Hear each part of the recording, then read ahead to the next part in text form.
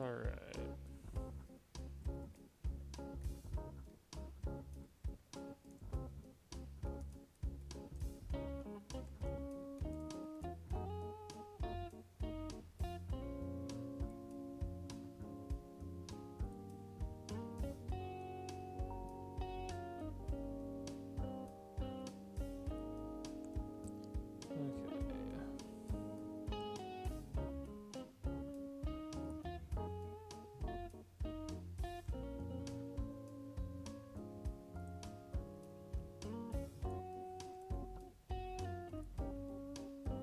Sure, my stuff is working.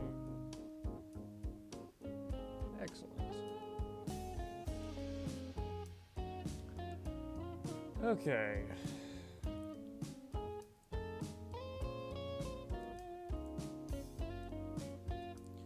me go ahead and do the magic room versus emergency exit thing. So I need to negate things. So I can do neutralizing gas, I guess. Would be probably the easiest way. Oh, I closed out of my thing.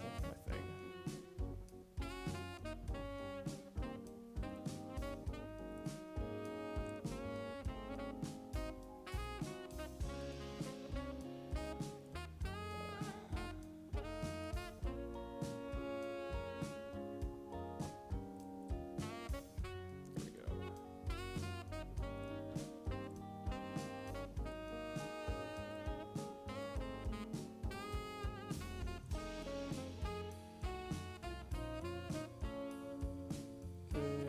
Neutralizing gas.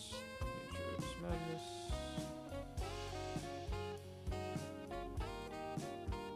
Magic room. This thing. Emergency exit. Citrus berry.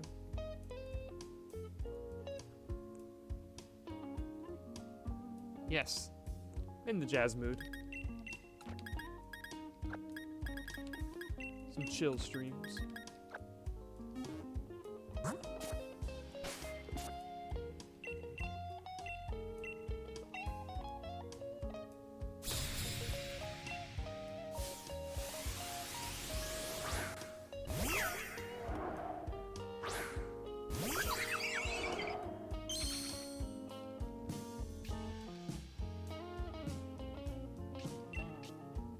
First magic room. Kill Nursery. So to start off here, I'm testing whether or not emergency exit can actually switch out from a proc citrus berry, like how I'm doing it, where it's emergency exit is temporarily negated. I'm gonna guess that it doesn't work that way, but we'll find out. So Nature's Madness, Snort.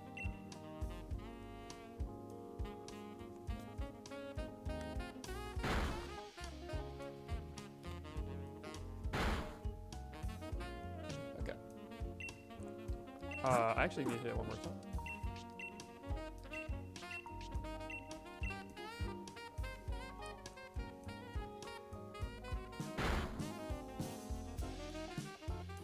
That way Citrus Berry will heal it above. I'm going to switch it out.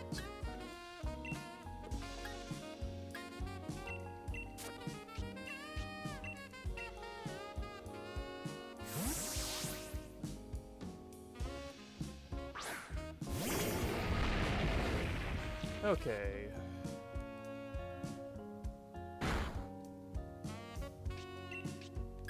Soup top. Snore.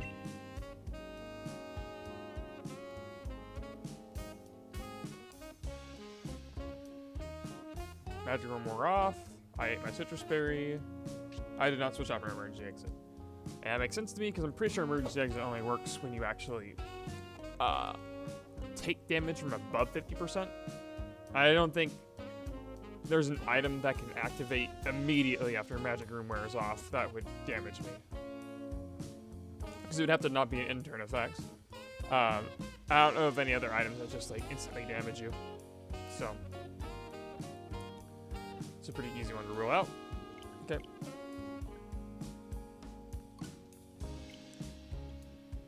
I had not done that yet.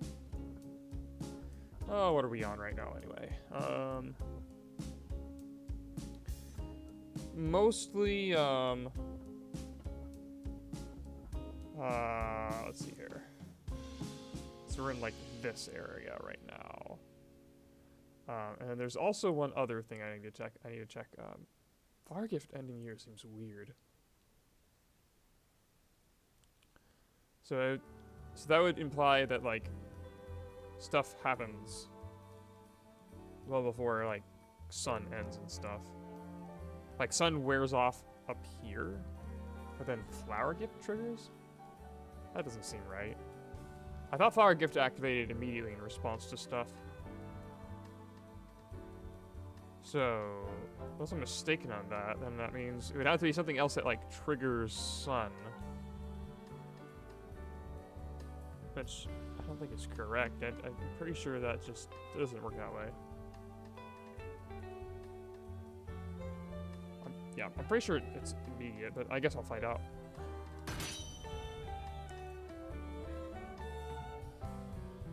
I'll need just find a Cherim.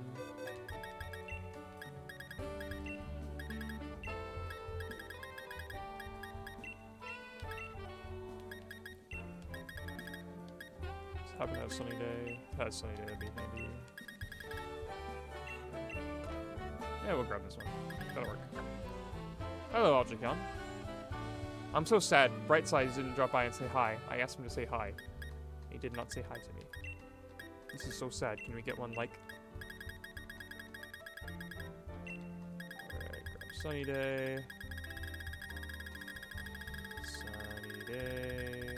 I don't know why I went the other way, but that's okay. Perfect. And then I'll grab anything with speed boost. Speed boost would be bad here, actually. I could use, well, I'm just gonna do Uproar, because that's something easy to time. It'll happen at the end of the turn. So I'll do that. What happens if you use Roost in electric terrain and you were yawned? Would you get slept or not because Roost puts you on the ground, I think. Right. That is a very good question. So you can actually check this. So, using our friendly end of turn effects.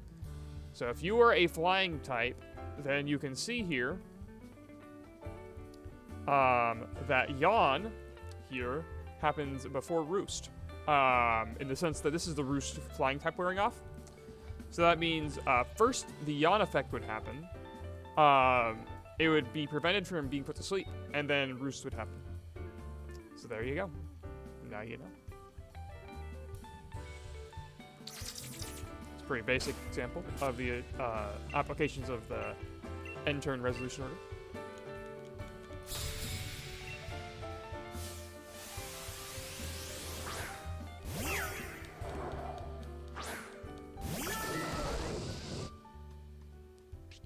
So I'll go ahead and I'll just soul beam and destroy this misery. I think it's okay to do that.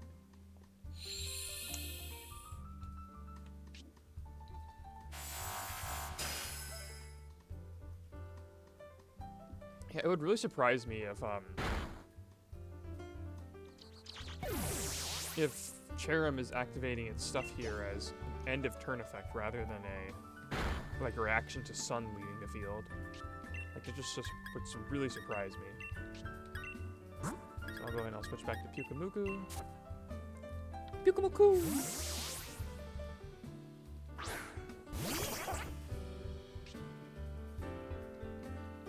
So my slow start won't be relevant here. That's okay. So I want to wait one more turn because I have... No, I actually want to attack this turn. Actually, this may not line up. Then I may be... No, that's okay, because Uproar message is okay for this. Yeah, that's alright.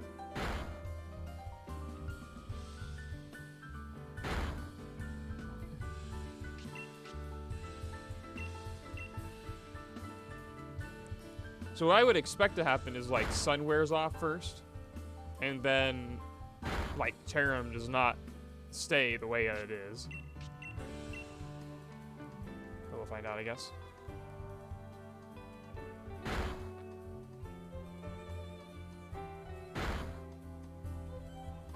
First harsh sunlight fades. Yeah, then Flower Gift instantly activates. Yeah. And then I calm down, so. I don't quite know here. That's kind of weird. Did I have Flower Gift down here? Yeah, I didn't. Which makes sense because I don't...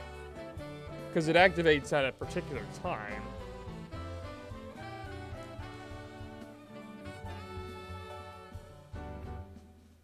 So, yeah, that makes sense to me. I don't know why Flower Gift would be in here. That'd be the same way with Forecast. I don't know what that's doing in here. So it should just be Zen Mode, Schooling, Shields Down, Power Construction, Hunger Switch. 1, 2, 3, 4, 5, and then I have over here 1, 2, this with the same ability. 1, 2, 3, 4. Yeah, that makes sense because that's the only new one.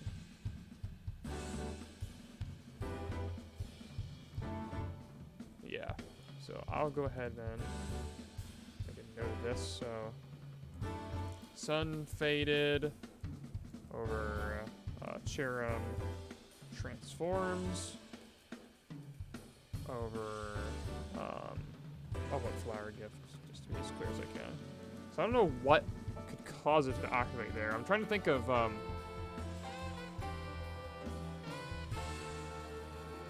because I'm pretty sure Flower Gift also triggers like just immediately after any time any entrance stuff happens. Maybe I'm wrong on that though. Maybe it doesn't.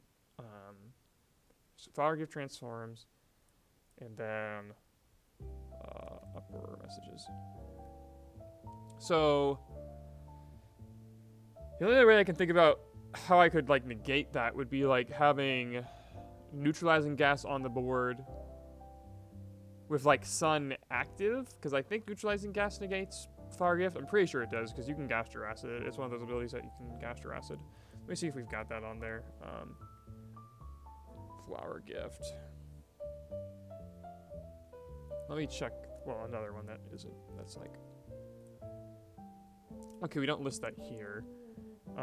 So I'm pretty sure it's not. Let me just check real fast. Off screen. Flower Gift. Yeah, it's not unbreakable ability, so I should be able to turn it off with neutralizing gas. So like I could turn it off with neutralizing gas, have the Wheezing Faint, but then I think Flower Gift would just activate straight away, unless it doesn't. Let me check my notes on the timing activation of Flower Gift, because I don't think it does one of those normal ones. But it might.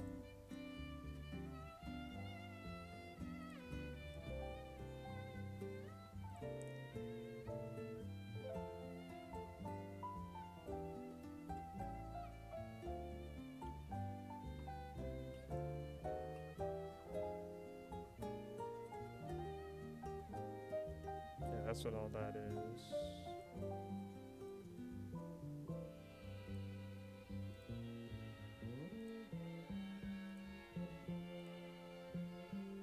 I mean, I guess we can try it out with neutralizing gas.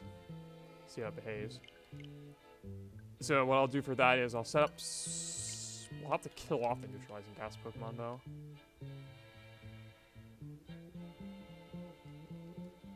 And I'd have to kill it off in the middle of the end of turn effects as well. So I can't use, like, Sticky Barb.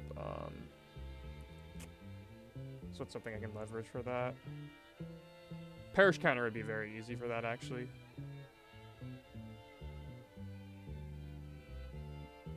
Yeah, Perish Counter would be pretty easy to do that with.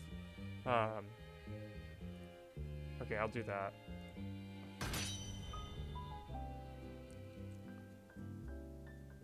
So... yeah, I'll do a Perish Counter. No, I can't do a Perish Counter because that would kill the Swirlix and stuff. So I can't do it with Perish Counter. Unless I like skill swap them, other stuff, so. Perish Counter off the table. I guess I could always just burn it, right? Or like I could toxic poison a mon, but I think I'll just maybe I'll just like regular poison a Gen Gas mon.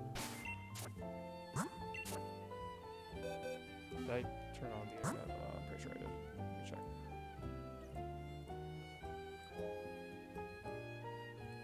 I did. Okay, good. Oh no, I didn't.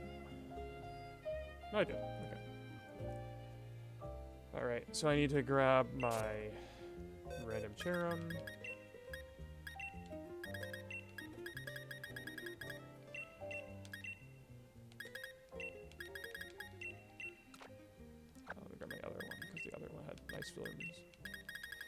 Okay, and then I need a Pokemon with neutralizing gas. And Sunny Day, that can just knock itself out quickly, so I'll just give it a...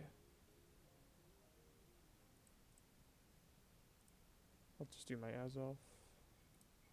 Toxic Orb.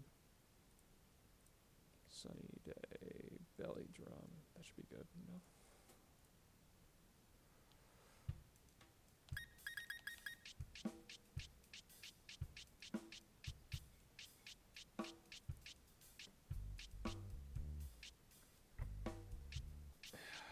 There we go.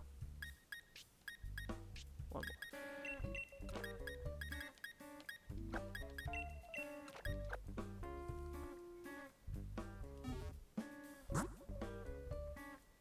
And that should just... What I'm thinking there is that it should transform... Or the question is, was it going to transform straight away or no? So in order to test that then... I had to have something else activate at the end of turn. I guess I can give the Cherum itself Uproar. Well, that would cause it to KO the opponents, though. I guess I can give it Sticky Barb. Yeah, I'll give it Sticky Barb. That'll be okay.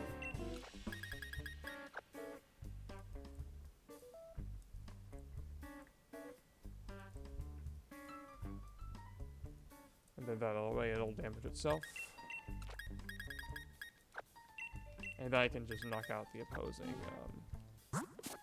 Milcery, so I can't steal my Sticky Barb with Draining Kiss.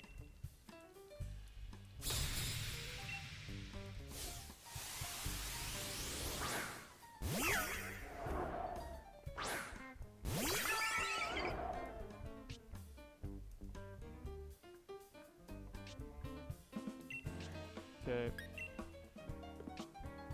I'll just Belly Drum straight away first. Back up the Milcery.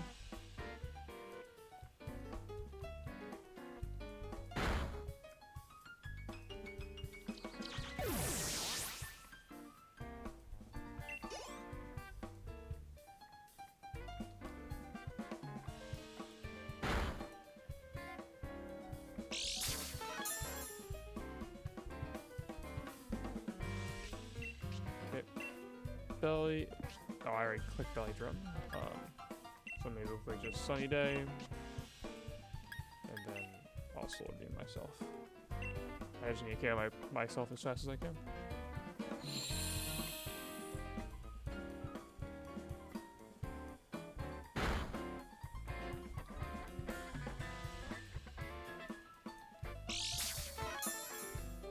Okay, that actually did quite a lot to me, so...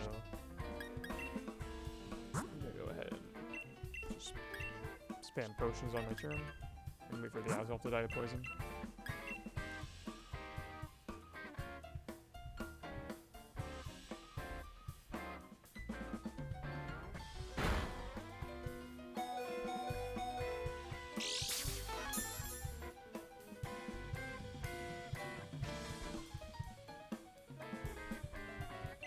Okay.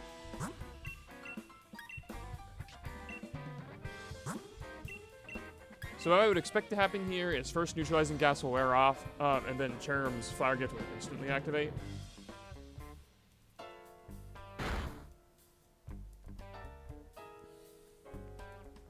It's in the sun. Yeah, Flower Gift instantly activates. And then I take Sticky Barb, so... That's a reaction to, like, Sun being set up, so I don't think... Either it or Forecast are testable. Forecast isn't even in the game, as far as I know.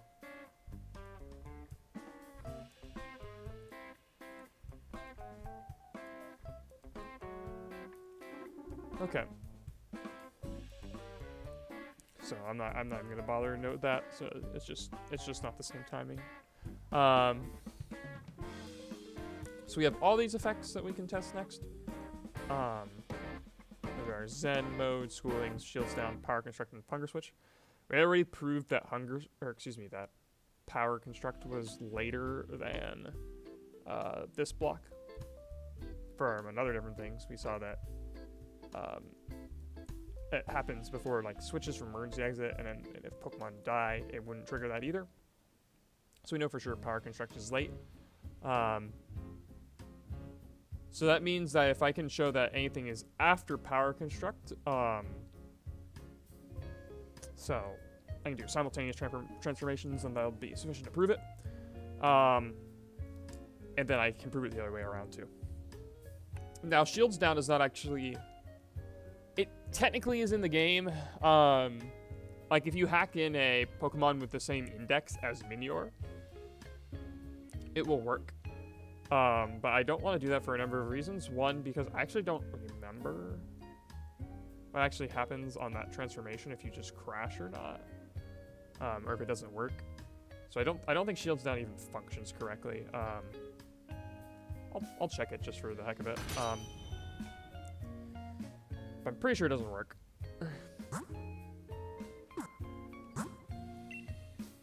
But I know it like functions in the sense that you can like your status immune, like how the other stuff for that is. But I don't think you can just hack it indirectly. So let's see here. So I'll go ahead and I'll change this Victini species to be a Minior. I'll put the shields down.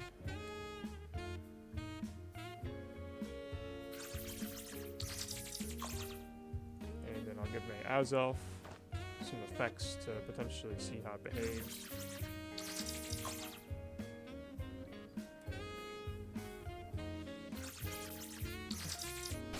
So now I have a Minior in my game.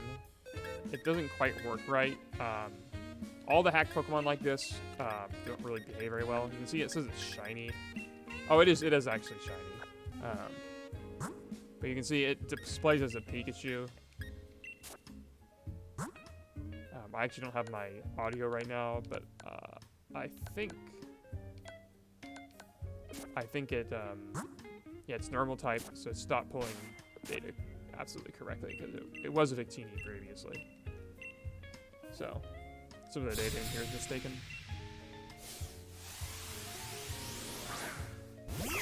But it uses like Pikachu's model. So this really is a Minior, it's just a Pikachu. Also, I think that is not shiny. Like, I don't think that's shiny Pikachu looking. But like, if I try to side spore, it says shields down activates. So it works for that, but I don't remember. Oh, what in the world? I was really slow there. Does it not have correct base stats? It may have bad base stats. Let's check what they look like. Yeah, these are all pathetic base stats. I think it's like setting them all to 5 or something. I don't remember the details of that. If I try to Nature's Madness, I don't know if it'll try to transform or not. So this might cause a game crash. I'm not 100% sure.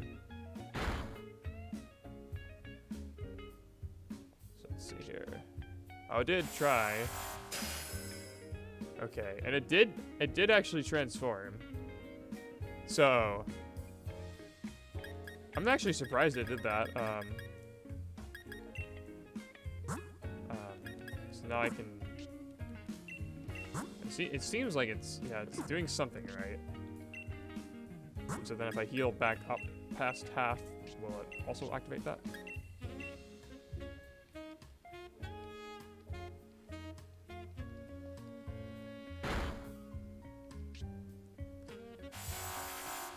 Yep, activates again. Okay, so that's pretty easy. Okay, so I know that it actually does work, huh? I didn't think it would work like that.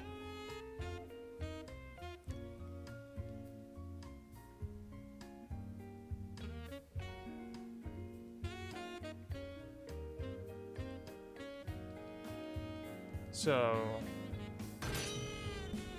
I'm gonna test Hunger Switch with Power Construct because that would be a very, very easy one since Hunger Switch activates very frequently. So I'm gonna grab my Zygarde, and then I'll need to grab a more Pico.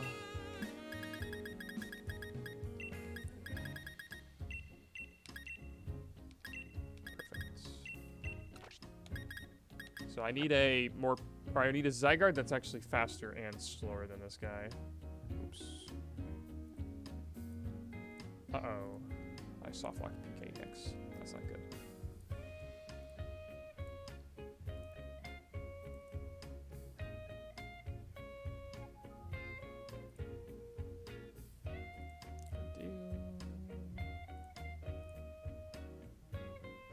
Oh, went out online. That explains why it's soft locked.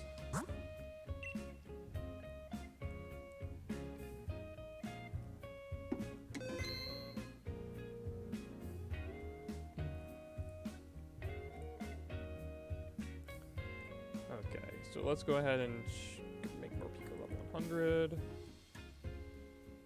I'll give it Super Fang.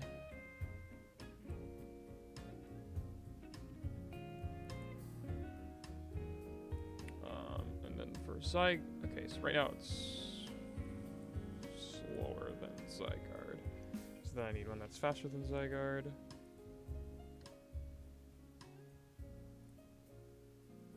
Okay, I'll call this one faster.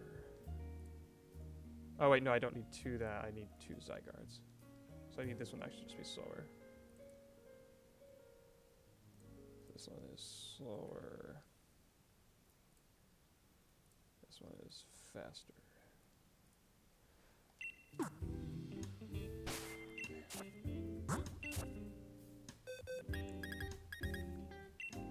So you can see here that's 226.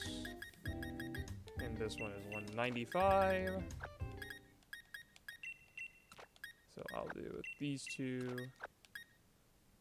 And I'll show that Morpeko is faster than that one.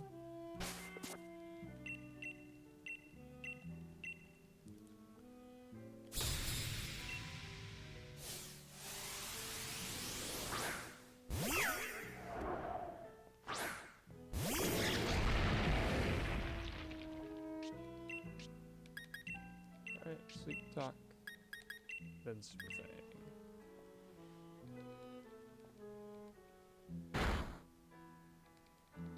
So what should happen is first Zygarde will transform, and then Morpeko will transform.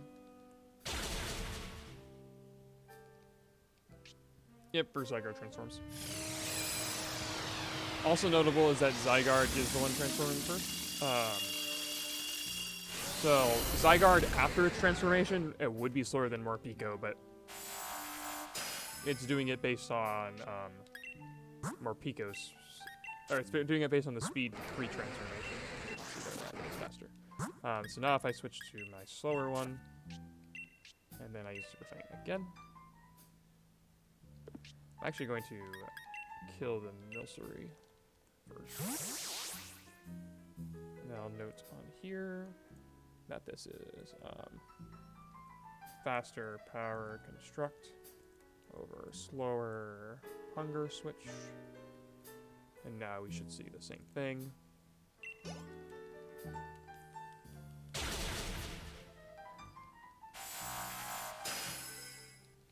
Look at how happy Morpeko is. He's so happy.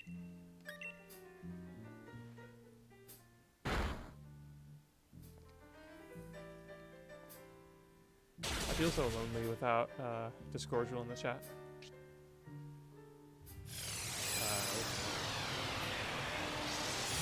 My Zygarde Power Construction first again.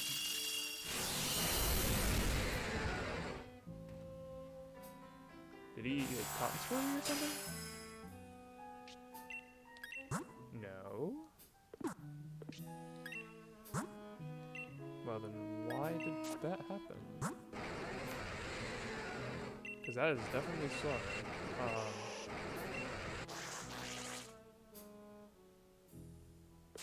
Okay. So Morpeko's What? Well, that explains what sadistic, or not sadistic. This explains what Zagyo was talking about. So solar power construct over faster hunger switch. So it is just straight up its own different event. So it's before power construct. Why?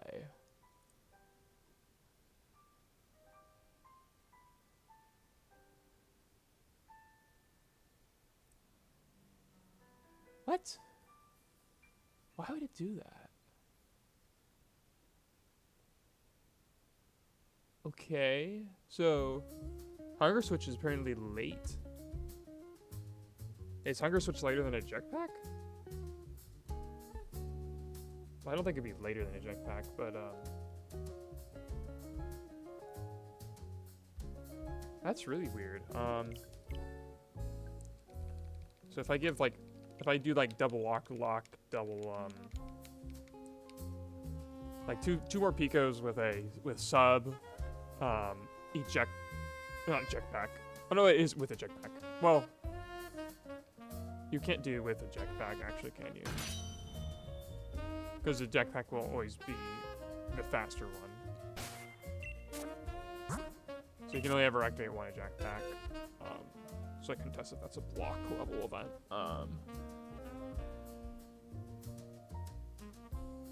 Well, I could by putting the jetpack on the faster one, right? Yeah, I could do that, so. I need to go to the internet.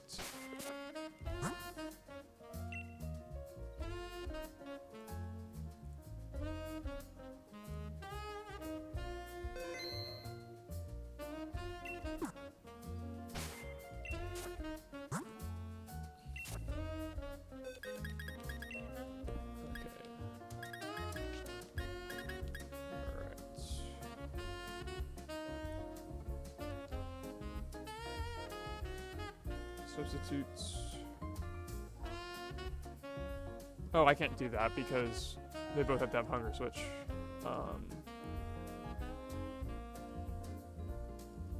And I think Mist blocks her own stat drops, so that doesn't work.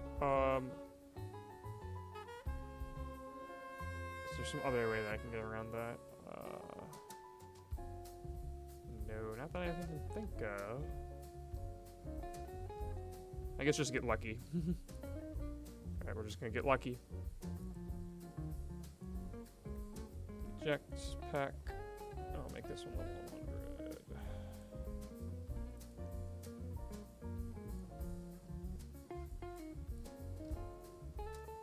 Okay, so now I've got 2 Merpicos.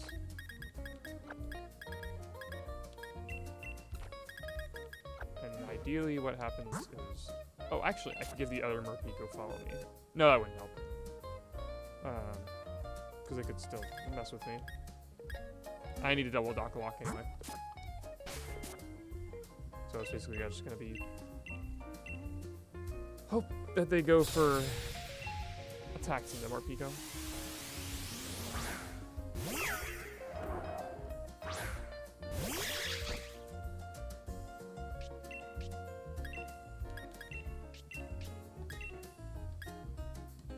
I guess I only need to do that on that one, but it's about the same, really.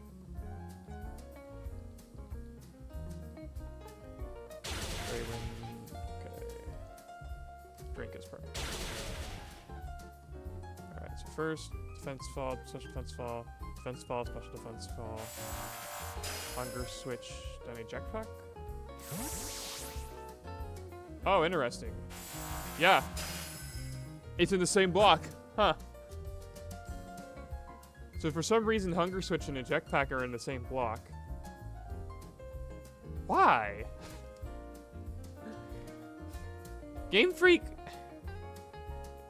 What? For what? To what end? To what end, Game Freak? Alright. So... first, you have faster Hunger Switch, then faster Eject Pack, then slower hunger switch than switch prompt. That's crazy to me. That's such a weird way to do it. So eject pack is just in that lightest event.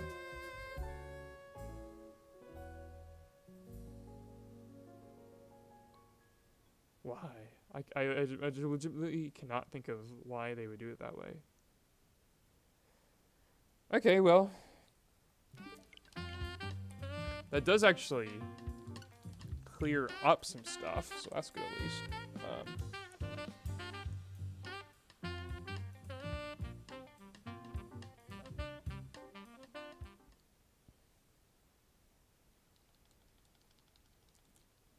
So then, in order to establish my other guys, I need to do faster, slower power construct with other stuff.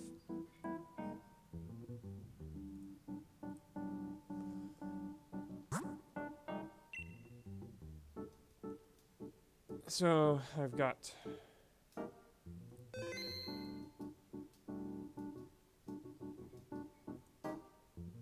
let's see here. I've got Zen mode, schooling. Zen mode is pretty easy to do actually because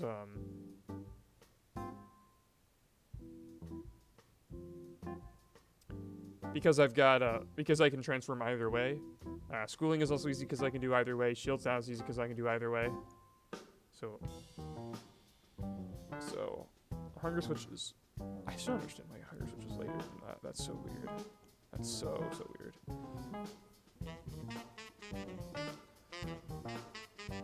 All right, we'll go ahead and just grab multiple power construct ones. Oh, mine, right? Yeah.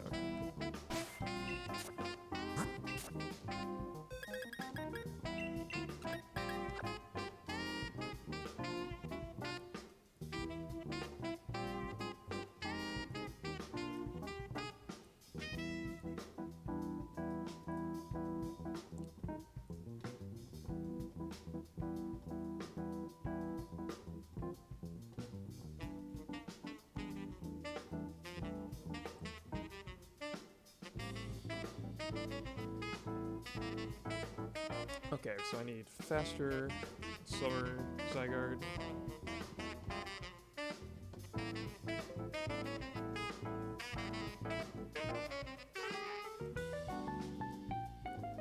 Okay, so now I've got faster and slower Zygardes.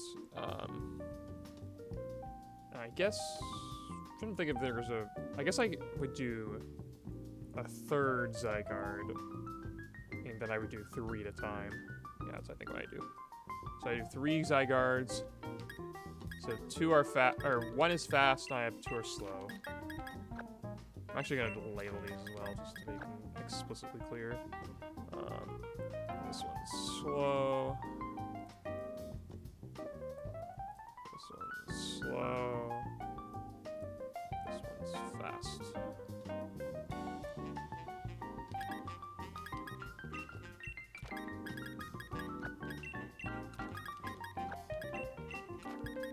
Okay, so I've got 2 slows and 2 fasts, and now I just need to grab some like Zen modes and schoolings and stuff.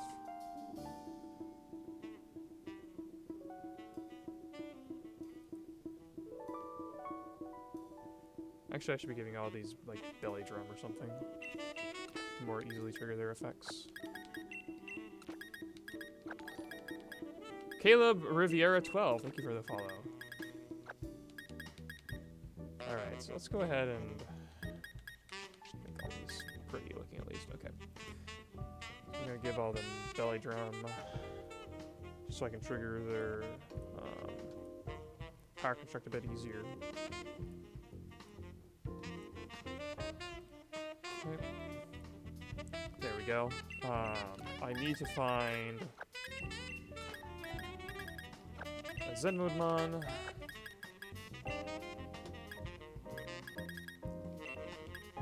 Zen mode. There we go. Perfect. I'll grab a Galarian Darmanitan. Yes, excellent. We're gonna need to level you up.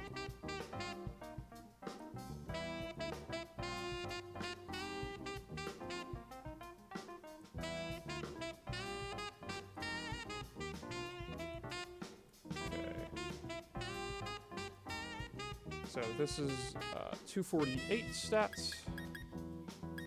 Yep, that's okay. Yep, 2848. And then I need, I actually just need the, well, I'll heal it back up and then I'll belly drum it back down, I think. That would be a little bit easier. And that allows me to test slow and fast. And then, actually I could do another fast Zygarde now that I think about it. Yeah, I can do one more fast Zygarde.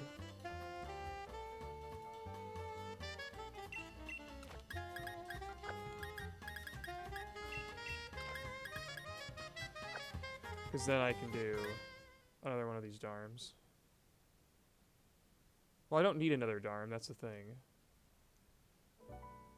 But I can do another, yeah, I can do another regular Mon. So, Zen mode. I'll do shields down. Ooh, shields down's gonna be hard. How did I get 5 Zygarde? Magic. They appeared in my boxes one day. Isn't it pretty cool? Pretty cool in my judgment. Alright, yeah, shields down ain't gonna work because it's gonna be way too slow. I'm gonna have to adjust my Zygardes quite a bit for that to get that to work. Schooling is also not gonna work too well unless I get, because schooling isn't like quick enough as it is. So unless I change my Zygarde EVs, or change my, oh, I can just change the Zygardes themselves. So let me go ahead and find a schooling Mon. Actually, I can search for W. That'd be a little bit faster. Wishy-washy. Do you want to do a Pokemon battle? Do you know how to do VGC? Caleb Rivera?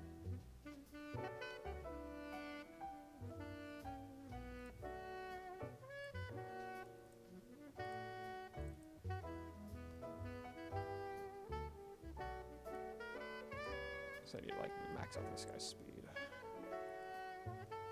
So even with max speed, I only hits 179. That is slow. Can you Dynamax? Yes, you can Dynamax in VGC.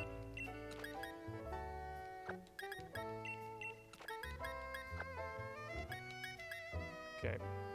So I can just lower these guys' speed a little bit. That'll be okay. So what's that guy's speed? 179. So I don't have to lower it too much.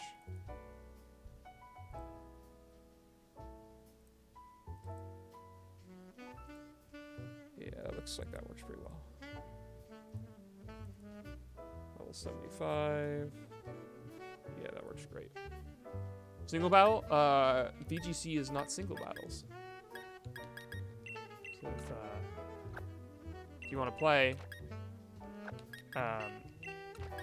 it would need to be VGC, which is double battles. Current rules, Series 12. Yep. Oh, I need ways for the Wishy-Washy to chip itself too.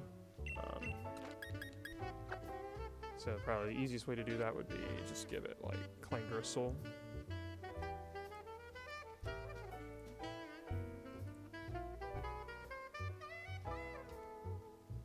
Because that would do 1/3, 1/3. No, that doesn't really work. I think I can make do. And then I have double edge as well. I can make do with it. Is it a double battle? Yes. That is what VGC is. That's 179. Yep. So I'll go ahead and I'll test with the first one, which will be this guy and this guy.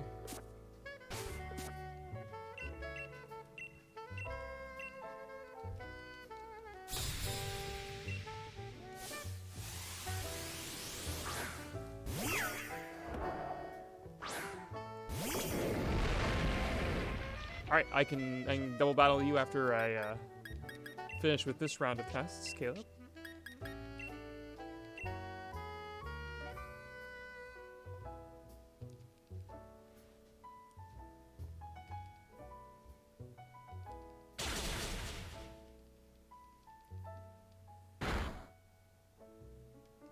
Okay.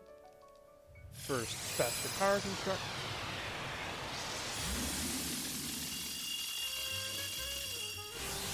Over slower Zen mode.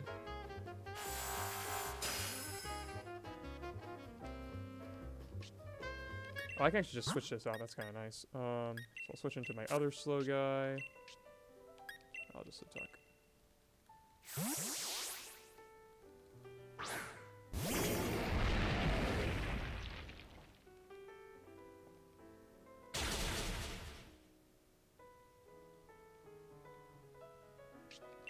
Okay, so now I'll belly drum again, and I'll hard switch in my Darmanitan once more.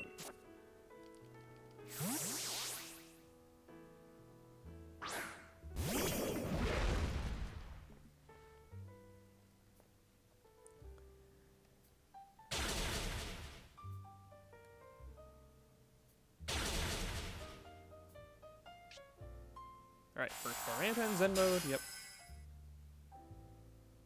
And then so that shows the timing. Faster Zen mode over slower power. Pretty straightforward there. Now we'll do the same thing with schooling.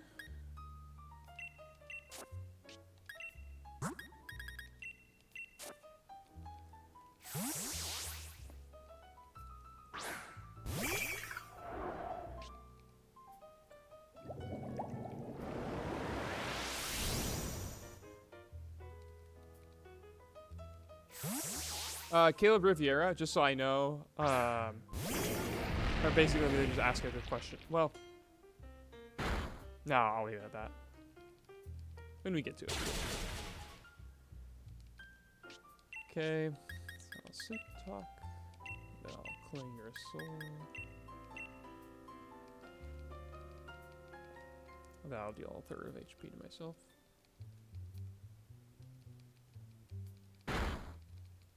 I guess I could potion to bring it up. Yeah, actually that would work pretty well. So I could do like this.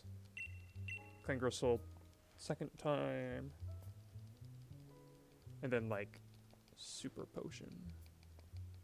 Yeah,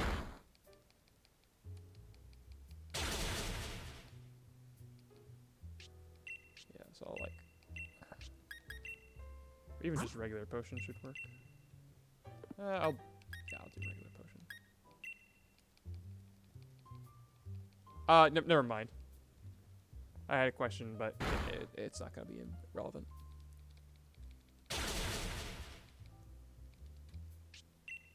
Okay, so this is my faster guy. This is my slower guy. Oh, it's actually okay. This is actually gonna be interesting because we're gonna see. Because I use Klingro Soul a bunch. We'll see another interaction things. Oh, another thing too, actually, my Wishy-Washy right now is not the same speed that it was before.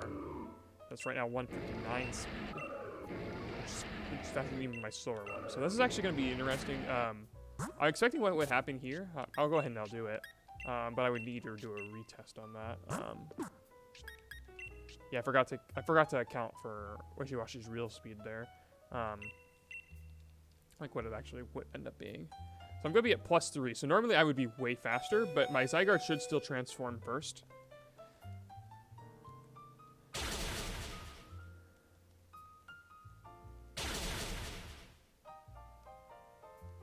Because its natural speed is faster. Yep, exactly.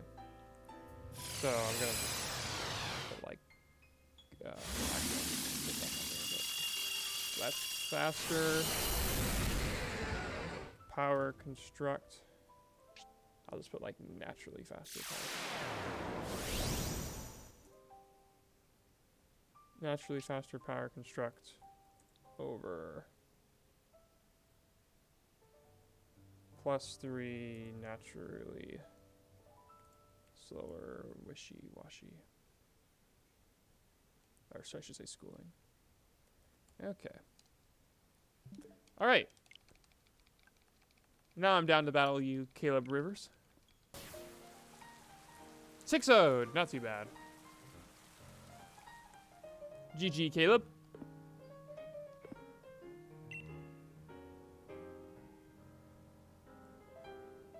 And now that's a good demonstration of why VGC games aren't 66. Take way too long. That was an actual competitive match. Okay, Alright, that notwithstanding, I'll have to remember to edit that out. That was over 20 minutes of not mechanics research. Let's go ahead and get back to things. So we proved faster schooling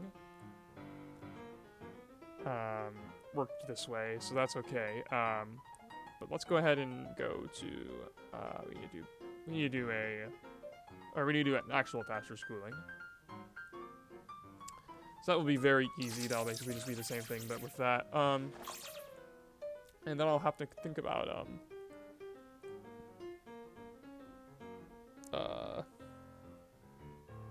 shields down, because shields down is gonna have like almost no attack on them.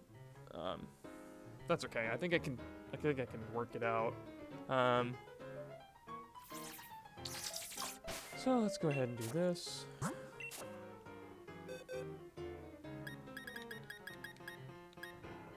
Can you find me Zygardes? Okay, great. Do you do ranked battle? Usually no. I usually play on Showdown for my practice. I've gotten to Master rank, or Master Ball rank a few times, but that's just for fun when I'm bored. One time I did it for Players Cup 4 practice because the Showdown ladder was so dead at that point.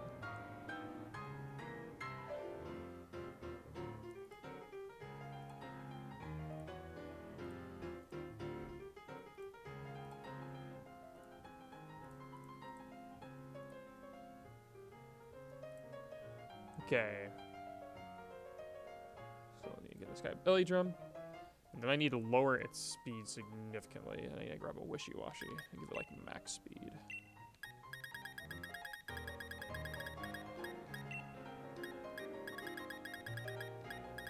Where is wishy-washy?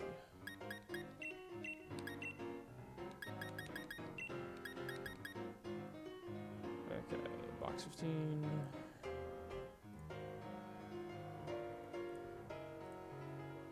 So I'll just give this like literal max speed.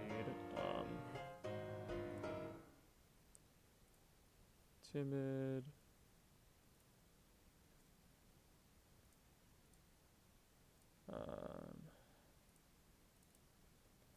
So it would be 174 speed at level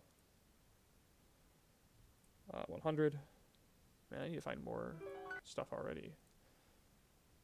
This jazz guy only had 4 videos in that playlist.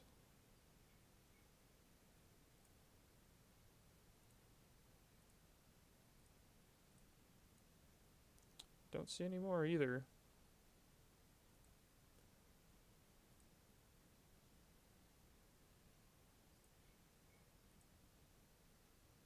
You know what? I'm just gonna play. What's it called? I should know this one. Street Fighter. What's that one thing? No, I'm actually gonna look it up. Music. Street Fighter. Vega. That's what it is. Vega stage. It's not jazz, but it'll do.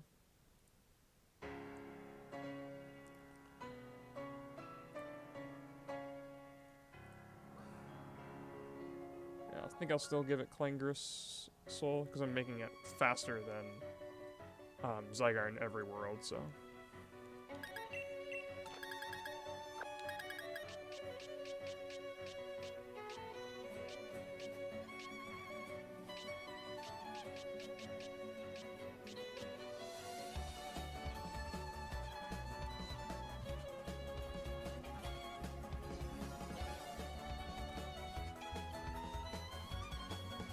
Okay, this is Zygarde, and that's way slower than at 170. Oop.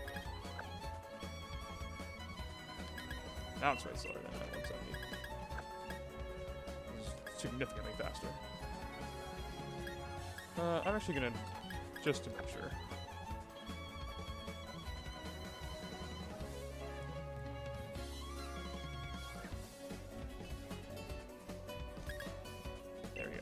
No, definitely way, way slower.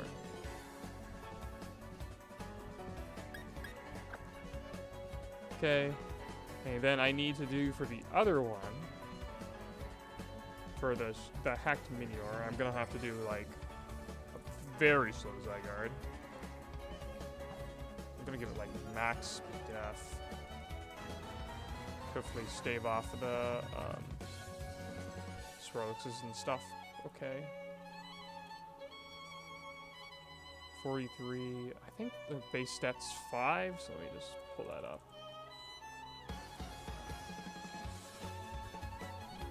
So if I have a base stat of 5 and something, that would be like equivalent to Cupid would do.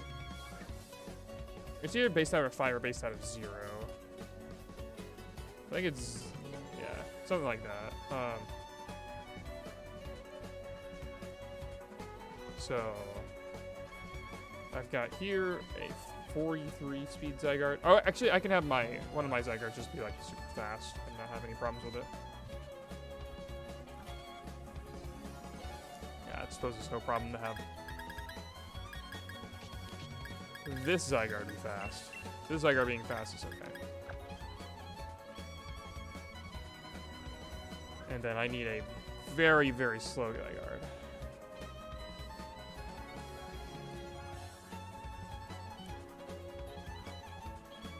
Maybe like 20. Oh, sassy.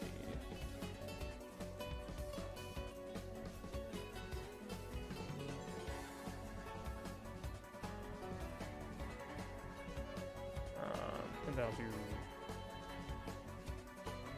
15. Then for the other one, make this a Minior. As much speed as I can give it.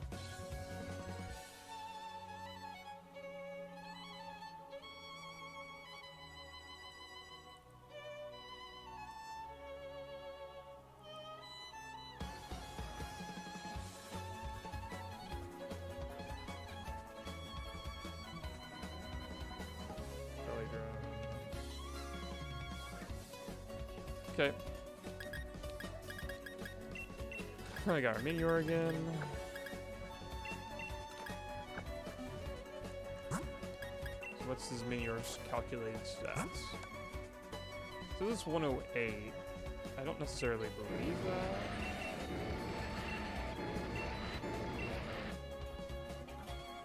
But it actually might be 108. I'm gonna hop this guy back in here. Make this other Zygarde level 100 just to make sure. Because it doesn't really matter as long as it's faster.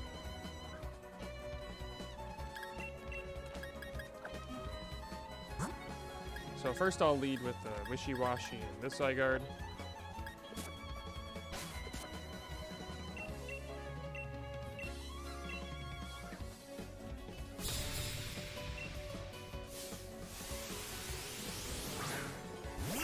And I'll check the stats of that Meteor.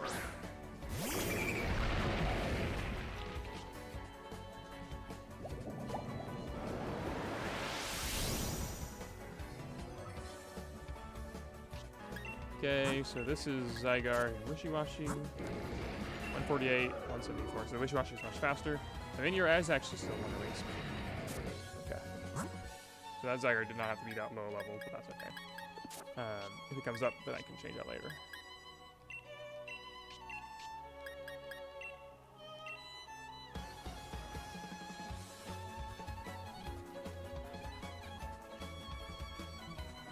So this is Wishy-Washy just being naturally faster.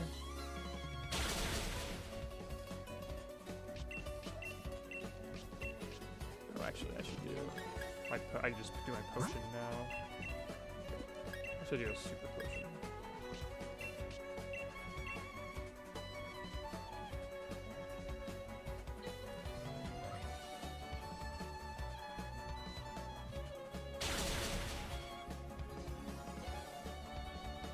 Okay, the confused Zygarde. I don't want Zygarde to be confused, so I'm going to heal that off.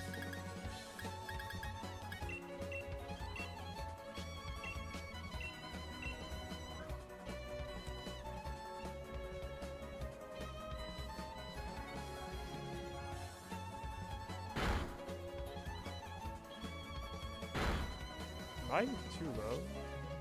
57. I don't think I can trigger my ability, can I?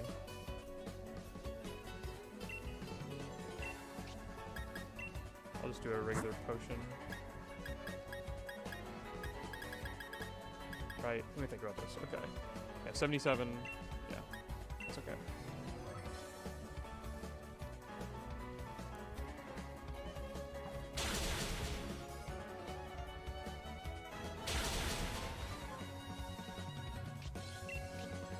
Okay, now I can belly drum and clang whistle.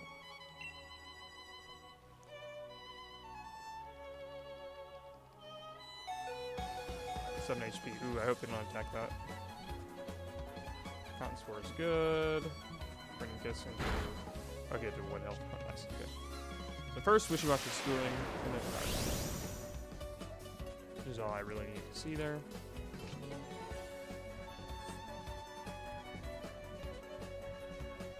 Faster Schooling.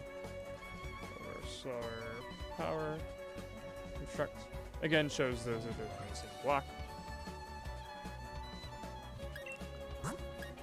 Okay, and I'll go into my really fast Zygarde and my averagely fast Meteor.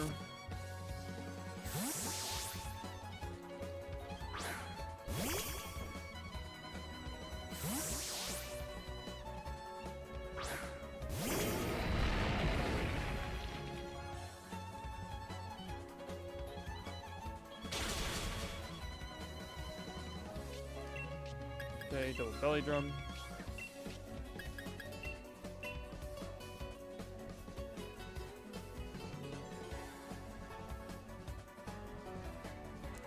Oh shoot, hit the Meteor, hit the Meteor. No, I didn't hit the Meteor. I didn't realize that the thing's HP was odd. Okay.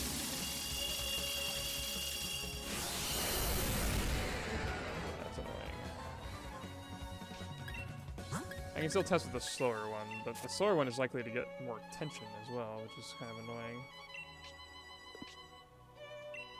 I'm actually gonna just psych up one of these guys.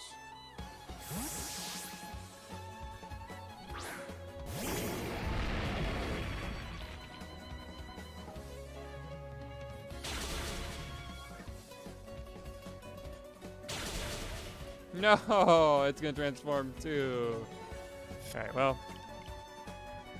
We know Meteor hits 108 with all of its stat increases, so that should help quite a bit.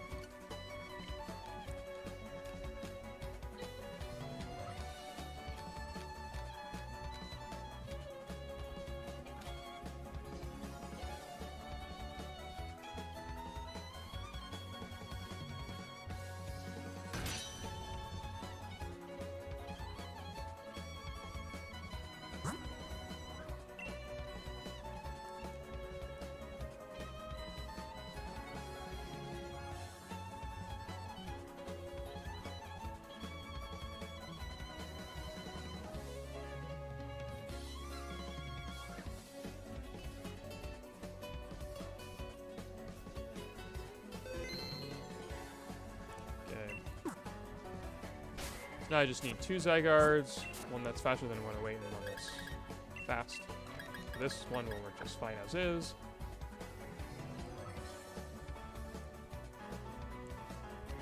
Billy Drum.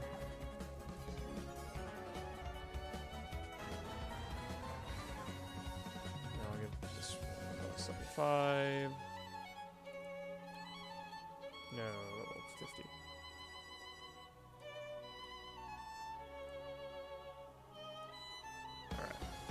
So now I've got this one at level 100 speed, which is good. And we'll make me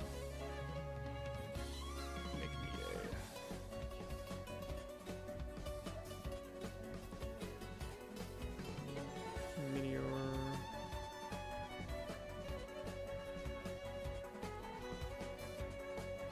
Shields down.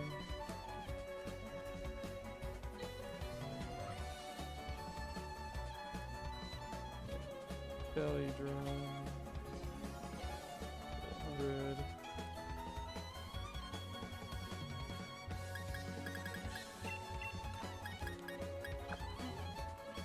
Is it still 204? Good. Still 108 speed. Good. I've got belly drum on it, right? Sure. Yep, okay, good.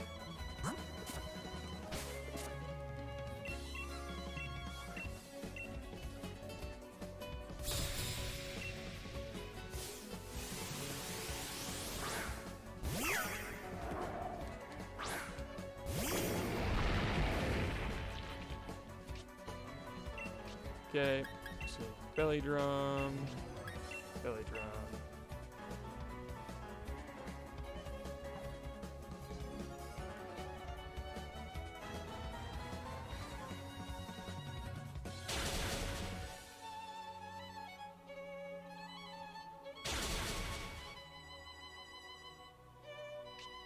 Yep, first faster power control.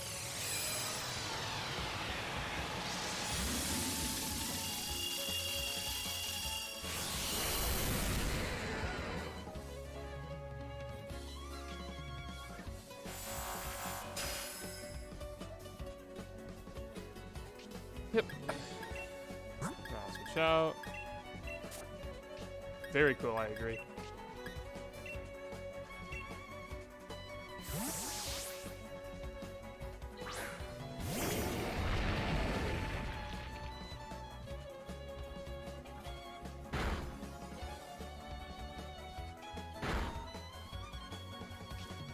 And now, I'm gonna still do a transformation from. So I'll go ahead and I'll heal the Minior. Back to full health. And I'll just double belly drum again.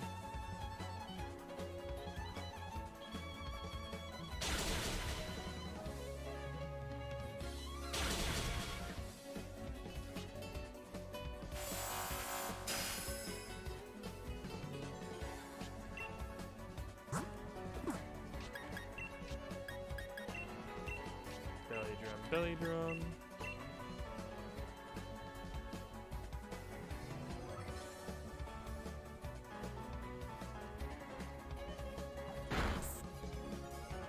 And so now we should see Minior go before Zygarde.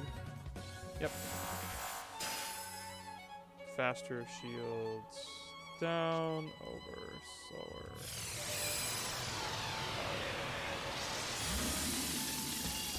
Excellent.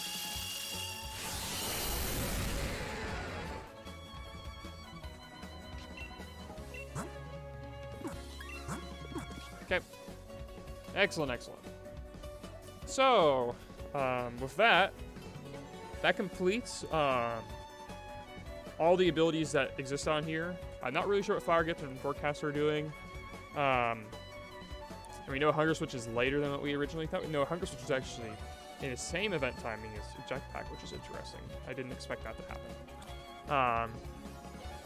But I'll go ahead and leave that be. Thank you for coming out to watch. Appreciate the battle today, Caleb Rivers, or Caleb Rivera, I should say. Until next time. Until next time, hope you guys have a good one.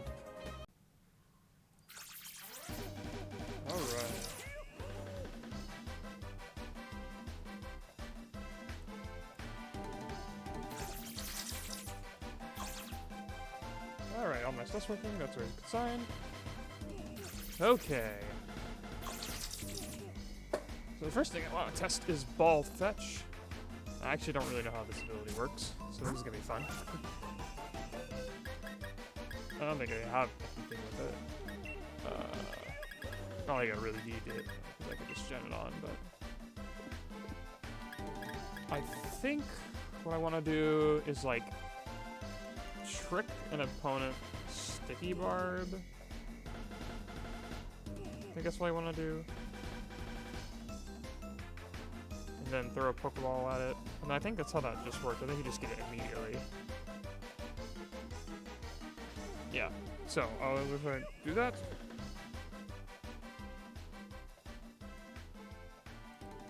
And we'll see how that goes.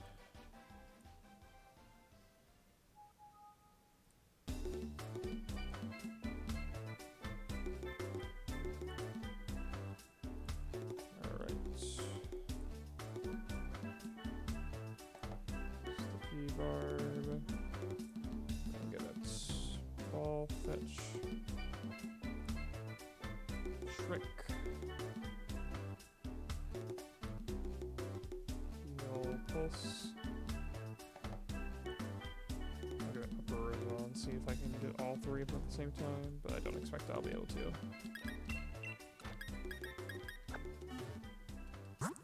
So, ball fetch is interesting because you can't actually trigger this in... Like, you can't actually trigger this effect in a PvP. But it is part of the end of turn effects, so it makes sense to test it. I already have, like, in-game status condition clearing as part of this, so it makes sense just to include all of it.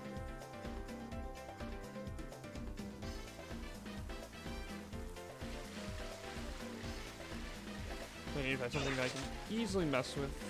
Hoping these guys have something. Wingles. That should be okay, I think.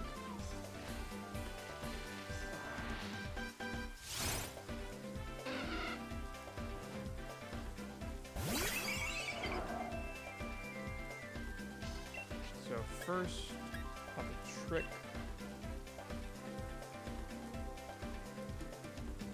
Got pretty feathered. Oh, that's actually bad. Yeah, that doesn't work. Because I need to be a. I need to not have an item, I think, in order for this thing to work. So I have to find a Pokemon without a wild item. Because I think when Ball Fetch returns the Pokeball, I'm pretty sure it's attached to the Pokemon itself. Whoa, that's a shiny. I thought I saw shiny sparkles. I don't have my volume right now. But I mean, that's not shiny.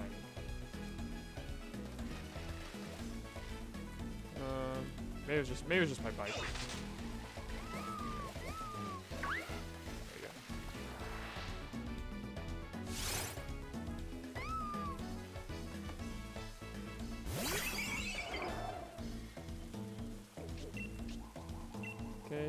Trick. I didn't get anything in return, which is great. Why didn't it activate? What the heck? Where'd it go? Oh, is it Klutz or something? Does that thing get Klutz? I didn't even know that. No. My Sticky Barb just isn't activating for some reason. Oh, no, because it stole it away from me again. That's what's going on. I'm never going to get it back either. If it goes like this.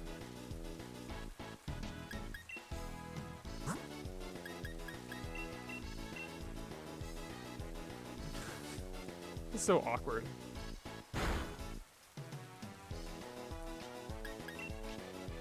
Okay, give me back my Sticky Barb. Come on, dude. No! Alright, forget this. I don't know if that gives me my barb back or not. I hope it does.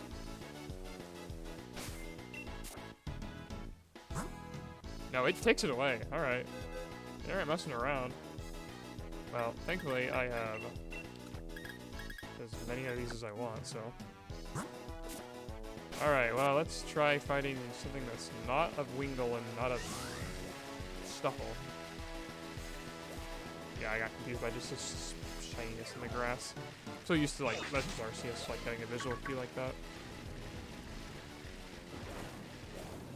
Alright, Tyrogue, perfect. Oh, Metapod, even better.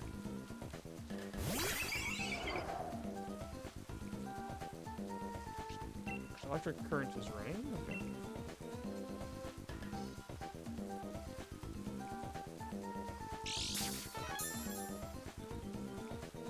Okay, so now I'm gonna throw a regular Pokeball and I'm hoping it doesn't catch it.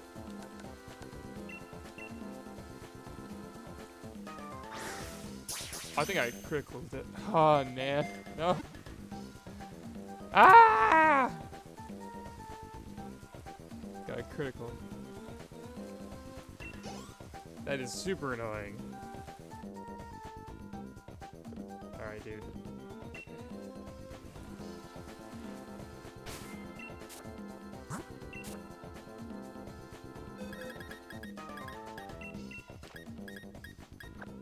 Eventually I'll get this. Alright, I need to find something with a higher catch rate then, I guess. If I can't just catch in one hit. Maybe that was the problem. There you go, Digger Speed. Surely I won't critical that.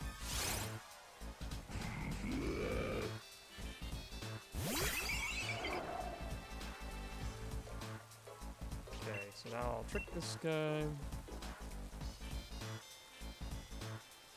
Perfect. Alright. So now that we've actually got everything in place. No catching, please. Come on, this is a regular Pokeball.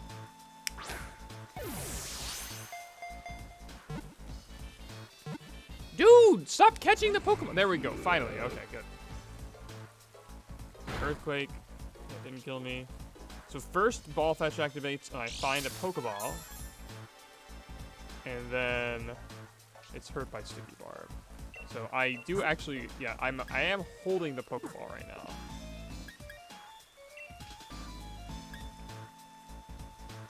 So I'll go ahead and trick the Barb back.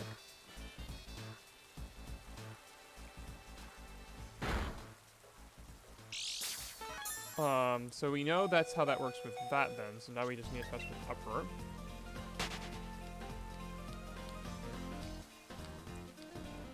How do I test with Uproar? Wouldn't it be impossible to test with Uproar? Because I would be in the middle of the Uproar. Unless, like, the opponent used, like, Construct Uproar on me or something like that. Or unless I could find a Wild with Uproar, but... yeah. So at least we saw that it was after Sticky Barb, so that's good. Or excuse me, before Sticky Barb. Ball Fetch. Oh wait, no, I had to trick the Sticky Barb to the opponent anyway, so faster Ball Fetch or slower Sticky Barb. So if I did the same thing but with like a really slow Pokemon, yeah, I think that would work really well. So I'll just go ahead and grab like a level 100 Chuckle or something like that. Ball Fetch.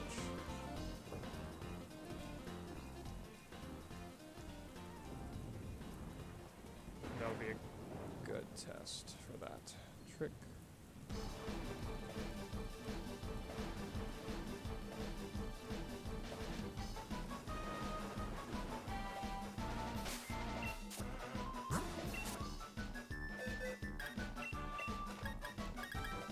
Okay, so this Chuckle is very slow, 95.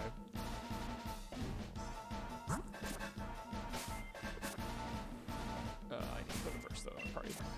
I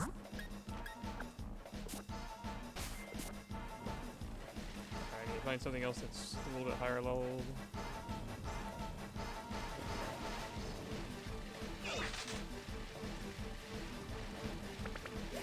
Butterfree is good, but I won't ever catch that thing up there.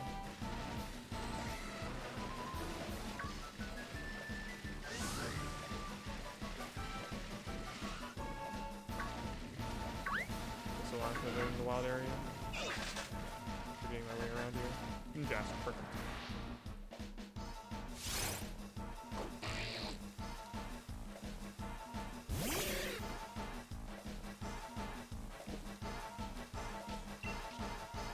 So I'll trick. Mind Breeder. My mind is the bread. Okay, so the Ninjas is clearly faster than Chuckle. Throw a Pokeball at it. What I would expect to happen here is first the Ninjas takes damage. Assuming I don't catch it, which I hope I don't. Don't catch it. Come on. No, dude. Ah! Oh my goodness.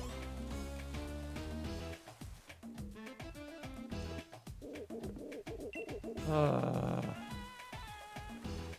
lot of Pokemon are so annoying for this kind of stuff.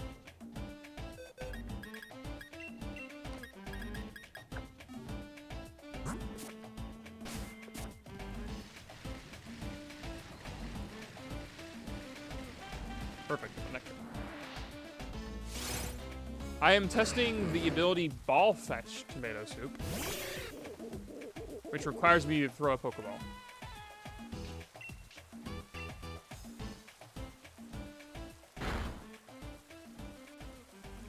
Oh, I actually took it from me.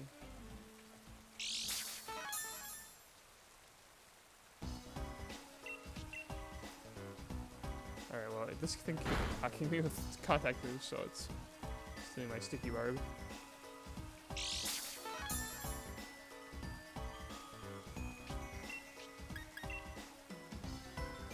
There we go.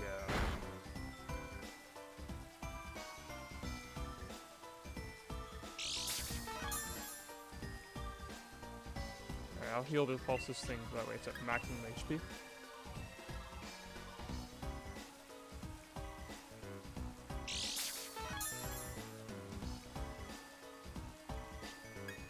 Alright, throw my Pokeball. Please don't catch. Please don't catch. No, dudes! Yes, okay, good. Finally. Ah, jeez. That was way harder than it needed to be. Alright, so first, yep, Manectric Sticky Bar activates because it is way faster than Shuckle, and then Ball Fetch activates. Which is sufficient to show that it is in the same block. Because that would be faster Sticky Barb over Slur Ball Fetch. Okay, excellent. I don't think there's any reason. Yeah, I think that should be good for Ball Fetch. I think that's sufficient to prove where it needs to be. Okay.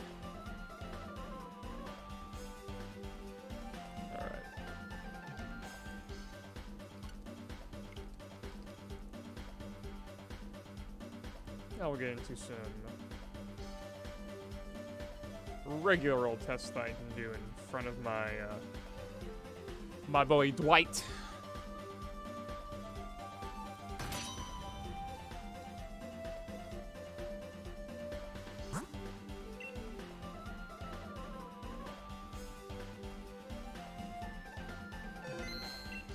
Okay. All right. So I want to showcase Throat Chop versus Uproar. So I'll go ahead and give this guy Throat Chop. This guy Uproar. Oh, I need to make it slower. That's okay. I can do that with this guy. That's okay, I think. Uproar. I need to lower that thing's level pretty significantly so I don't just one-shot it. 30 will do. Perhaps day 8 of end turn resolution order. Yeah, I know. We're making real progress. I am nearly to the point where I can start doing like where I can like start taking all this raw data that I've got and turning it into an actual list. And then, like, from there, I'll be able to say, oh, okay, I didn't test this for specific things, so I need to go back and do that.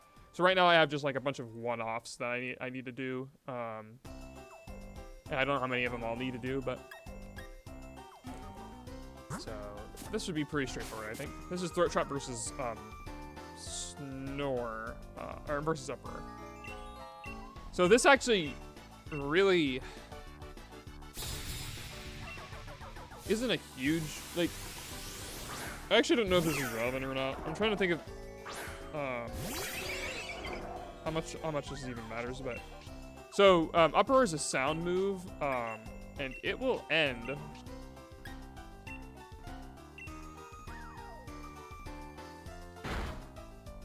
Oh, nice! I just want to try to go.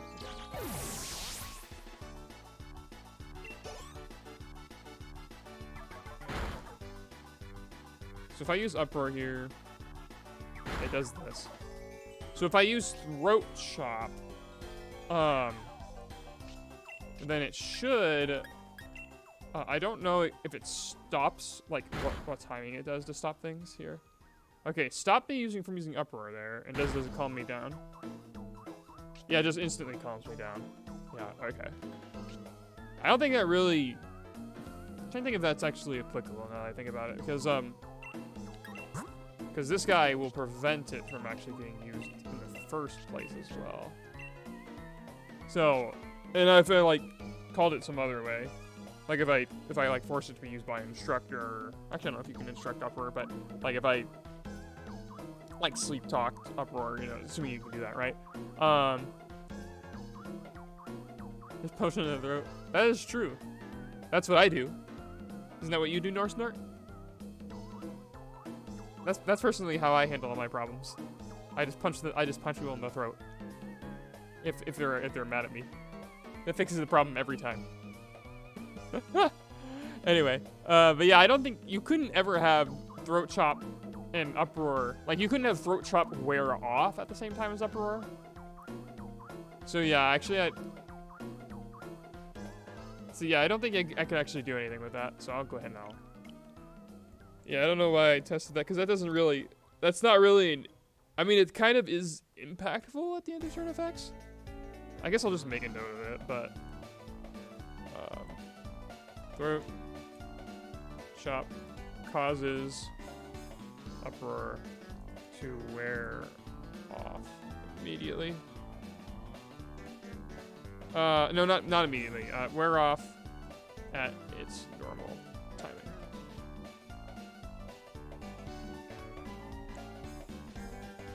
I am going to Worlds this year. I have to figure out all the planning for that, but I do plan to go.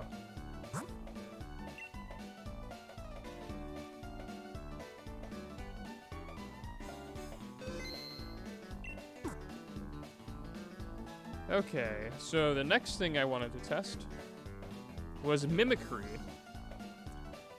Again, a thing that I'm not 100% sure would, like, how I expect this to behave. So, Mimicry, you probably, like, unless you're a mechanics genius, you probably don't know how Mimicry works. So, what Mimicry does is, if the terrain is changed, then it immediately updates to whatever the typing is supposed to be. But if you are not, like if the terrain is not active, then it will try to force you to change your type to be that of whatever the current active terrain is. And so if that's no terrain, it resets you back to whatever your default, stuff is. So I'm hoping I can find someone to room with Snow Snort. That's what I'm hoping. For travel. But I don't know if I'll be able to do that or not. So let's go ahead and try. I'll give this Azelf Mimicry. And I'll give it Electric Terrain. And so basically what I want to do is I want to test to see if I can get something else to happen. The only place where it could really activate after terrain ends would be like here. So it would be like if Uproar happened first, or like if the like if I give the Mimicry Pokemon Uproar and it happens to be like end sooner, then that should be a really easy way of testing it. So yeah, what I'm gonna do is I'm gonna give this guy Uproar.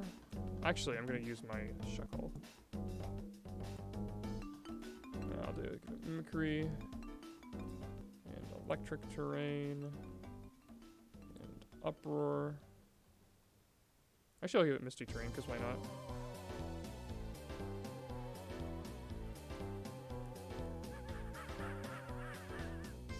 Okay, I think that's really all I need to do because I just need to wait until the Misty Terrain ends and then see what its behavior is with Uproar. So that'll work.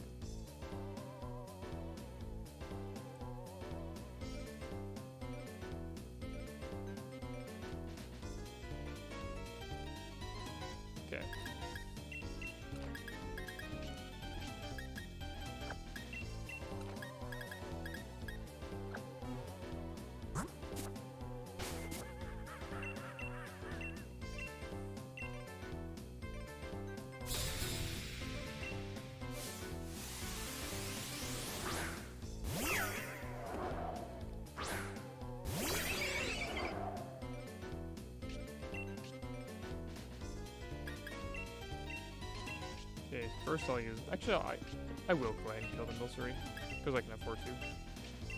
Then I'll use Misty Terrain. And I do have Mimicry on this guy. And this guy, actually. So that'll be kind of nice. We can see both of them interact.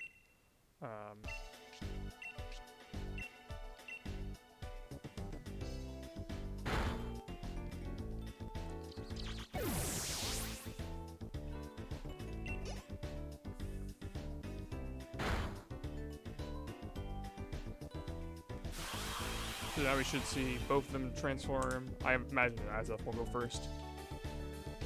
Yeah. How did I get Mimicry on Chuckle? How to get Mimicry on Azelf is the real question, I think.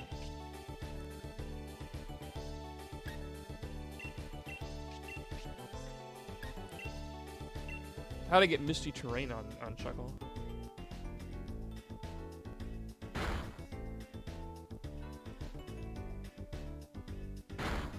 Oh, I'm stupid. I shouldn't have uproared then. Because I need to wait for Misty Terrain to end.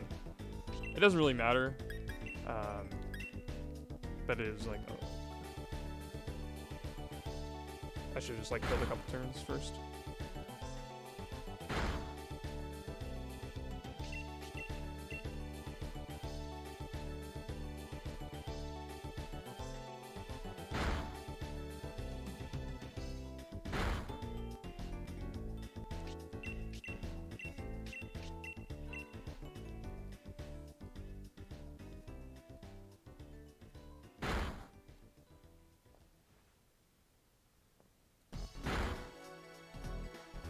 Okay, so first Mistress appears, and I imagine both of my Mimicries will instantly activate. Yep. Azelf returns to its original type. Shuckle returns to its original type. Yep. Shuckle is making an uproar. Right. So both of those things happened beforehand, so it's an instant activation. You can see it changes me back to Psychic and Bug Rock. So. Ooh, that'd be really expensive, no smart. I don't even know what that is in USD, but 400, even if that... I think pounds are... higher than the US dollars right now. I don't 100% know for that. But yeah, as long as we can, if I can walk down and then walk to the venue from there, that'll work. I'm hoping to get there a lot earlier, so I'm hoping that I'll get accustomed to the area and figure out how to navigate around the city a little bit better. So Mimicry is not an end turn effect. Okay.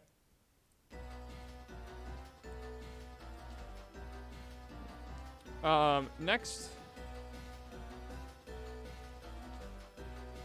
Actually, well, I might not need to do this, but I may do it anyway. So 550, yeah, that's very expensive per night. That's really high, especially if you're staying by yourself.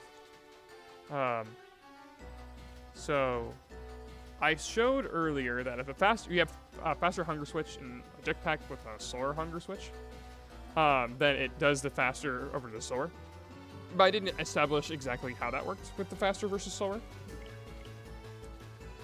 So, for example, suppose you have two more Picos, one that's naturally faster and one that's naturally slower. But then you have a faster, like you increase one of its speed. That should be able to, like with like a +2, like you just agility or something. Oh, that's not per night.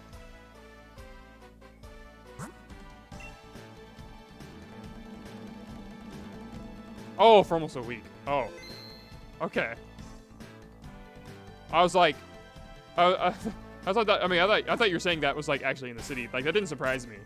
I just kind of assumed. I kind of assumed prices like that inside the city would be huge.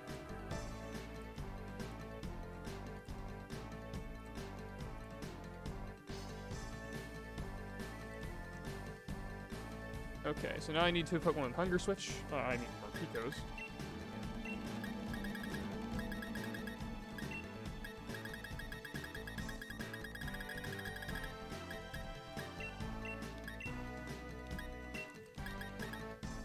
Okay, so I'll grab this guy, and then I'll make one like level 57, and then I'll make the other one level 56. But I'll give the level 56 one agility.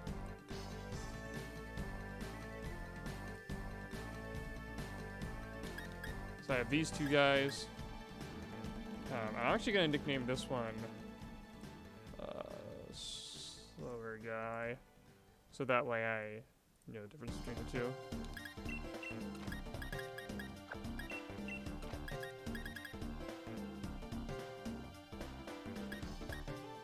They better if they're gonna make me spend that much money on it. Okay, so I'll put this guy here, that guy here. Thankfully, Hunger Switch is a very easy ability to activate, because it activates every turn.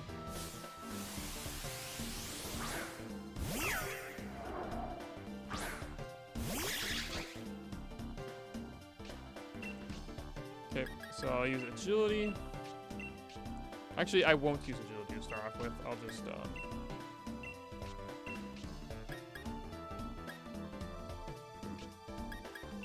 and then I'll actually use mist.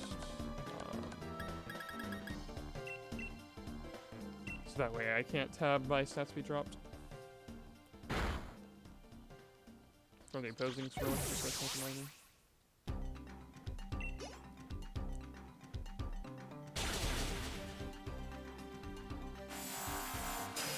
Okay. Huh. That is not at all obvious which one is going first, is it?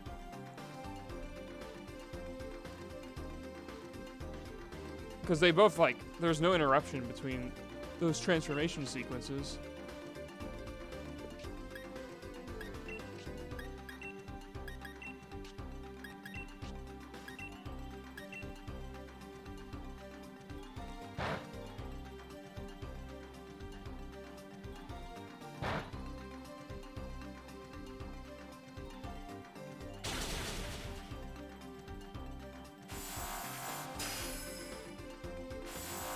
Yeah, they're just kind of transforming and it's not clear which one. Like, I don't think you can tell, really, which one is being faster or slower right now. Like, I'll do this.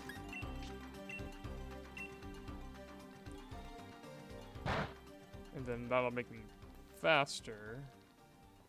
But I don't think there's a way to tell the difference between, like, which one's transforming first. Oh, yes there is. Okay, you saw it there. Yeah, it did left, then right that time. Okay.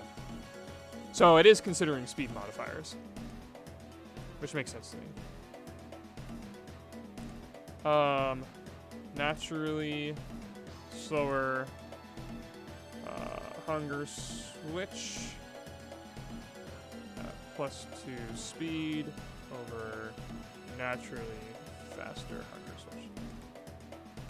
Which makes sense to me, because it seems like it's behaving block level, like how a jetpack activates there. So, I will, yeah, that makes sense to me. So more people doing that.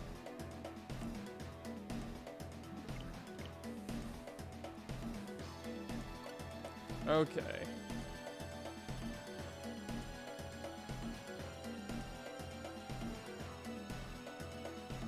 Alright, next is a very convoluted test that was made up by Snorlax Monster at some point.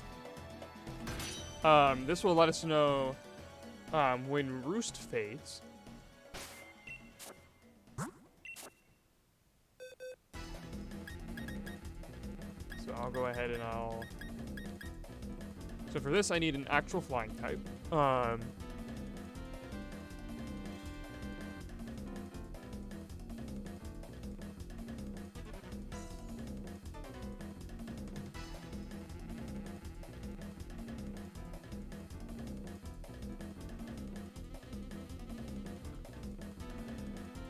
Yeah, so I need here an actual flying type. There you go, this swoop bat will do. So box 18.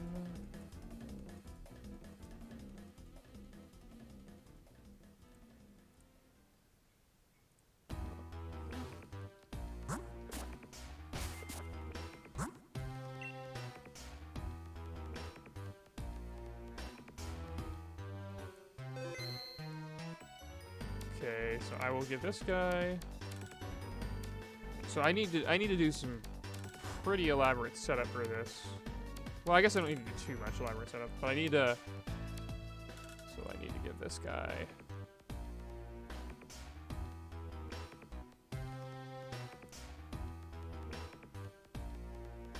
Just a surge, and then I'll do.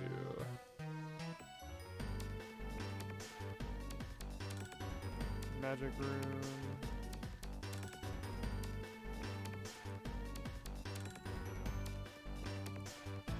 I'll give it a figgy berry, because that will confuse it.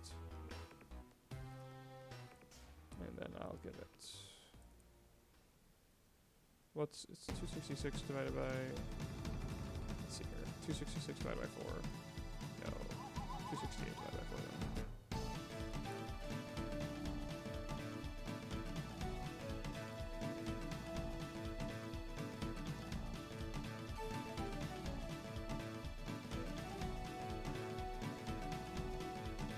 Okay.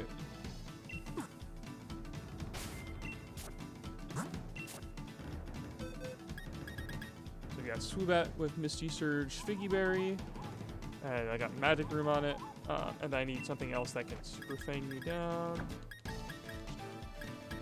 So I'll just use my Azel for that.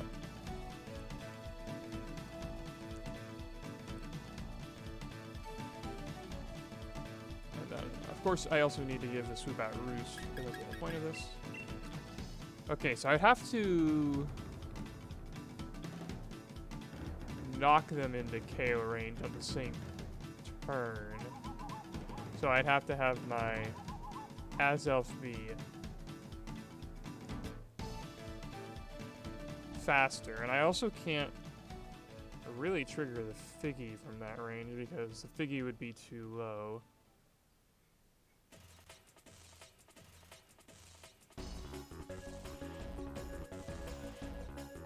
I guess I could give it Gluttony, actually. That would make it a little bit easier.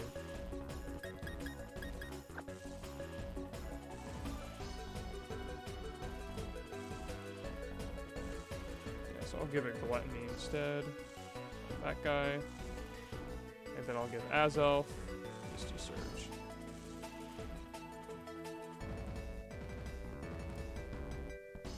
And I'll give it, like, Seismic Toss as well. That should let me control its HP pretty reliably, I think. Then I need to give this guy a Roost. Who do I want to be faster? I think I want... I'm pretty sure I want the Swoobat to be faster. How do I get the hacked abilities? I'm using magic.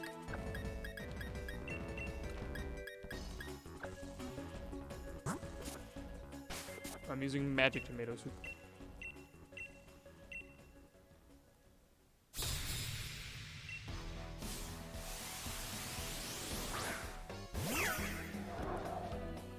I could give you the real explanation, but it's basically magic.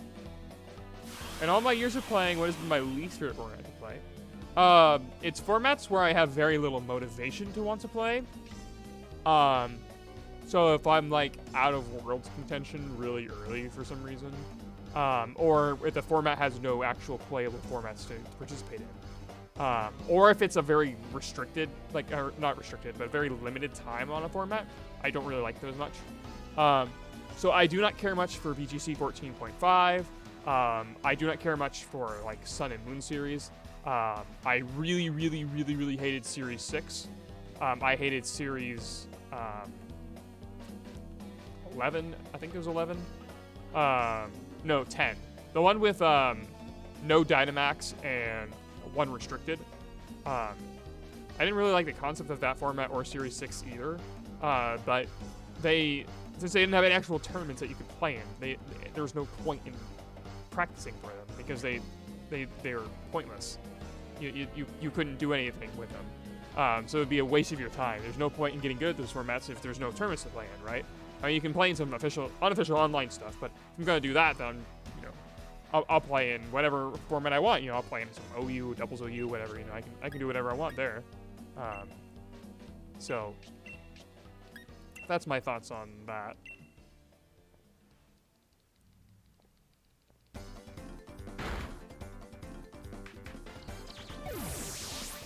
Oh, I needed a way to oh wait, no, the swoopback can confuse itself. Yeah, that's the whole point of this. Okay. I don't really have a great way of killing turns with it though, but that's okay. So first, I'll do Super Fang.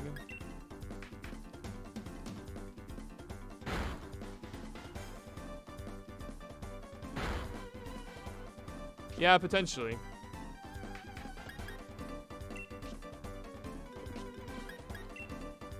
Okay, I'll potion again. And then I think I will go ahead and actually seismic toss this with that.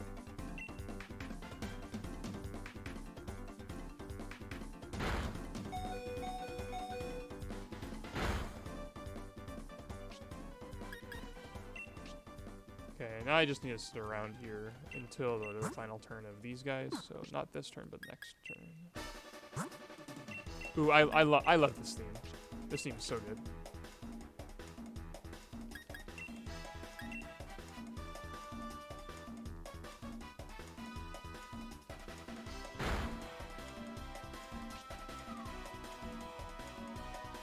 Yeah, I disagree with that, no sort. I don't think it was solved, like, at all. I think it's just that people didn't have any motivation to advance the metagame. Like, people were saying Series 12 was solved with, like, Zacian Kyogre stuff, and then Rainia's Sun solved the format, and then, you know, it changes because we actually have a metagame where things change from cycle to cycle. You know, you find different good stuff the more you play in it. That's why the artificial, like when they were trying to inject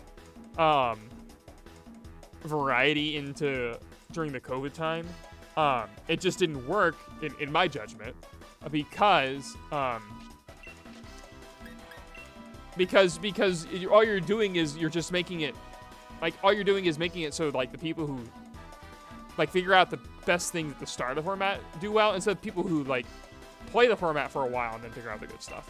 So I don't know, like I could well imagine like if like Kali Ice Palkia stuff, like what it's doing with Gothitelle right now, wouldn't have been used if it or like how it was now. But anyway, okay, so first Magic Room wears off, then I eat my Figgy Berry, then I get confused, then Misty Terrain ends. So that was quite a bit there. So let's go ahead and make some notes of that. That is the same way as it behaved in Gen 7. So first Magic Room, or first Roost used, Magic Room wears off, Roost user eats Super Citrus, user is confused, and then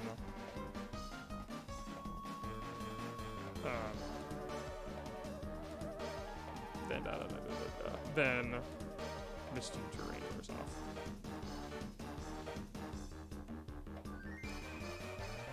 So we've got that.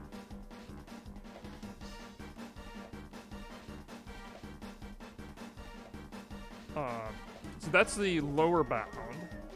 The upper bound should be on here.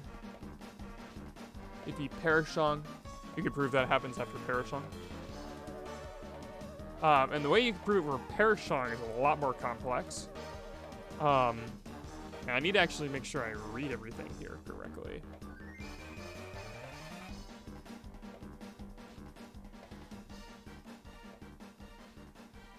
Okay, so a Pokemon with Roost holding a Super Citrus Berry that will confuse the user uses Roost on the same turn that an opposing unnerved Pokemon would faint from Parashong in Misty Terrain.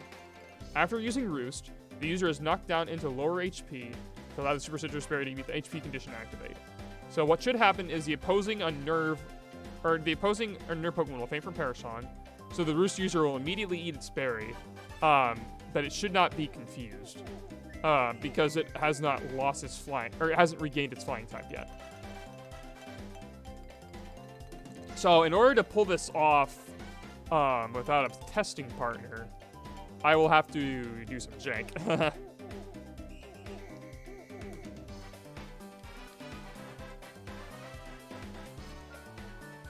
So I'm gonna have to skill swap things to my opponent.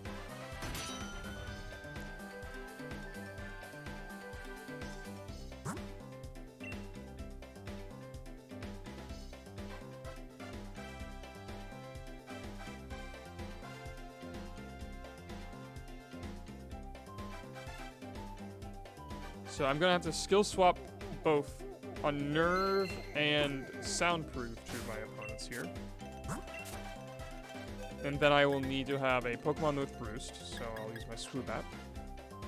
So Pokemon with Swoobat, this is pretty easy. All the Swoobat needs to have here is just... All this needs to have is it needs to have Roost. I'll make it level 100. And then it needs to have Figgy Berry again. I'll give it Gluttony.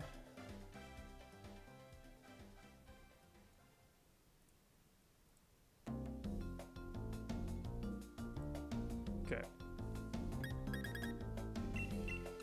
So I've got Swoobat. And then I need to have Pokemon with Parashong. I'll give this, I'll grab my Azelf. I need 2 Azels. So one of them I need to have Unnerve with Skill Swap. Then we have Parashong.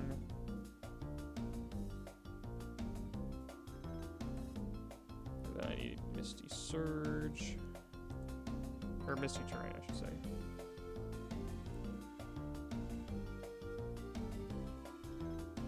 And then I need another Azelf that is basically the same thing, but with Soundproof.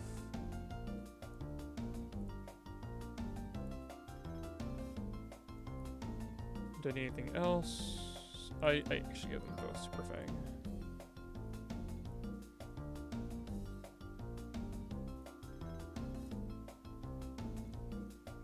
Super Fang. Okay. So this convoluted setup should work, unless I've forgotten something, which is very possible.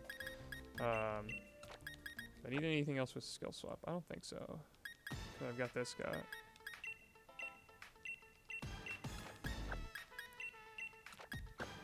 I might as well grab just another Azelf, just to be sure.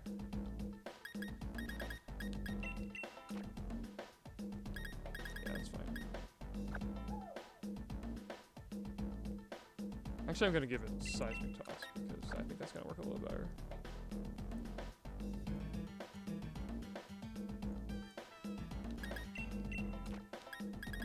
For loving to see matches that end in 4-4 or 4-3.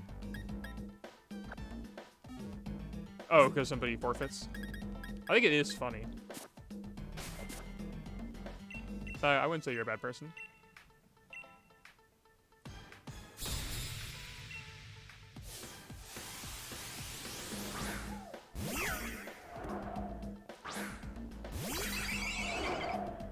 Okay.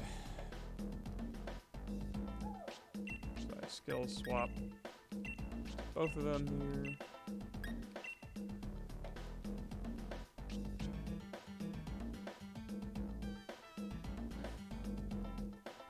here. Yeah, I think that's funny too. They just give up instantly if they can't stop Trick Room. Max D's used to do this to me. Like if I set up Trick Room burst, I used to like chansey against him. And then I would just totally mess with him. It was really funny. Yeah, it's actually so precise, Max Monster. Like based on Gen 7 source as well, like I mean, it is near as close as you can get to being like exactly it.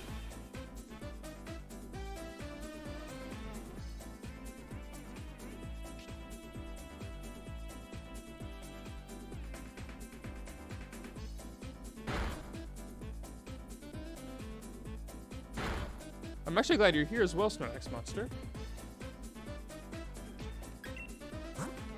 But we'll see. Okay, now I'm gonna use Screwfang on myself a few times. Yeah, it's just after Yawn.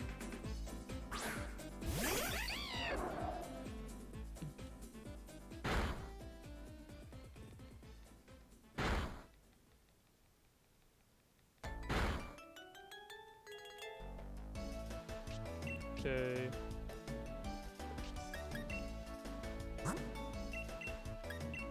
Yeah, it was really ingenuitive thinking on your part.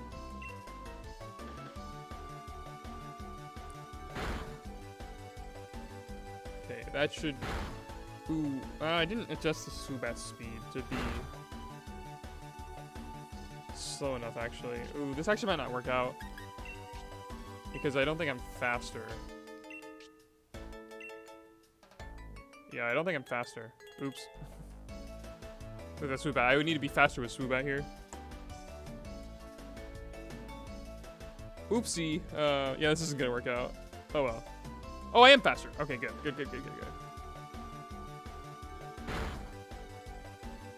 Alright. I've got Gluttony, so I should activate. First, my Perish count falls. Goodbye.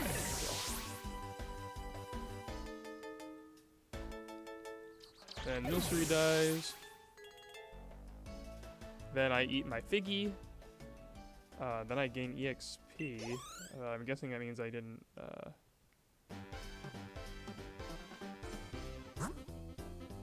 Okay, I'm replacing a switch in here.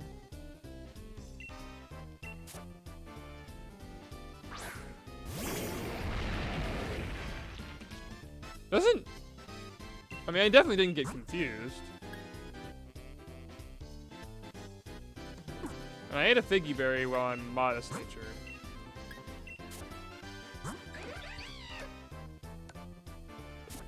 But it didn't show a message saying it didn't confuse me.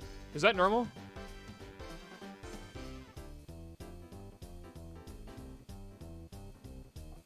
I think that's normal. But yeah, this is the same behavior as it was in Gen 7. Assuming it is correct. But I'm surprised it didn't.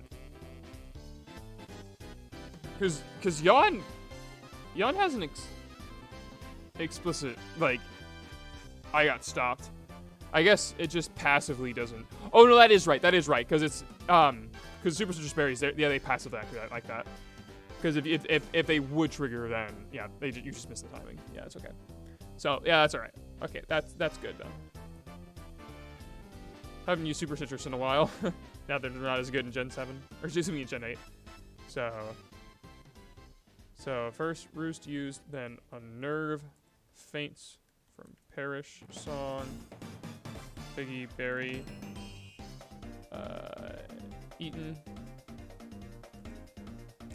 User not confused.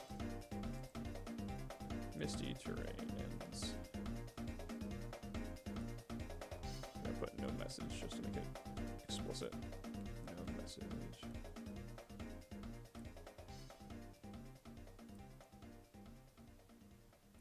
Yep. I guess Misty Terrain didn't end, but so I should put that Misty Terrain up. Misty Terrain active. Roost used. Posing Unnerve. Thanks from Parasong. Figgy Berry and user not confused. Alright, excellent. So that's that.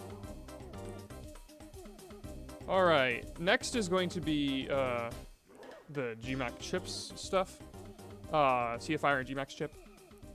This is probably the thing that irked me the most about this post from Umbreon 91. When he said he had the new Gen 8 order, because he said Sea of Fire was before these guys, and I know that's not true. I know it's Q based. So we will go ahead and test that just to be explicit, of course. He also has Gulp Missile on there as like reacting to the damage from future attacks, which is like, I mean, you'll activate Citrus Berry on response to future attack, so I mean that's not like a particularly notable thing that Gulp Missile in particular activates.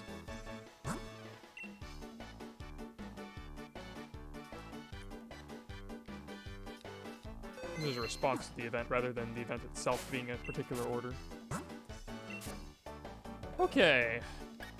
By the way, Snorlax Monster. Okay, so can you think of anything on the current Gen 7 list that we're missing? And if you need a link to that, it's in the Mechanics Research Discord in the resources section. It's this one.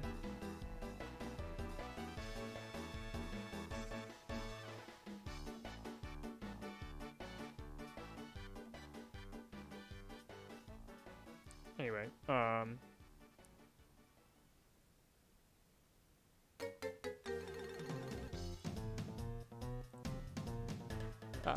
I'll go ahead and...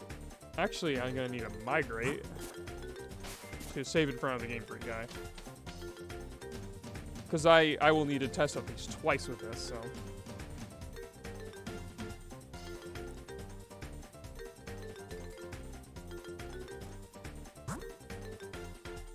I am online. If I can remember how to fly around in this game.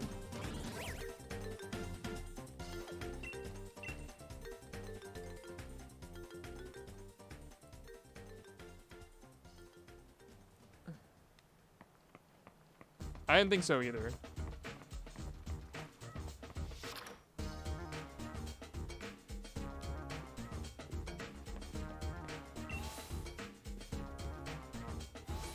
And most of the Gen 8 effects that I could think of, Zagio had tested in the past, and he was spot on everything. All my checking here has been exactly duplicating what Zagio had. So now we'll go ahead and check the G-Max chip moves and see a fire. Hey. Okay, so I need to grab... so this is pretty easy to do. So I can first set up CFire and then use G-Max Wildfire with Charizard. And I can do the exact opposite as well.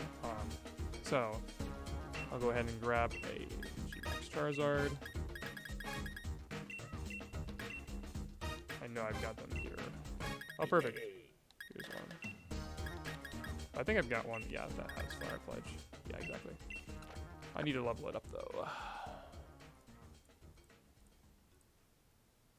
So I don't just die to stuff.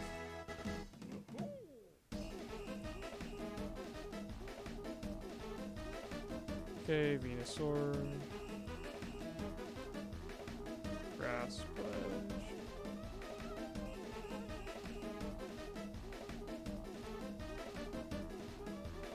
Check, protect, endure, etc. before the future sight. Although they only interact with a single protect. Yeah. So, if my order, like, because of how we understand events now, you know about like where things like abilities will always activate before items, things like that. If they're within the same event. Which is complicated, but anyway, so the reason why, like, this, like, why we, know that, like, these things happen in this particular order, or why I have this down, is because I know moves activate before sight conditions, before sight conditions, things like that. But for some reason, actually, what was interesting was I had in my notes, that Endure, wears off after future attacks, whereas the Protect stuff doesn't, which I would think is weird if that is the case. So I'll have to double check that later. But anyway, I'm gonna grab Charizard, grab Venusaur. While the Venusaur is basically just a carbon copy of Charizard, but... So first I will use Sea Fire, and then I will set the G-Max effect.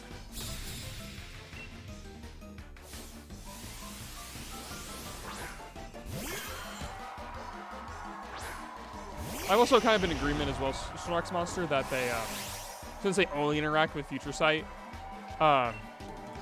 we'd have to get another effect that activates with it, I think, to realistically say, like, okay, this is how this behaves. Oh, nice, a Grapple Fuse Detect for me. How nice of it. This should just one-shot it.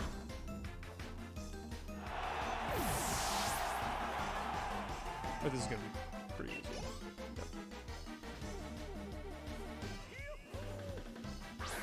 Colossal. So I actually need to kill this Colossal because it's going to be immune to both the G-Max, Wildfire, and the other one.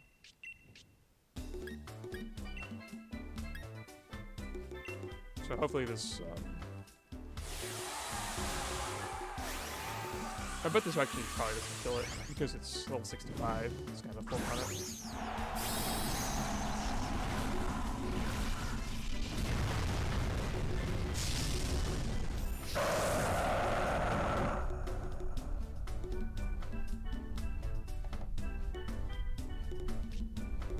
Oh, it's flash fire. Oops. Well, that's really annoying then, actually.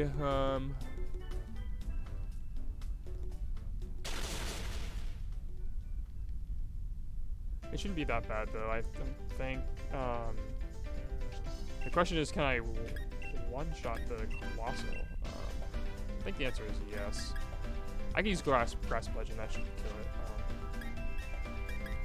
So I'll use G-Max Wildfire onto that slot. I'm not going to, because I don't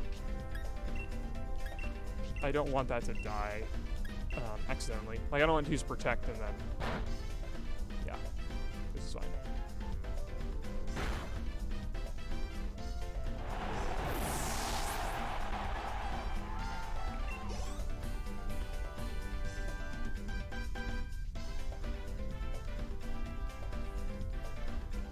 Okay, Stun Junior.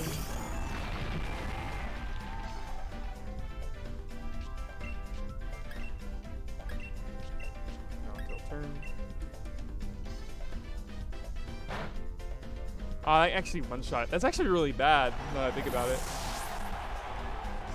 Because that's going to, I think the Sea of Fire timing is going to wear off now. First Sea of Fire, then G-Max Wildfire. Yeah, then, yeah, it wore off. That's actually not too bad, though, because now I could just reset it up again.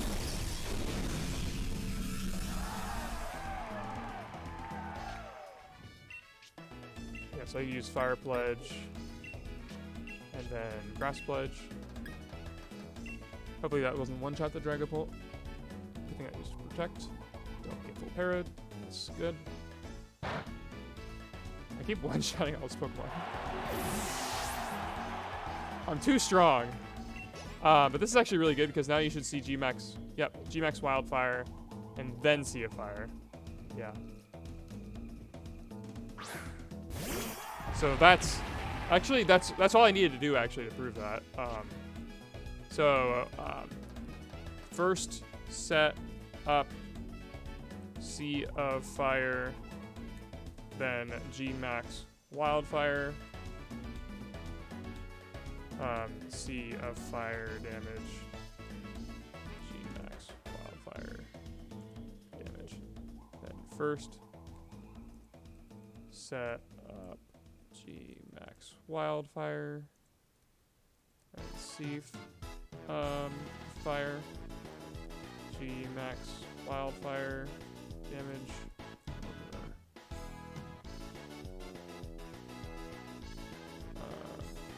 Sea of Fire damage.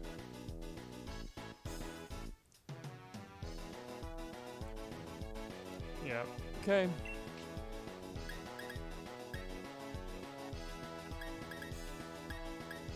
So I think that proves that at least they're interchangeable, right? I'll just go ahead and double full restore, just a mill turn.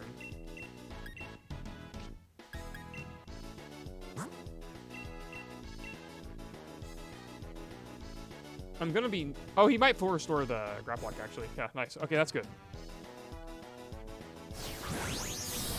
Why can't Dynamax animations be this fast one?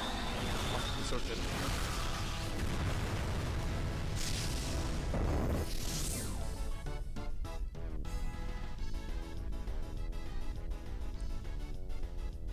Okay. That's a lot. Okay, first Graplock takes G-Max Wildfire, then it takes Sea of Fire, then that guy takes G-Max Wildfire, then it takes Sea of Fire, then I take Octolock stuff. G-Max Wildfire still has one more turn left, so hopefully the Graplock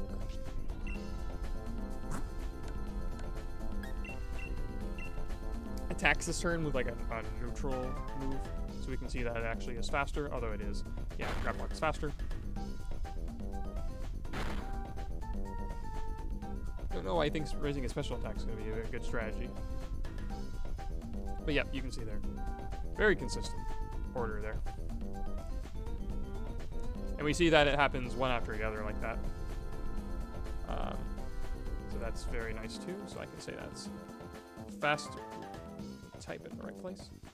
Faster Gmax wildfire over faster sea of fire over slower Gmax wildfire over slower sea of fire. Okay.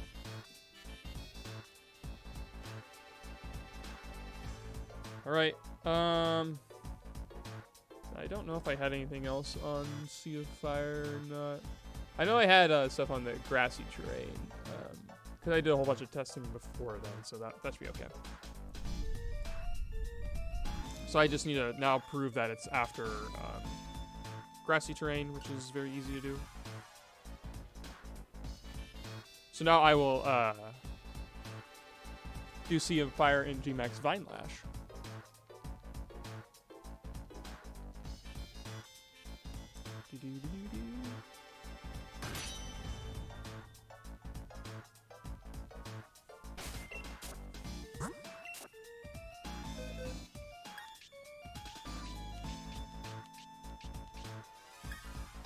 Okay.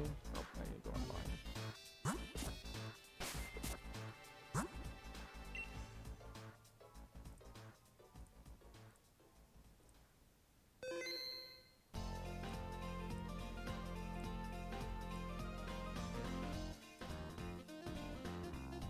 Okay.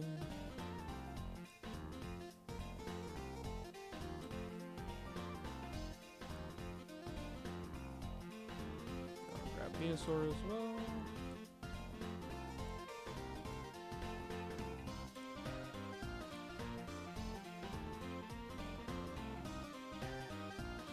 And this should work out a lot nicer. I'll give the Charizard grassy terrain as well. Or grassy surge, I should say. The ability. I guess I'll get grassy surge to move too. Or grassy terrain to move. If I can speak correctly.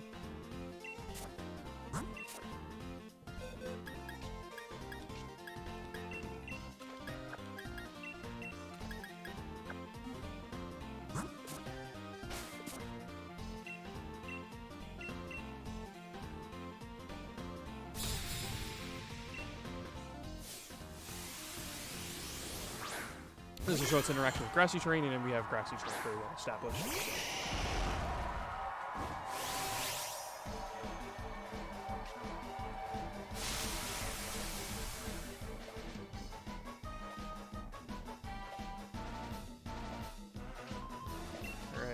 Fire Pledge, Grass Pledge. And this time, oh, I was gonna say there's no immunities for him in the back, but that's not true. I always thought the G-Max fighting match was so awesome.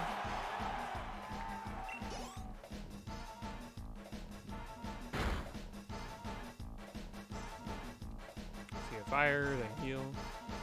This is also pretty well known from like VC interactions because this happens all the time. I went Stunging her first. How annoying. Don't you know that you are annoying? Because we're gonna attack this guy still. Hopefully he just doesn't go coal afterwards. As long as he goes anything but coal. I mean, it doesn't really matter.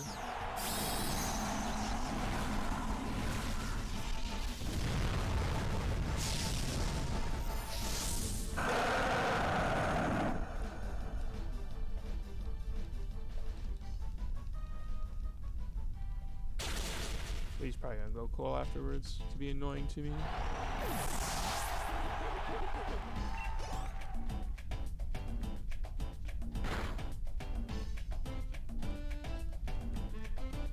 See a fire.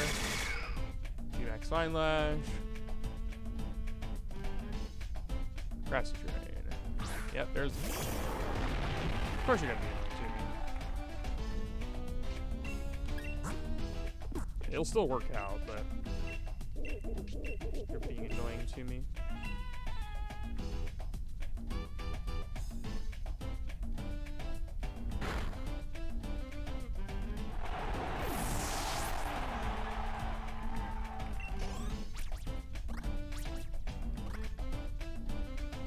If he went coal first, that would have been way better, but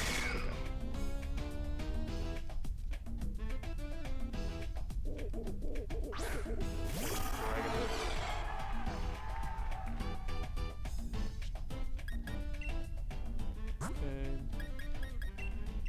Still turn both.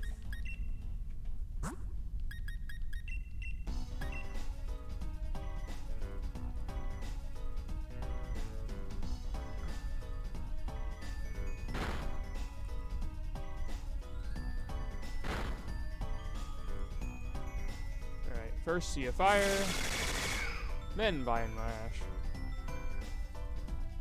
then Grassy Terrain, then Sea of Fire. It's weird that it plays the animation for Vine Lash.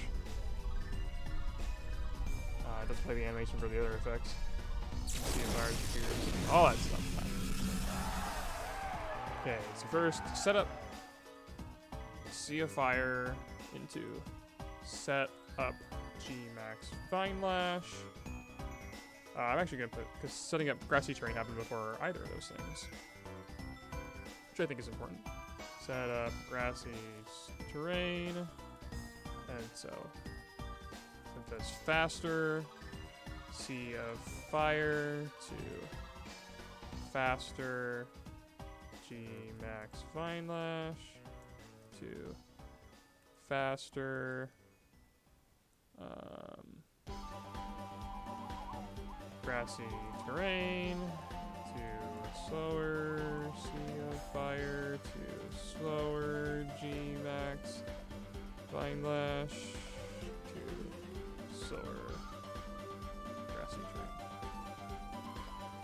Terrain. Okay, a lot of stuff there.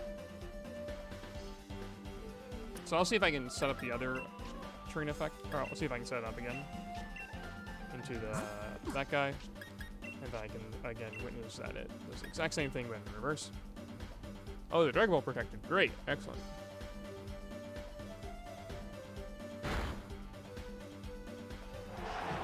So again, this would show.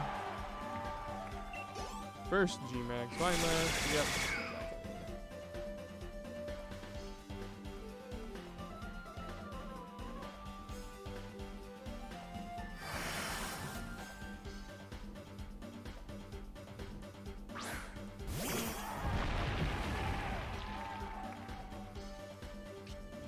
Vine Lash.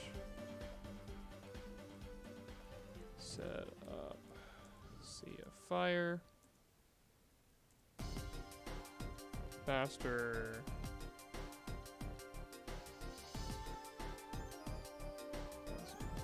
Let me switch back to what I'm typing right now. G-Max Vine Lash over Sea of Fire.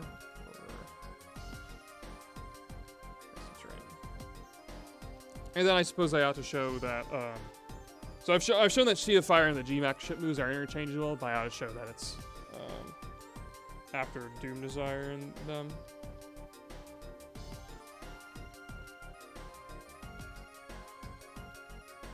Because we know that that these guys do not behave the way I expect them to. Because Future Sight and Wish, they do not happen in the right order that I want them to activate. I might as well do it with this here, since I'm in this area.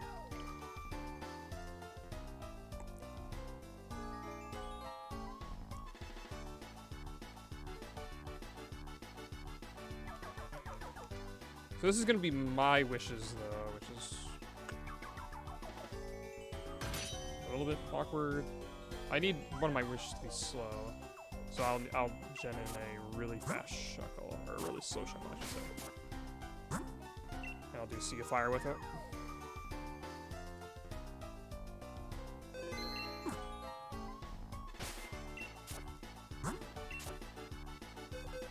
Okay, so box 19.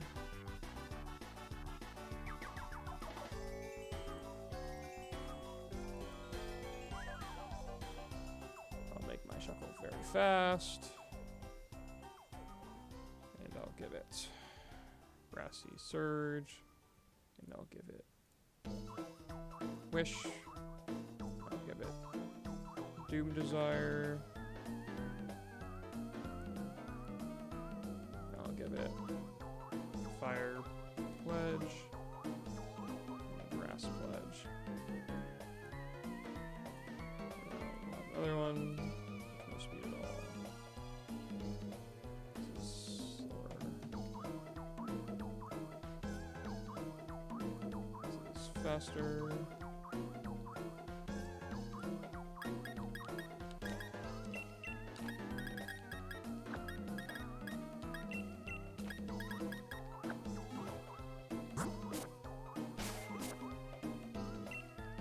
So first I'll do double Doom Desire, then double Wish, then CFR.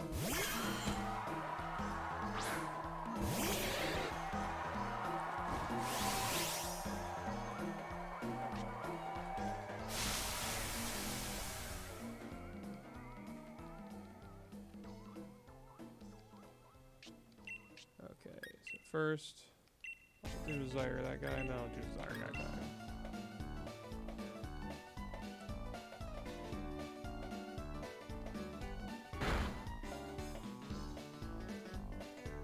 Okay, perfect. So we really have some variety here with the order of stuff. Then I'll double Wish, and then I'll double, and then I'll see a fire.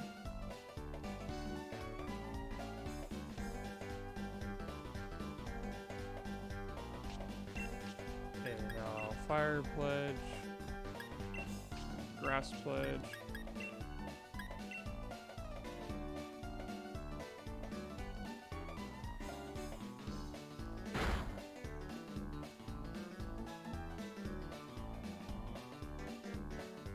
Knowing that I did that, but that's okay. I didn't recover nearly enough.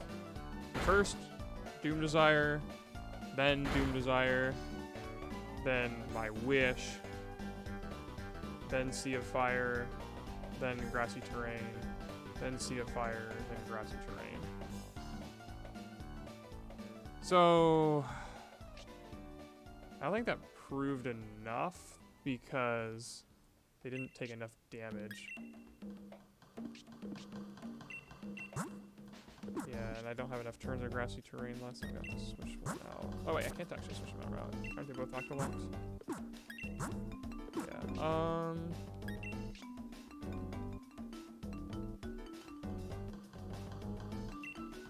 yeah, so I can't do that fast enough. I guess I can double Wish again and then just hit myself.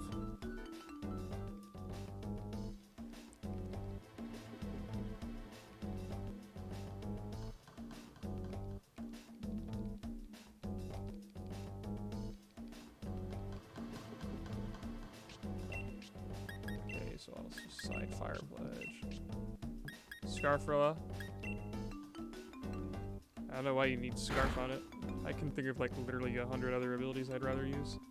Or items, rather. Or not abilities.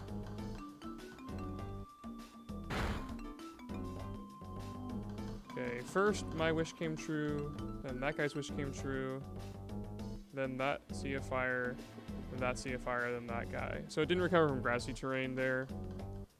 Because it's underground. But that time, both wishes happened before the Cursula. Right? I mean, because both wishes restored health before the Cursula did. So, wish is definitely outside of that queue. I still understand that, why it's behaving that way for the slot effects, when it doesn't do that for the other things. So it must apply Wish in a different way, that I'm just not understanding. But, yeah, let's go ahead and just note that. So, I mean, minimally we can show that, so, set up, Wish, So I can do like faster wish over slower wish, wash over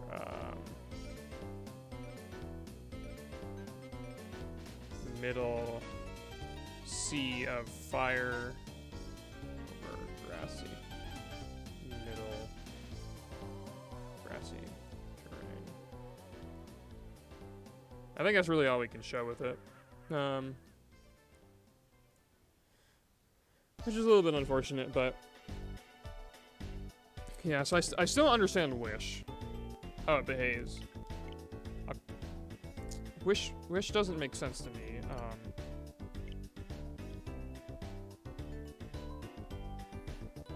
Oh, I had enough to outspeed Calyrex. Had Darkest Lariat, not knockoff. Interesting. I mean, at least with like knockoff, at least you could like knock off an item into like some combo attack, but I don't even know what you'd want to combo attack with that, to be fair, but yeah. Okay, so that's the G-Mex ship stuff in Sea of Fire. And I think that's actually literally everything. So at this point, what I need to do is I need to take all this raw data that I've got and convert it into meaningful stuff over here. So that's going to take some time. I'm going to do that off stream. So this is tricky because I have to make sure I only go by what I know here and like what's footage and not like what I assume about things. So that'll make it a little bit trickier. So I may have to do some additional tests here and there for different things, but I don't think it should be that bad overall. Torment. I need to do the G-Mex Torment thing. Yeah. Okay, that is one more thing I need to do. Yeah. So let me then. So Torment is expected to fall between Taunt and Encore.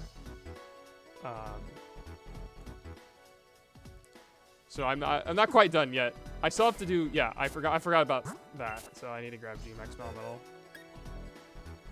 All right.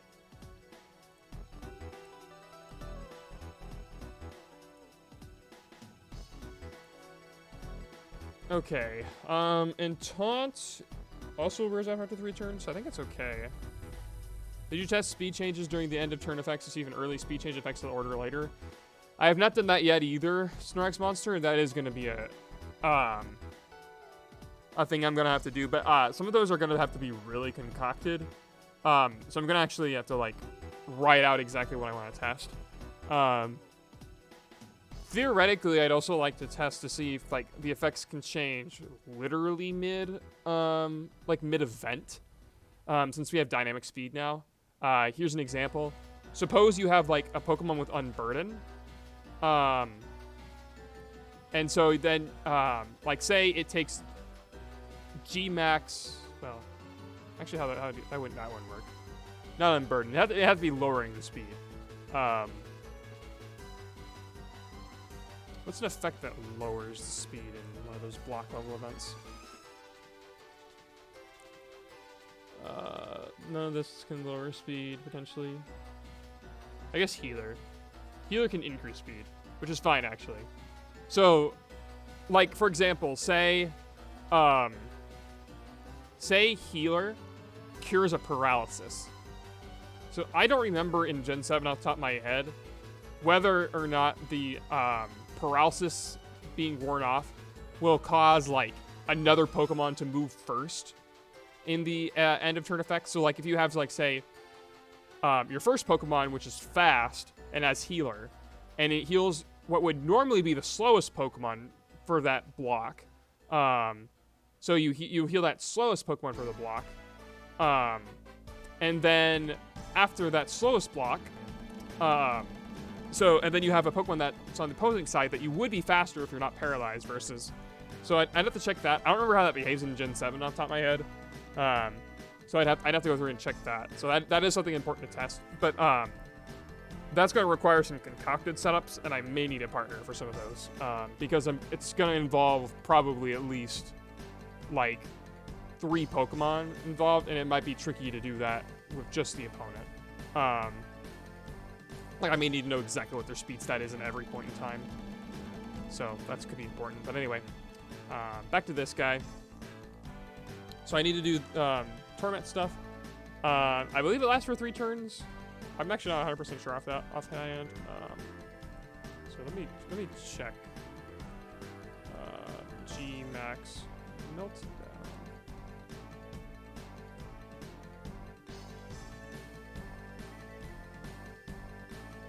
down. Ball P doesn't say how long it lasts. What the heck?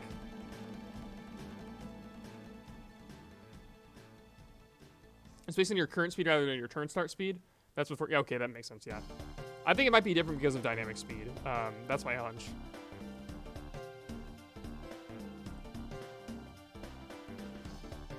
All right, so I'll just grab this. This is actually going to be a really easy test. I can just do taunt. I can't really do Encore with this very easily. I'd have to have a slower Pokemon with Encore to line that up. Also reverse by tick. Yeah. So here this is going to be pretty easy. I'm going to double into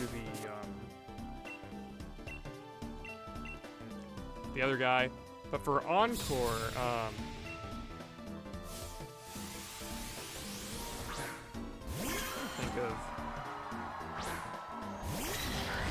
I hope also that might make the curse law want to switch out, so I hope it doesn't actually do that.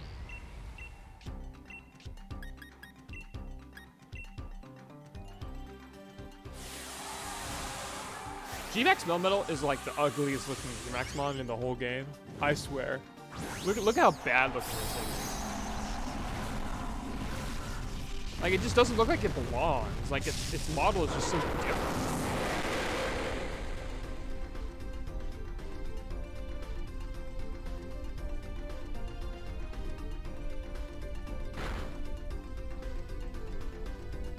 Okay, so I taunted and tormented that thing.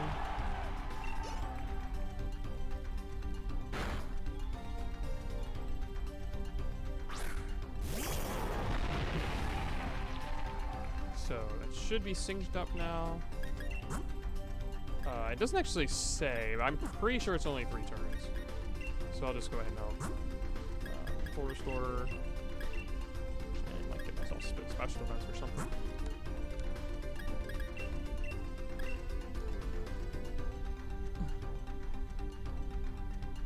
Flare Blitz.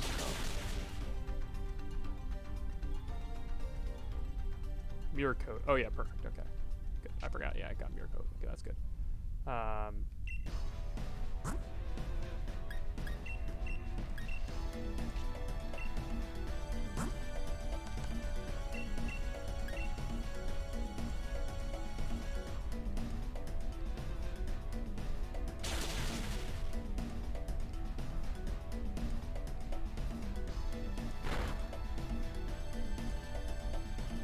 First, took off the taunt, and then it's no longer. Okay, so that was pretty straightforward there. So first, taunt wearing off over G max meltdown torment wearing off, and so now I just need to do it the other way around, but with Encore.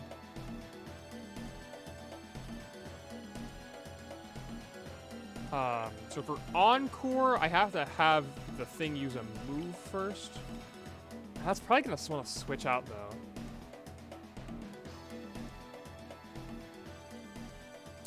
Because Torment plus Encore will make it like it won't like that.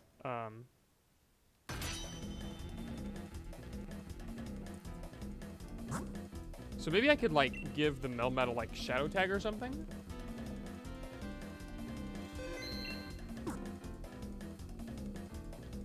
Yeah, I think I'll give like the Melmetal Shadow Tag because then I'll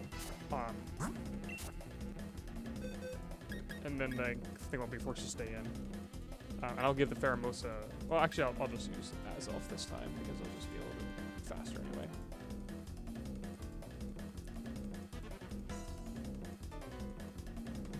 Okay, so I'll give Azelf Soak. And I'll give it Encore, but I have to have, it has to be slower.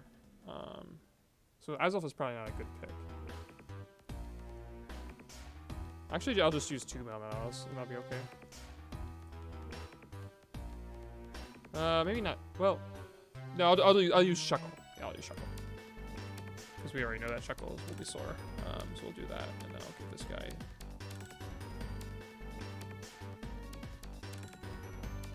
Shadow Tag.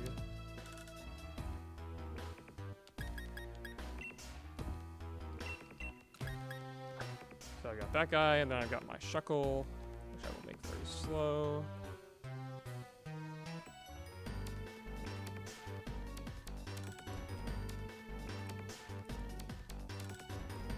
And I will give it Soak, Encore.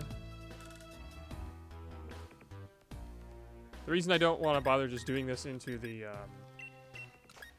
like just, I could like forgo Shadow Tag and do it into the Grap Block is because the Grap Block likes to use Protect all the time. That's really annoying.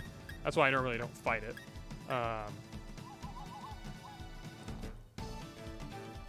So I'll turn 1 Soak. Yeah, I think that'll work. And then I won't max, so I'll turn 2.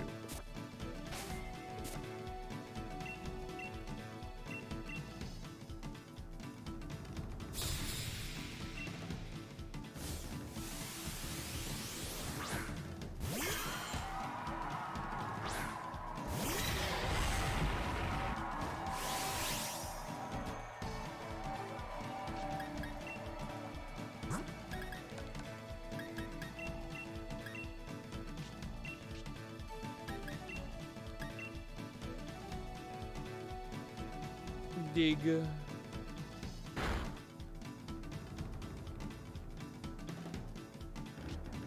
I think I'm actually faster, so I'm gonna go ahead and double iron G-Max Meltdown that guy. I think it's faster than me. I'm pretty sure. I'm pretty sure. If I'm wrong on that, I'm going foolish. But I'm pretty sure the Grap Block is faster.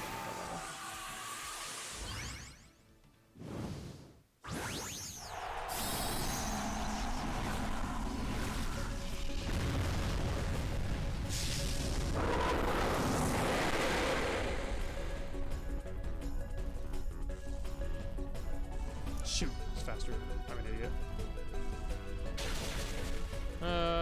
Well. Maybe I'm wrong on the timing of Encore, but I don't think I am. I can Encore the Grap Block as well, though. As long as it doesn't do that! Oh, well, I would have killed it anyway, so it doesn't really matter. So this isn't gonna work.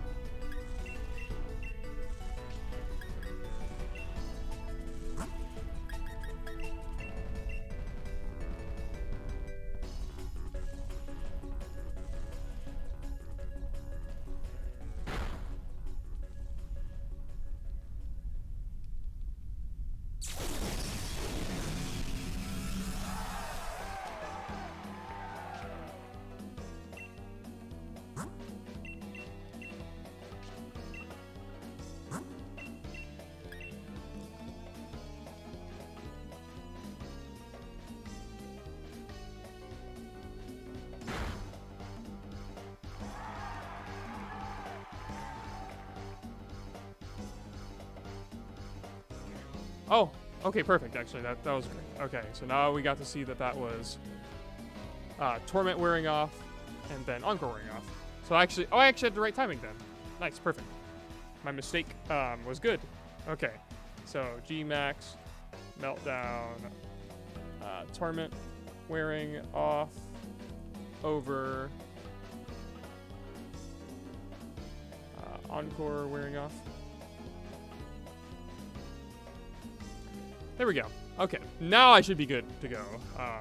Got 88, or I guess 87 raw tests, and I just have to put them together and see how much of I can prove just with these tests alone, and how much more I need to actually do some testing for, and how much, you know, past footage I have that I can actually just leverage to like demonstrate proof of stuff. So I think that'll be good for now. Thanks all for watching today. Until next time, have a good one.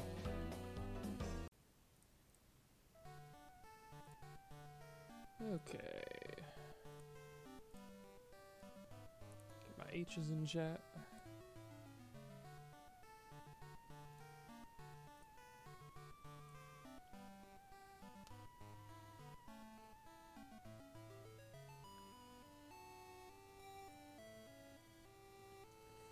Okay. So my first test here that I've got was one requested by Discordial.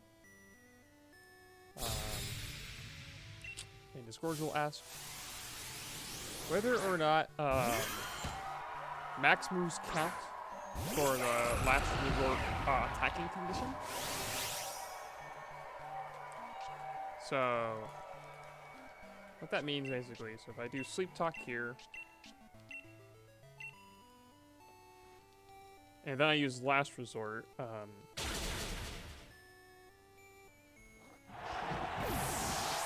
I'll be able to move, but I wouldn't be able to move otherwise because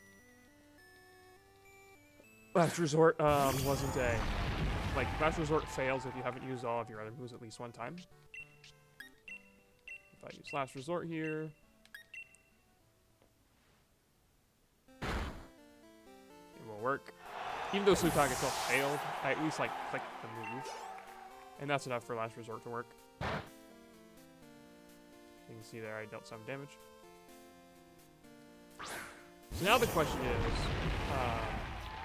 if I only used max guard, what happens?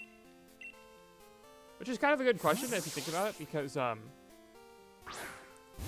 max moves themselves are not the same attacks as like the moves that are being used underneath them. However, I would suspect that it probably will work for like the similar reason for why like you can encore a Pokemon on the last turn of its max move.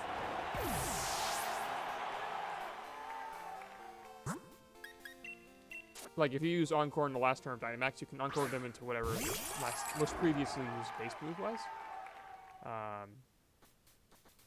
So if I go ahead and I just use, I'm just going to use Max Sleep Talk a whole bunch.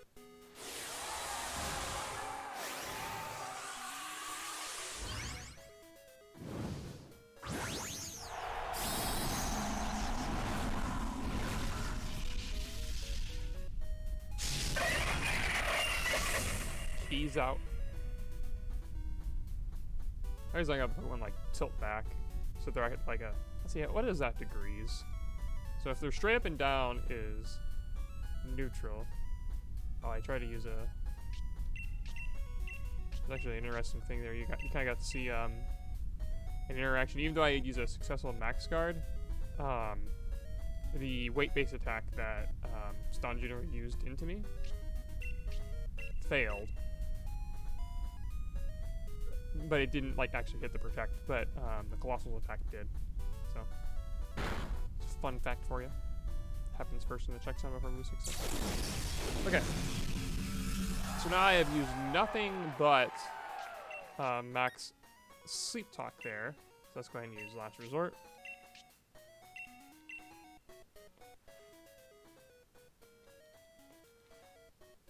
Oh, and it does fail. Interesting. Okay. I didn't expect that, actually.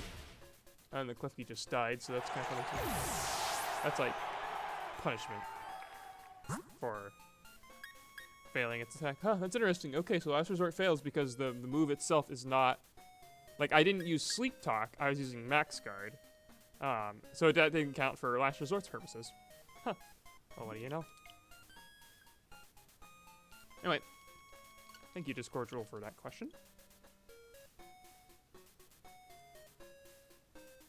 The legend himself. Yes. Discordial is very smart. But I keep streaming later and later, so Discordial can't watch me. Outside of making bad Yeah, sleeping choices. It's okay, though. How are you doing this evening, Pog Braylon?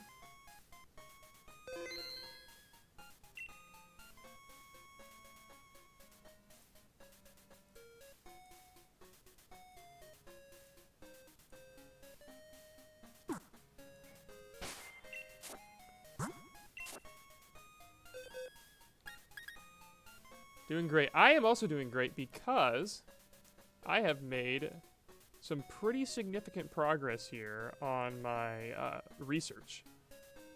So previously, last time we had left off, I had gotten through all of my tests I initially wanted to do. And so what I did was I took this data, just this data as it is, and consolidated it into a rough order over here, making some notes as well alongside of things. Making like notes of what the text was for different things, stuff like that, like the rough order of what things could be, and I haven't noted all that yet, but it's coming quite along, or it's coming along just fine, I'd say. So I have basically all this here on the right side to test, because there's several things in here that don't, like, as I was working through this and working through the tests I've done, I'm like, I wonder how that interacts, and I wonder, like, what that actually does. So, a couple of them are going to be pretty weird. Like, if I have an active uproar, am I allowed to use a move via dancer? And how does that interact with other things? Or something like how things are like actually said when they heal their status conditions, because I think there's some stuff in there that's like, when I was making my notes, I'm like, okay, that's not how I would have expected it to work. So checking more of those will be helpful in determining what the heck's going on here. So I can go ahead and get started. Probably one of the easiest things to do that would actually be very nice is I did sand damage versus game ending. That'd be a pretty easy one. And then I have some basic strings I want to check. So I'll check a few of those as well. So let's go ahead and grab some Pokemons for that. Oh, actually, sand damage versus game ending would be kind of tricky to do, because I have to... Oh no, it's actually really easy to do. Yeah, it should be really easy. Okay, so what I'll do is give one of these guys Sandstream, and then I'll give it False Swipe, and I'll give it Doom Desire.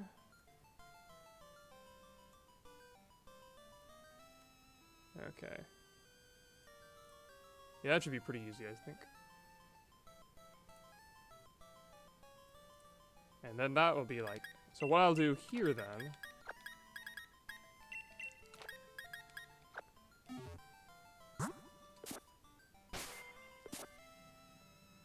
And this also kind of like... Even doesn't that make that much sense to me. Why do I want to test sand damage versus game ending with future attacks? I shouldn't be doing that. I should be testing sand damage versus game ending with that. But also, yeah, even independent of that, yeah, the game ending stuff I think is potentially mistaken, so I need to really figure that part out. The token female, thank you for the follow. What an unusual name he's got there. First the Doom Desire, then Fire Blast.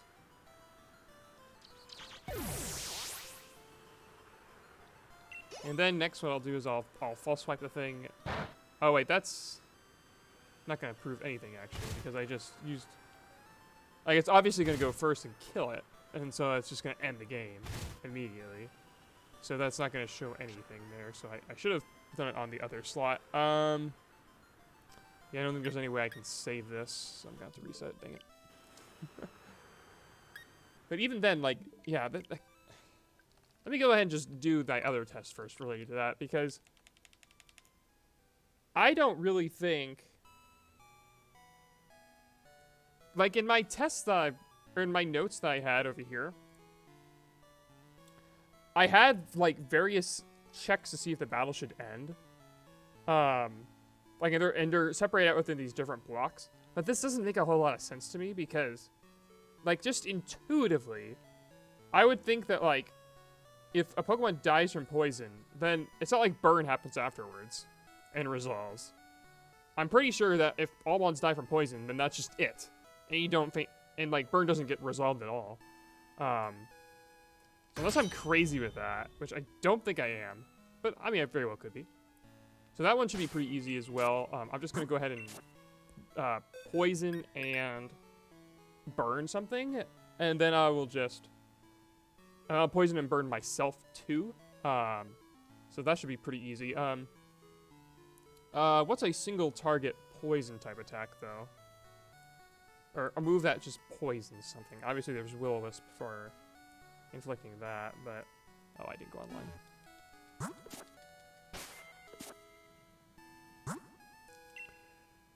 Okay, let's see here. What is that?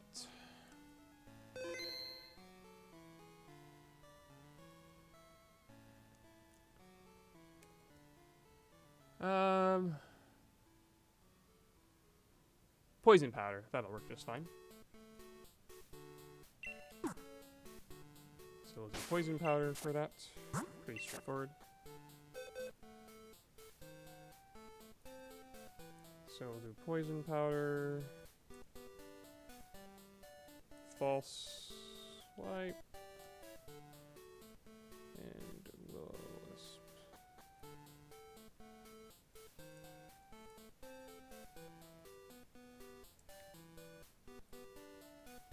Will-O-Wisp. Then false.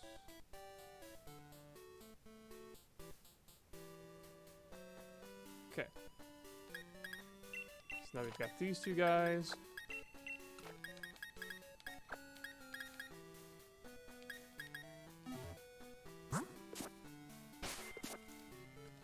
So I'll poison and burn myself. And then I'll do the same thing to the opponents, and then I'll false swipe them. No, actually I shouldn't do that. Because that will just... Well, I can test it with poison at least. No, I can't, because all my mons are going to be too fast. Yeah, I only have fast mons in here. Man, I'm really not planning my things out too well. Okay, but it should be it should be still the same principle. So, poison happens after burn, and I know that for sure. Or excuse me, poison happens before burn, and I know that for sure. So what I'm going to do is I'm going to poison both of my opponents and burn myself. And then see how that interacts.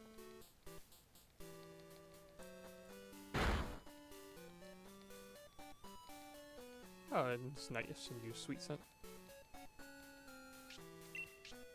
Then I'll Will-O-Wisp myself.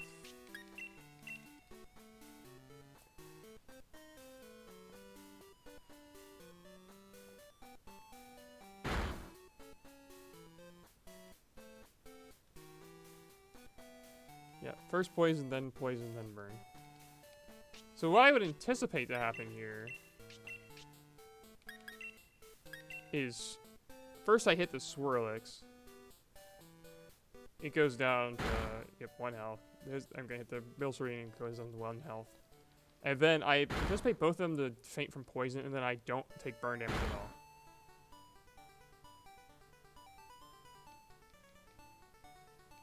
First poison.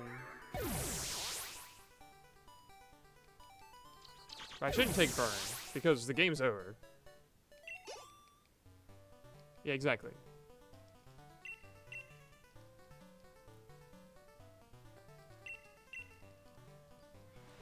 So that makes sense to me. So I'm not resetting straight away because I can go to the next guy. So, and then I can give the Shuckles, or the Shuckle, basically the same thing.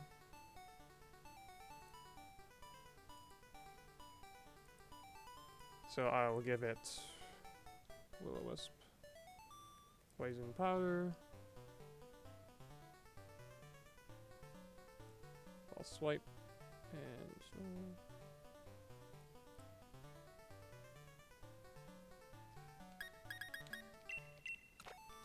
I don't want speed boost on it right now, I guess.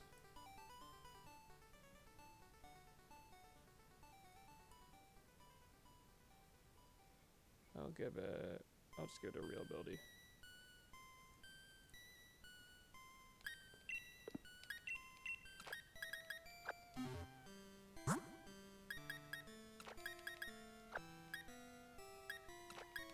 So I'll make Shuckle slower with poison. And I mean, I can't imagine that this would actually... So Shuckle's poison should resolve, but that should be the only thing.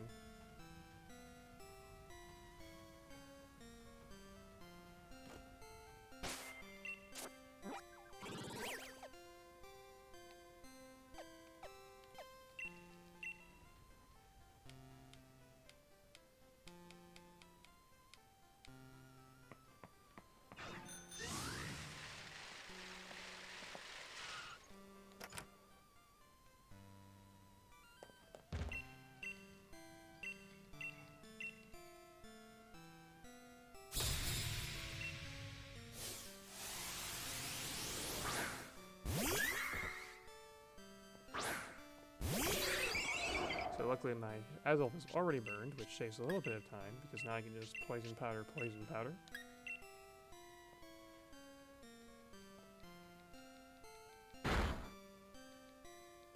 And we can see that Shuckle is slower than both of them, which is good.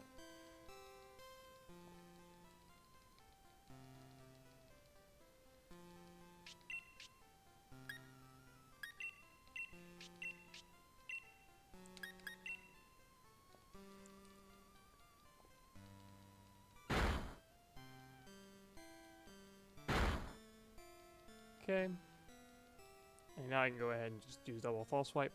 Shuckle may not be strong enough to actually bring the alchemies down to 1 HP, but I don't really care if they do or not, because it's the same thing whether or not one of them faints or both of them faints.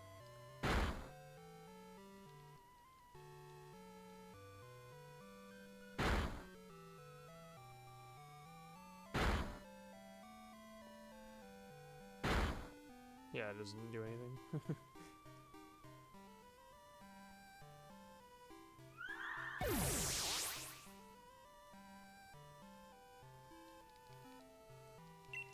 Okay, so I'm going to want a super move potion. And then false swipe again.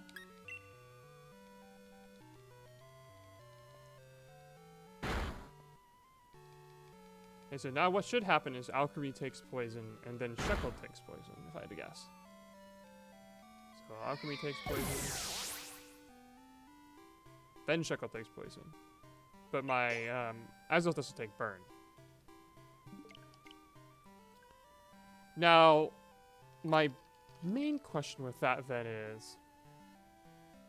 So because poison is activating immediately, is that just because these are kind of like different? Because they're just straight after one after another and they're not really event-based? So does the same thing happen, like, say, in here? Where if I have, like, say, G-Max Chip and Black Sludge, that would be one example. I don't think the other block has anything useful that I can do anything with. Yeah, because it's only got, like, Bad Dreams that I can damage things with and Sticky Barb that I can damage things with, which is not really ideal for testing, so I'd probably want to do up here. And so probably a question would be, like, how it behaves with Doom Desire and stuff, but let's not put the cart ahead of the horse here. Let's go ahead and make... So, first, let's note that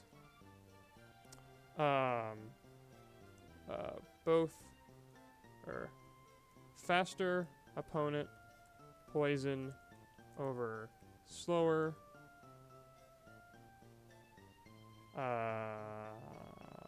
ally poison ally does not take burn. That should be game ends. Ally does not take burn.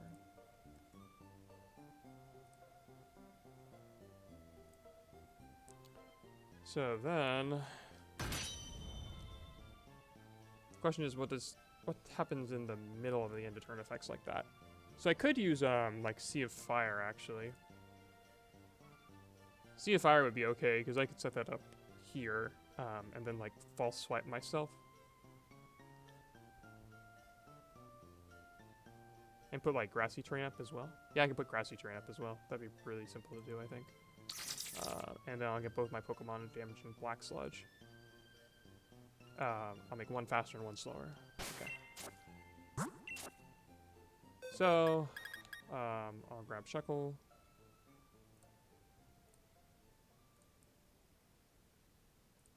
Oh, it would help if I went online.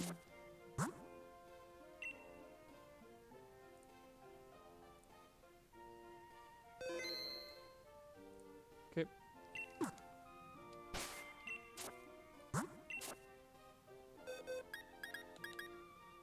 Okay, Shuckle.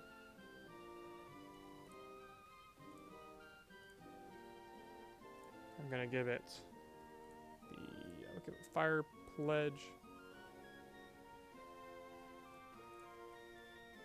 And I'll get my faster guy over here, Grass Pledge. And I'll give it Grassy Surge and False Swipe and Black Sludge.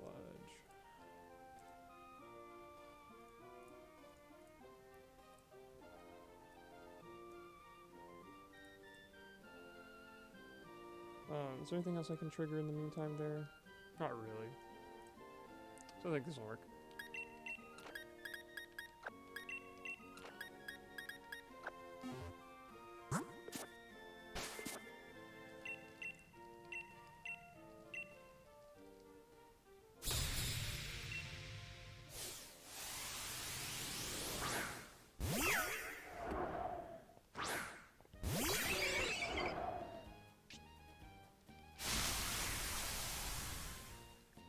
But I actually wouldn't be surprised if the Azul Shekel combo attack didn't knock out Milcery.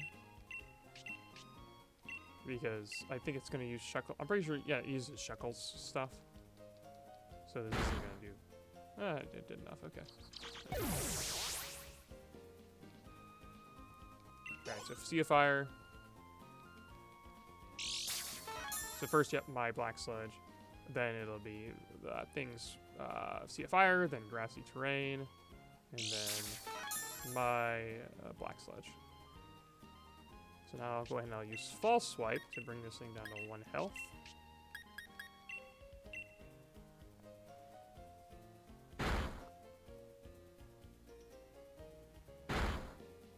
And now we'll see what happens here. So first, I heal from Grassy Terrain, and then I take damage from Black Sludge. Then that thing will take Sea of Fire. Alright, is the game end, or do I continue? It looks like game ends, because I gained the XP there. Yeah, so... if it, like, gets interrupted midway through, then the game just ends. So there's nothing... like, it doesn't, like, continue.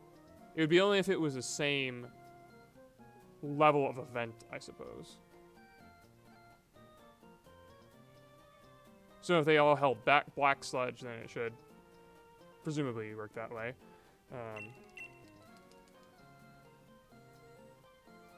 Alright, I will do the same thing then, but I will give the Azelf Trick. And I won't set Sea of Fire this time.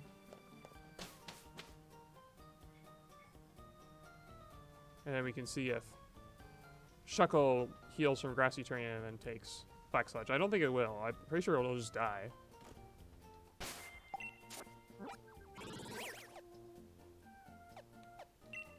Because I can't think of it. Like, it seems like as soon as the last Pokemon faints, then it's just over. Like, you don't finish it out unless it's the same event. But with Grassy Terrain up, that's not the same event.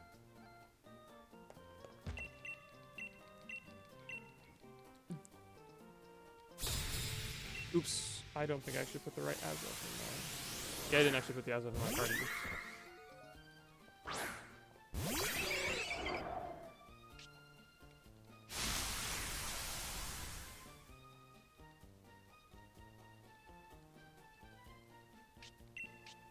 Yeah, I didn't. Can I save this somehow in some way? That would be a unique test. I don't think so, because if I trick it, if I hit it down to see a fire, then it's going to be the same thing, so I'm just going to get a double knockout.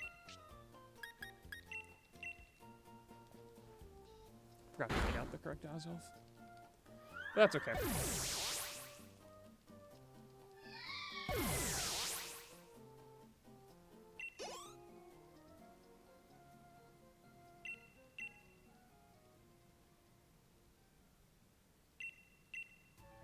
Actually, I think it'd be more interesting if...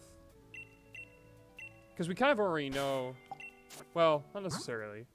Because the event was interrupted, but...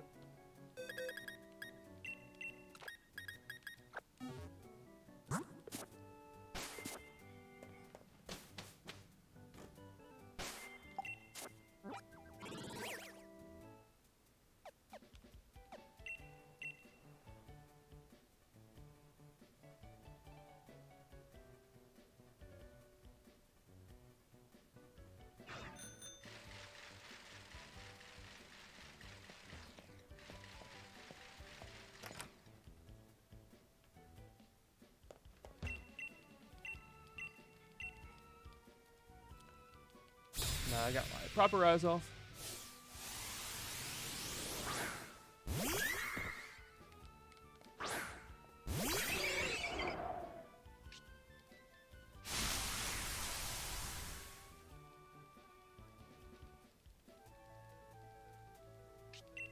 I'll go ahead and I'll kill that one. Yeah, might as well. Doesn't really matter what I do with the other.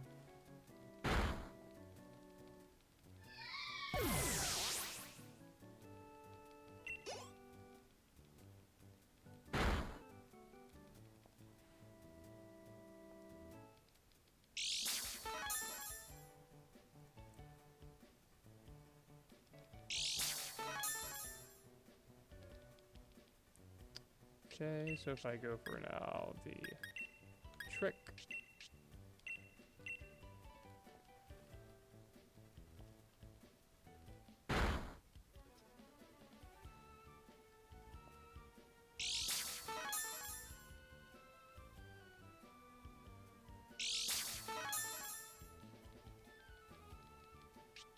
Now false swipe.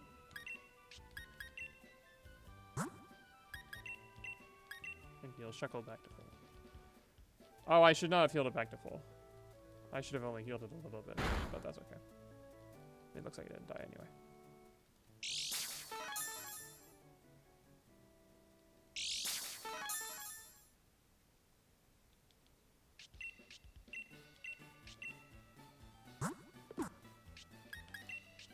And then I'll snore.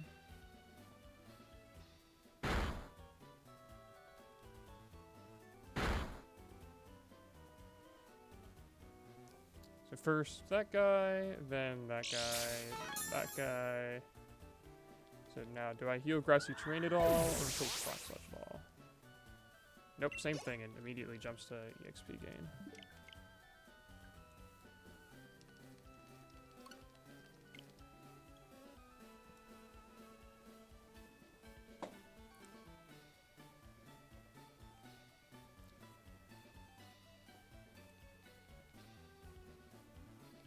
So then I want to check if I just have black sludge, just straight up, just 2 black sludges and nothing else. Go ahead and actually turn on the internet.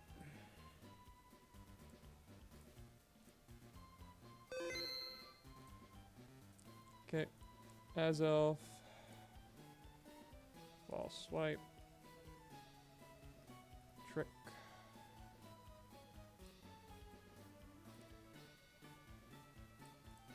Black sludge.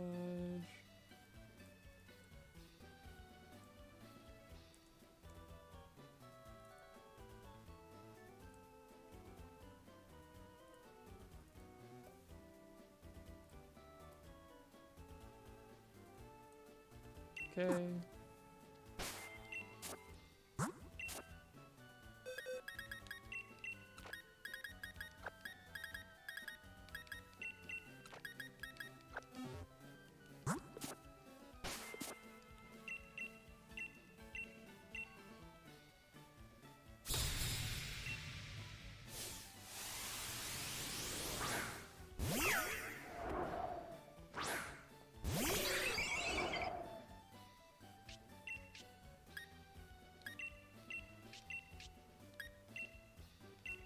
Stomping Tantrum.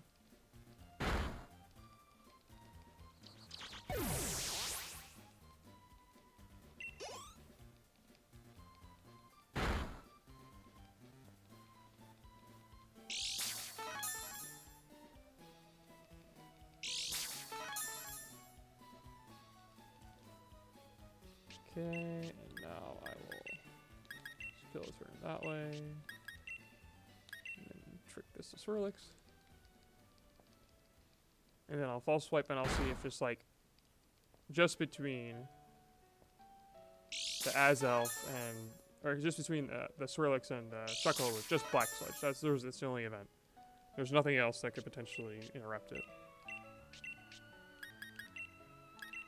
Does it just end immediately, or does Shuckle take the fall with Black Sludge damage?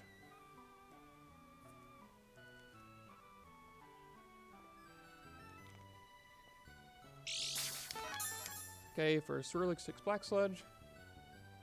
Die. Do I get Black Sludge or no? Nope. It just immediately ends. So that is really nice to know, because it means I have no idea what this thing for checking at the battle should end. I don't think this is relevant at all. I don't think it does anything here. I'm pretty sure this is like just monumentally irrelevant, because I don't know what it could possibly be doing in these checks. Like checking the battle should end only happens at this point because it's not within the same event anymore. Like it's just you're just ending. Like this just ends immediately. I assume that's the same way with 2G max chip moves and stuff like that. Within these guys, it waits. These guys you can't feint at all. It's impossible to feint in these areas. And then down here, it would be the same thing as up here. And you can't feint from a form change, so that'd be all. So maybe it's just like an extra check in there just for a sanity thing. Like, I'm assuming probably what happens then is like, when you take the poison damage, it runs something that says like, hey, check to make sure, you know, the game doesn't end, something like that. So that makes sense to me. So if I have faster,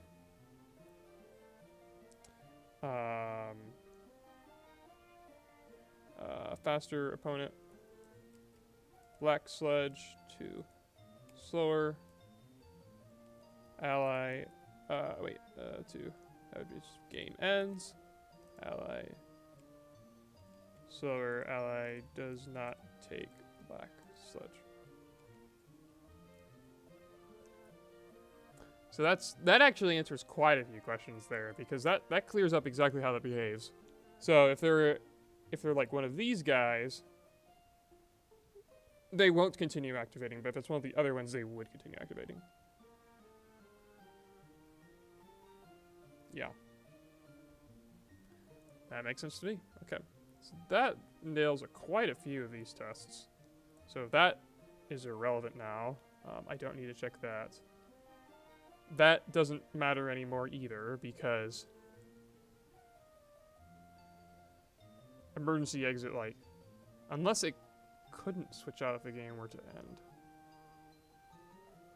That's the only thing that could potentially be relevant, I guess. If emergency exit could switch out if the game were to end. Like, would it just not? But how would it know that? Like, I feel like you would just be sitting there, and you don't know if the game's going to end or not. So, like, if I have a poisoned emergency exit mon, and then I have opposing poison mon, like, I feel like that's just going to work that way, so this would be a pretty easy one. I assume you're just going to, like, switch out, and then you don't actually get to the switch prompt.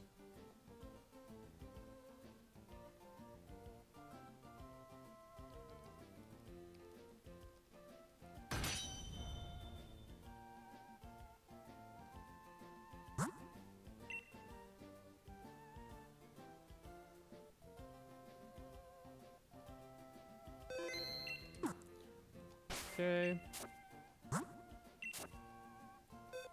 So I will give these guys.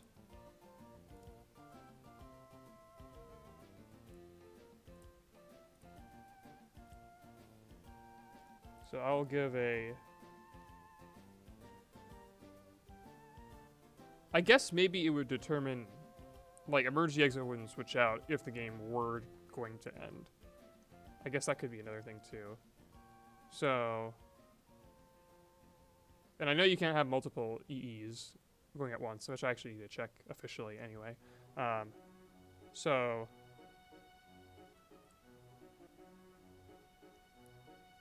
I'll actually get this by Pukumuku this time. So, what do I need the Pukumuku to do? I need it to die from poison. No, I need it to switch out from E. No, I need it to... I actually need to be a faster mon. Yeah, faster mon. And so I'll give, like... I can give it, like, Toxic Orb, and then just follow me away. I think that would work. Yeah, that would work really well, I think. So, Belly Drum. So I don't need it to be slower at all, actually.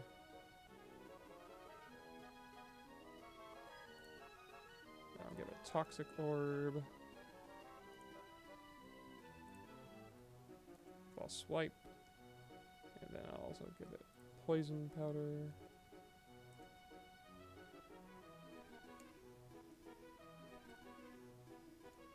Now I'll get the Victini. Follow me. And Poison Powder.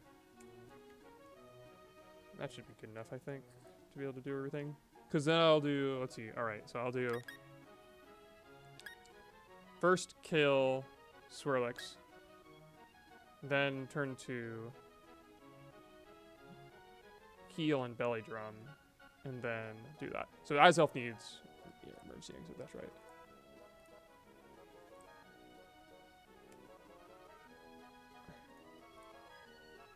Okay.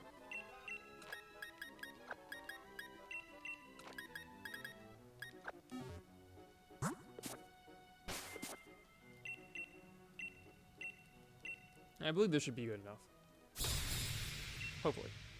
Maybe I should give him a top fight as well, but I'll figure it out.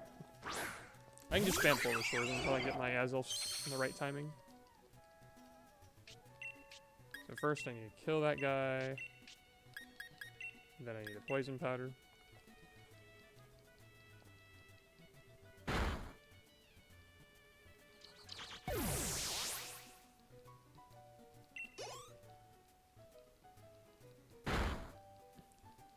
Okay, I don't really want that.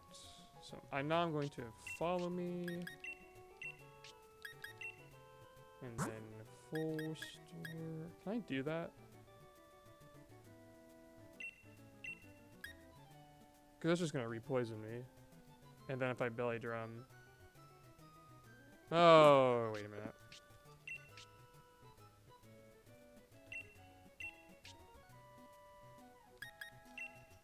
Yeah, I think it's okay. Or I could just let the poison tick me down.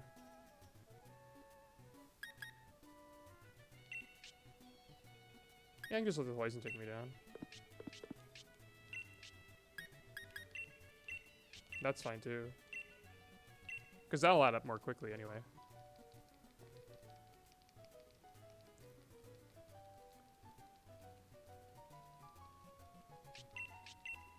That's 1/16. Need to make sure I count. 1/16. 2/16.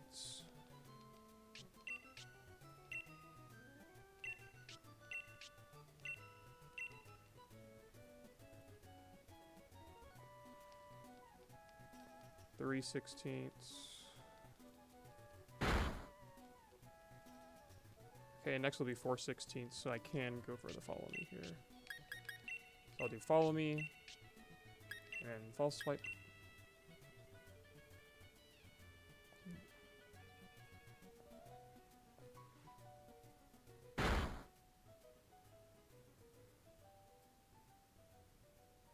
Yep, so that should trigger E. Yep, exactly. Switch out. And Swirlix dies from poison.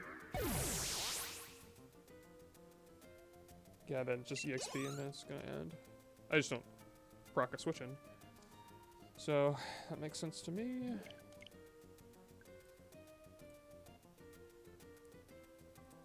So, first,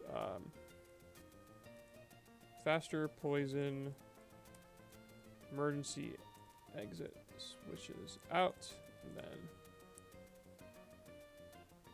opponent takes poison, game ends, switch prompt never plays, which makes sense. So really the question is, does it do it the other way around?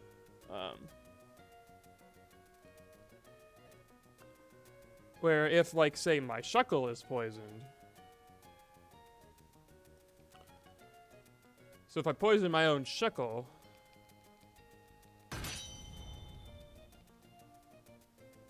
how does that work then? Okay.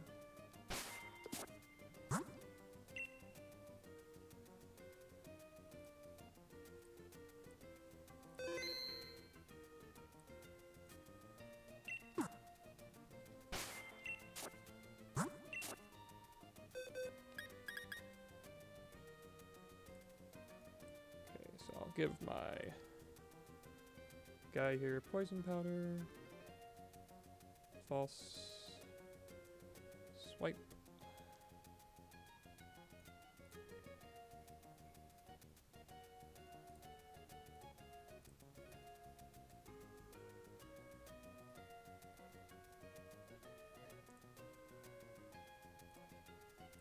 This guy follow me as well. That should work, because then I'll poison myself, and I just wait for that to go down.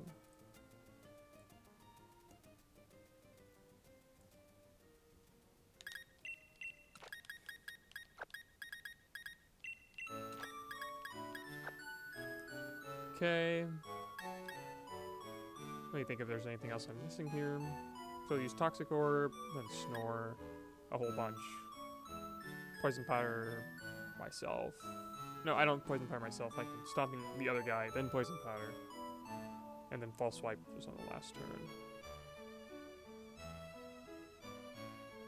Yeah, as long as I time that right, it should be okay.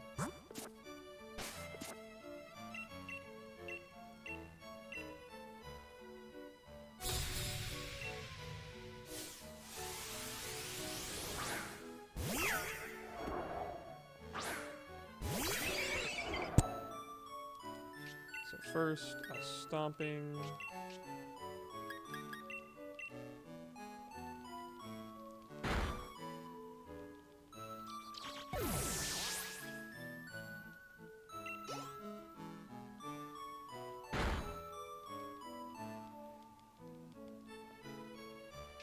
Okay, then I'll poison powder.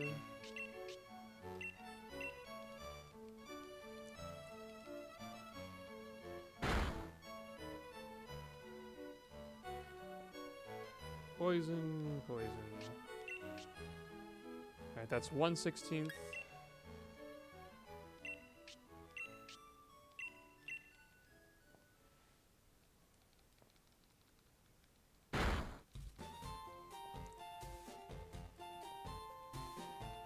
That's 2/16.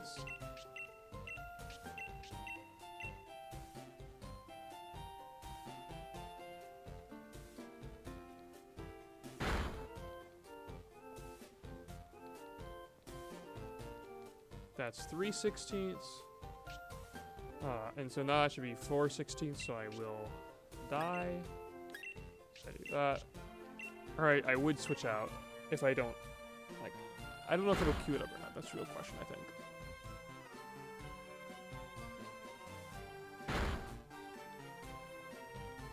Okay.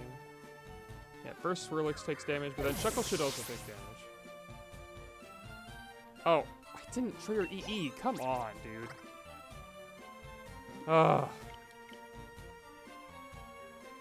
The Shuckle's HP was too low, so it didn't, like... The math didn't work out.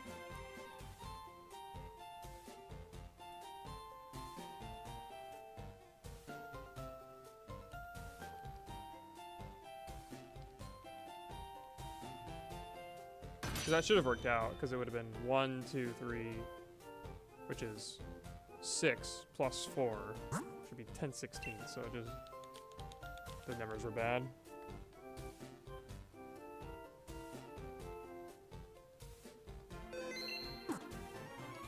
So I'll go ahead and make the Shuckle level 50. That should hopefully improve our odds of that working correctly.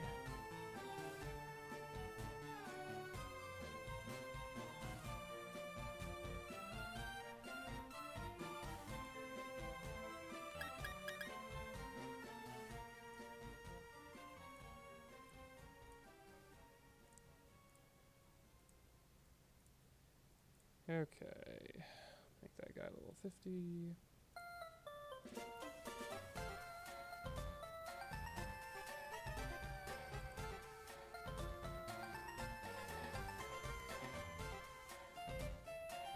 That should work a little better now.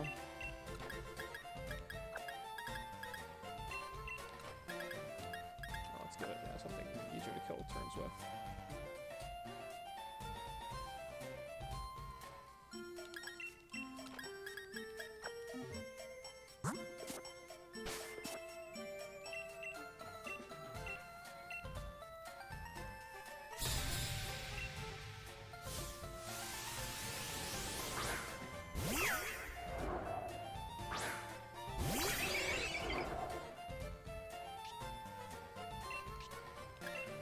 Stomping. Snore. I forgot to give it follow me this time, but that's okay. I don't even need follow me, I don't think, for this setup.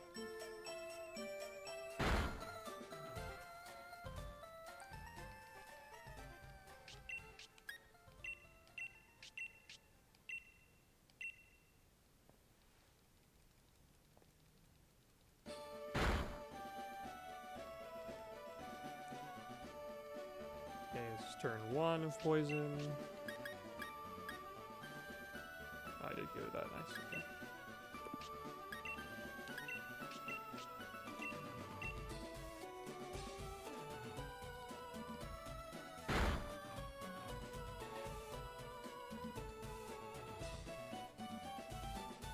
Two 16ths.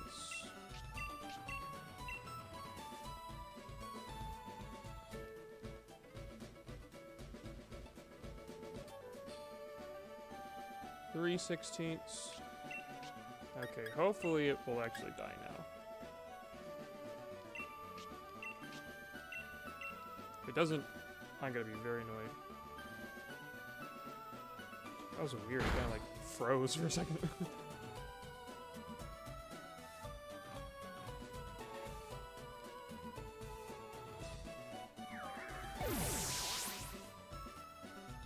Okay, then Shuckle was hurt by poison, and I don't switch.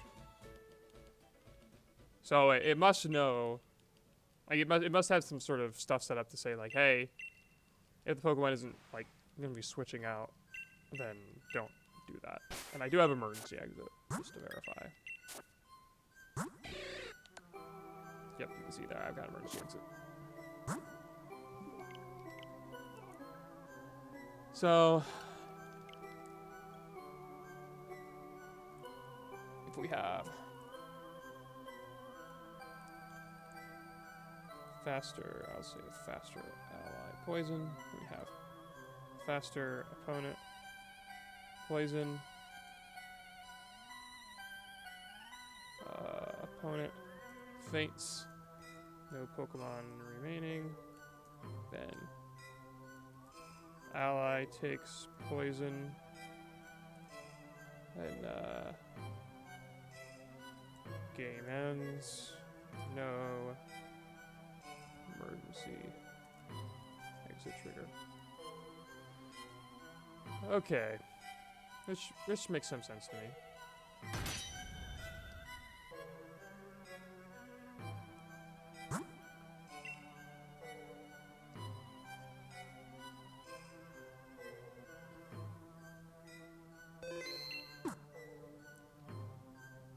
Okay, so let's go ahead and switch.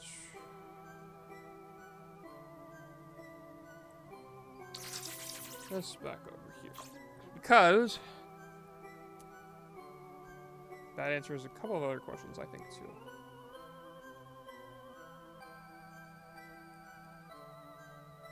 EE versus battle ending is basically the same thing. Like, if the battle is scheduled to end, then it won't trigger. If we had that situation, like we saw of 2 poison interactions, then emergency exit just didn't trigger. So, yep. Okay. The next thing that I want to do is not just sand damage, but weather damage versus in-game status curing. Let's go ahead and just do that. It makes sense to me since it's right there at the top.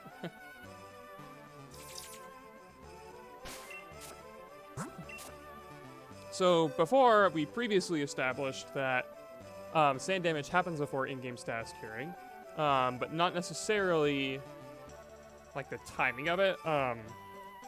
Like we didn't establish that emergency exit can switch out after the sand damage. So theoretically on my list, it could be that it doesn't switch out until much later, like in the block with G-Max chip and Black Sludge and such. Obviously that's not going to be the case, but we of course are in the business of proving things around here. So I need to have Pokemon with Max Friendship, and then I need to have Hail up, and then I need to have a status condition heal at the same turn. So I need to put something to sleep. Let's see here. How do I want to do this? Or not, maybe not sleep. Maybe I just poison it.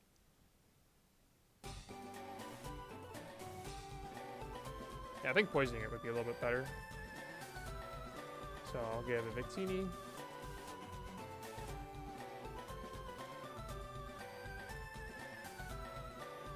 Toxic Orb. And then it can heal itself from the poison potentially. And then Azelf will have Belly Drum. And the move Hail. And then Victini will have Follow Me. So I'll use Hail. Maybe I can just... Maybe I'll just set its ability to be Snow Warning, actually. As well. And then I can potentially wear off the poison, naturally. And then I'll basically... Every turn I'll do, like, Belly Drum. Oh, no, I can't do that because I need to have Emergency Exit, of course. But I can have the Victini itself having Snow Warning, so that'll work. And then I'll have a bunch of these, I think.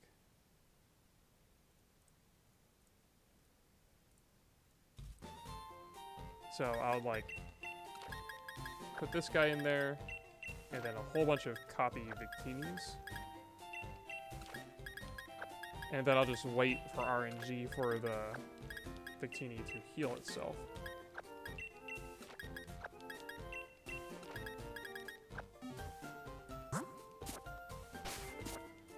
Yeah. And ideally I get in one of the 5. If not, it's not a huge deal.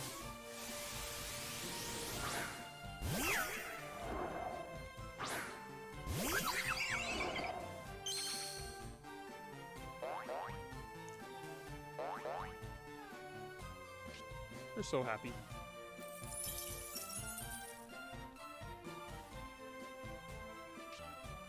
So I need to follow me here. And then I'll do... Oh, yeah, Belly Drum. That's fine. Yeah, I can just go ahead and do Belly Drum straight up.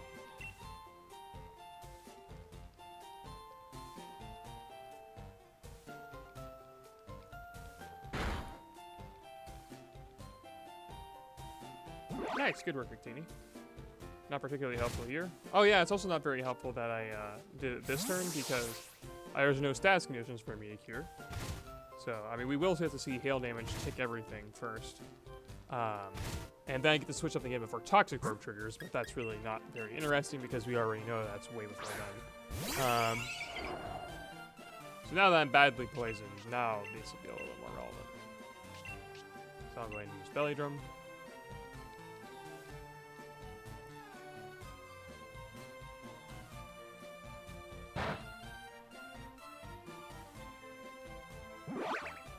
Nice shot, Azil. Okay, first I am buffeted by the hail. Then I switch out. Then I take hail damage with everything else.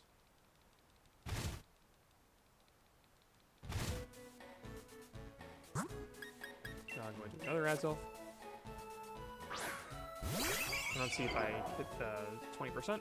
Nope, just hurt myself with poison. Not ideal. Ideally, I cure myself there.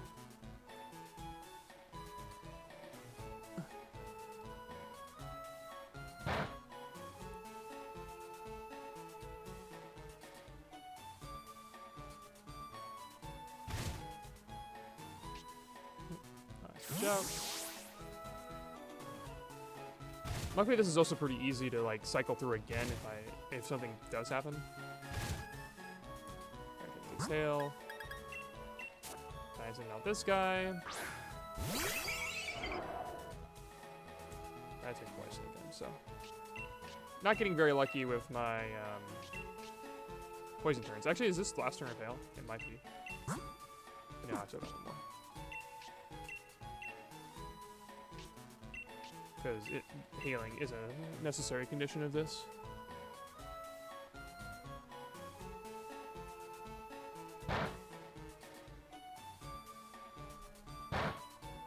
I appreciate that this Milsary is not going for Sweet Kiss.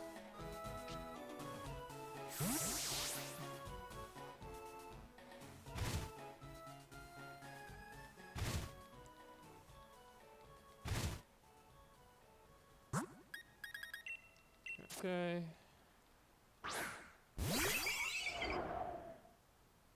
Just poison damage again. So this is going to be the last turn of that. So I'm just going to go ahead and full restore the Victini.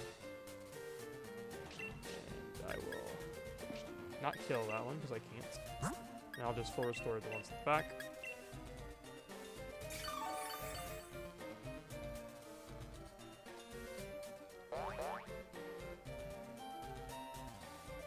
Because hail's going to end.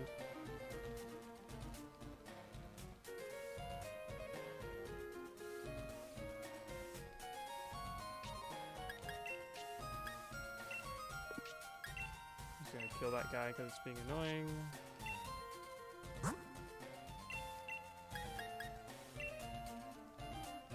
Heal one of them.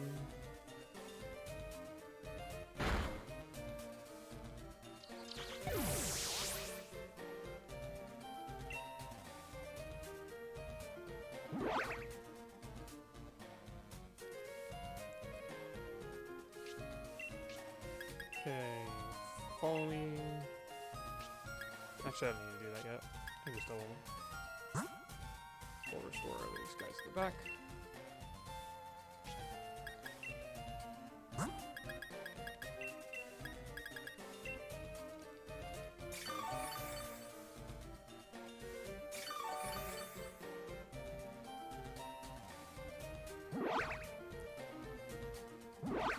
Oh, there it goes. Finally wore off the poison naturally. Alright, at least we got to see what that does now. So follow me, and now I will heal that guy, and then I'll follow me Belly Drum.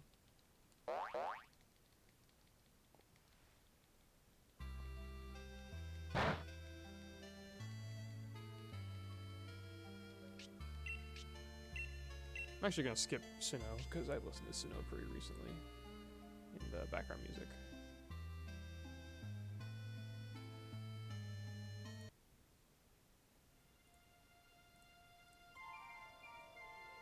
Okay. So I'll go ahead and follow me, and then I'll Belly Drum, and then I'll set Hail manually.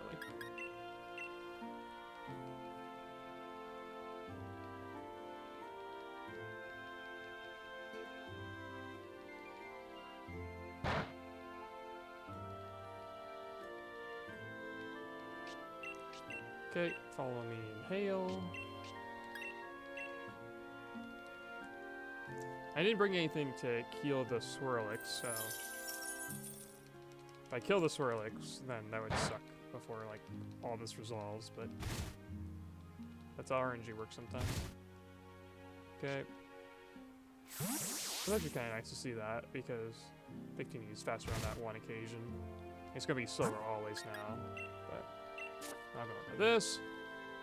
And ideally, I have my thing heal its poison. No, dude. Alright. Eventually, it'll heal its poison.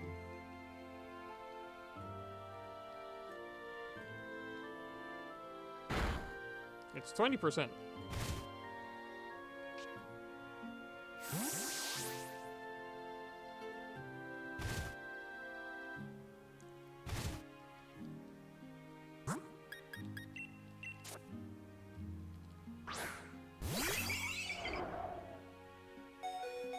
I have not been able to hit it. So that means I'm gonna have to full restore and actually not full restore, it would be no, it would be full restore because I need it to stop taking the poison. I might as well max potion so the other two ones in the back.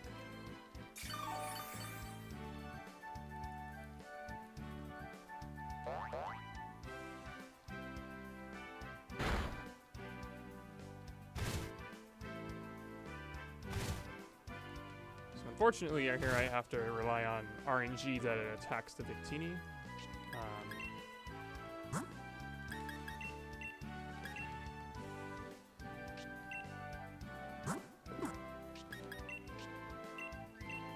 But even if it doesn't, then it's not really the end of the world.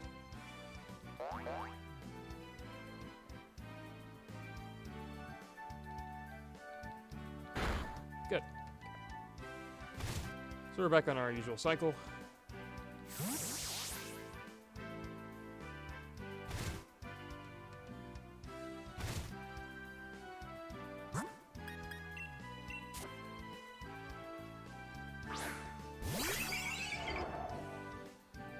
Man, this thing does not want to cure from poison. It's alright, and Hail's almost up too, so I have to go ahead and spend turns doing this.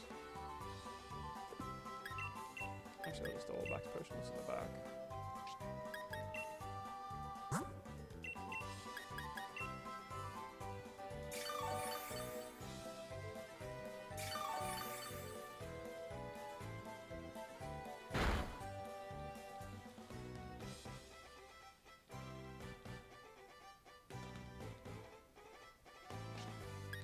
Okay, now follow me.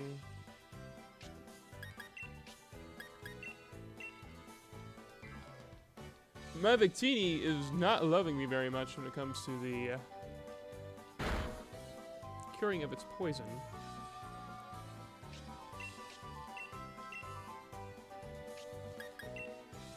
I'm actually gonna Lepaberry the follow me because it's so low.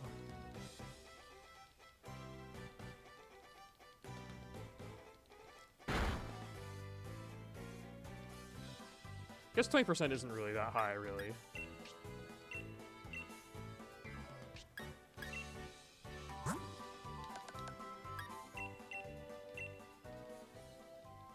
If I run out of photo stores, I'm gonna be ticked off.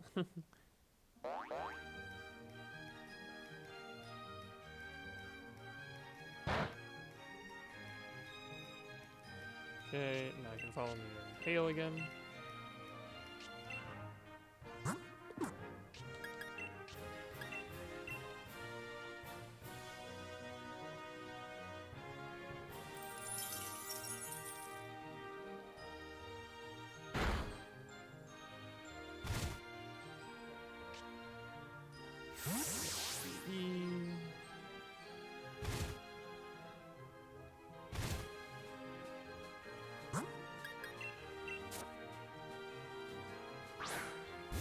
Come on.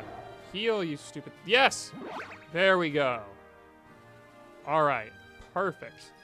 So, emergency exit resolves before the other guy. Just all I wanted to prove there. So, perfect. We'll go ahead and switch back. So, we'll do hail damages fastest. EE.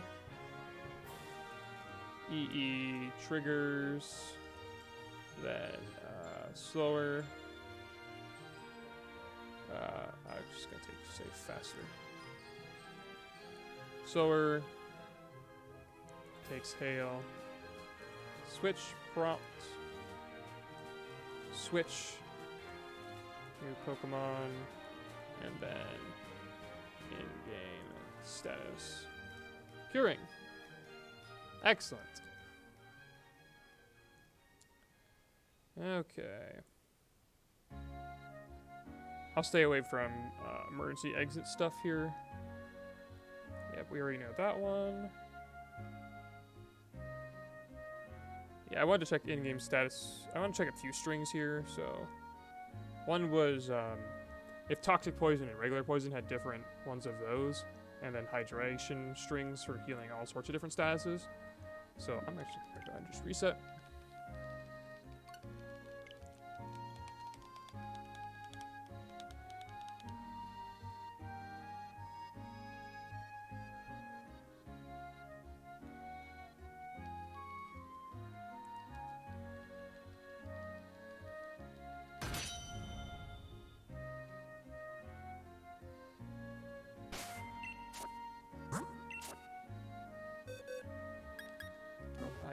Not dumb.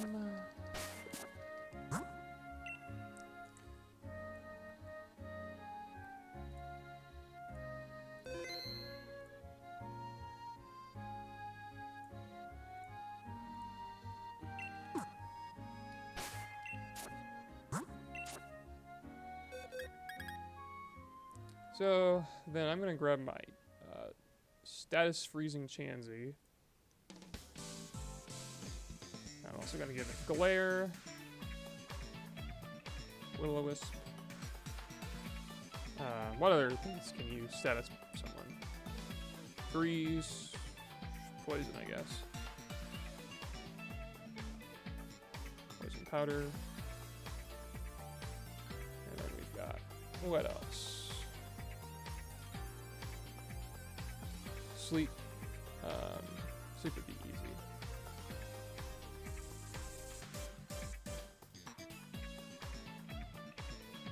So then I'll have this guy with Rain Dance.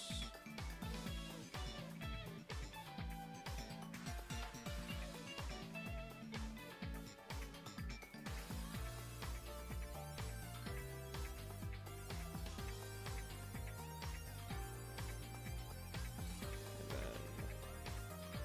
Rest. The ability Hydration.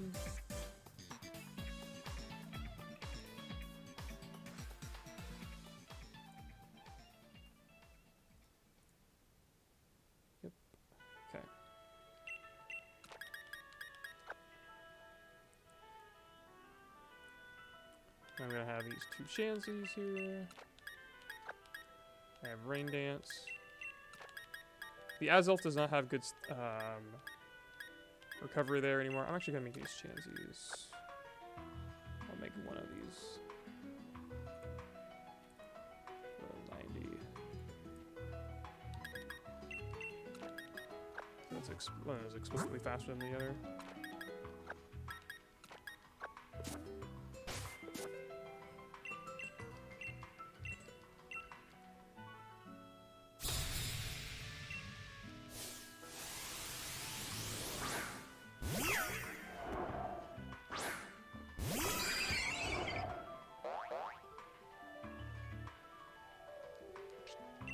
Chansey is relaxed.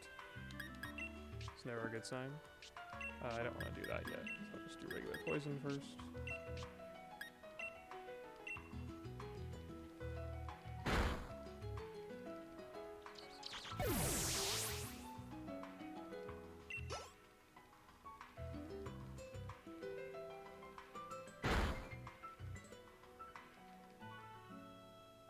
Okay, now it's that Rain Dance. And I'll pay attention to what all these different status conditions say.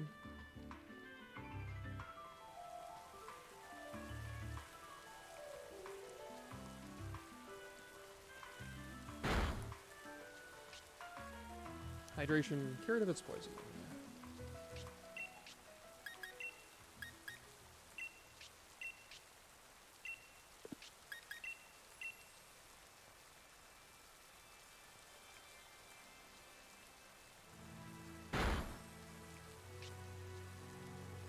cured of paralysis.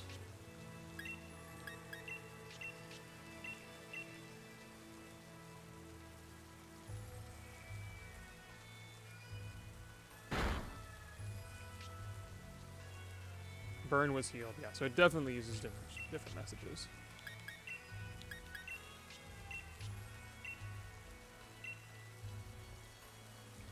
I have to be careful with this because I can't actually have this freeze on the last turn of rain. So like now, I don't think, yeah, I can't actually have it freeze because if I did, then it would end the game basically. Because I wouldn't be able to, well, I guess I could like just wake the ball naturally. But the whole point of this is to see it do that. Yeah, anyway.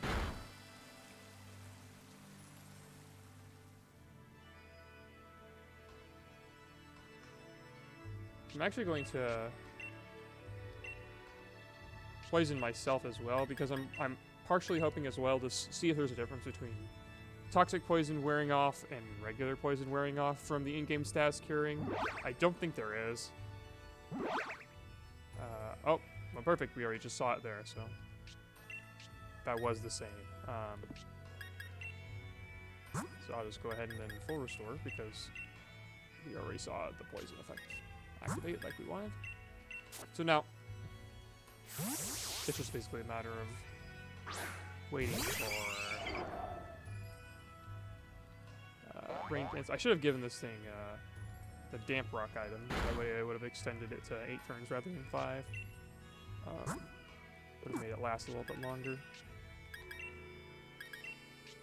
Ice beam, rain dance.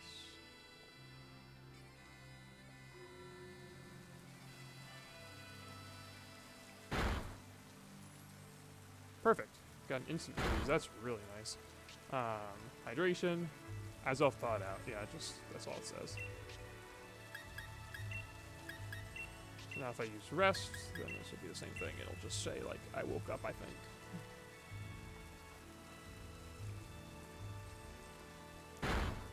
It doesn't have any special messages. Yep, exactly. Okay, excellent. So that was pretty basic. Nice and thorough there. Answered quite a few questions. So that was pretty easy there. That was easy there.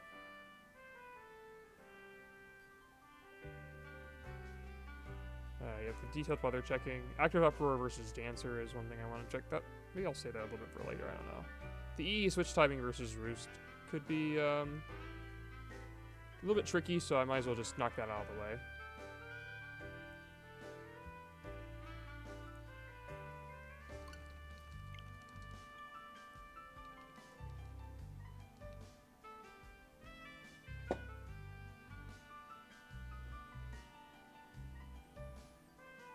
Actually, I could do this both tests at the same time, couldn't I?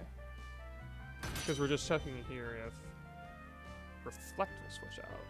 Or if it'll switch out before Reflect. I will have to figure that out, though, and that might be a little bit more complicated than I'm willing to do right now.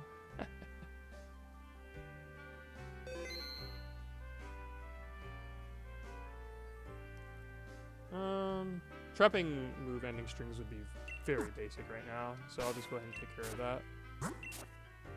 That's a pretty no-think task.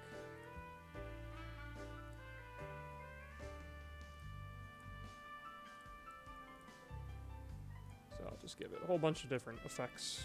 Fire Spin, Magma Storm. Oh, what are some other ones? Plant.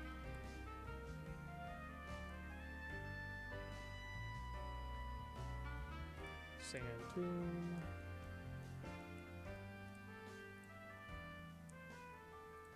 Now I've got Snap, Trap, Thunder Cage,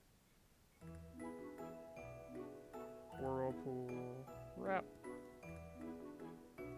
These all basically function the same way. Then we got the G-Max moves. Which I can check after this, I guess. That wouldn't really hurt anything. Because I am curious if the G-Max moves are before or after. Like, make sure that they are in the same timing. They should be, because they use, like, literally the messages, like, for fire spin and for,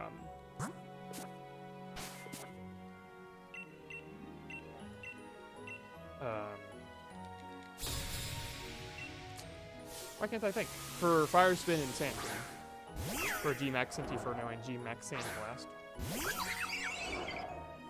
By the way, I can always check it.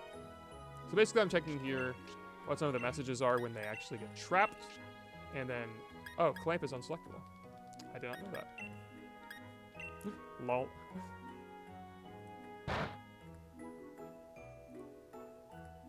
Became trapped in a fiery vortex. But these don't activate at the end of the turn, like when they actually damage. I think it just says they were damaged by X. And that's the key here. Hurt by, yeah. And so now basically I just waste time until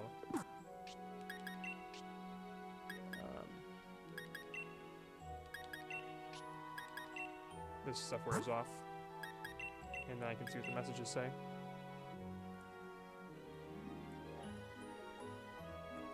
This is one of those that's probably simple enough that I could, like, YouTube it. Just like try to YouTube and find all the moves and then watch them.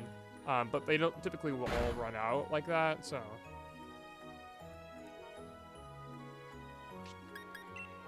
It's gonna be some max or hyper potions a bunch in a row.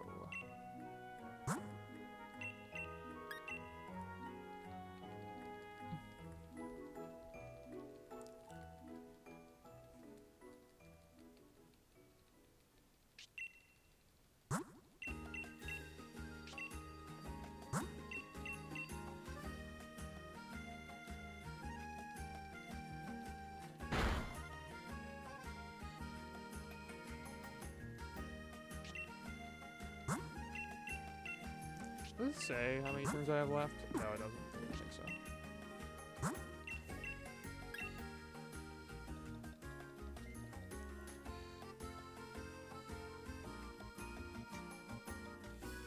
Freed from. So I'm gonna check 2 more, and then if they're the exact same, I'm not gonna check all of them. I'll check Sand too, though.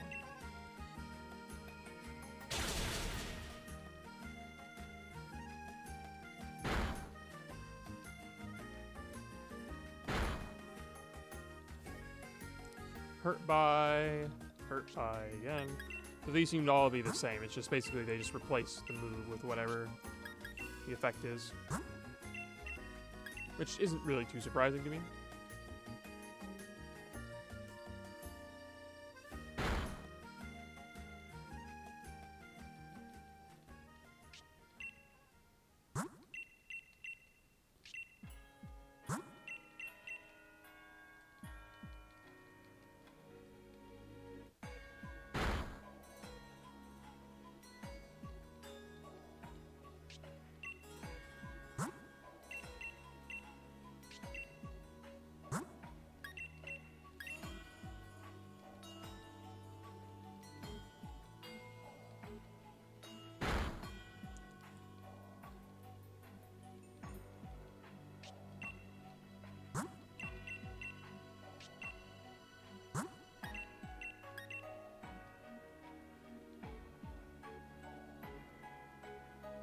Riveting gameplay. Freed from. Okay. That implies to me very strongly that that's all that thing is doing.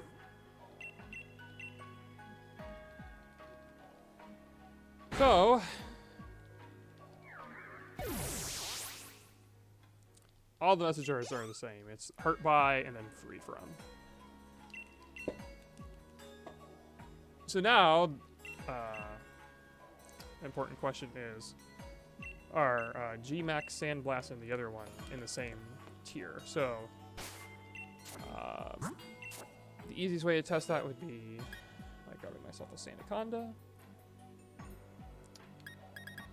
Do I have any in the G-Max box?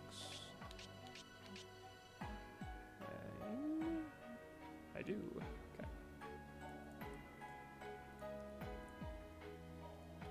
And then it's after Ghost type Curse, but before Octolock.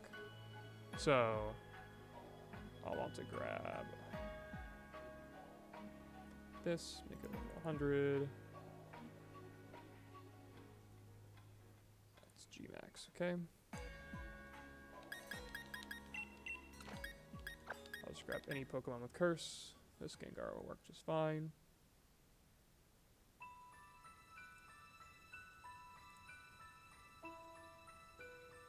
And I'll also give it Octolock.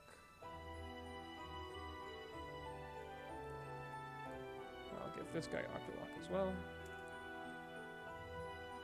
And I'm gonna assume Sandblast is ground. No, I know Sandblast is ground. I'm not even gonna check.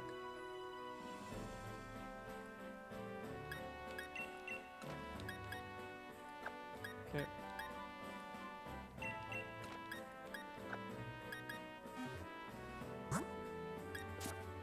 And now I'll fly over to Game Freak guy.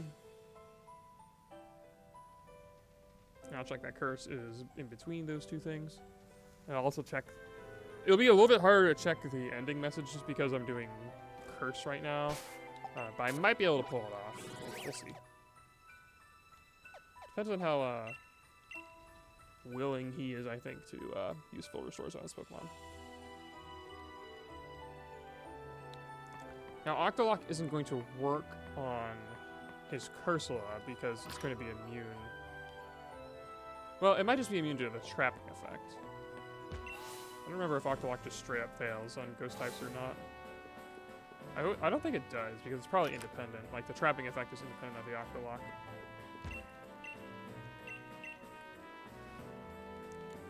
But I think I'll first Octolock both, and then I'll Curse, see which one I hit, and go from there.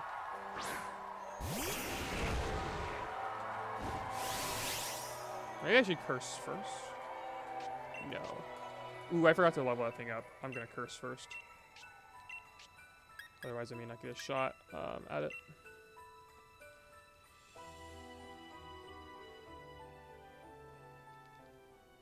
Okay, I hit the Cursula. It's a little bit unlucky.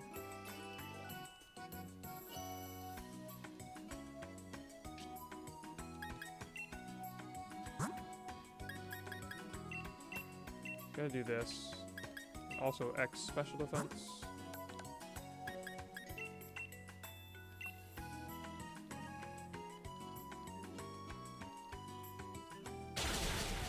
Alright, never mind. Yeah, it's just dead.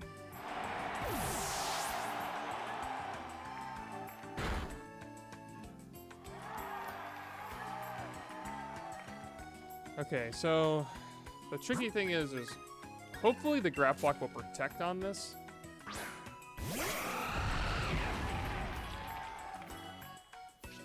Because if it doesn't, then I don't know what I'm gonna do.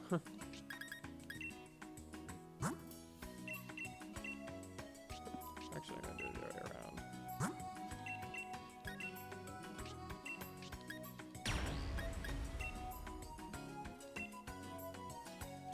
Hopefully it protects. Ideally, I think protects and then lives. That would be really nice and good. If I just one-shot it, that would be annoying. But then I can at least see Curse when it comes to this.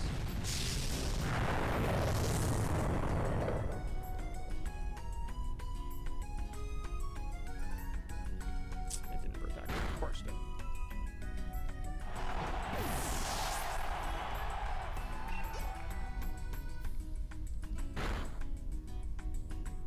Okay, so first Curse, then Sand Dune. And it says hurt by Sand Dune, which is important, I think. I don't have Octolock available for use, but I think I can actually just, like, I can do this, switch the Sandaconda in and out. And then I think he should try to heal the Cursula. And then I can switch it back in and Octolock it again. Because the effect of D-Max Sandblast and D-Max Sentiferno is that when you switch out, it doesn't actually get rid of them. which is unlike how thermal trapping moves work. Normally, you're like stuck on the board, or you're not stuck on the board once they leave, but that's not how that works here. So first curse, then Sand Tomb. It's labeled as just Sand Tomb, right? It just says bound, yeah. So now I'll switch back out to Sandaconda.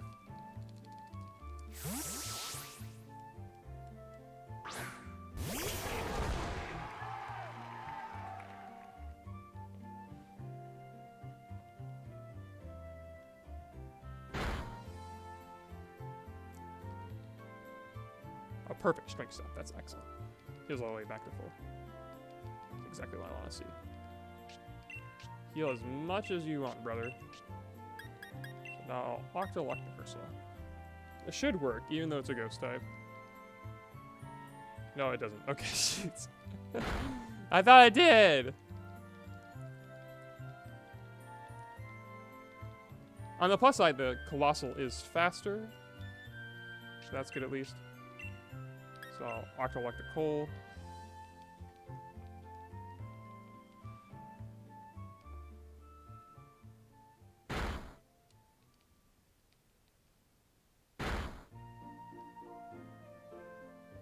Okay, so first curse damage, then freed from Sand Tomb, then Octolock. And Colossal is faster there. Well, not like that matters too much, right? And it also says freed from Sand Tomb as well. So that would be the normal order in here. Because you normally would have curse, then the binding lose, then Octolock, which is consistent with that behavior. So I'm going to mark that down.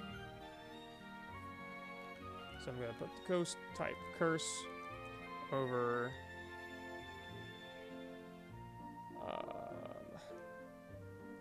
G max sand blast damage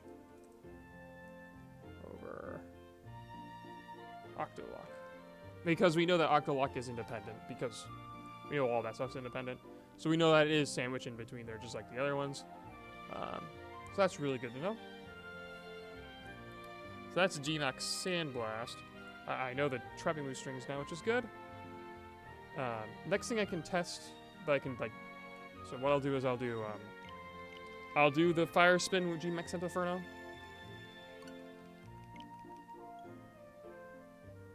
But I'll also do the Active Roar thing versus Dancer. This is gonna be kind of interesting. I don't even know how this works in general.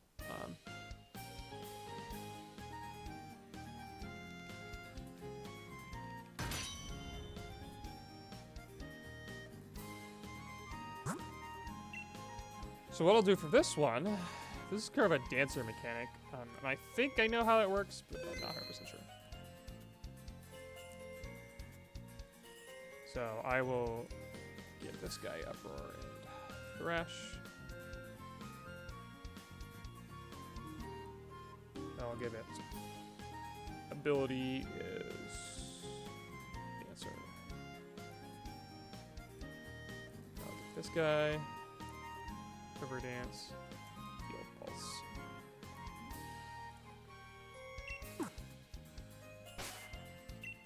And then if that actually works out, I'll do another copy of this guy, but level 20.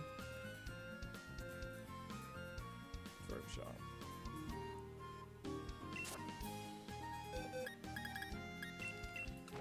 I got this guy, and then this guy. This guy. And I'll also grab the Shuckle as well.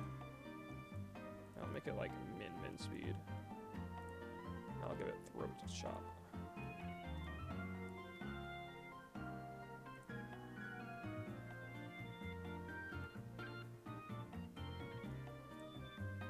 Okay. Don't give it speed boost. Give it something else.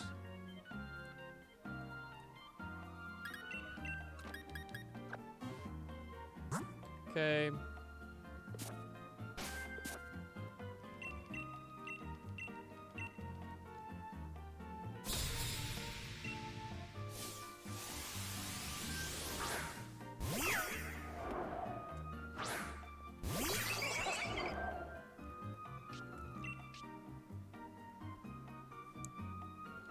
So first of all, I guess the important thing to do would be prove that Quiver Dance does in fact still work. Or with Dancer. So you can see I trigger Dancer. And then all my effects activated.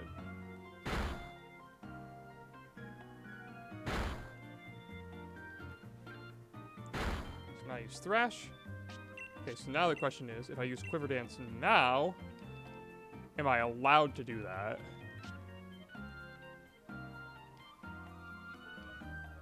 But it failed. Okay, I was not able to do that. It, like, triggered Dancer, but it didn't actually let me do it. Because I'm locked into an attack. Now I'm confused to do Fatigue. So now I'll do a similar test. I'll lock into Uproar this time, though.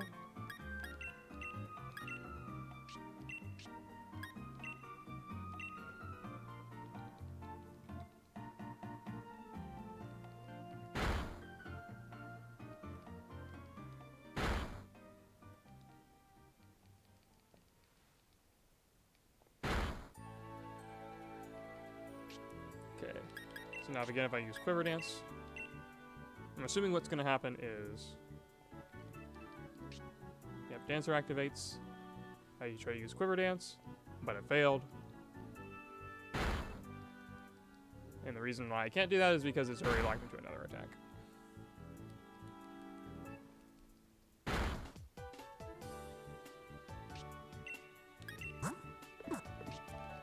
I remember I had a reason for wanting to test this, and I don't remember what it was. I think it had something to do with, like, potentially trying to narrow down the throat chop ends based on Quiver Dance timing stuff, but I don't know what I would even be able to prove with that. I don't know, I was checking Dancer. I must have had some reason. But anyway, so you can't interrupt Uproar with something else, basically. I don't think there's any dance moves that are also sound moves anyway. So I don't think that'll work out. Hello, Neptune Tide. So that was kind of a bust. That's basically what I expected it to do, so that's kind of more of a neat thing in general than specifically related to end turn resolution order. So Dancer, or active, Thrash, Uproar with Dancer. Attempts to call dance, move, announces, but it failed. Which is, yeah, not particularly interesting. So I don't remember why I actually wanted to do that, but I must have had some reason. Okay, so I think I'm gonna go ahead and do the one with the EE switch timing versus Roost to prove that Roost is very late.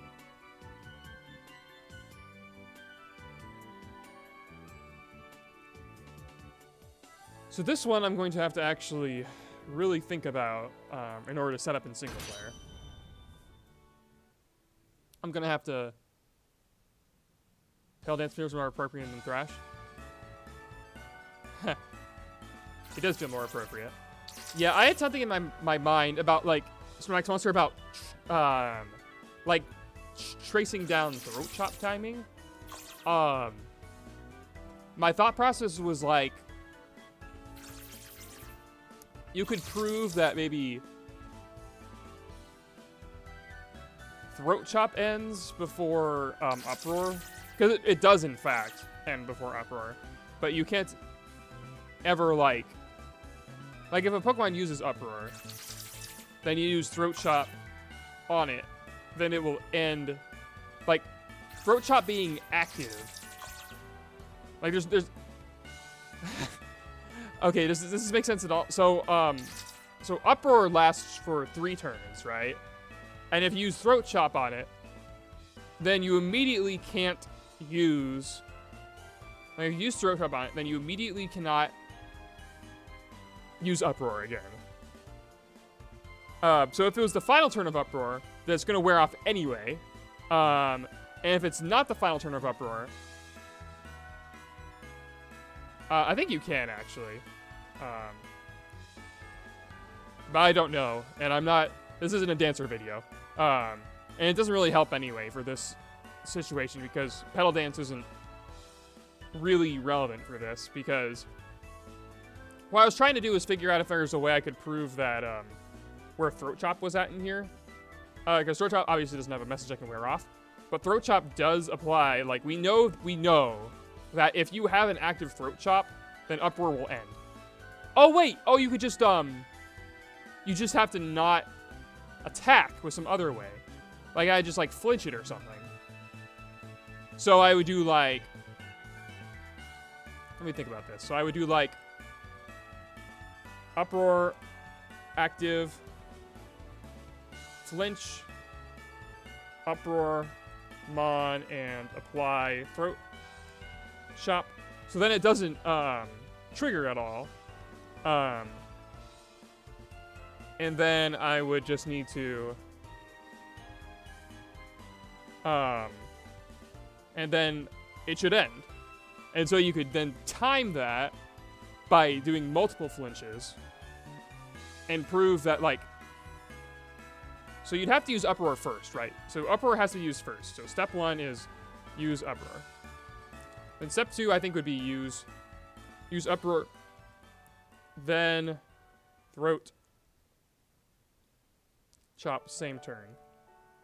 Oh wait, why can't you just do that normally? What is this business with flinching? I don't need to do that. Oh no, because I want to prove that throat chop ends before. So I don't think I could. So throat chop would have to be active before you use uproar. I guess that's why I was thinking it was dancer, because that's the only way you could get it to work that way. But uproar isn't a dance move, so you can't do that. That's not a thing.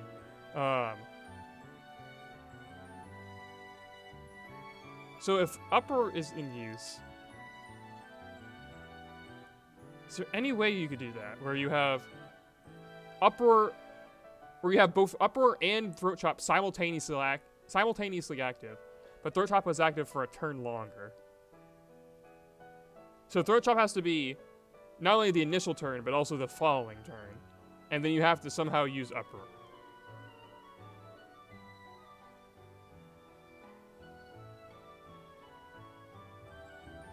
I guess if you, okay, even if you do the flinch loops, then it would end immediately. So I would just prove that it ends immediately, which we already know.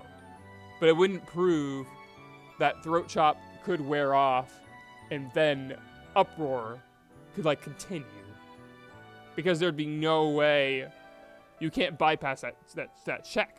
Like, you can't bypass that stage. Like, it's mandatory. You have to take the throat chop and the uproar turn. There's no way of bypassing that. So even if I bypass the turn of actually using uproar to bypass, like, the, you know, uproar being stopped from throat chop by use of that, you couldn't prove that it happens afterwards, I don't think. Yeah, I don't think you could do that. Which is fine. So the other one, you're gonna like this one, Snorlax Monster, is you can prove that Roost is before Reflect. Aha, alright. And the way you can do this is because of emergency exit switching. So, emergency exit can, theoretically, it should be able to switch out here after the Roost timing but before the Reflect timing. So what we can do is we can do your setup for basically Perish Song.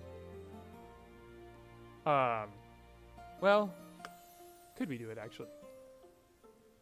Because I have to have a way of having the Super Citrus Berry activated this time.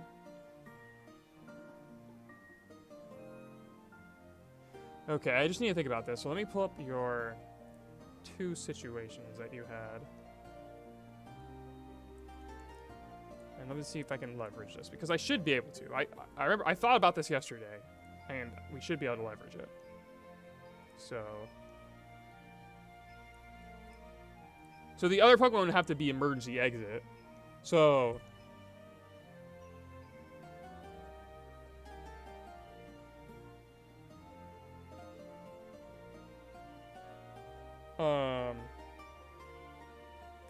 we can prove. Well, wait. No. I can prove... Yeah, I'm actually proving too much at this point, actually. Yeah. So, emergency exit versus parish count is what I would need to prove first. So, if emergency exit would switch out after that before reflect, which I actually think I do have a test for that, don't I? Pretty sure I do. Yeah, the parish counter happens before reflect. I know that for sure. So, because of that... But do I have before a emergency exit before reflect?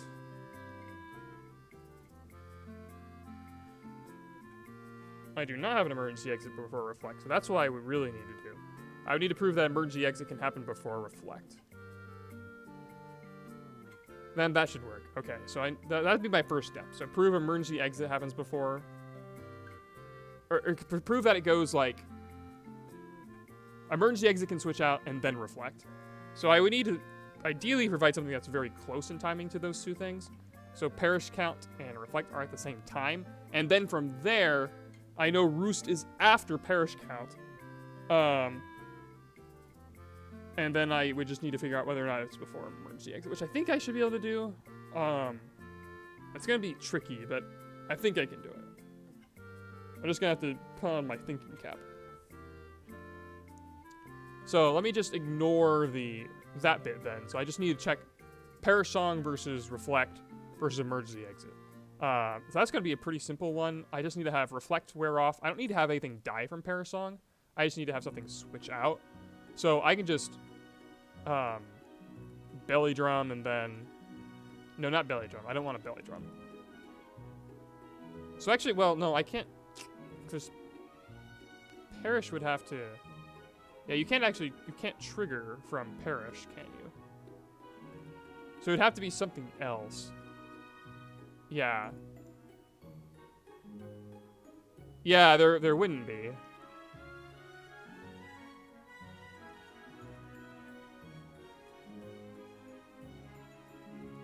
But I don't need it to be straight up emergency exit. The other Pokemon could be emergency exit. And gas feigning. That won't work with emergency exit unless I take damage after the neutralizing gas fades. So that wouldn't be enough in and of itself. So you might be on the right track. But I can... No, wait a minute. No. I'm dumb. I'm not talking about switching out. I'm talking about switching in from emergency exit. So that's easy to prove. Yeah, okay, this should be fine. So I can do the parish count, have it switch out from anything. It doesn't really matter what I switch it out from. So I can have it switch out from poison or burn if I want it to. So that's pretty easy, I think. So I'm actually so that would be belly drum flame orb. That's pretty easy. With EE, and then parish song active, and then final turn of reflect. So I would just need to time all that accurately. So I'll just have a follow me Pokemon there. So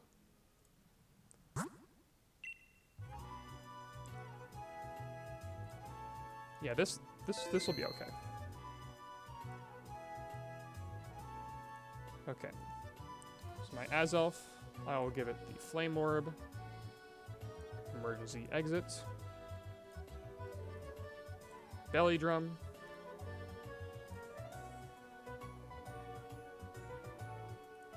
I can give it Reflect too.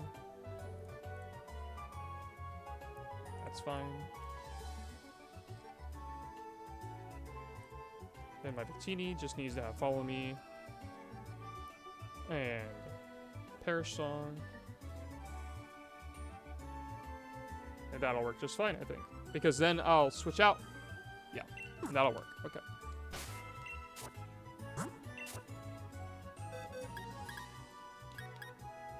Actually, that'll be interesting too, because then we'll see if the Parish counter applies to the EE Pokemon. Ooh, that might be a way to finally kill an EE Pokemon after it switches out with Emergency Exit. That might work. Okay. And then I need to also make sure, yeah, I need to have a skill swap soundproof Pokemon. So that way, so I'll actually give the Victini soundproof and entrainment, actually. So that way I don't actually kill them, because I don't want them to die. For the Parasong.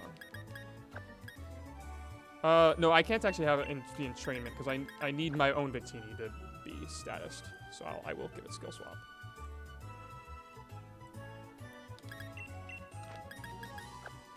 This should work.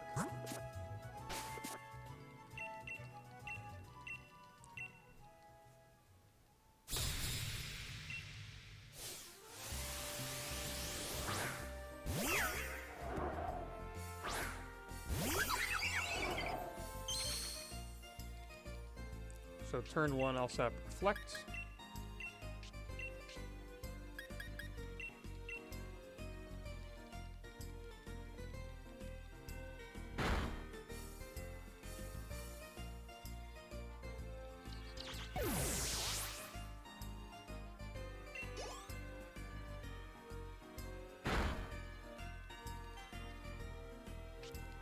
And now I'll skill swap.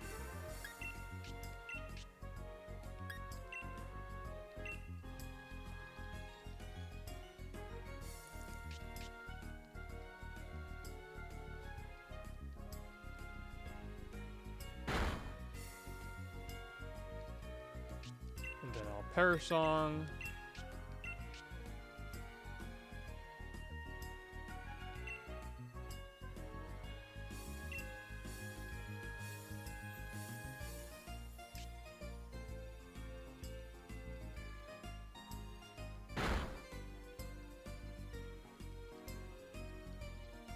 Okay, so does my parish count? Yes, my parish count is not lined up. That's okay here. So now I'll follow me. And full restore.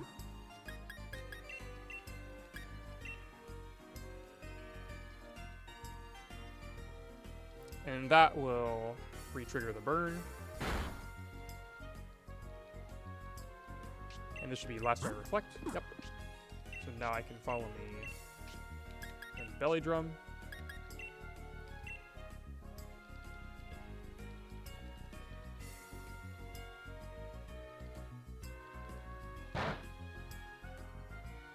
Okay, so first I take my burn, then I switch out. So this will be interesting to see if I still have the parish count or not. Victini found a 1, so Azelf didn't have an active parish count. And you see Reflect did not wear off yet. So I'm going to switch in my Xerneas, and then it'll wear off.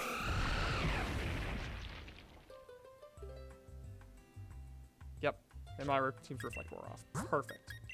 So I'll switch in Azelf now. And now I'm actually going to show off something else too.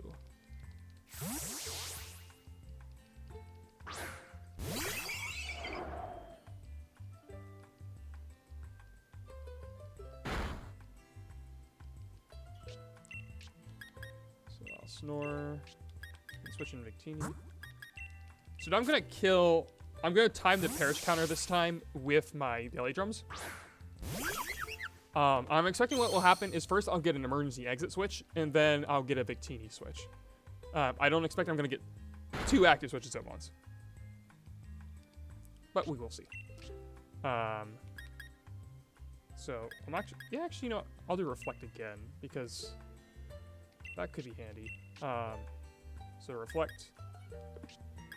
Ooh, my Victini now has soundproof, though. Ooh, that's bad, actually.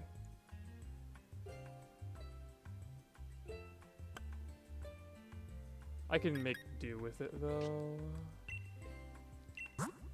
Yeah, I think I can make do with it. Okay.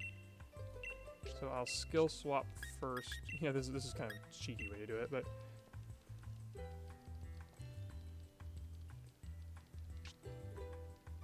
That's funny. Okay, now I will skill swap.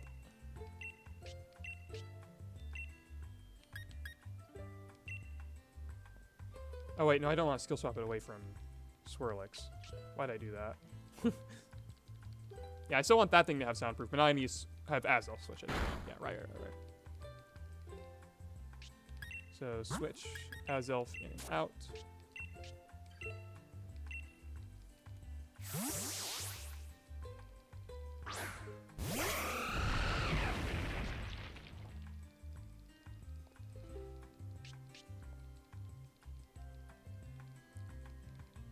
Okay, now I've got emergency exit, and that's fine. I don't care if that thing has emergency exit, so I'll switch back to that guy. I'll heal full restore with Azov.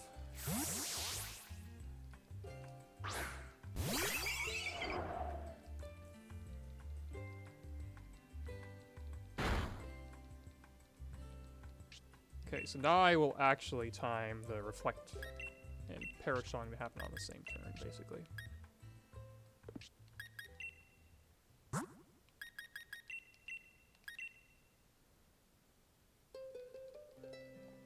Yep, reflect.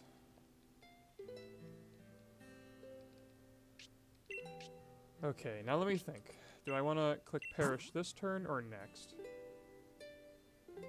I think I click perish this turn. Yeah, click perish this turn.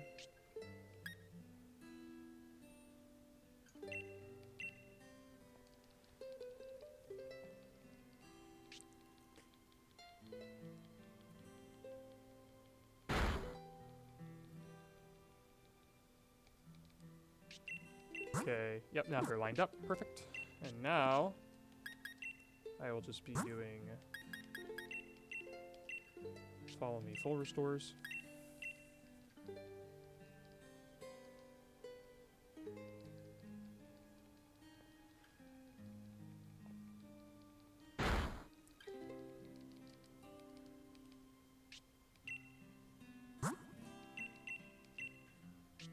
Make sure I do that. Yep. Not this turn, but next turn.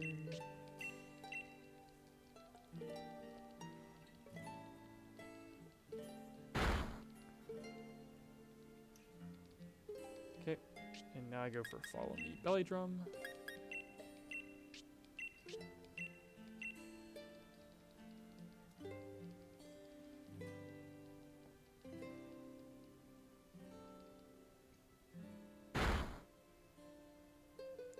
So first burn, then emergency exit triggers.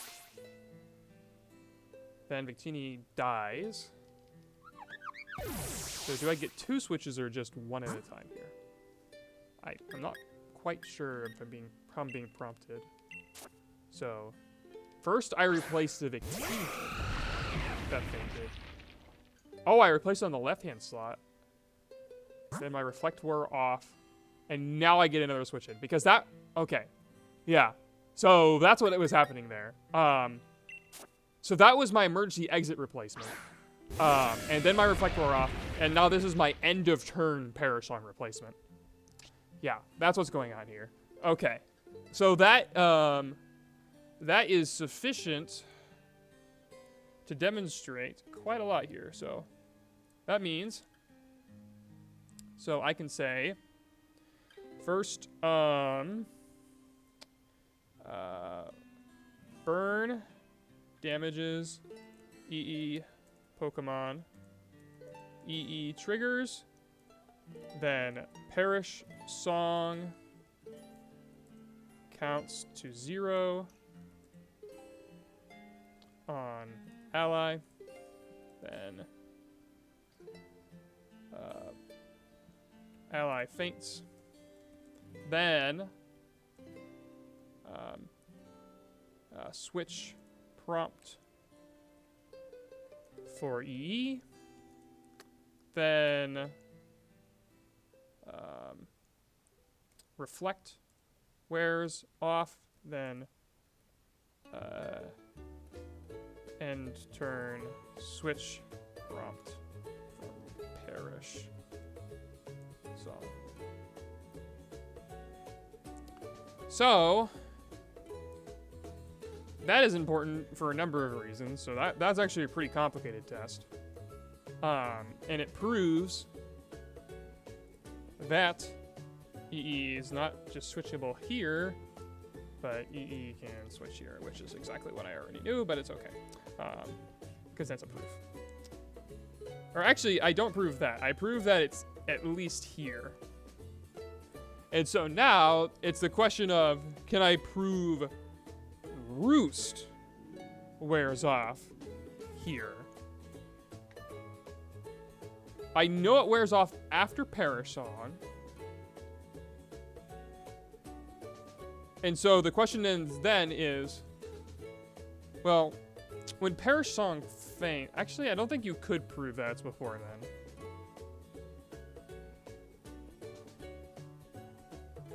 Right? Or, well, let me think about, let me flip the script. Can I prove that it's the other way around? That Roost would be after that point. Is there anything I could do that would potentially prove that?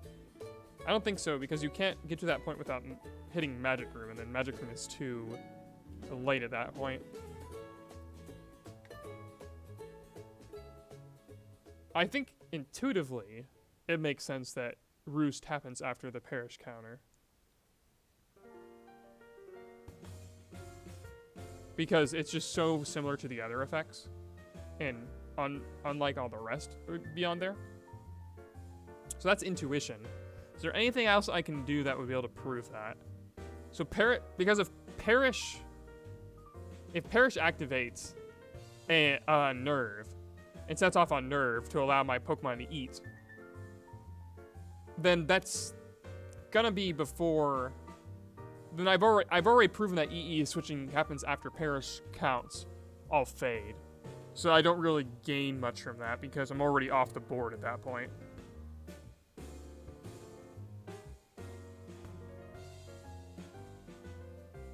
So I don't think I can prove that.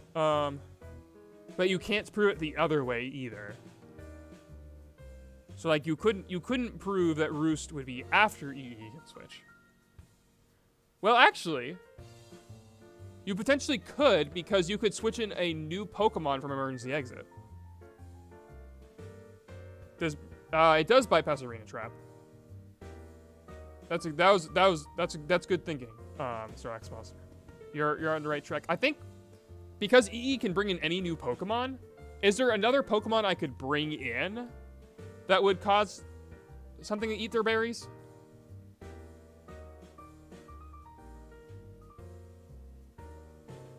Because if I could switch something in that forces it to eat a berry, then that would be enough, right? Because if I switch in a Pokemon, and then now it's forced to eat a berry, then you would be able to check if Roost was still active at that point. I might need 2 players for that, but it still sounds like, okay, is there anything on Switch In that you can do to make a Pokemon eat their berries?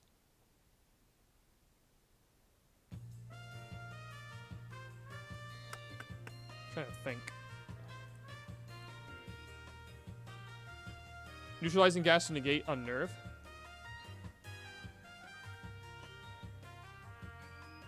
Yeah, you turn off Unnerve.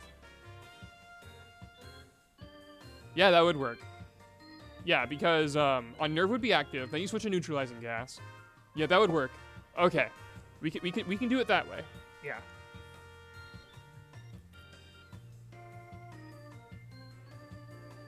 And so then we would prove that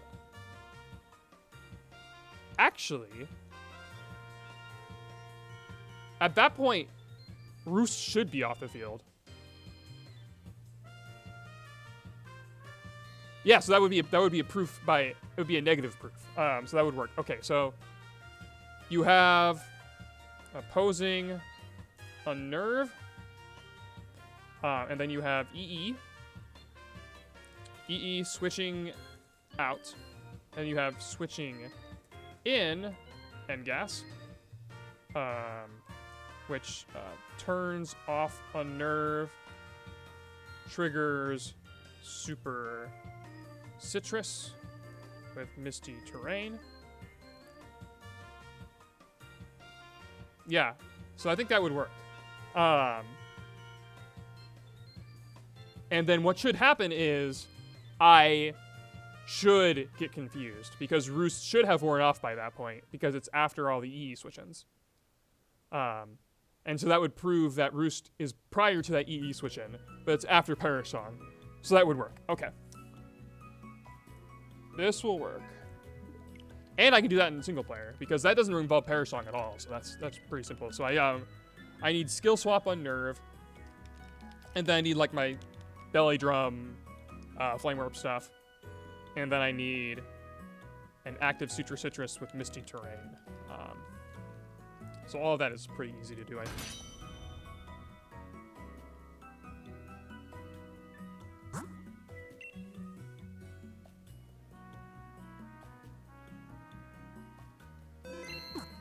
Okay.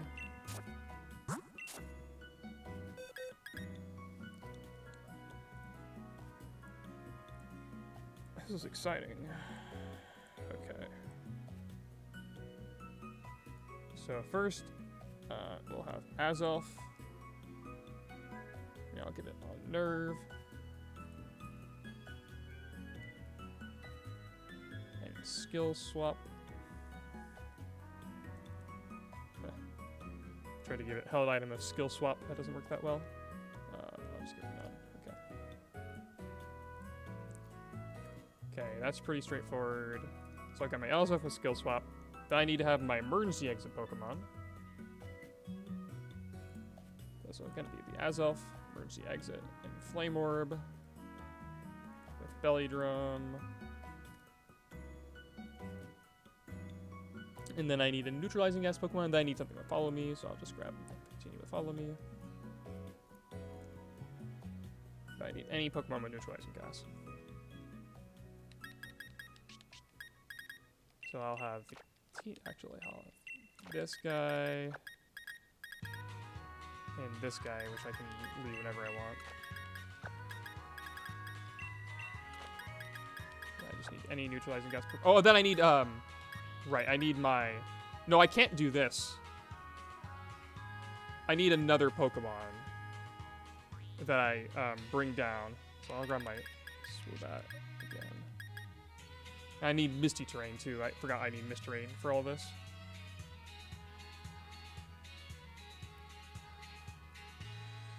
Misty Surge.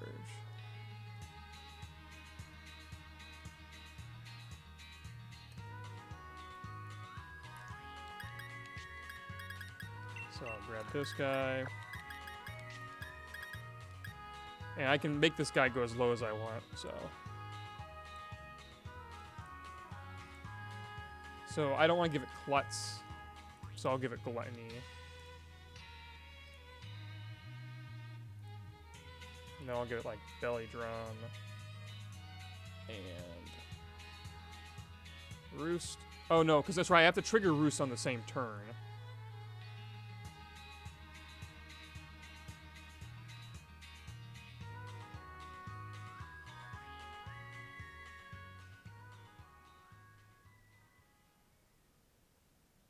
Yeah, I have to use Roost on the same turn. So this is still... I still have to think.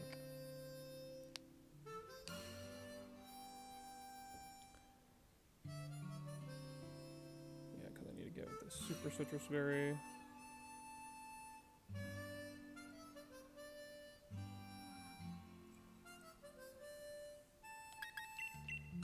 So this works, but now I need to have something that can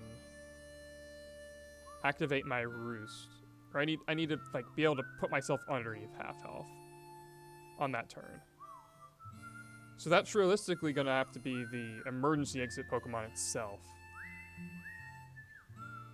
Yeah, so it's gonna have to be the emergency exit Pokemon itself. So I'm actually gonna change this to be a Toxic Orb.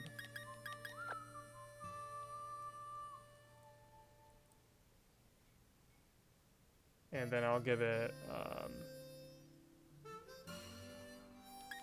Seismic Toss.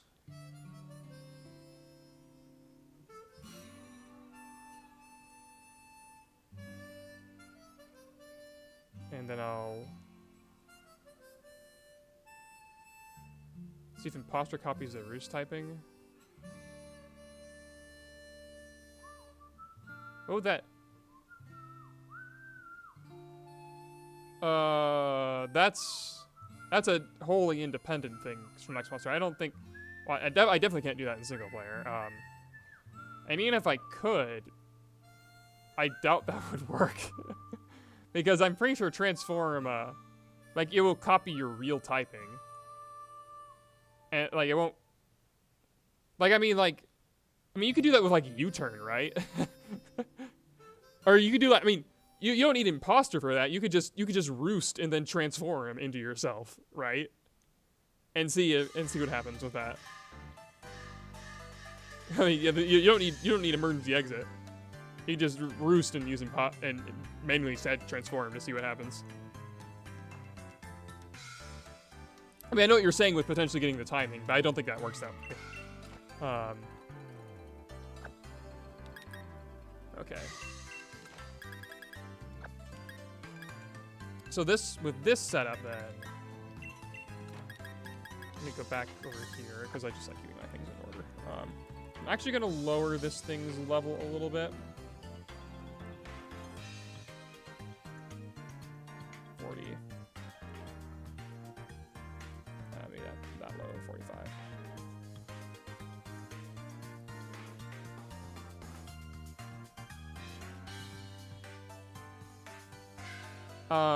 And then I need to have the emergency exit Pokemon needs to be slower than the Swoobat. Yeah, the emergency exit Pokemon actually slower than Swoobat. So actually, I want Swoobat to be really fast.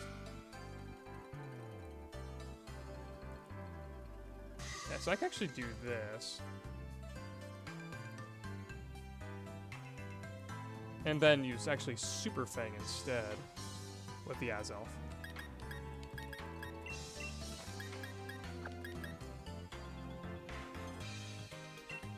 Instead of Seismic Toss.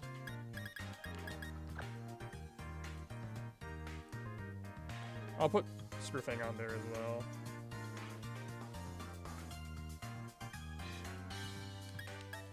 I think this will work.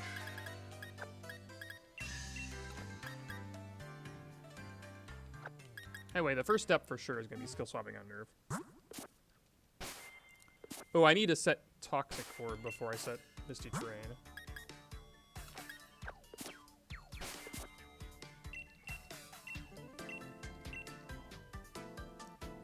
This hopefully is enough setup.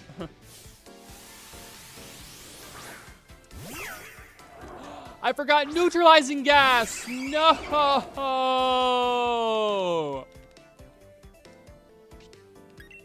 Ah!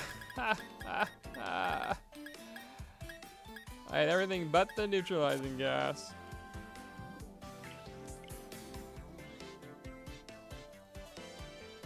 Alright.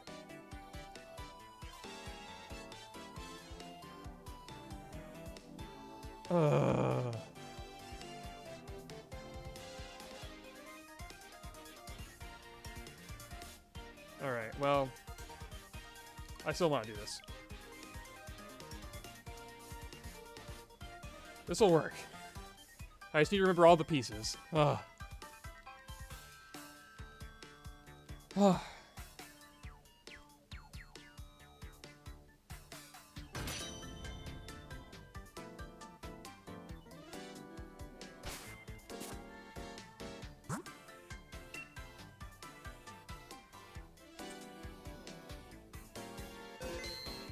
Oh, Transform does copy stuff from Burn Up? Oh, Burn Up, yeah, because Burn Up's permanent. And Force Curse is permanent, too.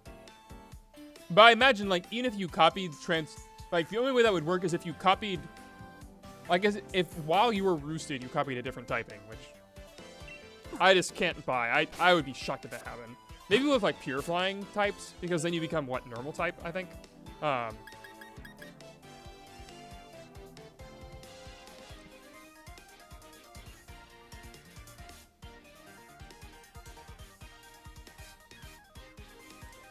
Okay.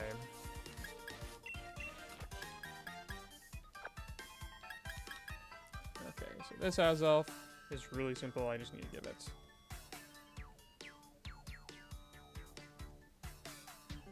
Skill swap.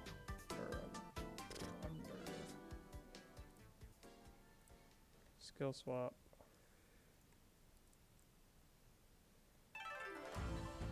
This one, yeah, this one's really simple.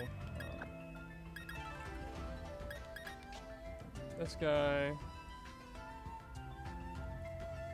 Level 100.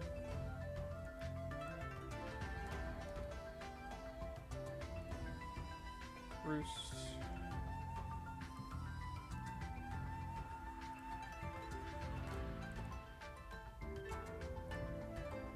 Piggy berry. Quatney.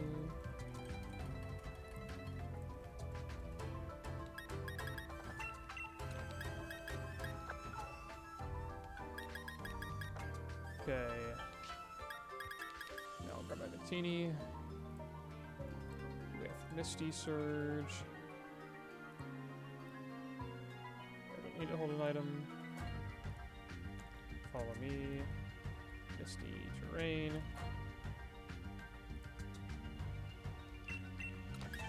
Okay, now I just need to grab any neutralizing gas weapon.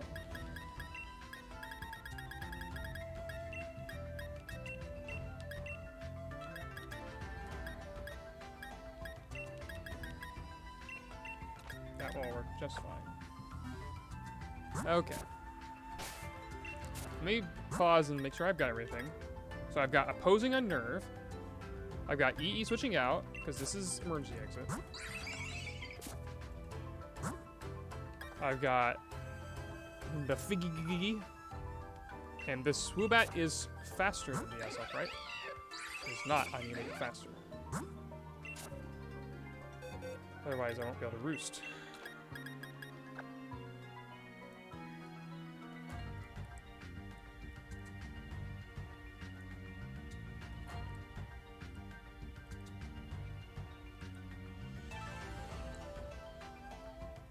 Okay. Now it is way faster than the Azels. Yep. So I'll use Roost, then it'll side Super Fang basically. Then I'll switch out, and then all that will happen.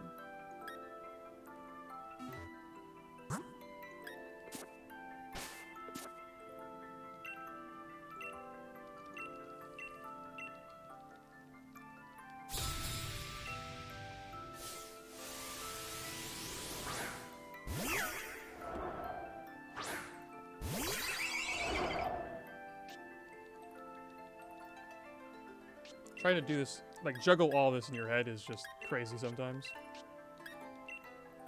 Okay.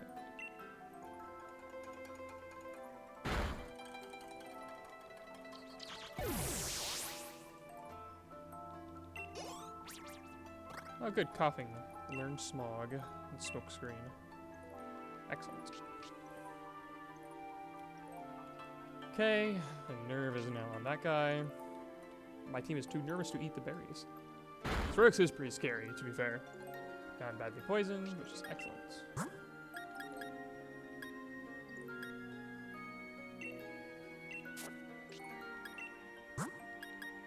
Let's switch to these two guys.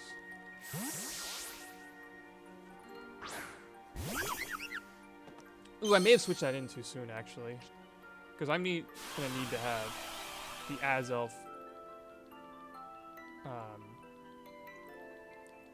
really like get some damage on it.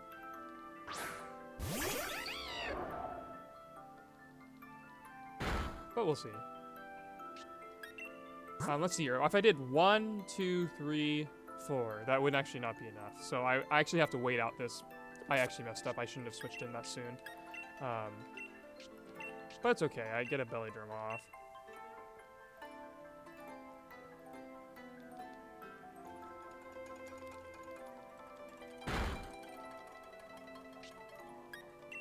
I'm gonna switch to the other guy. I actually don't want to switch that one because I don't really want it. Well, it doesn't really matter, I guess. I could actually like manipulate the timing of it a little bit.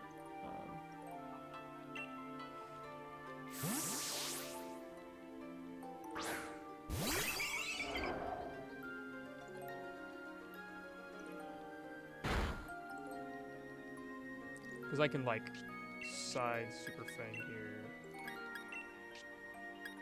And then manipulate how much I will take out in one go. Yeah, that's okay. As long as I just keep in mind, okay, that was one turn of Toxic.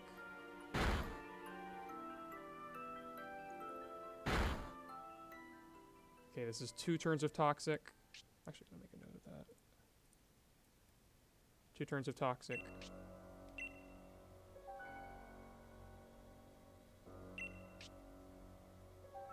Okay, and then let me make sure I've got my terrain to okay.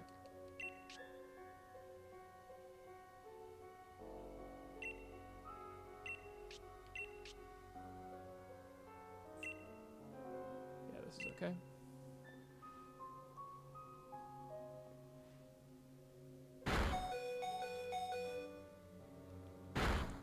That's 3 turns of toxic. This is gone. So if it took the 4th turn of toxic here, it would completely faint. So I'm gonna, or it would completely go underneath that. So I'm gonna go ahead and max potion the Azelf, and then switch out into Victini. I'm gonna have to spam max potions then until my timing comes, but that's okay.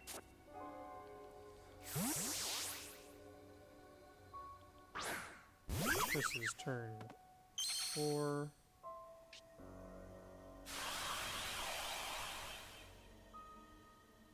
Actually gonna math out to make sure I've got that number right.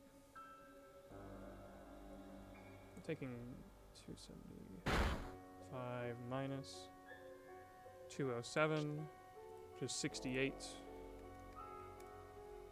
17 times 4 is indeed 68. So I am on 4 right now, so if I let myself take another round, then I would trigger. So I go ahead and max potion.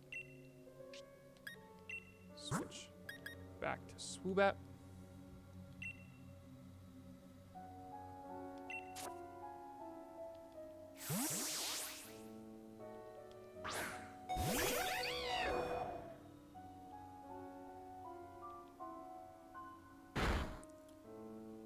That's 5. So I'm actually gonna do it this turn, I think. It's unfortunate that I don't have X accuracies on right now, so hopefully I just don't miss. I never miss. Even if I do miss, I can still salvage this. I just have to reset the board again. Roost, Super Fang. Excellent, okay. Yep, so first, I take all that poison damage, and then Emergency crushes me out. And now I go into Neutralizing Gas. Oh, I didn't set Oh, I didn't need to set Reflect, that's fine. Neutralizing Gas is filled. And I didn't eat my berry? Huh. Well, apparently if you switch in, What?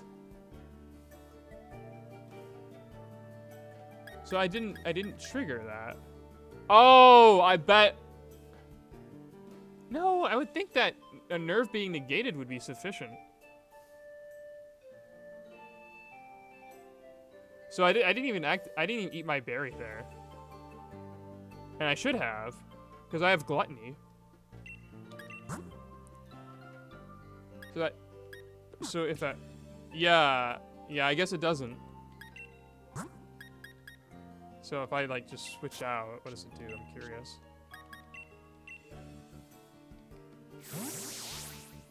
Because that should re-trigger, yeah, it re-triggers. I know a nerve doesn't have a message when you switch it back in like that.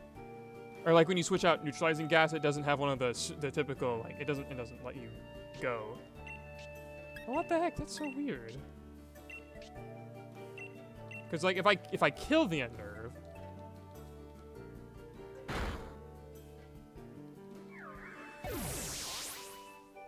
then it should immediately wear off.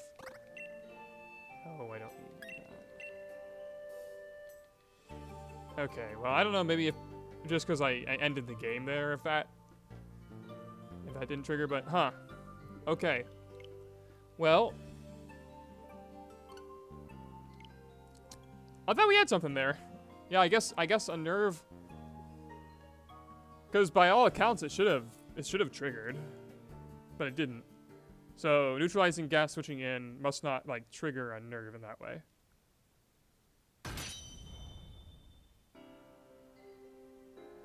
I know it is negated because if you like actually hit yourself, like I know that for sure, it actually is negated.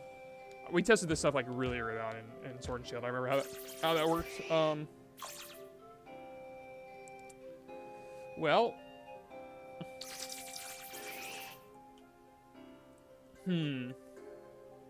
that would have worked. We would need some other way of turning Unnerve off. And I don't think there's gonna be one, because if neutralizing gas doesn't do it, then what else is gonna, right? We'd have to, like, give it an ability. We'd have to either replace its ability, or else what? I mean, replace its ability or kill it from switching in a Pokemon, and I don't think anything can do that. I guess, like, next, that's not gonna work either. I was gonna say maybe if you switch in Intimidate, and then you could, eject pack them out, but that's not gonna work because eject pack, we've already established, doesn't trigger until way down here. So that's not gonna work because eject pack wouldn't be enough to switch it out.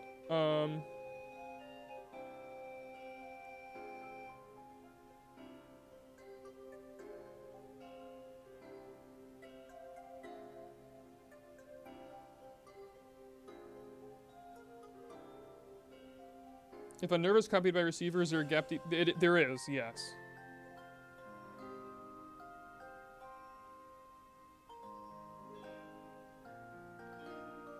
Because it will have left, and then receiver can trigger. It's the same way, like, if you switch Unnerve to Unnerve, then that'll be a gap where you can eat berries.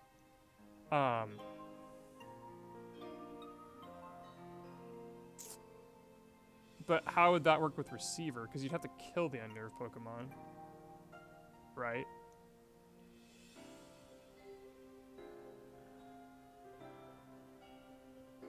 And that don't... I mean, we're talking here...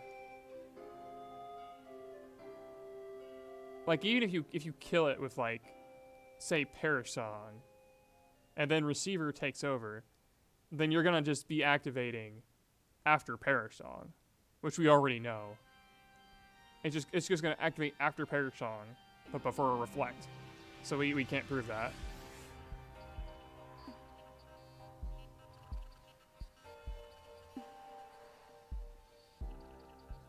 Unless we could get it to not trigger, like, unless you can get Unnerve to, like, a receiver to trigger if you switch it in. But that's again not gonna work because you can't kill the opponent. And if we could kill the Unnerve, then it doesn't matter. You still copy the flying type? Yeah, that's what I would have expected. Did you test that into a pure flying? Or was it just a, or was it a part flying?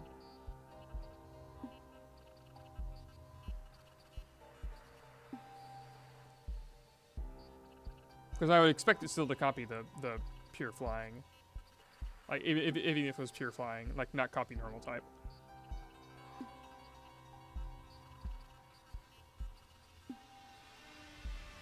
Because I'm pretty sure when you lose Roost... Okay, I'll just go ahead and I'll test with the Torn, just so we can see it. Because we might as well, right? Since we're thinking about it. Because if that did work, then we could use it, but I'm almost certain it's not going to. So let me just grind myself a Tornadus. I think there's another... Isn't there another one of the, like, the birds that's pure flying as well? Oh, what's the bird that's pure flying? Is the baby Corviknight, is that mom pure flying? I can't think of its name. I can see it.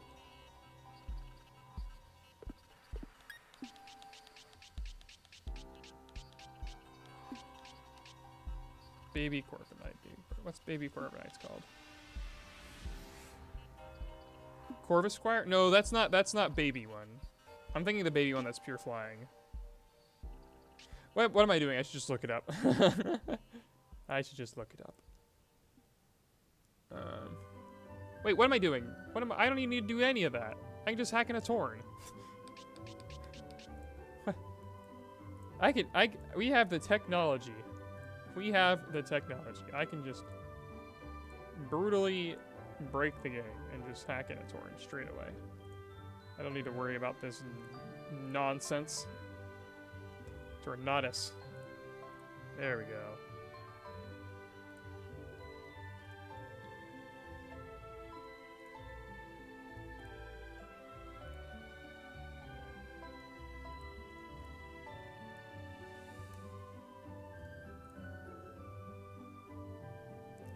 There we go. Corvus Squire is also pure flying? Oh, well, I didn't know that.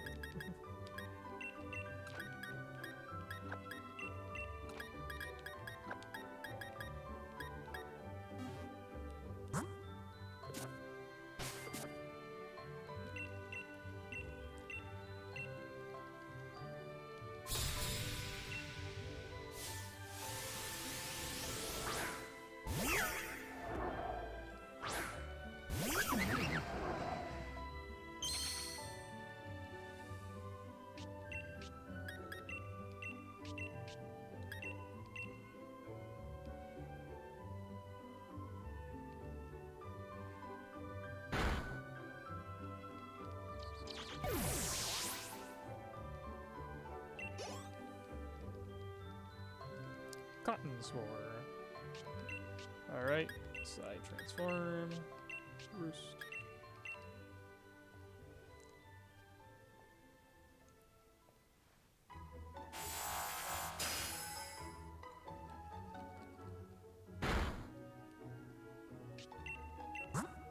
Yep, still flying type. Not a big surprise there. Okay. So we can't use that as a method of testing it either.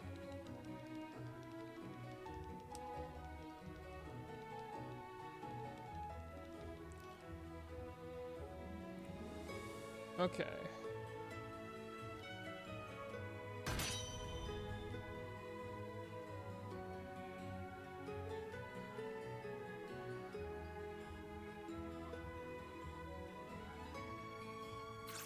Yeah.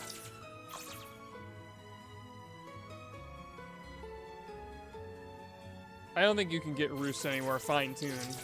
Unless, you might do some thinking on that Snorlax monster and see if there's another thing you can do with it. But I'm thinking probably not. You're probably out of luck there.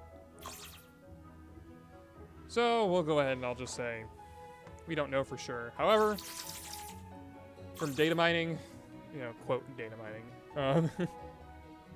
we know that is in fact, like in fact it actually is, like without a doubt, beforehand. So I'm just gonna say, if you don't believe me, too bad. You can't prove it otherwise.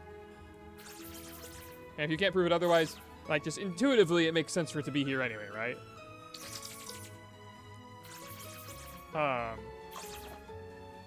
So I can just say it must be after Perish, before Reflect. No, actually we don't know that. It is just so before Magic Room. And it just makes more sense for it to be there. Because I can't think of a reason why it shouldn't be. And that's good enough. Unless, is there any... No, I was gonna say... If you, like, switched out it with Roost and then switched it back in or something. But even if you did that, that would be way too late at that point. I think you could, like, test with, like, Stealth Rock or something, but that doesn't work either. Yeah, I don't think that's specific enough. All right, well, I've been going for 2 hours and 30 minutes. So I'm gonna go ahead and stop there. I've made quite a bit of progress. I only have a few more things left. I have a test with multiple emergency exits being queued up, how that behaves. Maybe Mimicry versus Grassy Surge. I tested Mimicry. Well, wait. What do you mean, Sharks Monster? If Mimicry activates while ungrounded, I don't know either. But what difference would that make?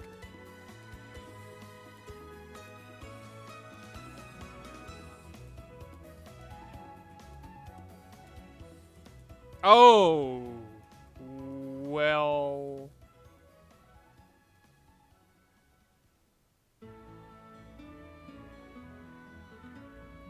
So you're like saying I switch in the Grassy Surge?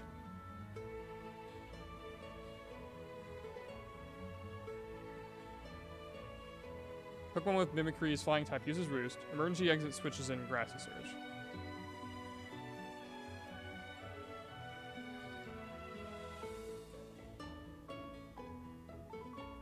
All that would do would be...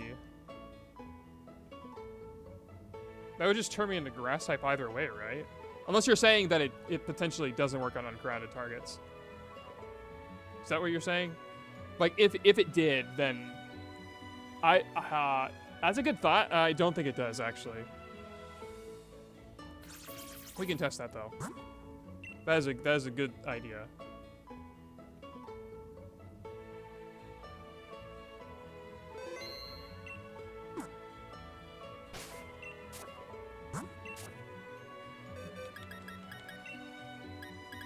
So let's go ahead and grab... Yeah, I don't think it does.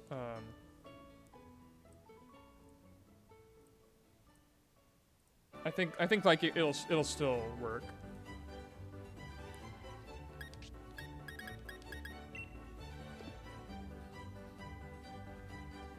Well, for this case, yes. I actually prefer that they do activate even if you're ungrounded. Let's just have Mimicry. I'll have Grassy Surge. Well, this will be really easy. I'll have Psyduck with Grassy Surge and this guy with Mimicry.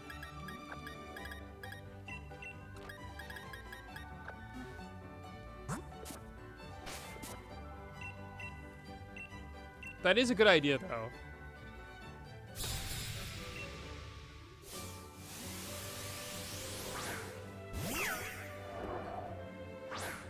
Alright, let's see.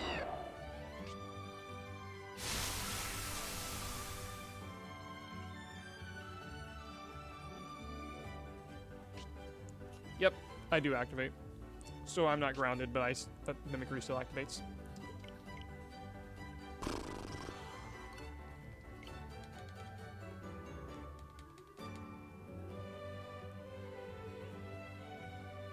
I mean, we do have quite a few options here, because really it is just the emergency exit Pokemon switching out. And then we just have to get it confused. Well, even... Yeah, we either have to get it confused, or we have to have something else that tests whether or not it's actually grounded. Yeah, we have to have some test of groundedness. So, Super Citrus would be one way, like confusing it. Or like trying to status it, or anything related to that, yeah.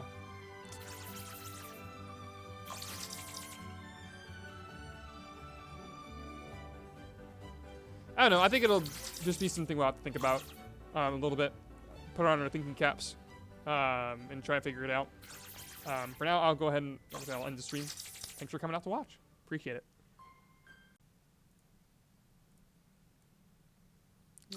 Okay.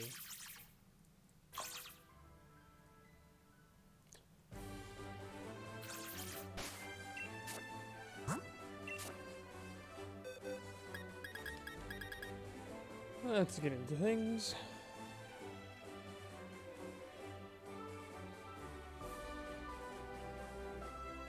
So, probably the first thing to start off with was just the weather checking stuff.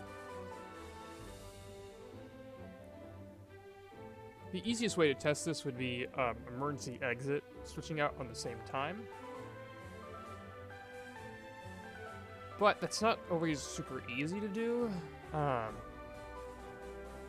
I already have hail on here, don't I? Yeah, I already have hail on here. So I need to think of all the abilities that can activate on weather damage like that. It's, what are all of them? It's, Ice Body, Solar Power. I'll just look up, I'm sure that this guy has it. Yep.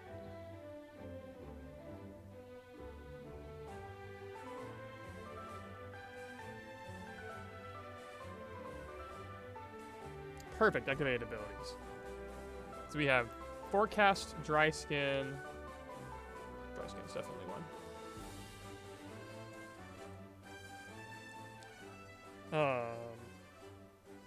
Solar power, which I already have. Then we've got hydration, which is, we already know what the timing of that is. We got rain dish. Hey, it's a Scorchwell today. Got rain dish. I think that's everything. I'm pretty sure nothing else will activate. So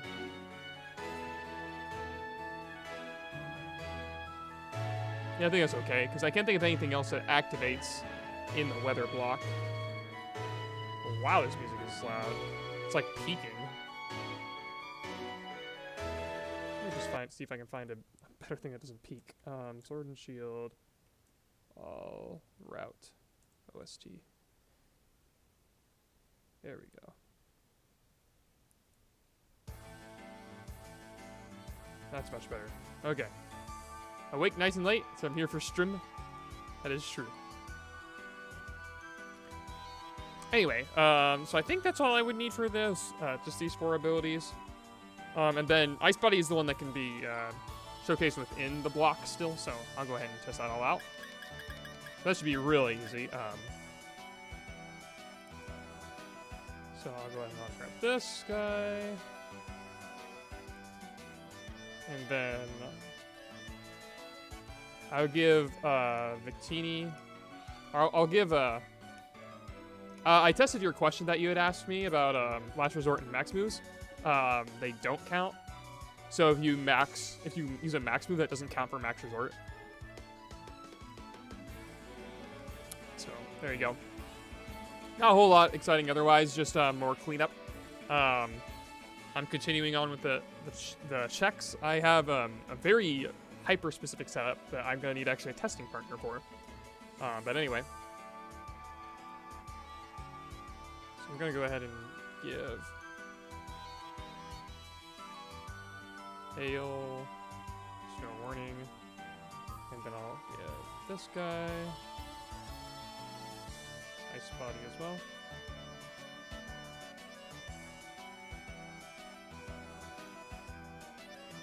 Okay, so this is a pretty straight up start here, so I'm gonna have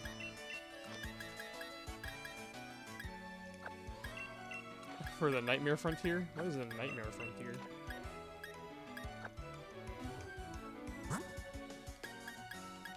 Okay, anyway, so here I'm going to have a Victini with and without Ice Body.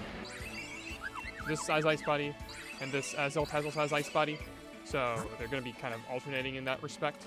So I'll go ahead and I'll lead with the Ice Body one and the non-Ice Body one.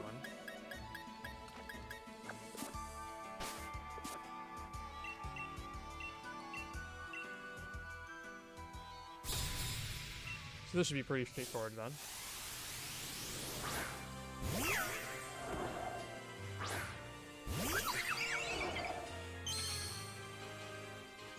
Mayhem Hackman tip without lame abilities or weak moves. Ooh boy.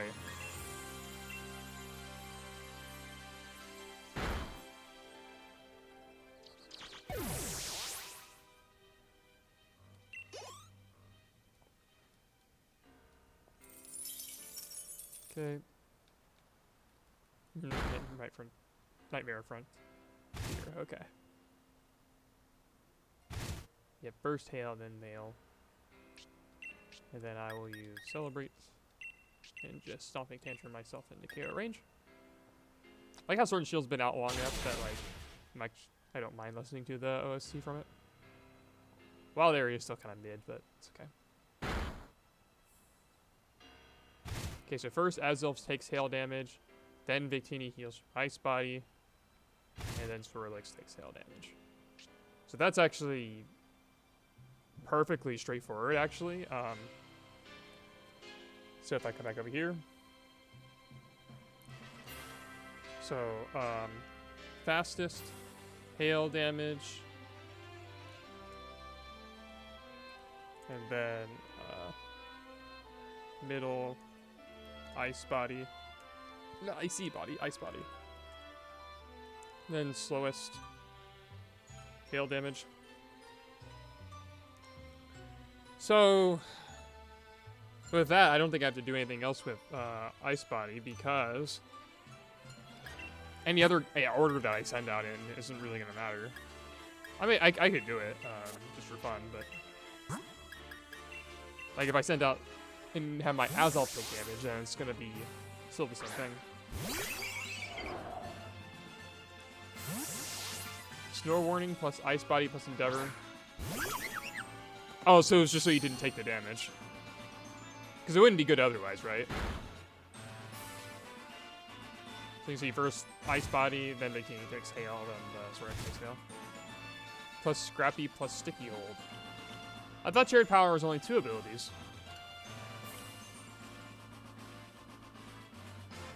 Don't you need Sturdy? Oh, you're just saying your other Pokemon were Scrappy and Sticky Hold.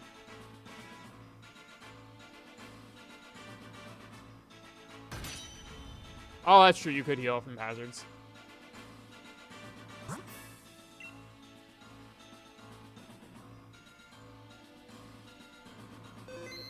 So you know Hail versus Ice Body is pretty straightforward.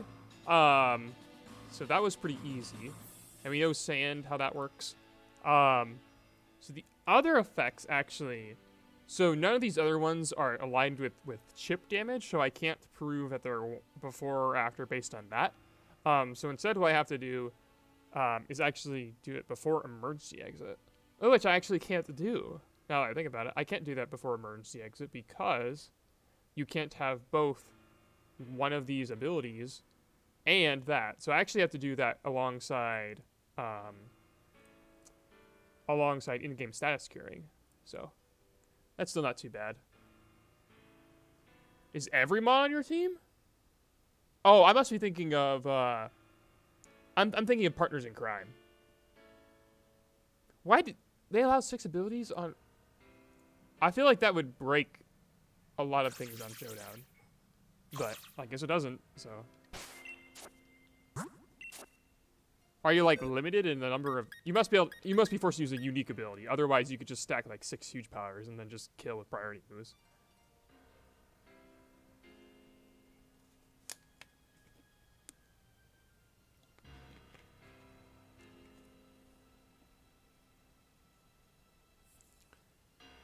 You have to send out each Mon to activate the ability. Oh, interesting. Okay.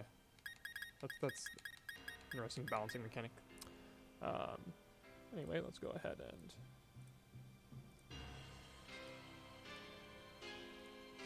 do this. So we need to do Solar Power. So for that, I'm going to need the Drought... No, I'm not going to need the Drought ability because that will cause me to faint. So I'll have Solar Power, and I'll give it, like, Glare. That'll work. And then for this guy, I'll also give it Glare. But instead of Solar Power, I'll give it Dry Skin. And then I'll have a second Azelf. That's like a lady. And then I need to give these all max happiness. So they all love me.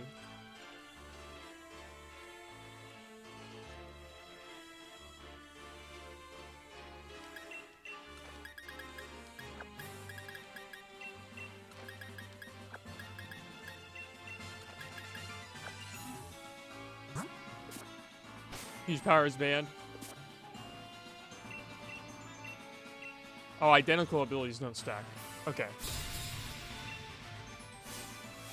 I was gonna say, cause yeah, you just do that. I still feel like you could stack a whole bunch of broken stuff. Like you could stack like you just send out like a Charge-a-Bug and then you get a free life orb on your Pokemon. But I don't know. Hey, that's banned too.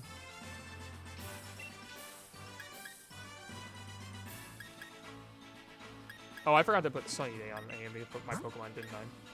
Oh, but I have a Ninetales. Oh, oh, oh! Finally, the one time my Ninetales comes in clutch. Yeah, well, I feel like you could do the same thing, but you just pick other abilities. Like, no, Battery works on... Well, you're correct. Yes, I'm thinking of Power Spot. I mean, I feel like... Well, I don't know if Battery... that's a kind of a technicality, because... Battery does work I mean, it doesn't work on your allies in the same sense that I'm thinking of, though. Because, like if you switch in a future attack, or like if you have a future attack active and then you switch in Charger Bug, then it'll do extra damage. I'm pretty sure Power Spot activates for the one guy, too. That is true, it's a useless team slot.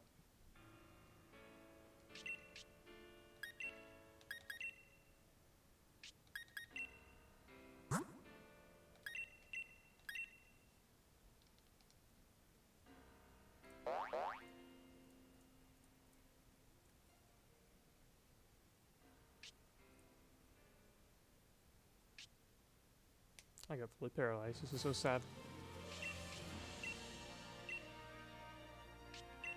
Hustle and no guard. Yeah, you could do something like that. Well,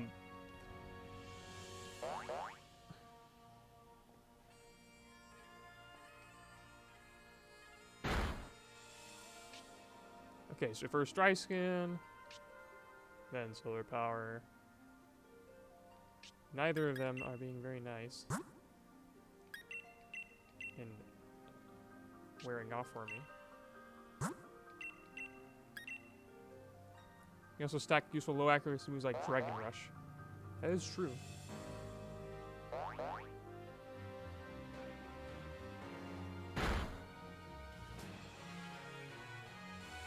Okay, so Sunlight fades this time, which is not very helpful for me. Oh, of course it breaks your paralysis that time. Thank you, Victini. Good work.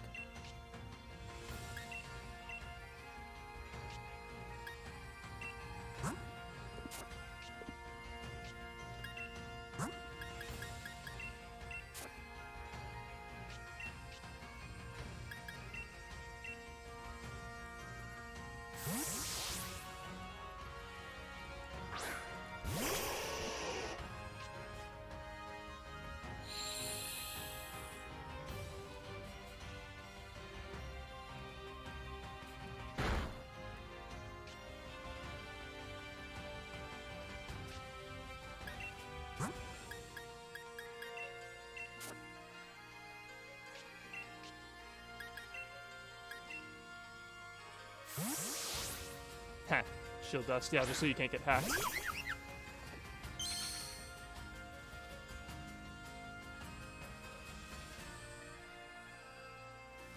Nice, good work. Now, cure your paralysis, please. Dry Skin, then Solar Power. Oh, and then paralysis. Great, excellent. Good work, Victini. Okay, so that was good. We got to see that it was first the faster Azelf's Dry Skin, then the slower Victini's. Well, I guess that doesn't prove it. It could technically still be in the same block. So really, Azelf is the one that needs to wear off from Para here. Probably should have picked Poison. But it's okay.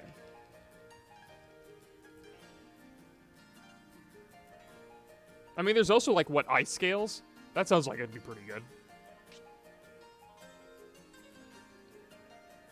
Yeah, realistically, I want my Azelf here to wear off its Poison, just to prove it. Or not Poison, Paralysis. I should have picked Poison, so that way I don't have the speeds changing.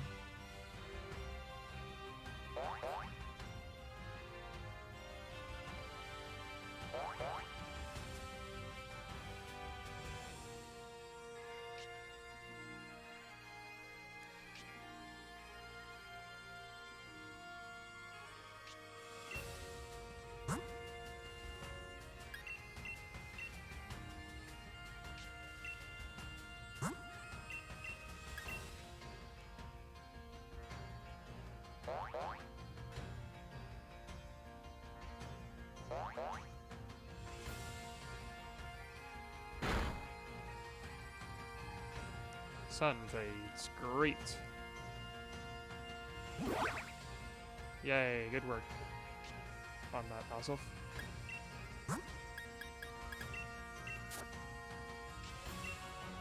Yeah, I imagine it's probably just because of what you were saying about distribution.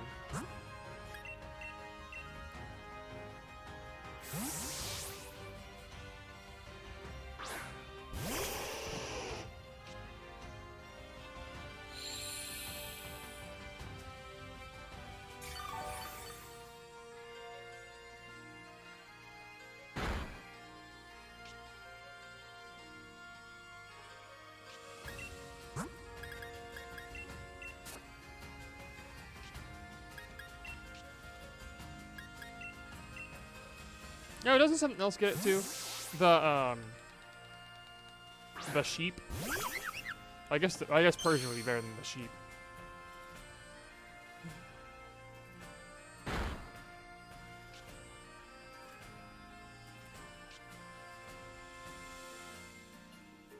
Oh wait, that's perfect. Okay, that was actually great. Because we saw Victini take the damage first from dry skin, then solar power, and then it broke through paralysis, which is excellent. It is fluffy. You're correct.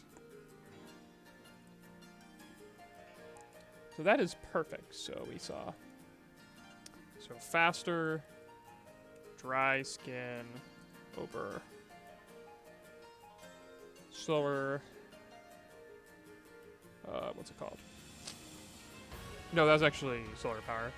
Faster solar power over slower.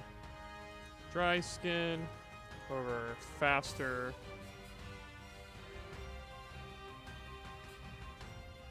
Well, no, that didn't show that, did it? Because that was, I guess it's technically the faster one, but it's not faster in that instance.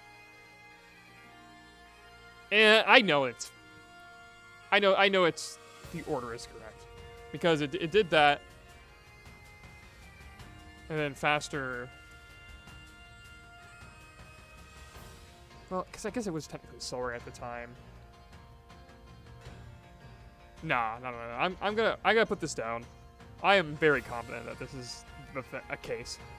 Fluffy plus flash fire. That'd be pretty funny, yeah, because then you negate the fluffy weakness.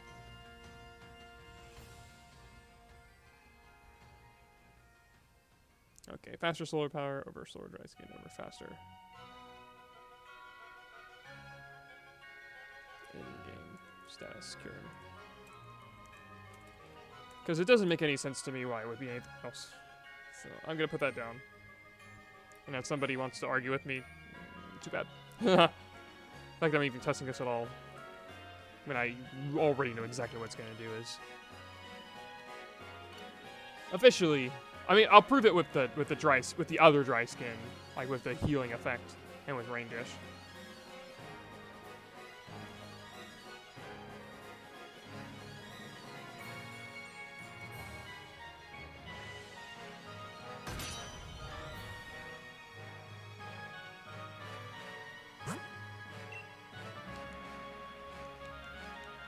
That is true. Anybody who doesn't watch all of my cart footage wouldn't be able to verify it.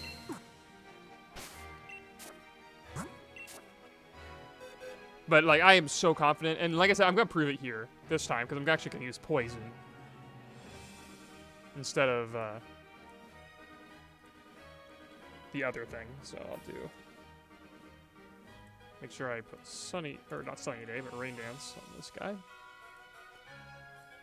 I'll put Dry Skin... And poison powder.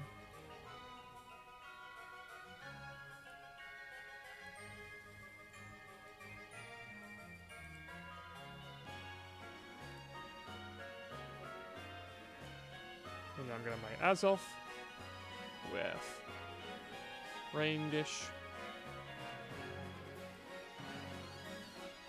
poison powder, and Rain Dance. So that way I don't actually have to switch this time.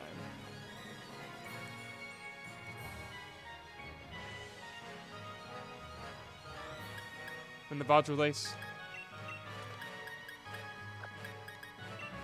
I will probably put them all up at one time. That's my plan.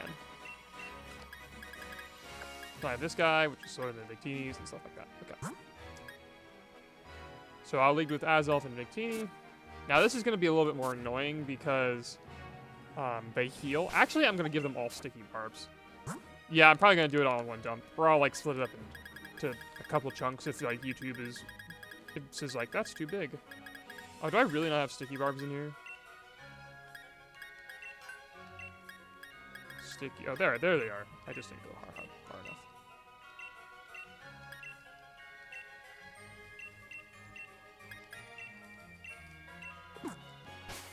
There we go. That way they can damage themselves. Stagger it day by day. I'll timestamp all of it.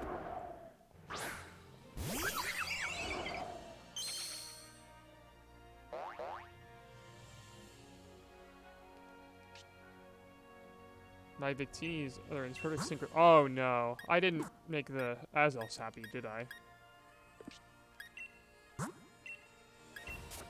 Yeah, I didn't make the Azelfs happy. I think that's okay though. All I need to do is just use my slower. All I need to do is just use the slower Azelf, because that way the,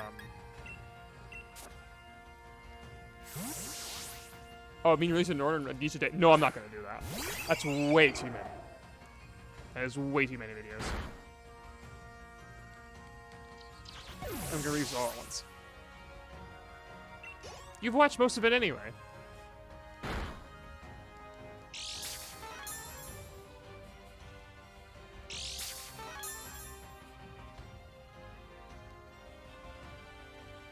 Okay, now I'll use Rain Dance. And recite Poison Powder. And then, as long as Victini's status curing wears off after my Azelf heals, then this is fine. First Dry Skin, then Rain Dish. Then Poison.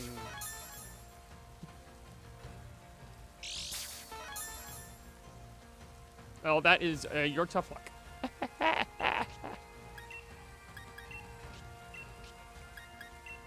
I mean, it's gotta all be timestamped, so it's your call. Oh, I dodged it.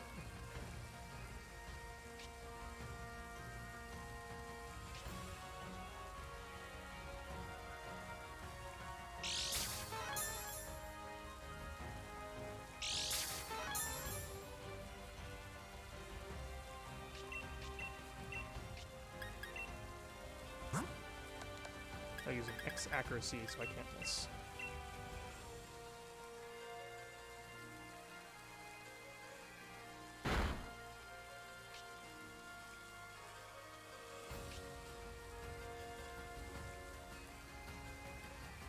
Yep, did not cure the poison. That's okay though.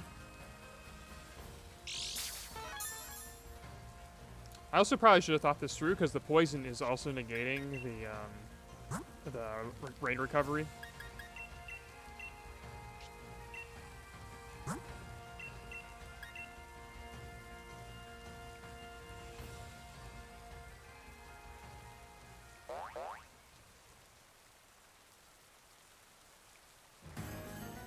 I mean, I don't expect anyone to actually watch it, Discordial. That's the thing. It's just there for someone as a reference. So I can say, like, if somebody says, oh, I don't believe that this thing, and I can say, well, here's my proof of it. That's the only reason I recorded in the first place. Well, it's not the only reason. It's also fun. But mostly it's just, I just record this for... That way you can have a footage reference point. Oh, rain ended. That's not ideal. Oh, of course. Again, it wears off the poison immediately. Man, come on.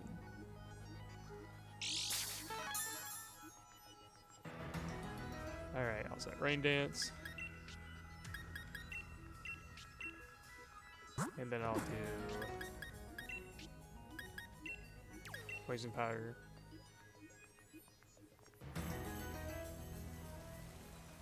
Oh, world, what theme is this? Route 10. I don't even recognize where that's at.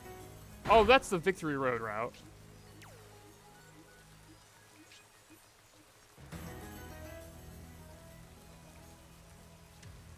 Yeah, I also just realized it does not matter for my Azelf to be poisoned at all, because the only thing I'm checking is if Victini wears off after the Azelf stuff, so I'm just going to heal the poison off of it, because it does nothing for it. Sticky Barbs also do nothing, but kind of locked with those in right now. I can't really move them at this point.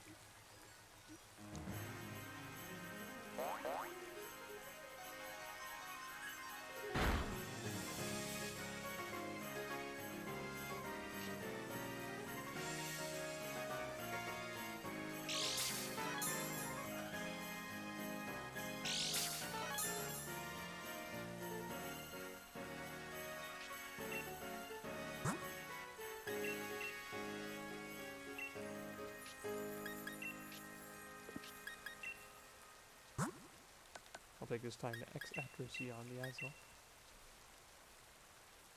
I don't know if I did that or not already, but probably used Sweet Sat at one point. Currently the 10th of June.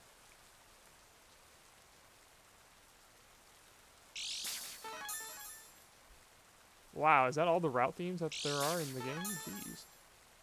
All city. Okay, let's do XY all route themes. I always like the XY route themes.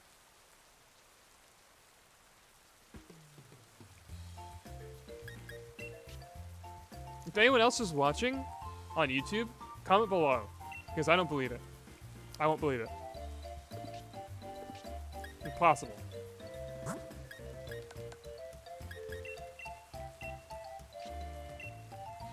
You're not watching the thing, you didn't watch this part of the video? Yeah, there you go. Even better.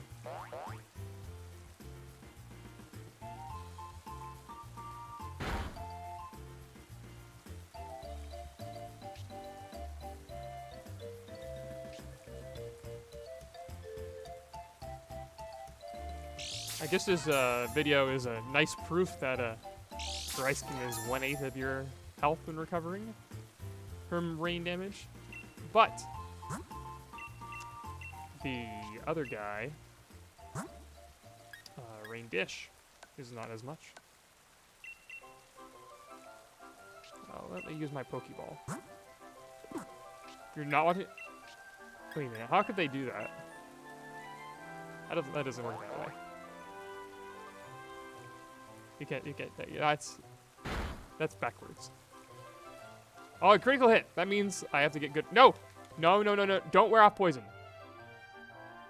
There you go.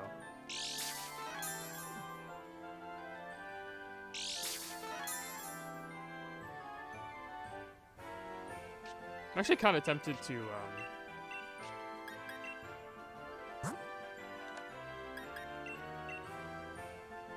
not max potion, I want to just... Why is it giving you the not focused message?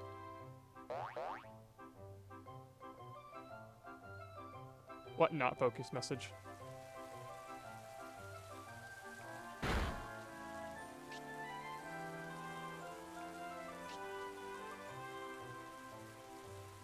Hey, there we go, finally.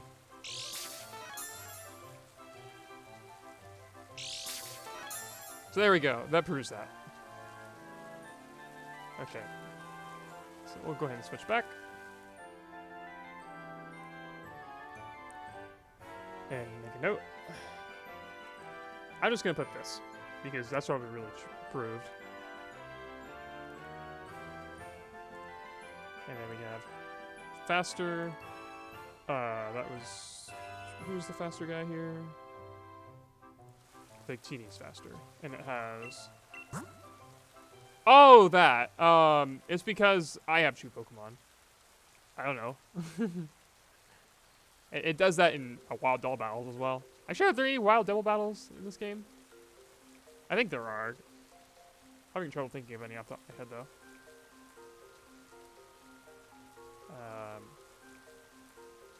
Yeah, I don't know why it's doing that and not saying you can't do this because it's a trainer battle.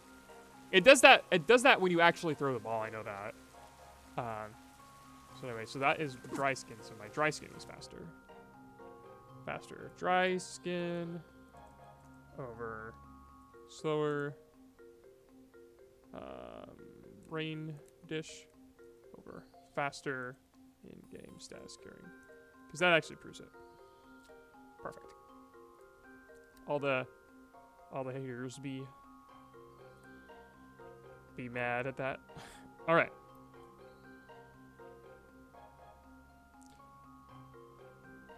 Yeah, I don't know. I guess it must be different in that. Unless, I mean, you surely are able to catch Pokemon in wild double battles. I don't even know how you get a double battle in Sword and Shield wild Pokemon fights. I can't think of anything off the top of my head. Because I think if you could, then I might do that as opposed to the... Like, depending on what they were. I might do it as opposed to the, as opposed to white. So the next thing I'll want to test is multiple emergency exits being queued up. One of the examples I had was with Gmax Chip and Black Sludge. So that would be one. Another one that I want to do is like two just being poisoned, and then one being poisoned, one being burned. So that'll be pretty straightforward to do. Game freaking bug? Yeah, exactly.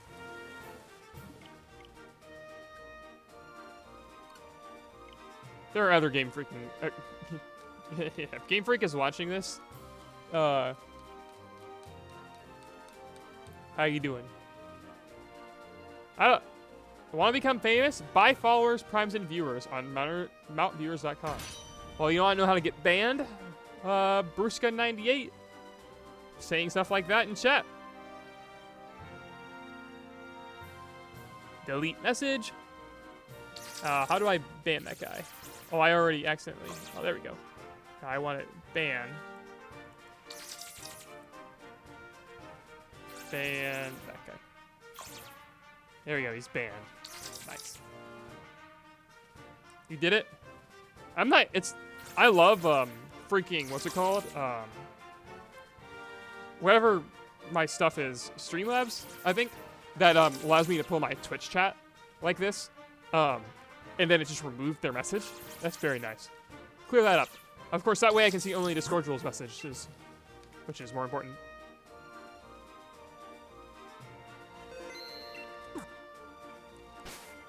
All right. Actually, you know what?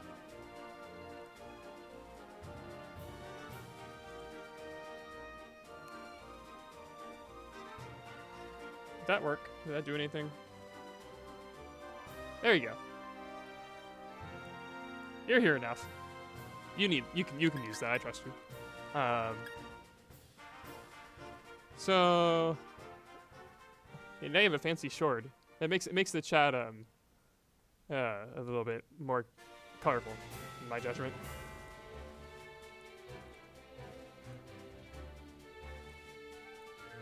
Okay, so this one is queuing up multiple emergency exits. So this is kind of awkward because of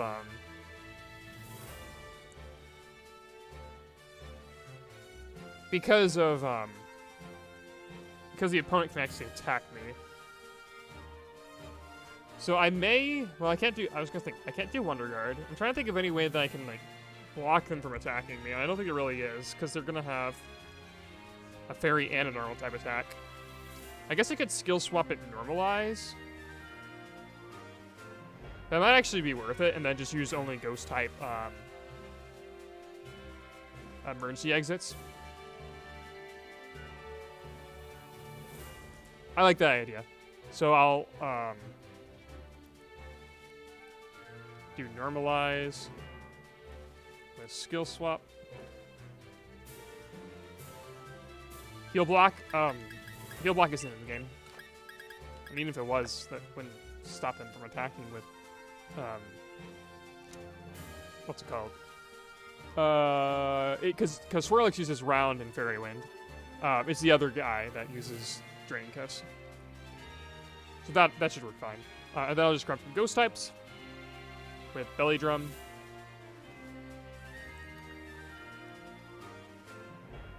Oh, ghost types. Where are you, ghost types? Here we go. Here's a ghost type. Okay, I'll give it Belly Drum. And I'll give it the one item that I need it to hold. I'll give it the one. I'll give one of these a Toxic Orb. And then I'll make another one slower. And then I'll give another one Flame Orb.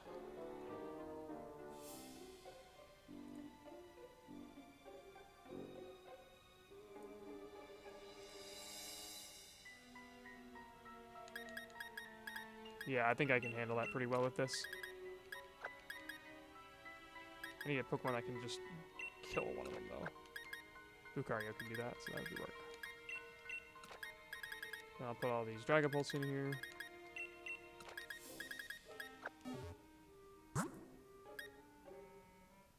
Now I've got all these guys. And you can see that they're all of different levels and stuff. Or these these two are different levels, and this guy's 1 point faster. But they don't have emergency exit. That would probably be helpful.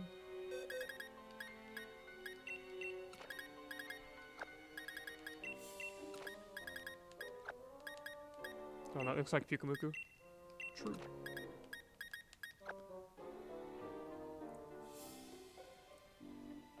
Emergency exit. Emergency exit. Emergency exit. Now they all have emergency exit. And I'll actually, just for the heck of it, make a copy of the Flame Orb one at level 90 as well. Just in case I need it. I don't think I will, but...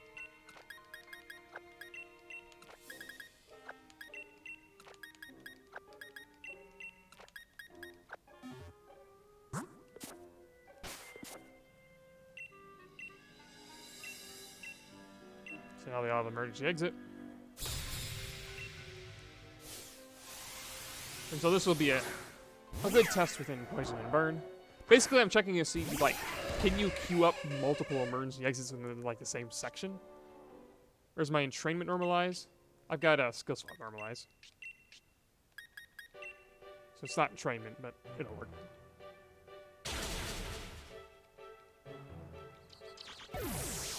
My VGC brain in me always wants to use skill swap and not entrainment, since we never have entrainment on anything. But we use skill swap every so often on stuff.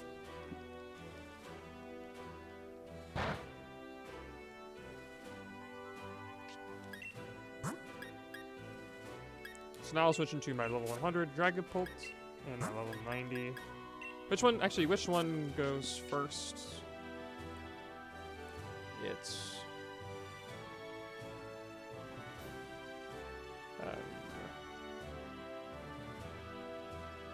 Poison first, then Burn. So I'll go ahead and I'll just have the Burn Pokemon be faster in this case. So I'll switch into my level 100 Dragapult. My level 90... that guy. But I'll switch into the other way around. Yeah, so I'll switch into my level 90 Toxicroak and then my level 100 Burn Dragapult.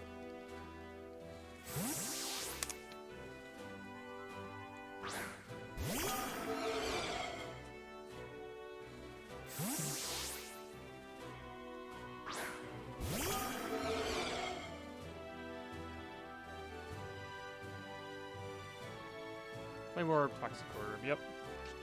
I'll just go ahead and use Belly Drum with both.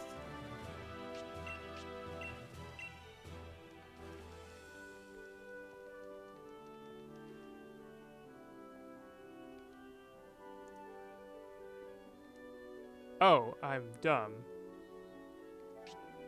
And that is an even HP stat.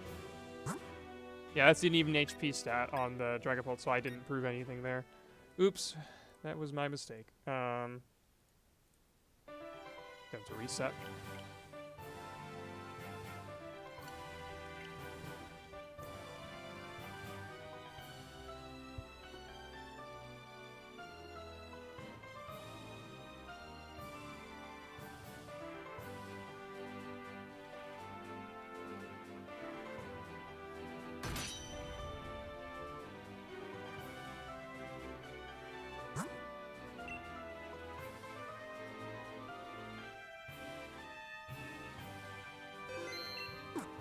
Like using on good old Regigigas.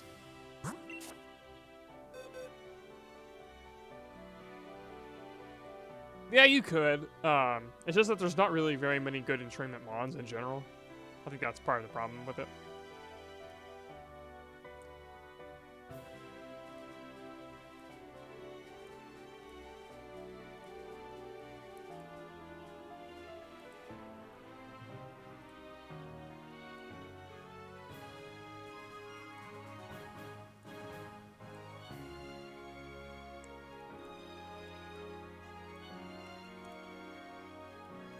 Okay, so now they have odd HP stats.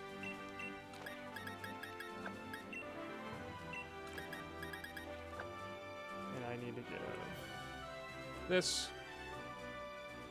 Normalize. Skill swap.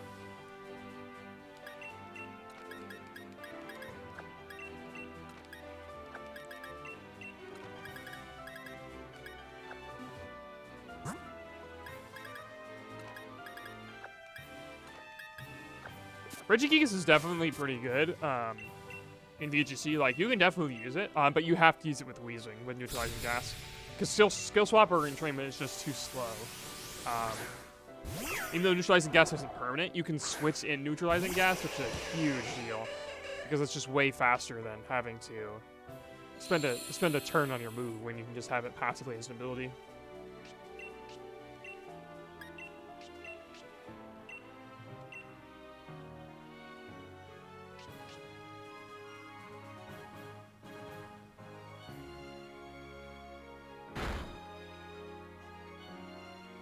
Wait, is neutralizing gas legal in shared power? I assume not. Because that would, like, just defeat the whole point of the format.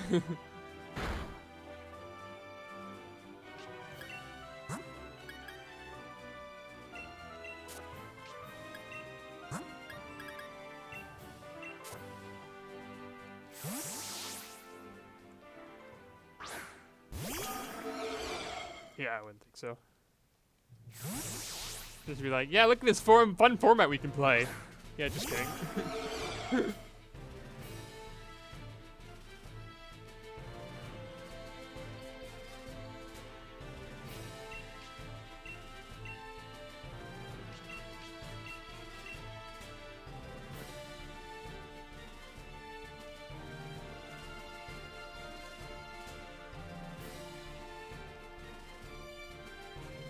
Oh, shoot.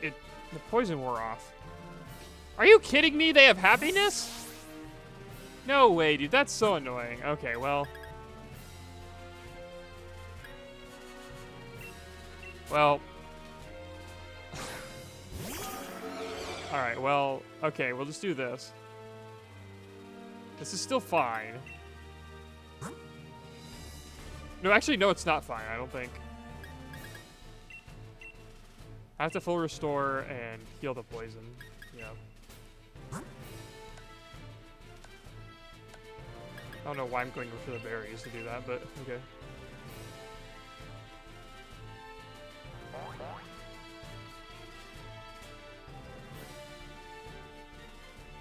Okay. Let's try it again. Hopefully this time without any shenanigans where my stuff wears off.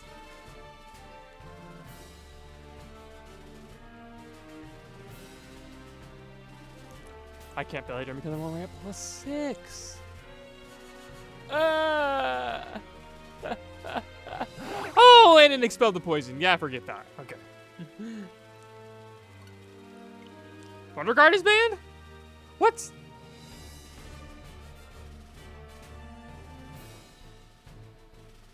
How do the abilities work that can't be like skill swapped? Oh wait, what does skill swap do in this metagame?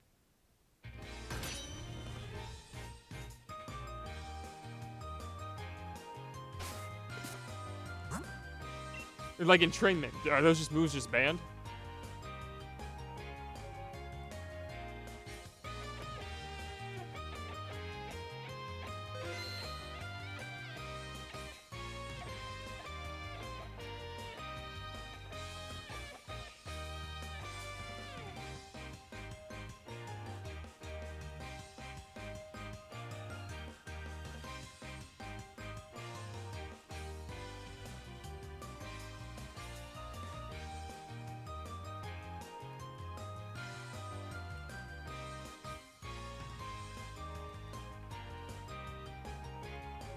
Okay, this is retarded.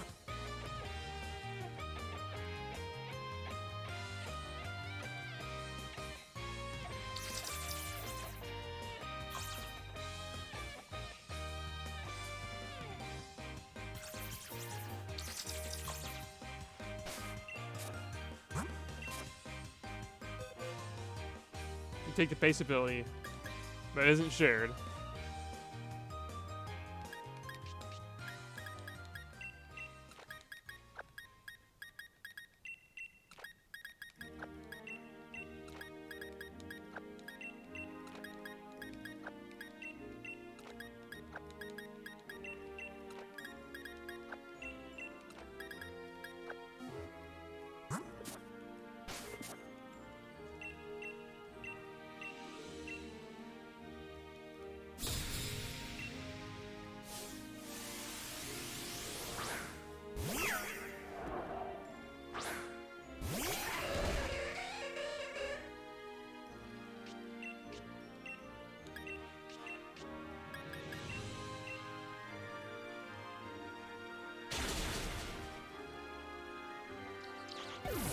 Yeah, I see what you mean.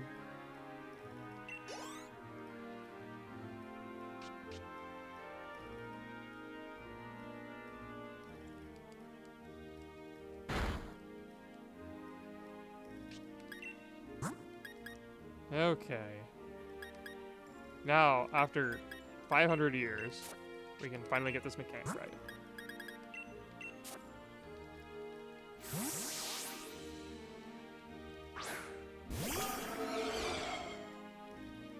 I knew this is going to be tricky to test in single player, but I didn't think it was because I mess up my Dragon Bolts 100 times. Okay, now this will work.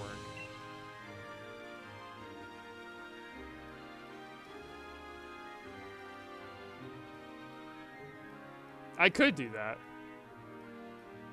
but I will forget in post. Okay, so first, poison activates, then I switch it out from emergency exit, then burn activates, then I also switch out from emergency exit. So you can have multiple queued up like that. Interesting. So I got to switch both of those out, and I get to replace both of them at the same time. So the replacement's still at the same time. That makes sense to me.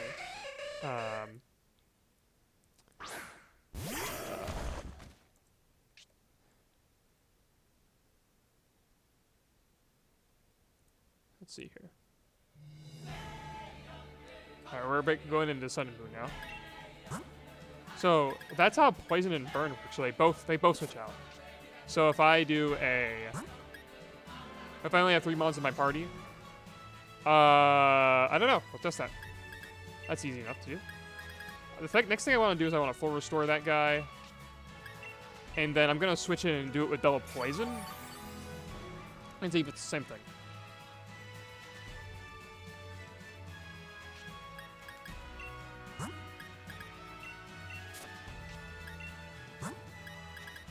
That did the other way around.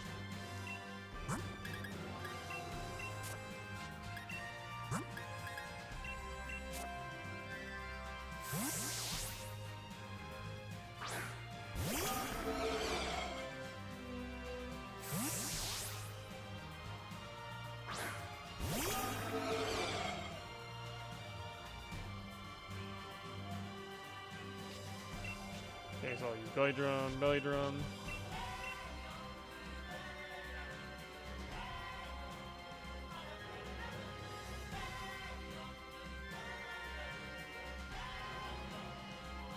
Okay, so first I take poison, and then I switch out emergency exit.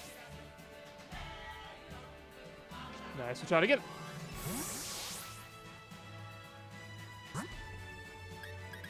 Okay. I'll switch in one of the burn mons. Just to prove that, like, you don't take burn, because you're already past the timing for when you could take burn. Yep, exactly, yeah. No, that's right, I cannot run from the trainer battles. Die.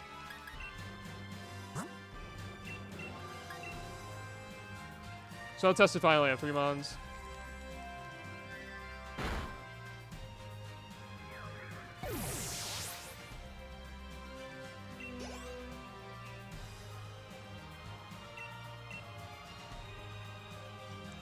So let's see, how do I want to do that? So I need 2 Dragapults and then a way of killing mons. So I'll just use my Jinx.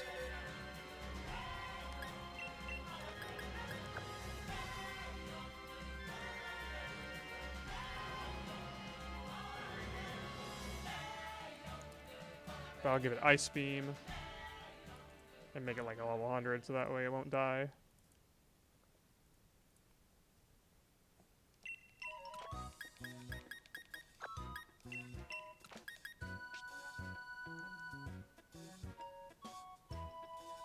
EE's off the Bad Dreams since Bad Dreams is within the target's user's resolution, not the target's. That also is interesting. That's a good question. The reason this is surprising to me, Snow Next Monster, is because you can't do like double eject button like this. And you also can't do, you normally can't do double, what's it called?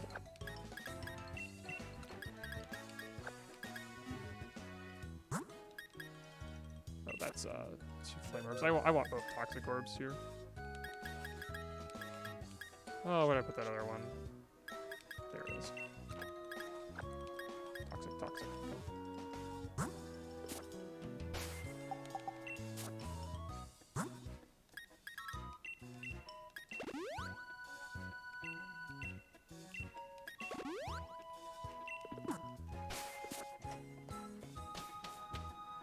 Yeah, the 3 mods thing is kind of the same idea. Like, what I'm expecting to happen here is, first I will, like, I'll have one switch out, and then it'll either recognize that I can't switch out the other one.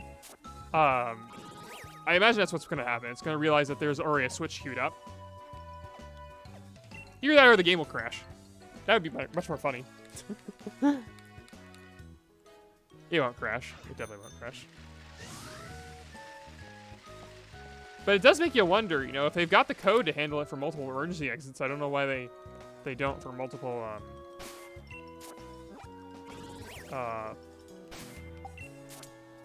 for multiple eject buttons and, like, multiple eject packs.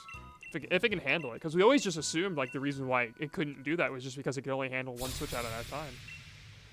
But that proved, I mean, like, we did 2 poisons. Those are the same event.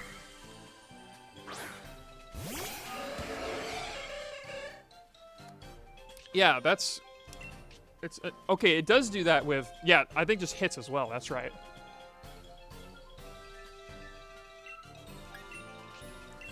I'll do that first. 2 EDs with 3 mons, there's no way it gets a soft lock, right? I mean, come on, that's too easy.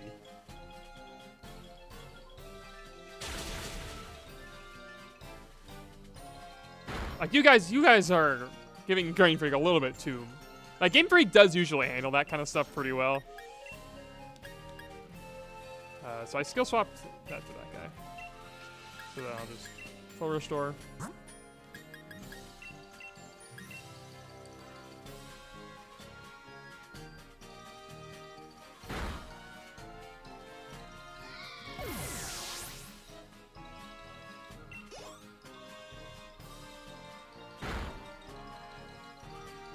It would be awesome.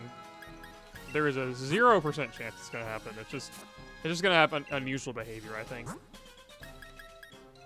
Because I know. Yeah, I don't actually know exactly what's gonna happen. Maybe it will like just let me switch in one, and then it'll like trigger emergency exit again. It'd be funny if that's what actually happened. Lol, I can't do anything right now. Because of that, so it's actually spamming helping hand. Because it doesn't have anything better to do. That's funny. The AI is like, I can't do anything anyway. Okay, so first, poison activates. Then emergency exit. Okay, that's expected. Then damage. Then I don't trigger emergency exit. Yep, exactly.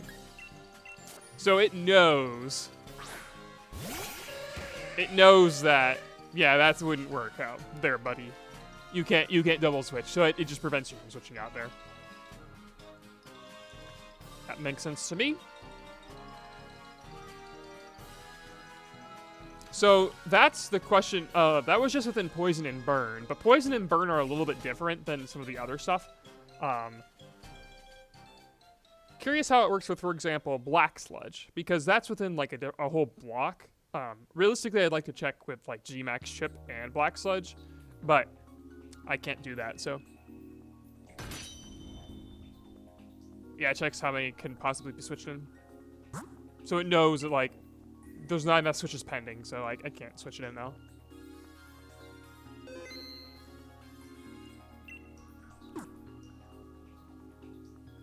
Okay.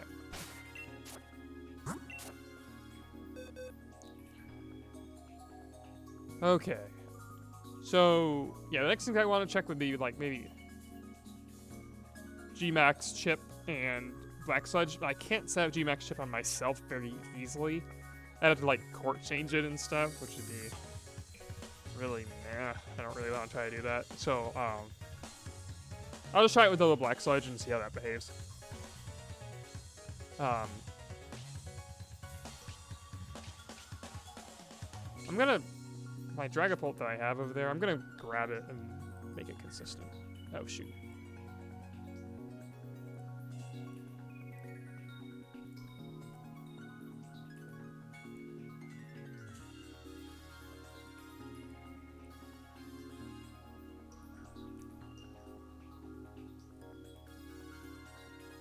So we'll give it emergency exit.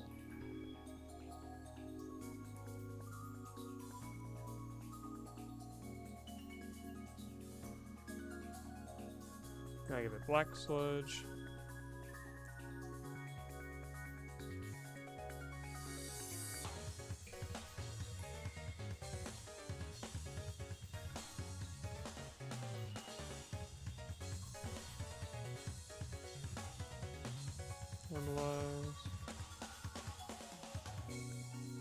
You can't use G-Max moves. You can't use any max moves in general on yourself.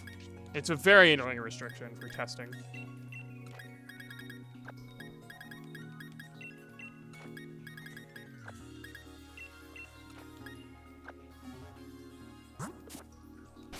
Yeah, you can't target your ally.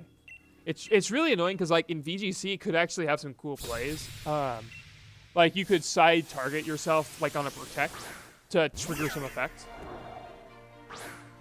So you could like side target to like set grassy terrain if you expect your opponent to max guard or something, you know, or like set sign or something like that. It'd be a rare time to do it, but I don't know. I've seen it's actually been funny. I've seen some casters, like commentators, at regional level events. Like they talk about trying to use max moves on yourself as like a play. And I'm like, oh, that would be a really good play if it was possible to do.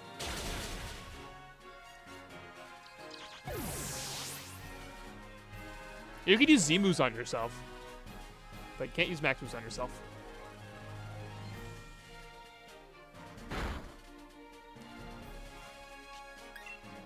Okay, so I'll switch it to my Dragapult, the other Dragapult. And it'll, I did not give these guys Belly Drum because the Black Sludge is going to take effect immediately on switching. And so I'm just going to spam Snore until they go down. It won't take that long. Exactly, Max Flare and the Colossal, things like that could be really nice. I mean, it's kind of, usually the times where you want to attack yourself are usually into the weakness policy Pokemon. Like usually you want to, like if you're side attacking yourself, you need a really good reason to do that. Especially if you're like doing a single target side attack. That is very rare where you actually need to do that. So the maximum effect would have to be very good to make up for it. But I do think it would see something.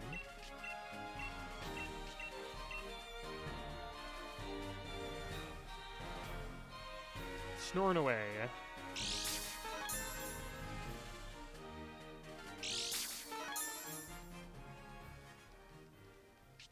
So I'm curious here how this will work. Half of my expectation. Really? Is that all the sun and moon? Okay, there you go. Huh.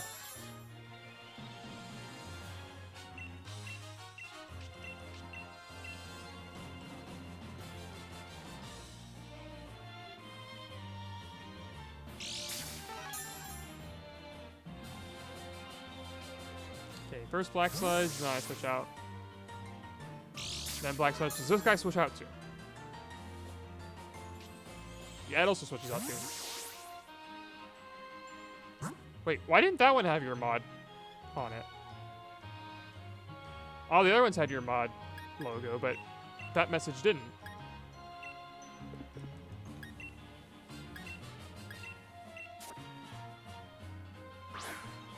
Did it, like, unmod you or something?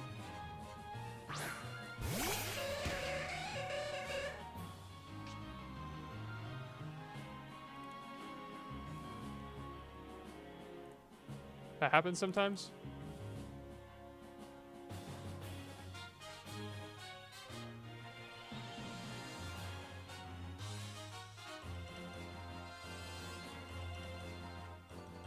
How did I do that? It was like, did I do like a... I mean, I didn't type it. Mod Discord joy. I would assume that would have been permanent. Was it like not permanent or something? It says you're already a moderator of this channel. Oh, there you go. Now, come back. I don't know. Maybe just Twitch being silly. Anyway, so I was able to switch out both with those as well. So then the last question, do I have mod kinds on? Yeah.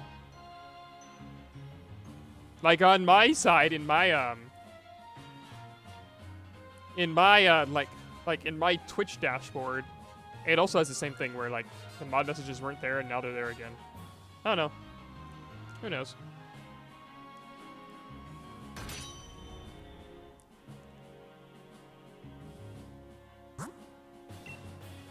Okay, so I will tech Bad Dreams because I think that was a good idea. My Snorlax monster, so I'll go ahead and do that.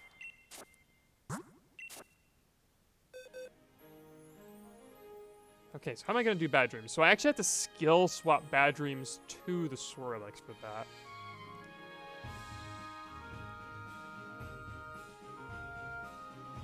So I think I can do that. I think that's okay. And then I have to have my Pokemon be asleep.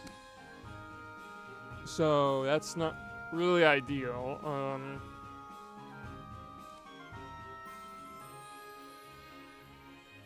Nightmare is in the game. That's correct. It's not in the game, but that wouldn't matter anyway because Nightmare is not in the same block that Snorlax monster is thinking of. Snorlax's monster is thinking of the block here.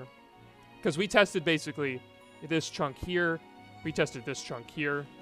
And so the only other chunk that you can take damage is in this chunk down here. Excuse me, that's not the right chunk. This is the right chunk. So Bad Dreams is really the only thing that... Well, no, Sticky Barb. No. We wanted to use Bad Dreams because... Entrainment. But we need to put... See, the thing is I need to put myself to sleep as well. I need to put both my Pokemon to sleep. Oh, wait, I can just kill turns with, like, X accuracies and stuff. Yeah, I can just do single Bad Dreams. Actually, double Bad Dreams would be faster, now that you mention it, though. So there's not... I can't really think of a reason why I wouldn't want to do that. So I think I'll do that, actually. And then I need still double emergency exit, so... At that point, it doesn't matter being ghost type, so I'll just go back to my standard Victinis. Good old trusty Victinis. So I'll do emergency exit.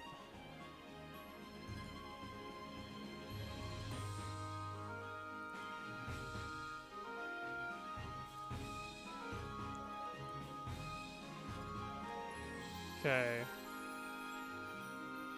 And then I'll need to... I'll give Victini... Yeah, I'll give Victini, actually, I'll give one of my Victinis Bad Dreams and Entrainment. And then I'll give another Victini Emergency Exit. And then I'll give my Azelf Emergency Exit. And then I'll give my first Victini Spore.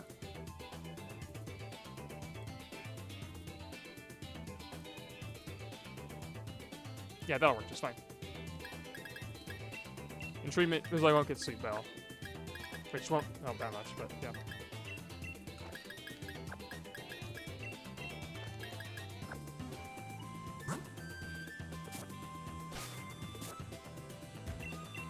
What is this theme?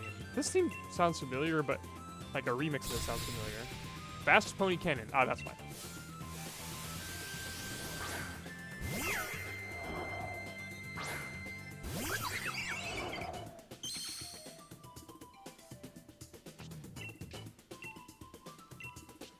Okay.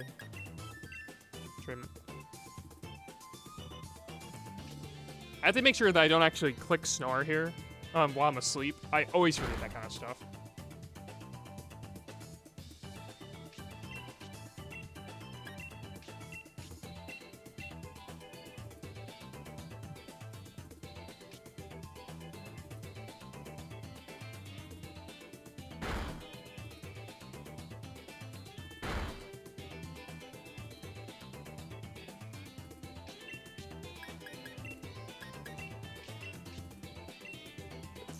I'm faster, right? Yeah, I'm faster, so I can snore still.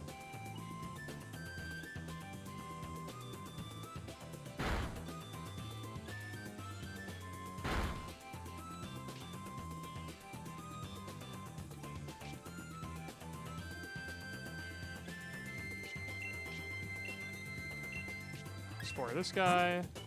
And switch to Victini. And I just need to keep in mind like where they're relatively at to each other. Because I want the same bad dreams to switch me out on both Pokemon.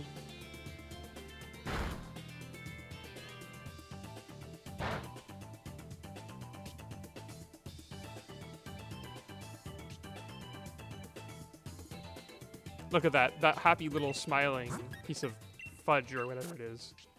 Just like murdering me with bad dreams. I do not know how to understand this.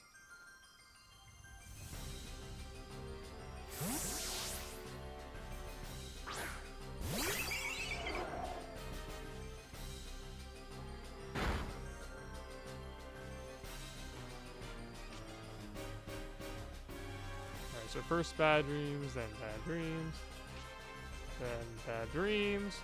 Alright, now I should switch out. Yep. Then damage, and then I should switch out. Yep, so both of them activate as well there too.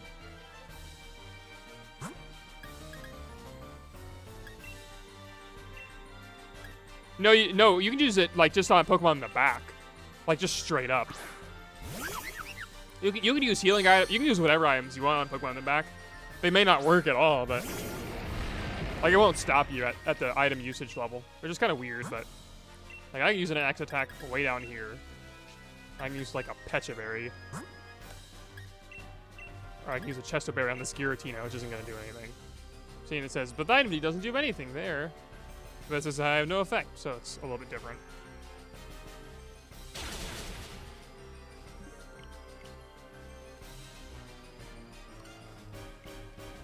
The item targeting works on whatever slot you targeted, not on whatever is in the slot after the fact.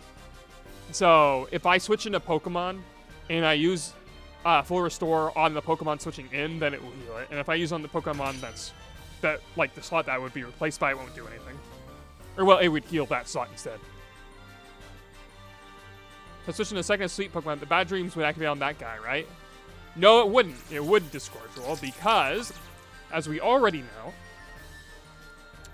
the soonest that EE can switch from this section is all the way after all this stuff is completed. So it would not activate. However, you're on the right track because what I'm curious is if you can do an EE switch into another EE switch timing. So I will actually note all of these things that we have just found out. So faster poison into... Oh wait, actually which one's faster, poison or burn? I should know that, but yeah, poison happens first, yep. Faster poison to faster EE. Faster burn to faster EE. Both are replaced. Then we have faster poison over faster EE, but the only difference here is this is faster, slower poison. And that should also say slower, not faster.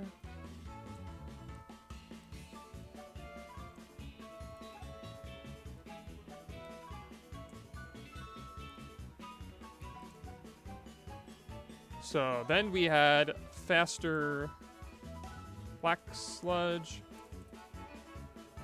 to faster E, then faster slower Black Sludge to slower EE, then both are replaced. I can just copy and paste that guy again, but this time for faster Bad Dreams. Slower Bad Dreams. So that's mostly all neat, rather than like having directly to do at the end of turn effects. So the second Bad Dreams would be missed entirely. Yes, it would get missed entirely. But like I am certain of that. I am 100% certain of that, and I do not need to go through and check it again because I already know it based on my order here, and I have all my other videos that can prove that. So I am entirely confident of that. And you wouldn't activate, for example, your switching Pokemon Sticky Barb. In fact, we saw earlier, we saw this, right? When my poisoned Dragapult switched out from emergency exit. So when the poisoned Dragapult switched out from the emergency exit, and I sent in the burned Dragapult to replace it, it didn't activate because the EE switched out here. So it already passed the timing that burn could have activated, so it's too late. So we saw that even in this video. So now the thing I'm curious about is what happens if you have multiple effects that can activate. So for example, if you have weather damage into, say, Black Sludge. So that's a pretty straightforward one to test. So for this, I will need to have multiple emergency exit Pokemon, and I'll need to line them all up to be able to switch in one after another.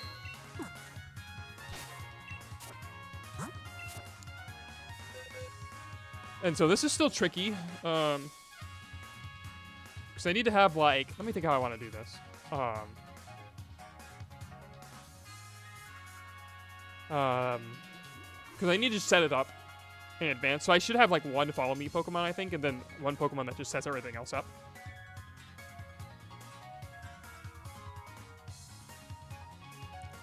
So I'll go ahead and I'll do this.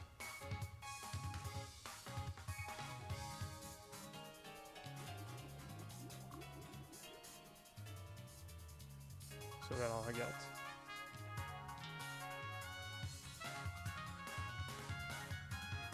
It probably would have made more sense, this Scourge, if I had, for example, like if I didn't have both Pokemon switching out from Bad Dreams, but instead, like, say I had one Pokemon switching out from Bad Dreams, and the other Pokemon had, say, Sticky Barb. What would happen is I would take Bad Dreams, then Emergency Exit would activate, then Sticky Barb would activate, then I'd switch in my next Pokemon. So at that point, it's already too late, right? I don't know if that helps or not, but that's how it would work. So, oh, is this the freaking Mantime Surf theme? Yes, I love Mantime Surf. Oh, this is such a good theme.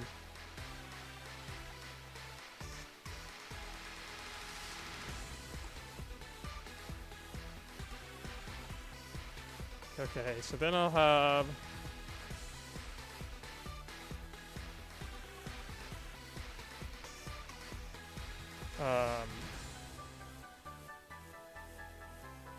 I'll need what I need. I'll need Sandstorm. How many of these do I want to check? I'll need Sandstorm, Black Sludge. So I'll need to get one of these Black Sludge.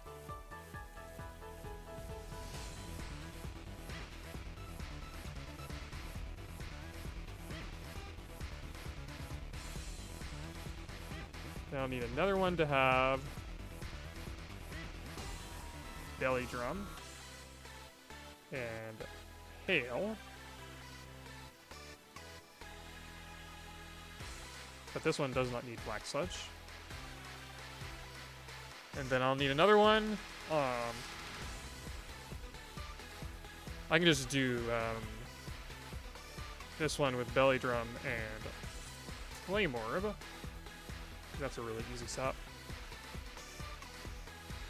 And then I'll need one with... What's another E? Can switch timing. Abilities from Bad Dreams. No, Sticky Barb. I'll do Sticky Barb.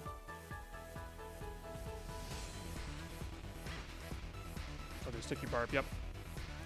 So I could potentially have 4 times that the Azel switch out here.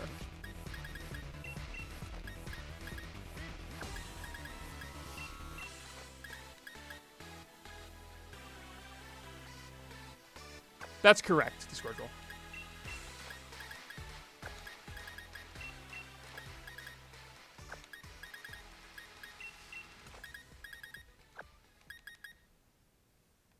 Here, I'm going to need a few Pokemon. This one's going to be my... So let's see here. It doesn't really matter what I lead with. I'm going to have to kill some time on both of these. So I might as well lead with that. Okay, is it actually done now? Oh, it is done now. Let's do Mantime Surf. Music and just loop. 10 hours Mantime Surf. There we go. We'll see how long this takes before I get sick of it.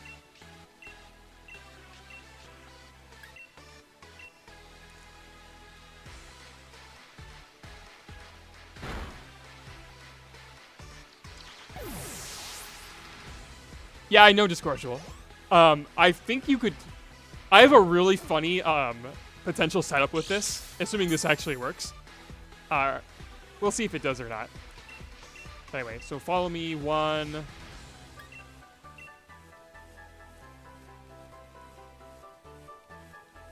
Then 2...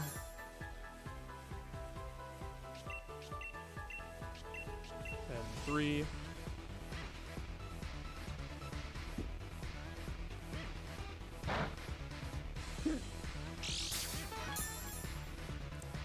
So I should be able to do one more sticky barb.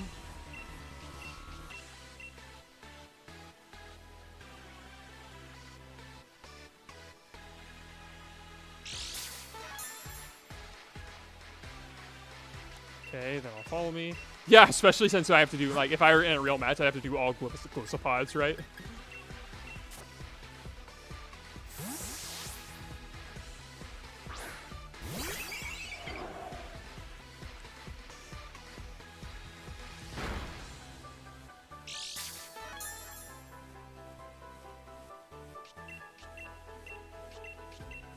Ooh, do not mirror dance.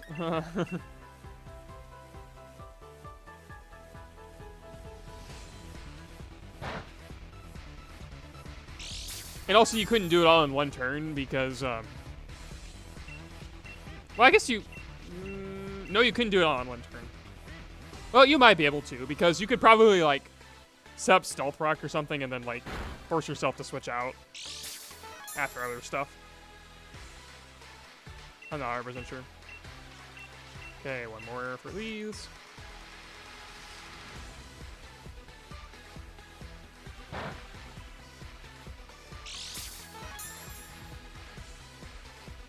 Okay, then I'll follow me again. And I'll go into Flame Orb Mon. No, actually, I'll go into... Yeah, I'll go into Flame Orb Mon.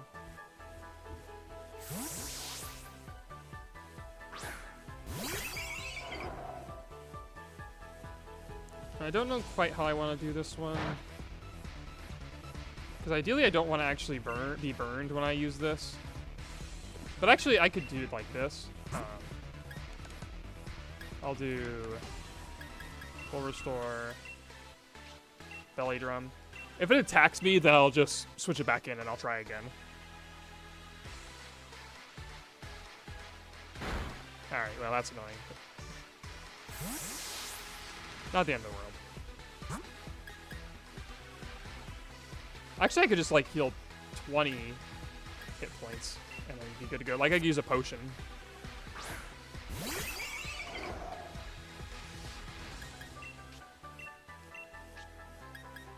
Right?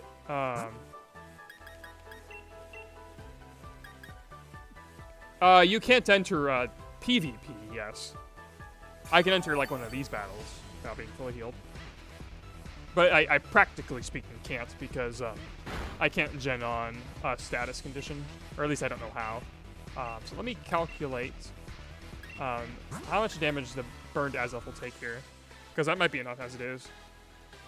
275 divided by 16 is 17 damage. So it would take 155 minus 17, which is 138, which is underneath that. So that's actually good enough as it is. So this is fine. Yeah. Timer selling the CPU is like timer selling yourself. So follow me.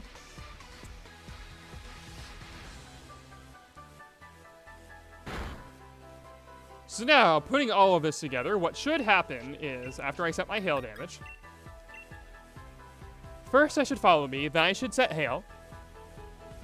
Then, hail damage will tick down each of my Pokemon. Afterwards, I will switch in my Black Sludge Azelf. So, I'll switch out from Emergency Exit. And I'll switch into my Black Sludge Azelf.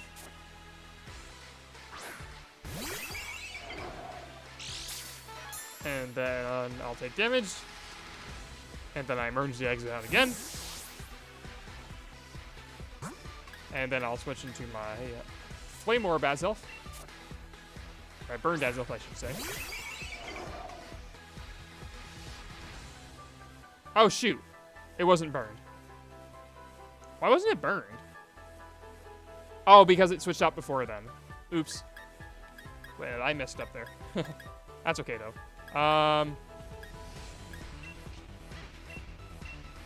Alright, we were on the right track, though. We could do multiple of them. We already proved that, which is a good start.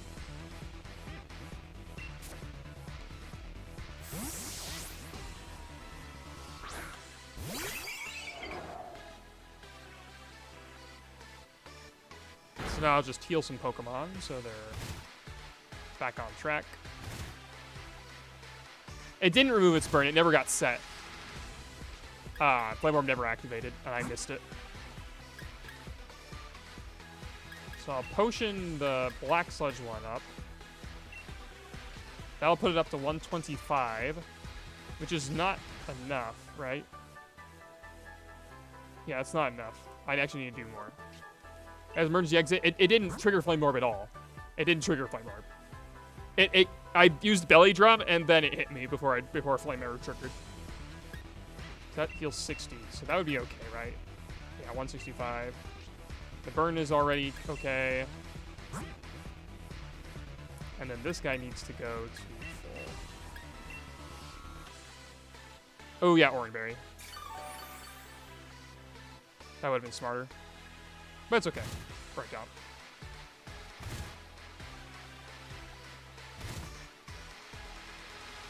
Okay, let me make sure all my Pokemon are lined up again. So 165 divided by 8 is 20 damage. So that's plenty. That'll put me underneath it. That'll put me at 145. Ooh, that's actually not enough. I took too much damage. So I need to switch that in for one turn.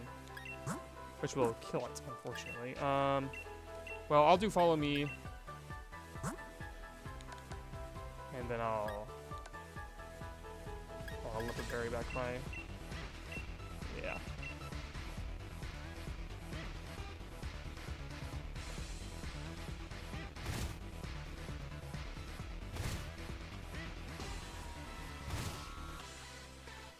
Okay, now Follow Me. Switch in my Black Sludge so that way it's in range again.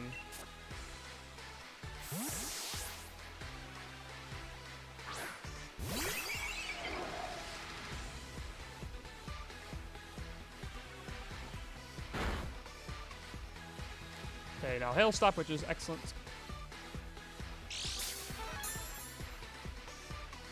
Wait, it did put it underneath. Am I an idiot? 145? I must have not counted right or something. Is Black Sludge not 1/8? Oh, I did 165 divided by 8 instead of 275 divided by 8. That's what it was. Okay, well, that's okay. That's still alright. So I can do...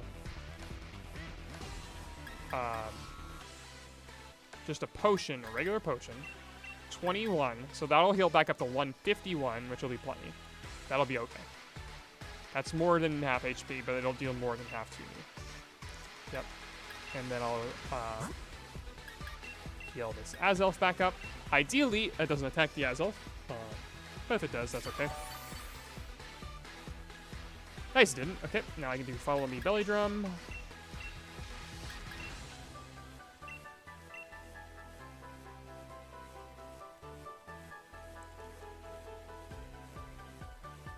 And now we can try this whole setup again. And ideally get 4 emergency exit switch outs.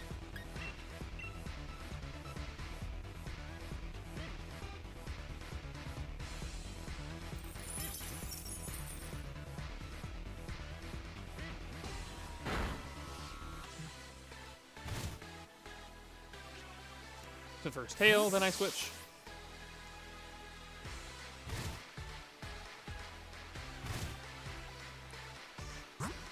Then, Black Sludge.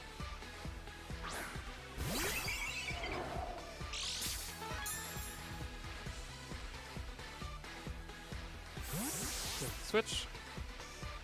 And then Burn.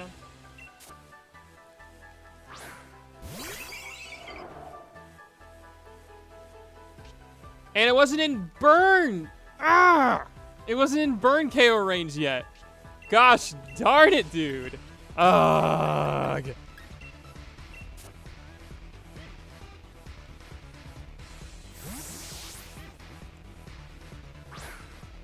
I'll get this right. Yeah, it would only work in this order, Discord as well. If I switched him in another order, like if I switch in my Sticky Barb Pokemon first, and I switch into my other Pokemon, it's not going to work because Sticky Barb happens later.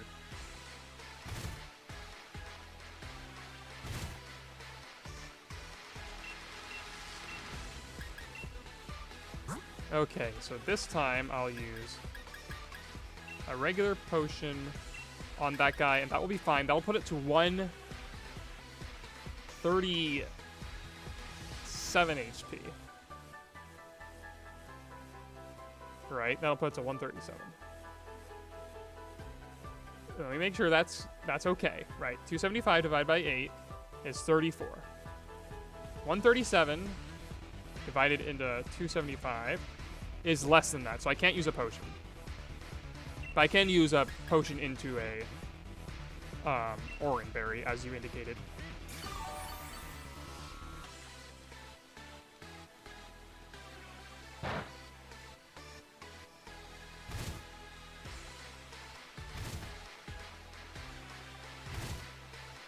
The Victini itself is getting tiled over from all the tail damage. Yeah, yeah, same thing, yeah.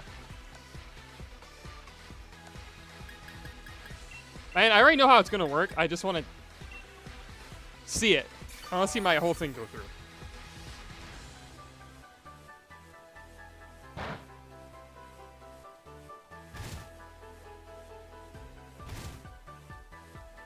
Alright, how many turns of tail do we got left?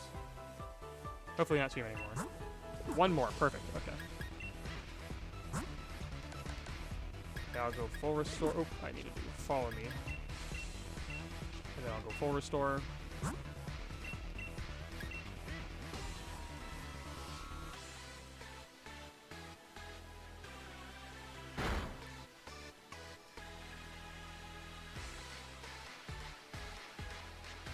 Okay, I'm not at +6 right now, right? Yeah, okay, good. Alright, follow me. Once I get this finished, then I'll switch off of Mantime Surf. So we can listen to something else.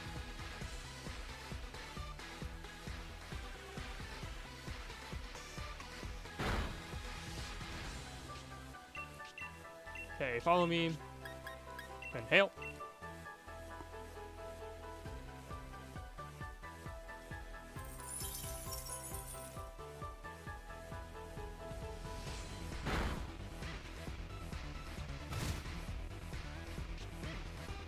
Alright, emergency exit. And then all the other hail damage. Then Black Sludge. I swear if this doesn't work, I'm gonna be so annoyed. Good deal. Black Sludge. Then Burn.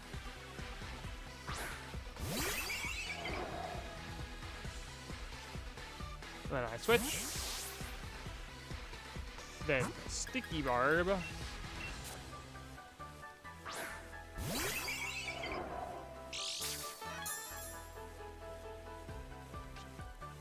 Yep. Oh, and then we'll go back into the Black Sludgemon. Why not?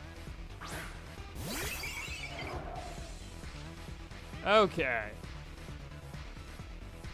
So, back over here. Make a note of that. That was pretty fun.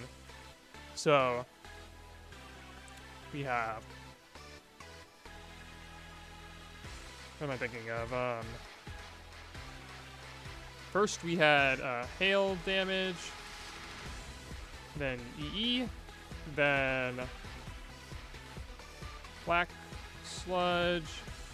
Then EE. Then Burn. Then E, then Sticky Barb, then E. Excellent. So we know how multiple EUs being queued up works. All right, awesome. So that's that. Now I need to decide on Where'd my mouse go? There it is. Okay. Other music to play. Okay, I don't know. We'll just do Castlevania stuff, I guess.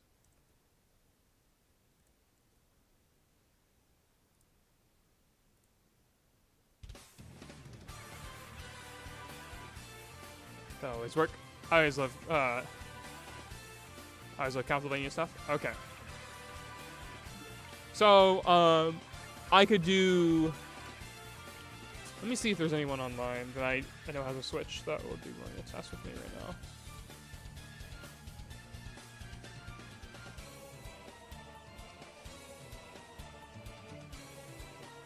Alright, Karthik ain't on. I'm gonna put in chat. Anyone able to help me with a mechanics test setup on cart? I need 2 players. See if I get any responses on that. Because that also kind of matters for how the healer stuff works too.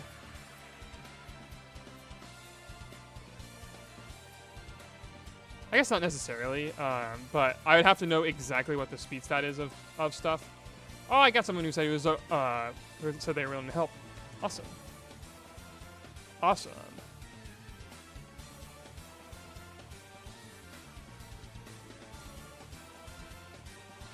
Okay, so let's see if I can get them set up. This always takes a little bit sometimes with folks, depending on how skilled they are at it. So I'm going to say... Okay. I'm actually going to bring up the situation that Snorlax Monster gave me.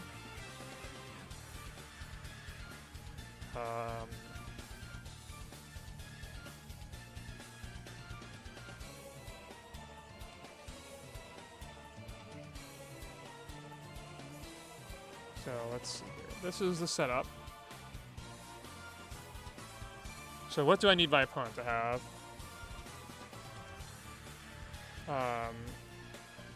I need you... Oh, he said, I'm sorry, I'm talking to the other guy. Okay. Awesome. Mario. There we go. Do you have a Pokemon with Intimidate and Emergency Exit? Or without?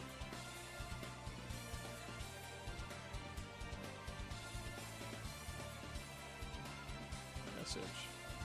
Yes. Okay. So as you can see here from the situation on the screen, basically this is going to prove that Roost is in fact where I need it to be. So I'll have Roost. I have Roost here. We know it's after Parish Count, and we know it's before Magic Room, but I can actually prove that it happens before Emergency Exit with my setup we got here. So I'm waiting for my opponent to verify whether or not they have the things they need. Actually, while I'm waiting for them, I ought to set up my side of the things. Because I'm going to need legit Pokemon for this. So that I can actually test with people. Okay.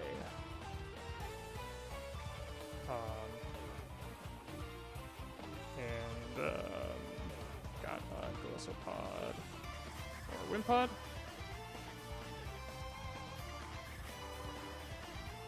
So I need Roost with Adrenaline Orb. Okay.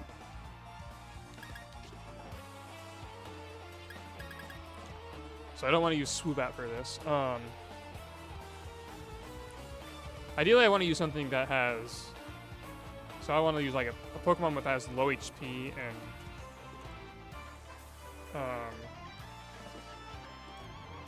okay, so like... Fletchling, that's it. That's a pretty good one. Let me go ahead and find myself a Fletchling that I've got.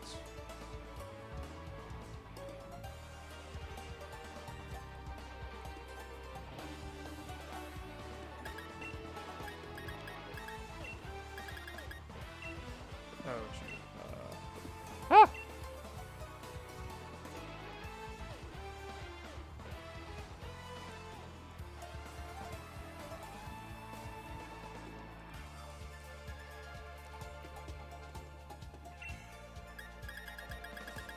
Okay, so I need a fletchling. I know I've got one somewhere in here.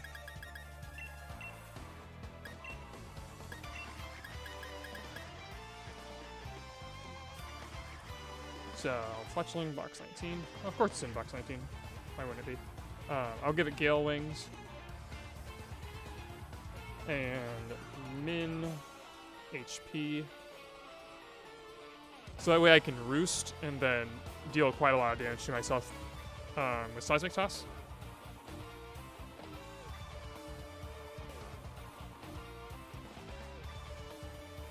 Good night, Discordial.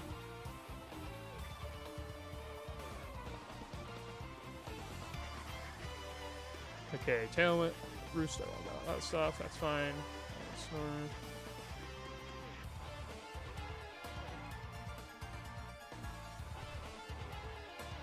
So I've got this guy, and then I need to set up with roost into. So maybe it would be helpful to skill swap it gluttony. Do I need gluttony on this thing for my setup? Let me look at my basement again. No, I don't. So I can go ahead and skill swap my gluttony. Okay, so they need a Glyzapod, so I'm gonna just trade that to them real fast.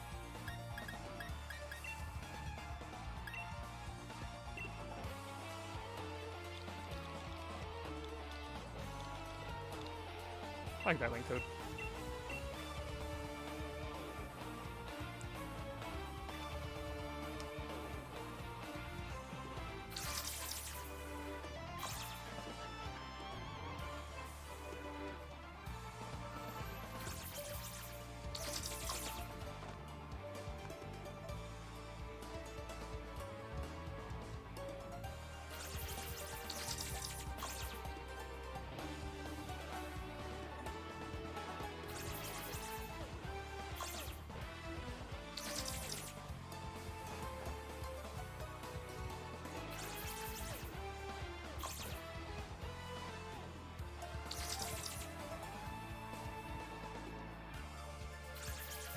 So I need that skill swapping gluttony.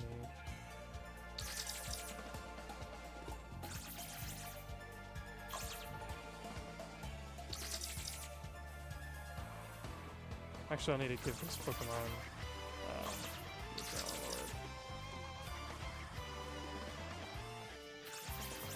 And then I'll need to find my Oranguru.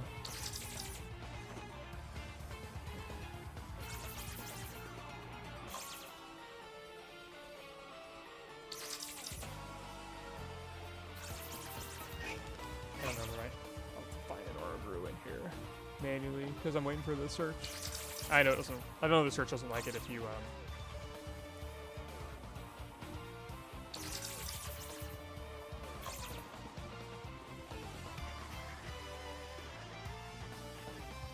Yeah, they're saying I might have to put it again. I think they're right.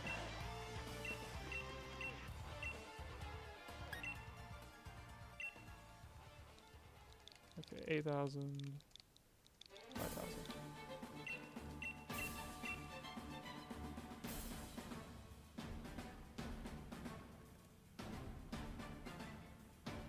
There we go. Perfect.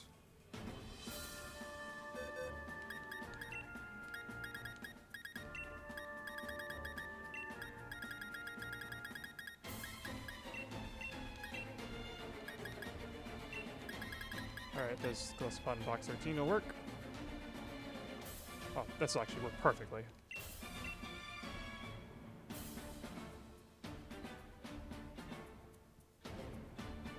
Like, literally perfect. This Glyzapod was, like, made for this setup.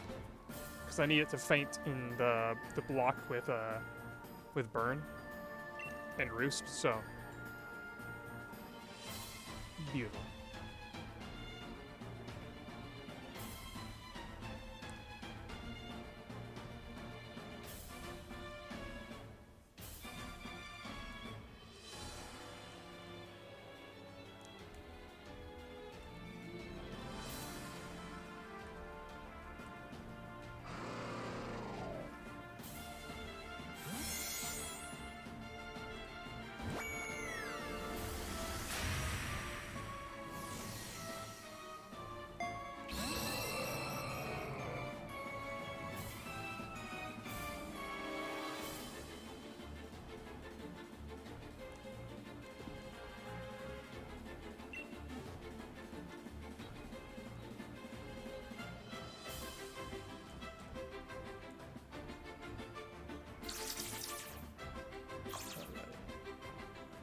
5,000, 5,000.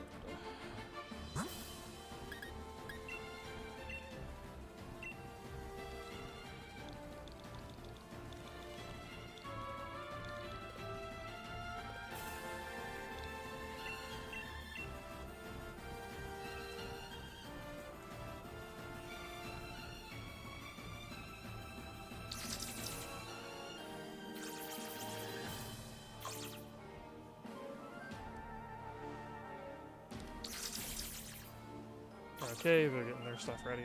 I'm actually gonna look for my arm guru real fast because I'm gonna need that. It's any orange guru, so that's nice.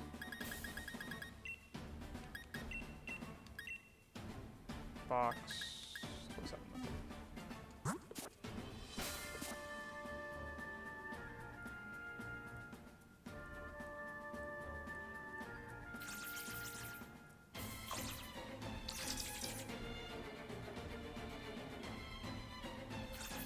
Maybe I'll need to use...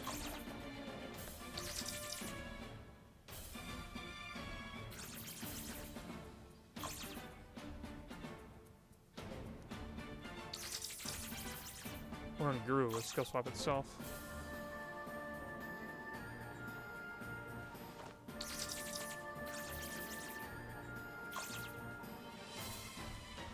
Because I kind of forgot that I have to damage it in the first place. How am I gonna do that?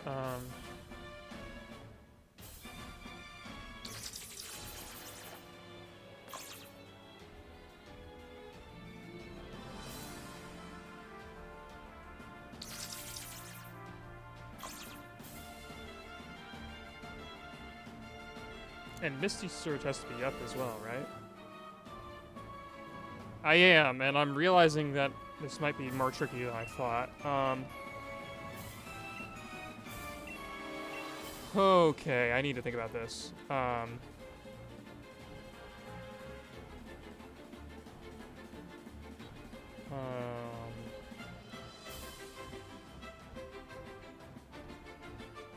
Misty Terrain is always active. Yeah, because we don't need a nerd at all. Yeah, for this setup. Okay, Oranguru hosts Slister Citrus. So the other mons just need to lower into the range. Actually, do you have a Pokemon with Nightshade or Seismic Toss as well? It would help the setup.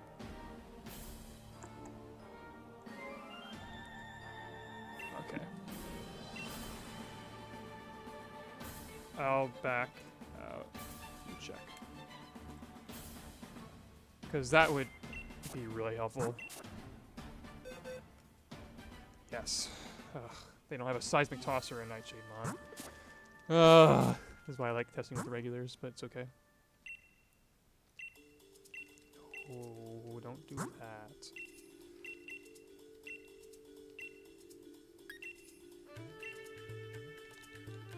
DGC players don't have anything on cart. Come on.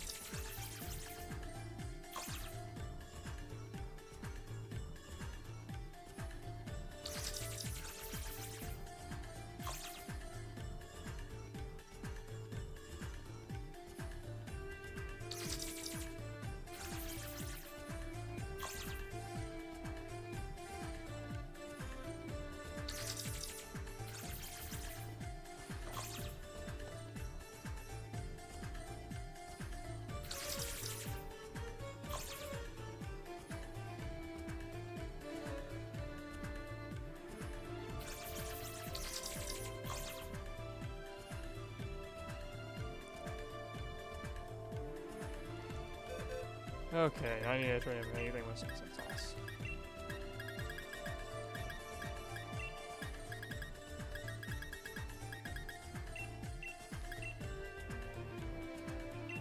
Perfect.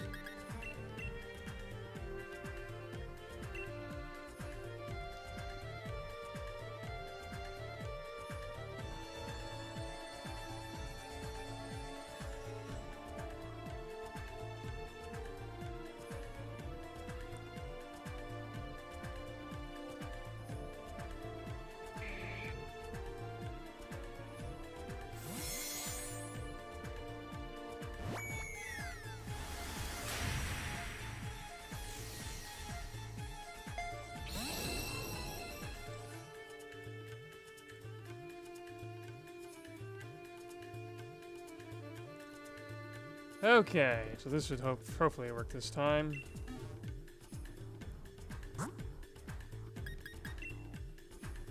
All right.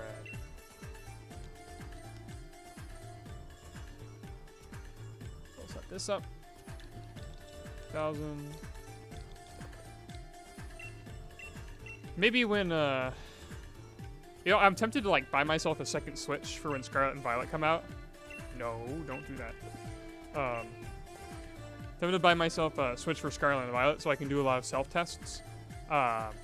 Since that will be, you know, obviously really high impact at the start. But maybe it would be better just to spend the money on buying Sadistic Mystic a Switch. Because he'll probably get more research done with his Switch than I would get done with 2 Switches. So.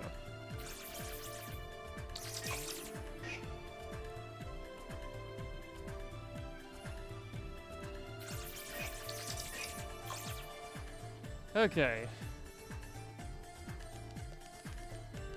Waiting for my... There we go. My battle partner to queue up. Okay. So this will work a lot better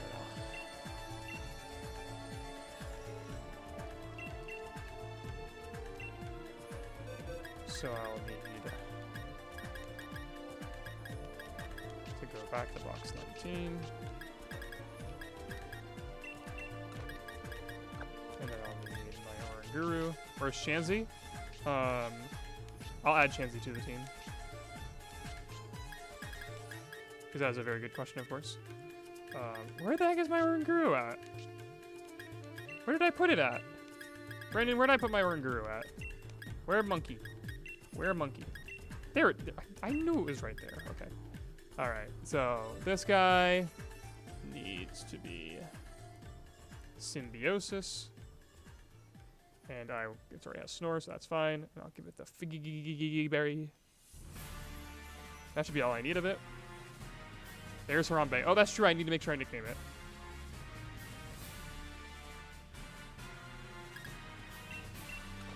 Oh, I need also.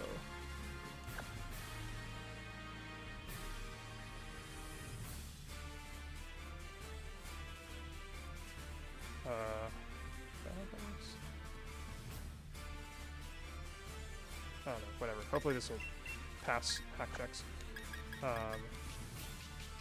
So actually I have PK Hacks on rather than PK Hex. Chansey, why not?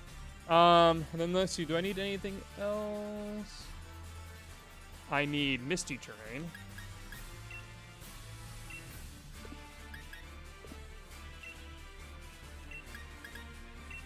Not move, I need the ability Misty Surge.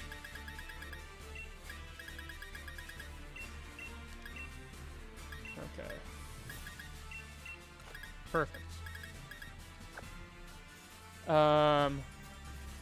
Anything else? I don't think so.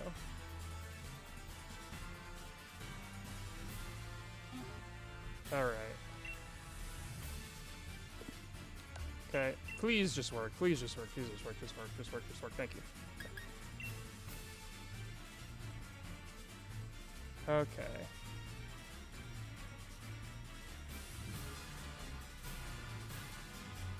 Alright. So, let's see here. So, lead with Machamp. Lead with Machamp Felicipod.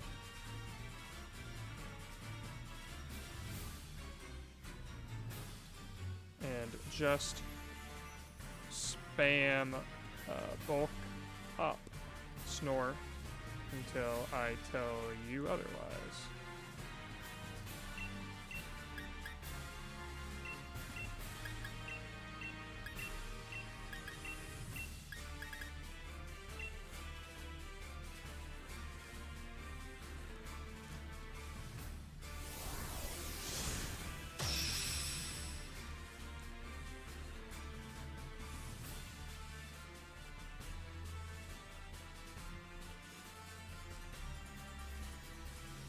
So let's see here.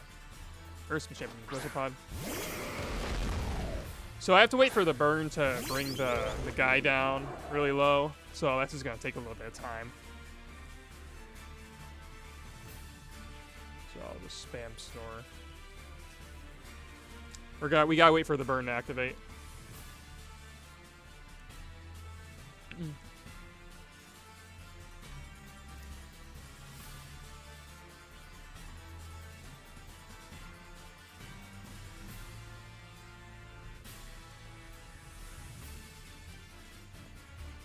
Twice on Fletchling.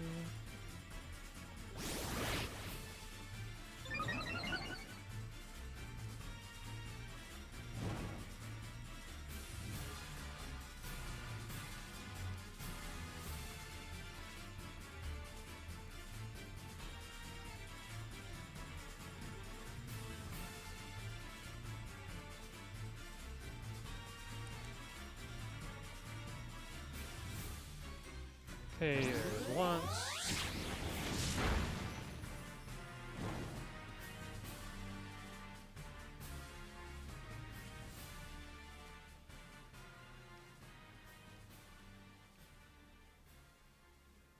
Okay.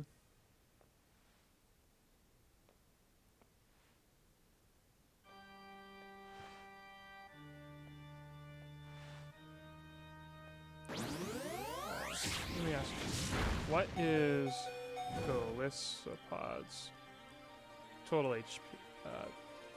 Total HP.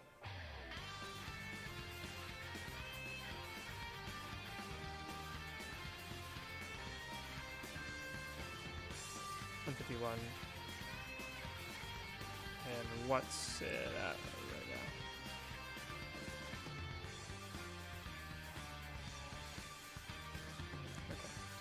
So I can't do seismic test stuff, so yeah. Yeah. Spam bulk of snow.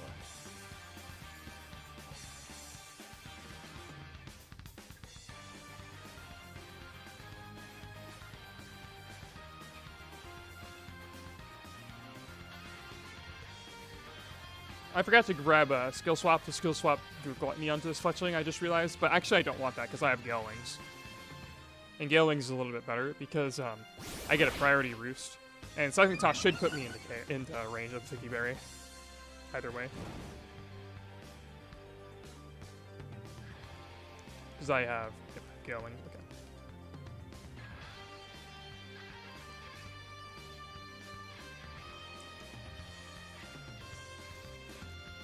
So basically at this point we're waiting until Golisopod is sufficiently low.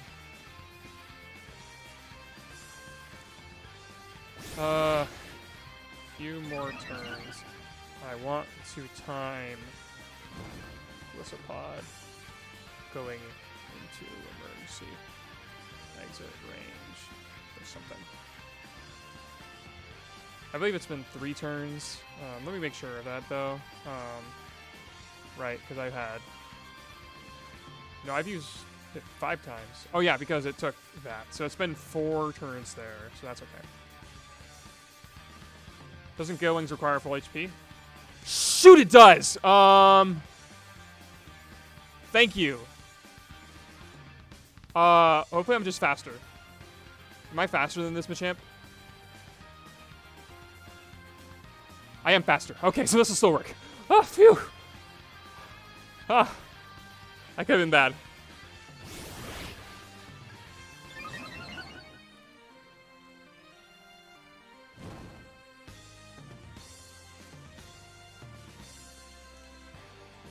Okay, I'm gonna go ahead and switch in Misty Terrain now.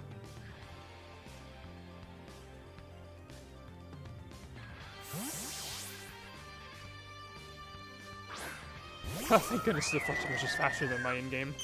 Come on.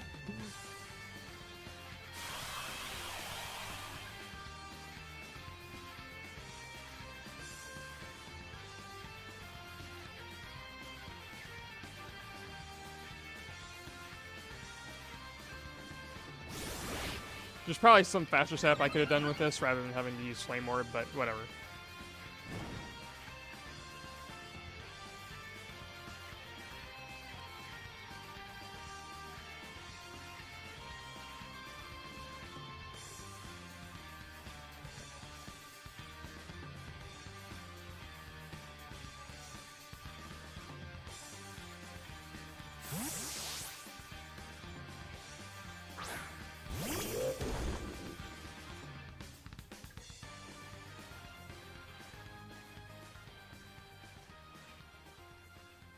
Hopefully this Machamp doesn't run out of bulk ups.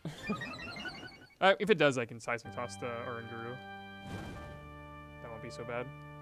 Okay, there's just a couple more turns here.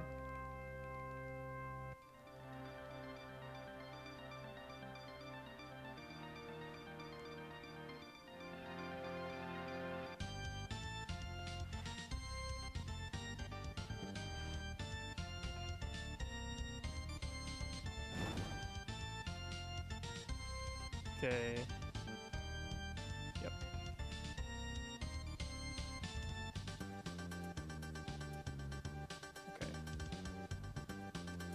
Okay. Okay. S-Toss my Fletchling and Snore. This is the turn I want to Roost.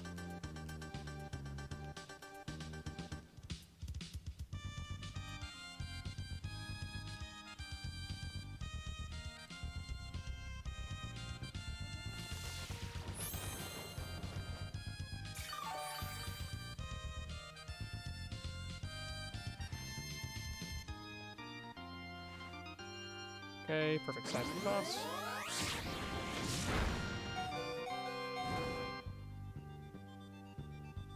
Okay. Switch in Incineroar. And now we'll see whether or not, first of all, whether or not I actually eat my berry. And then secondly, whether or not I'm confused by it. So first Intimidate activates, and then my Adrenaline Orb activates. And now I should share my Figgy Berry. And then I eat my Figgy Berry. And let's see if I get confused or not. I am still confused.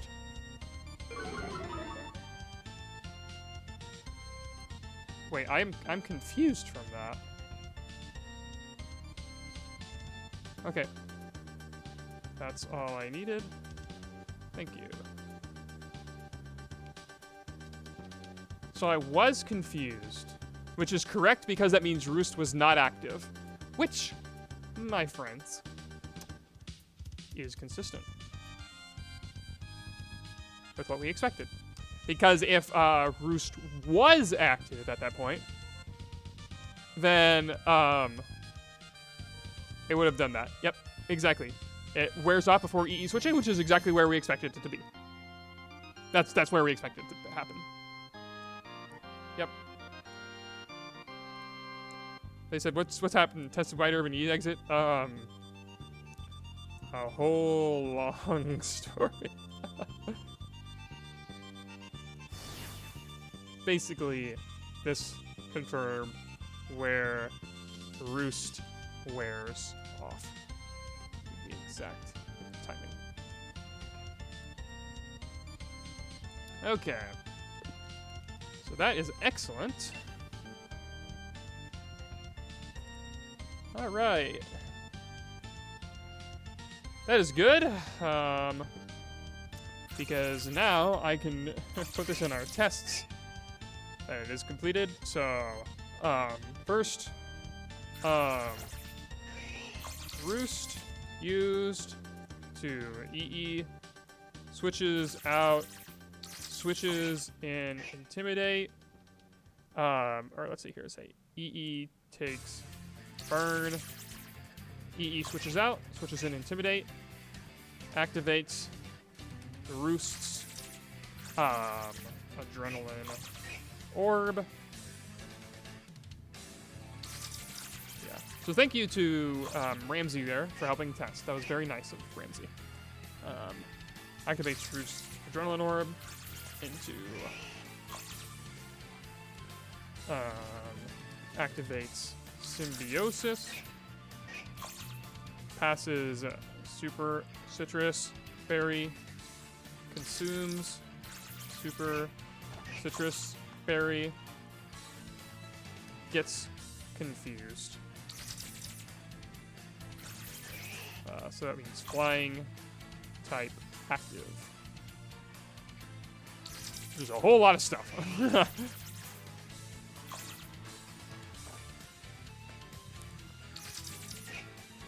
All right, so then we got that. And so then we have speed interactions. which are probably good for another day since I've been going for 2 hours apparently.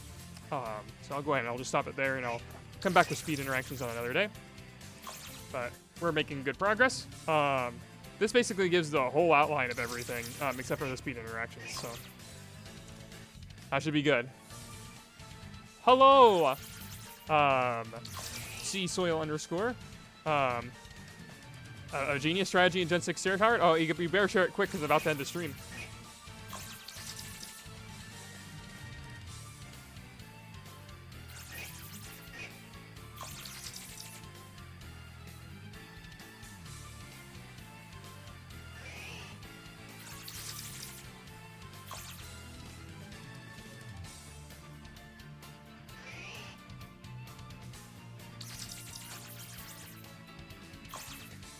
Stall, Prankster, Magic Cards, Dive Cats. It doesn't work in Gen 6.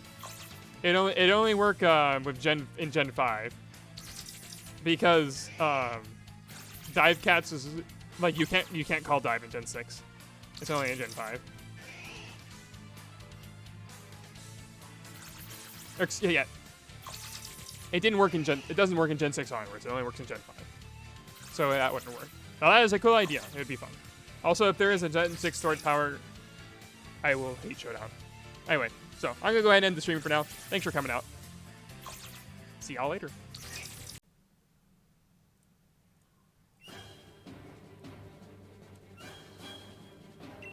All right.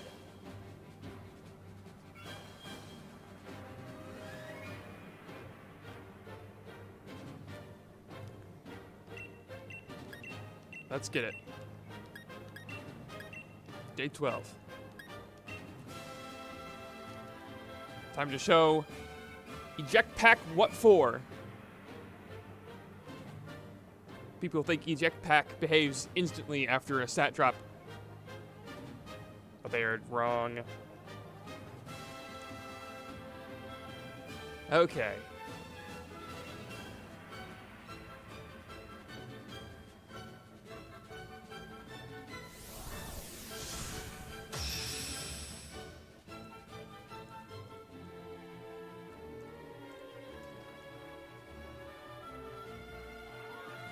Hey, Scorchwell. We're starting off with a fun one.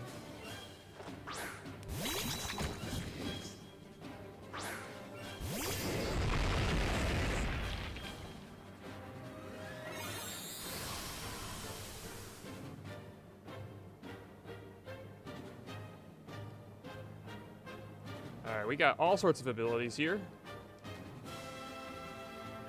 Oh, I want gravity turn one. Safeguard.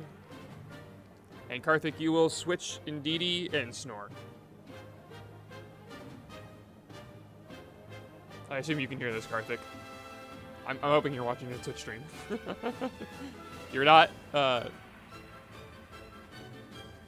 don't know. let me make sure of this.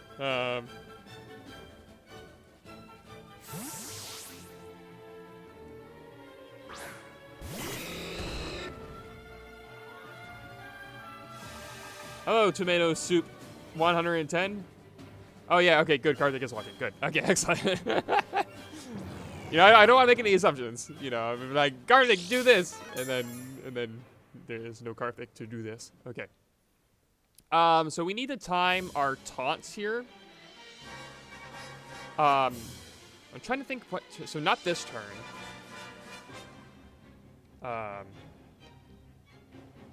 The next turn. So just Snore with everything this turn. I think.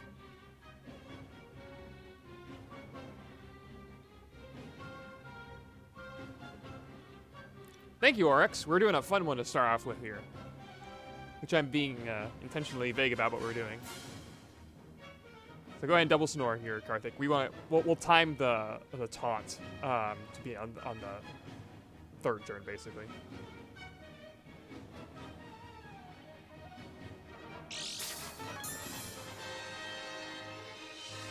All right, so you can go ahead and taunt my Regigigas now.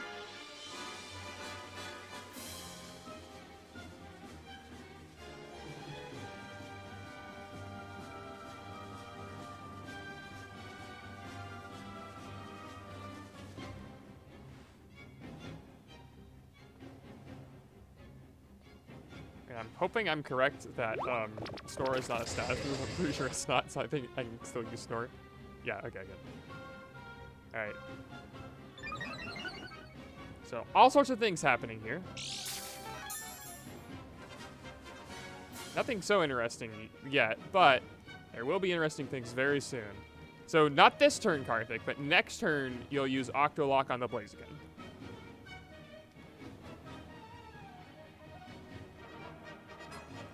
Snore is indeed an attack. It does have a base power. Alright, so ideally, if I did my math right, this should not cause my Zygarde to undergo Power Construct. If it does, I'm going to be triggered.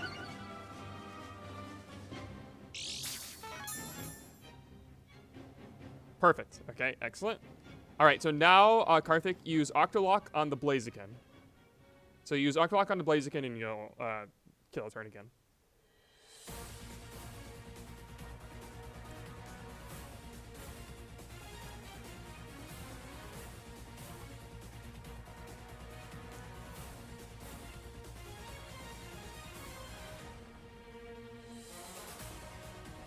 All right. And now it's time for the magic to happen. So first, Blaziken's defensive special defense fall. Remember that. So then Taunt wears off. Then Safeguard wears off. Then Gravity wears off. Then Terrain ends on the field. Then Blaziken's Speed Boost is active. We see my Sticky Barb on my Zygarde activate, lowering me down there. My So Start ends and Power Construct activates as well.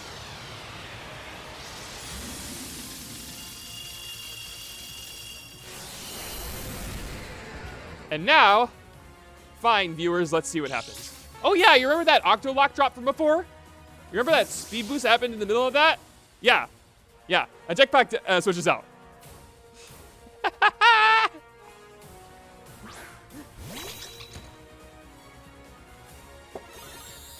Ain't that funny? I think it's hilarious.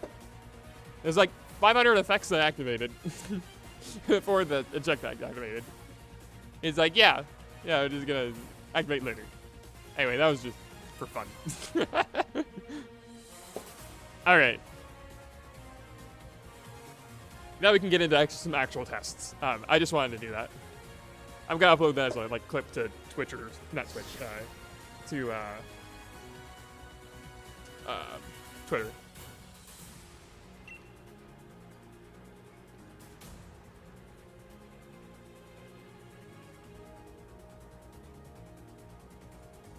All right, Karthik, the next thing I'll have us do is the healer stuff. So for this, we're going to need a Pokemon that can set grassy terrain easily. So ideally, something that can actually manually hard set grassy terrain is going to be nice. I need a Pokemon with healer. I need that Pokemon to be faster. The speed tiers matter on this. So I need my healer Pokemon to be the fastest thing. So I need to find what Pokemon I have with healer that I can just use real quick. Now I've got my Chansey, but do I have anything faster than that? I do not. Alright, so I'm just going to grab a Chansey, make it max speed. No more, I think, in the title now. Yeah, that's true. I actually counted this time. That's correct. Healer's odds cannot be improved by Rainbow. Rainbow and Serene Grace are only for move effects. It doesn't affect abilities. So I need to bring the fastest healer. Oh, thank you for saving that as a Twitch clip. So I need to bring the fastest healer. Then you need to bring a very slow Pokemon. So you need to bring something like with min speed, Karthik. Think like Shuckle. Well, not Shuckle. It doesn't need to be that slow. I need my paralyzed Pokemon to be slower than your Pokemon after the paralysis, but I would otherwise be faster. So we can just kind of pick whatever we want for that. It doesn't really matter. I just need my Chansey to be fast. I don't want like skill swap to Regieleki. That's a waste of my time. So I'm just gonna go ahead and grab another max speed Chansey. Don't get timid.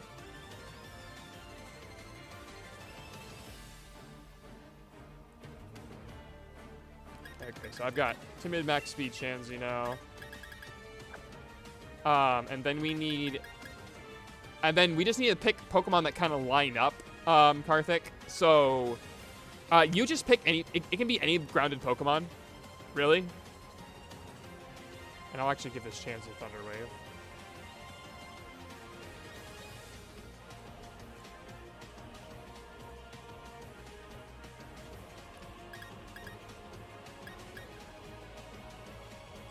So anything at all, just tell me what its speed stat level 50 is.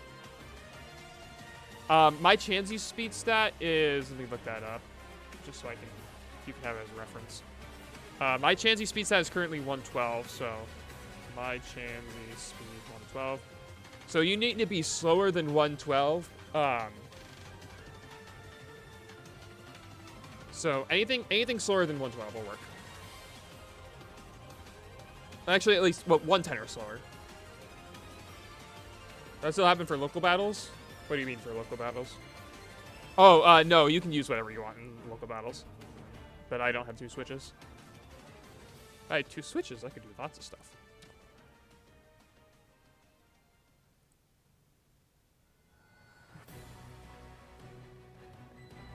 Instant should work, yeah. And Incineroar would work just fine. Just tell me what its speed stat is. And then I'll pick a Pokemon that's, like, slightly slower than it.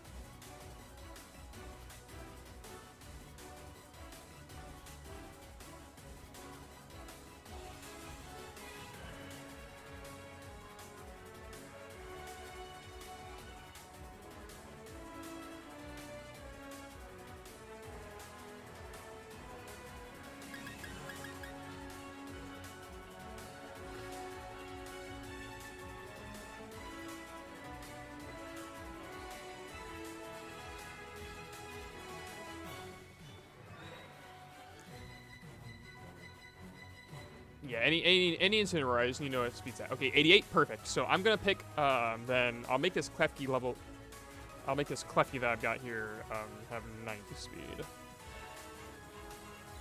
And I'll give it, like, Sleep, Talk, and Snore, and hopefully that'll be enough. So, this Klefki has 95 speed stat now.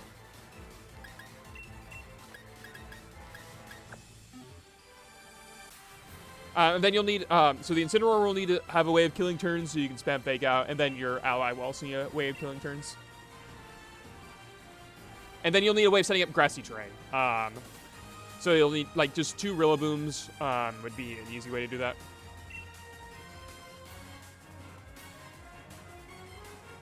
Or a Pokemon that manually knows grassy terrain and can otherwise kill turns will work as well.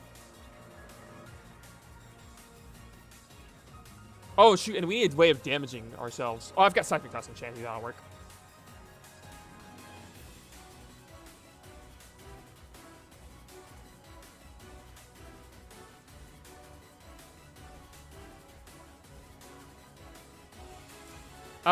Yeah, a grassy terrain Mon, yeah. And a Mon that can kill turns. The grassy terrain Mon can also be the Mon that kills turns. And you need at least, like, have at least 3 Pokemon.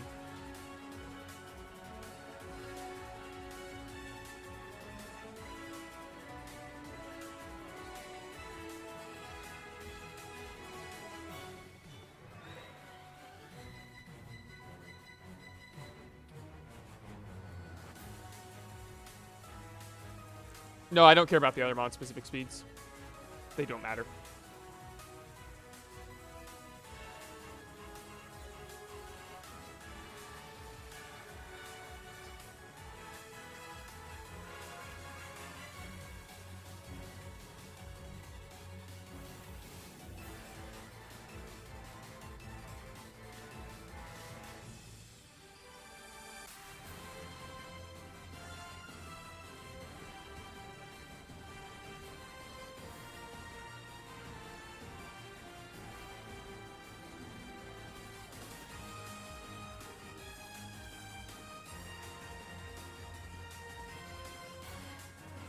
By the way,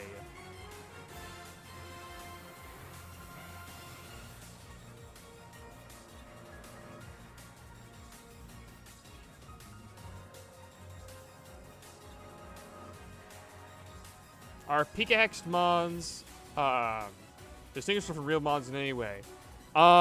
It depends on what you mean by that. So yes and no.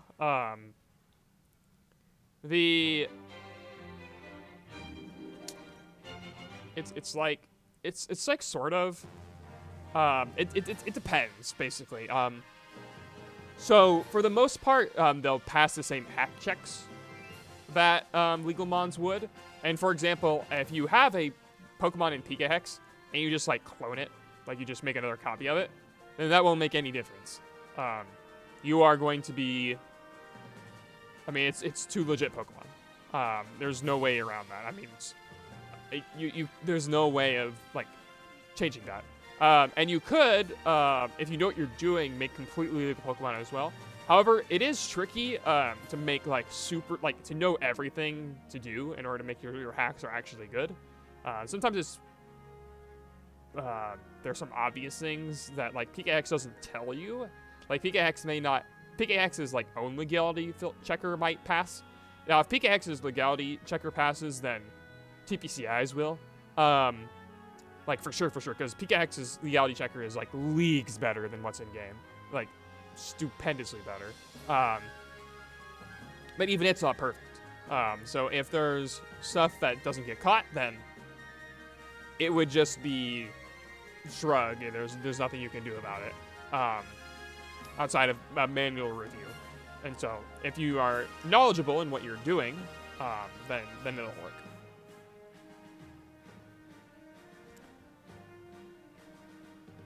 It looks like Karthik is, I imagine Karthik probably is not taking 100 years to get a grassy turn Pokemon. And is likely probably AFK or doing something else. So we'll just wait. Possible to make it identical? Yeah. Well, you don't even have to make it identical. You can just make it possible. Oh, you're just doing some Pika Hex stuff. Oh, okay. Come on, you don't have a Rillaboom?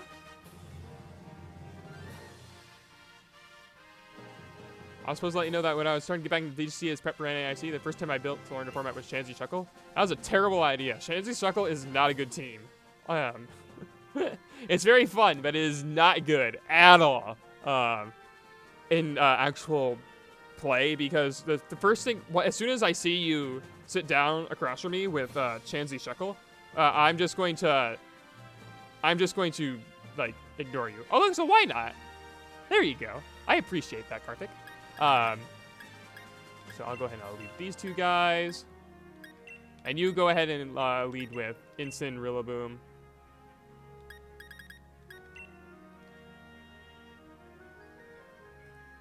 It is much more funny. That is definitely far more important.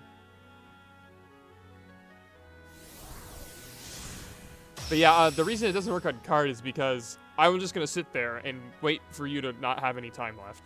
Because you only have 20 minutes to kill all my mons, and it's just not enough time. So you have to like use your other Pokemon to kill me first, and then just set up an unbeatable win con. That's basically what you do. But you can do that with other Pokemon too. Like if you're gonna say like, oh, I want my team to be able to KO your team in 3 or 4 turns, you can do that with other stuff. You don't need Chansey for that. Okay. So Karthik, can you go ahead and like hit your Incineroar, which is some weak damage?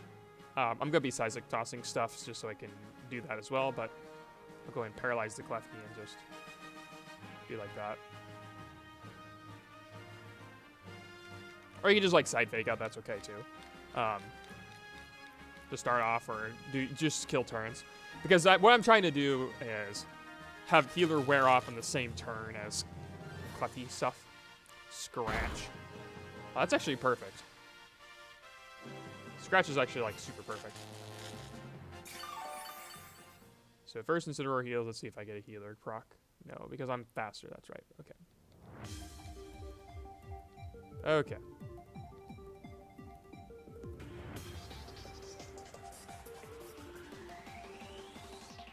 Yeah, just go to NAIC and like play fun teams instead. Like if you're, why don't you use burn over paralysis? I specifically want to use paralysis. Because I want to test speed interactions here, and paralysis is the only status condition that healer can heal that impacts speed. I guess technically there's also quick feet. Actually, I don't know. It's quick feet. I don't remember how quick feet works, but that's okay.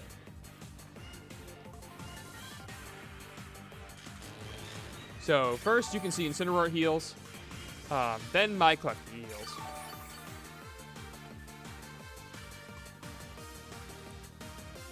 So I'll go ahead and I'll hit the Chansey as well, because that's kind of nice to see.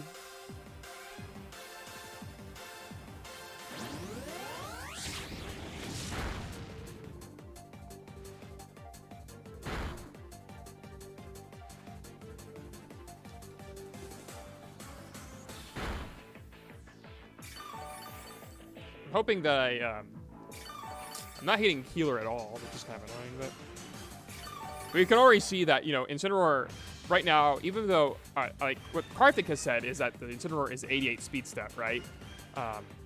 Karthik, you may also want to just switch out the Rillaboom, because we're going to need it a little bit later. We're going to need it to reset the terrain, probably. Oh, you love the animation for Seismic Toss, eh? Ha! I'll use it into my ally so you can't see it.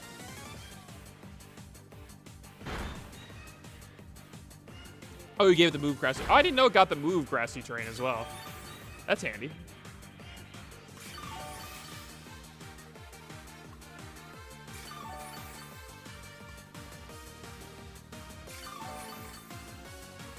Yeah, we can just sit here on the field for a while then.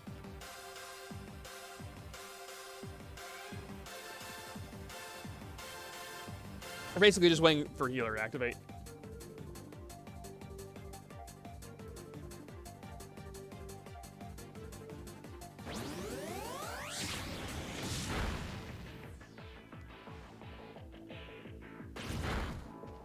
Big scratch.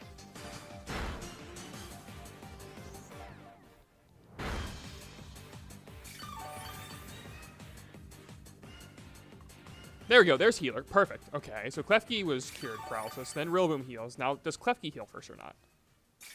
It doesn't heal first. Interesting. Interesting.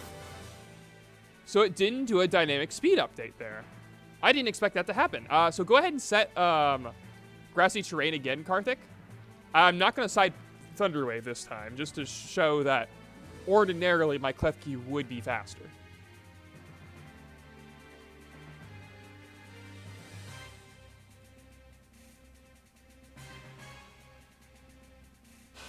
So that's very interesting. It doesn't do dynamic speed.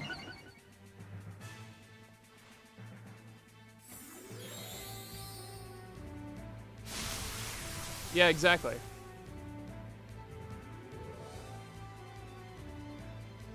And so we can see here that under normal circumstances, I mean, this is like literally like end of turn effects 101. It's going in order of speed. But now we see Klefki go next. Yep, and then Incineroar. Because Incineroar is 88 speed, and I guess I can't officially speak and prove that because it's on Karthik's screen, but if you don't believe me, go test it yourself. The Klefki is 95 speed. Yeah, there's just bright sides in it. So that is interesting. I did not expect it to do this. So that's not dynamic speed there. Huh. So I really did not oh, wait, there we go. Okay. That is interesting because that probably implies that it's exactly the same as what it was last gen. You can go ahead and forfeit, Karthik. So first, fastest healer cures ally paralysis. Or let's see here. Speed order normally. Fastest.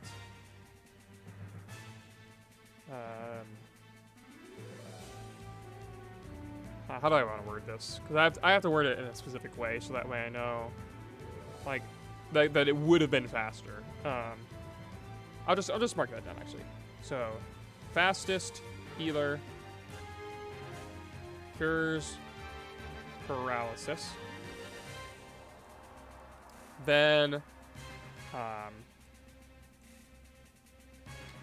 opposing slower or slowest Pokemon, or I should do then fastest grassy terrain, then opposing slowest Pokemon, grassy terrain, and then ally, grassy terrain. Am I gonna test Quick Feet? No, there's no point. Because it's the same idea. It just means speeds up that thing at all.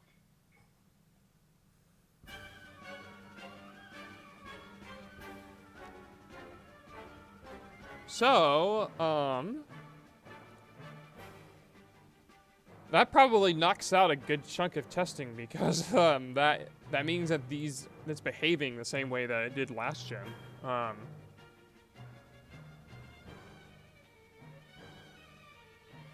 So yeah,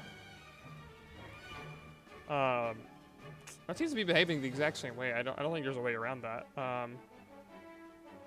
Because we already thought that in between these effects, like if you do like say burn, and then trigger a citrus berry, and then you have unburn activate after that, then the next thing that activates will be in speed order. So you don't have to like do a specific test on that.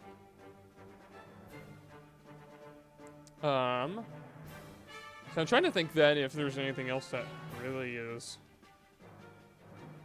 worth testing. I guess like speed boost would be another example of that. But that doesn't even really need it doesn't really need 2 players, but we could do it in 2 players. No, actually, yeah, I don't think we need that for 2 players. That's not a 2-player test that's needed. So I'll go ahead and actually, Karthik, I'll go ahead and I'll cancel for now. I may need you later, may not. We'll see. Because there's no point in like wasting your time in getting things set up that I could do in single player. So I'll go ahead and I'll grab first a Shuckle with like I'll grab just two of these guys, these Shuckles. So I'll give one this guy, and then I'll have the other one be a slightly higher level. So I have this guy, and then this guy. Shuckle, of course. So I have level 40 Shuckle and then level 20 Shuckle. So one of them is clearly faster than the other, right?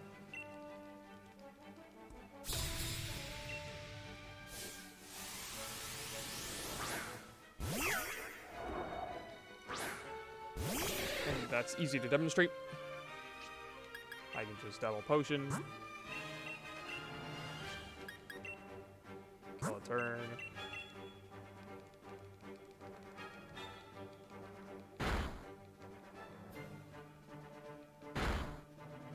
Okay, then first, Shuckle speed rose, and then the other Shuckle speed rose, but because I don't have animations on, you can't tell the difference, so I'm actually gonna put a different Pokemon on there, so you can actually tell which Pokemon is getting their speed boosted first.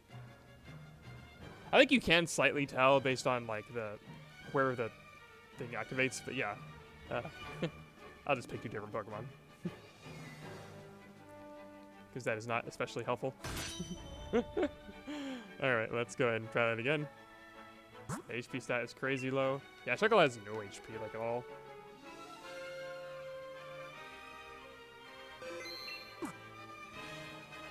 I think I've got 2 speed boosts, if I recall correctly. Let me just look for speed boosts, because I should have 2 speed boosts. Oh, well, no, they have to be of comparable speed, so... They can't just be anything. So I'm actually going to just make my usual testing guys. Why am I not in my normal box? Get back over here. No, not that box either. Come on. Get back to my normal testing box. There we go. Alright, box 15.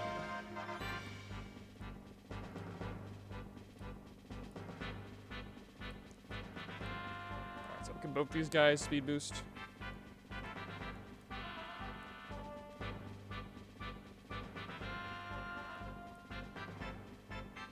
Do I have a Munchlax for that one? Munchlax is a cool guy. But I already have these 2 guys, so... these guys are pretty cool too, I think, in my judgment.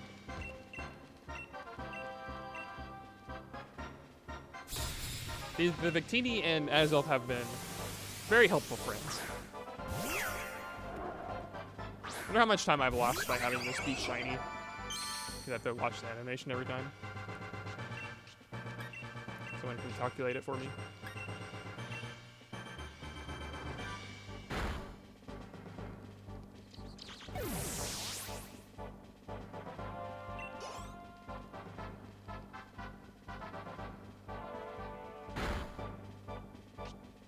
So first, Azelf raises its speed, and then Victini raises its speed. No, I just need to show that they're two different Pokemon, right? So you saw Azelf raise its speed first, then Victini raises speed first. But now what happens if I actually crank up the speed on the Victini? So if I make this Victini plus 3 speed... Oh, I never thought about that. So now Victini will be way faster than Azelf. And so now which one activates first still? So Victini activates its speed boost first, and then Azelf activates its speed boost. So it's kind of the same thing. Really not anything too complicated there. We just know that... So that's a pretty simple one, so we can show that we have a faster speed boost with slower base speed. I'm going to say slower summary screen speed, just to make it explicitly clear. Over slower speed boost with faster summary screen speed. I know it is in speed order. Isn't that crazy? So, we actually already demonstrated earlier in one of our previous tests. Oh, where was it? It was in one of the power construct ones, I think. Yeah. Naturally faster power construct over +3 naturally slower schooling. So when I said naturally, I meant summary screen speed there. Because those do work differently. It doesn't really quite... I don't quite understand all of it. Like, I know these things activate in a particular order, but I really don't know, actually, why they do. Like, why does it go... I understand why it goes moves and abilities and items, but I don't understand, like, why all of that is in speed order, when normally that kind of stuff isn't necessarily in speed order. Or what I mean by that is, like, effective speed order. So, like, for these abilities, these guys do not activate, like, if one is faster than the other, it looks at what the summary screen speed of the Pokemon is. It's the same way for things like Lightning Rod. That's kind of how the tie is broken, so to speak. So I don't really know why it works that way for this and not for the other. I don't really know. But then we've seen, like, anybody can tell you, like, I mean, you can just, well, I guess, yeah, all these effects are basically the same thing. We saw grassy terrain there. Grassy terrain is going to have the same effect where being at +2 is going to be enough to make you faster than the other guy. And I'll go ahead and I'll prove that as well. That's a really easy proof, so I might as well just do that while I've got this here.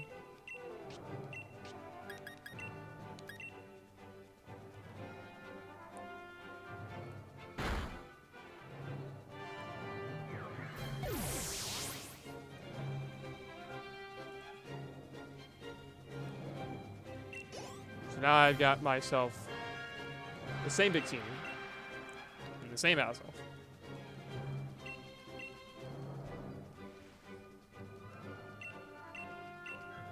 I'm going to switch out this Victini for this Victini.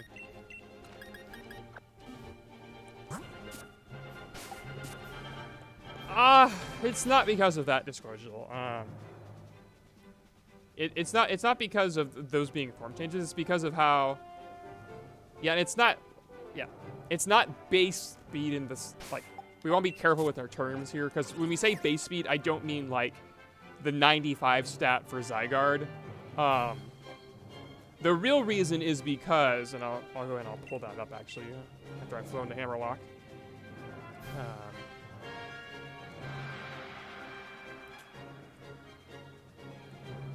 Actually, let me see if I can find it in here.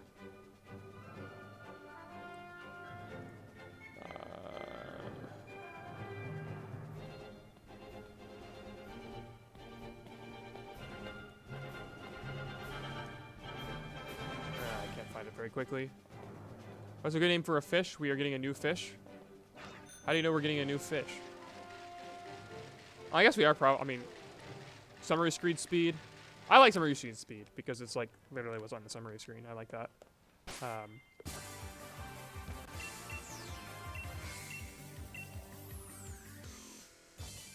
Not Pokemon? IRL? What do you mean we're getting a new fish? Like, did it not already exist? Like, Mr. Fish? Mr. Fish would be a good name.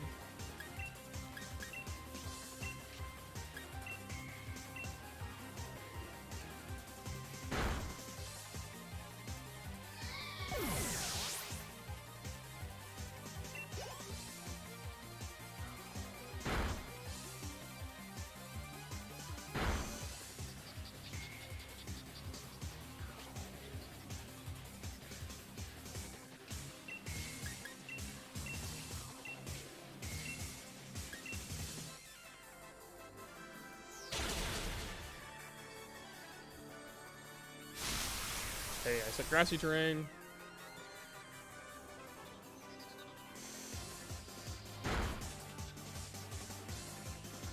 I heal. And then if I boost my bikini speed, we'll see it recover first.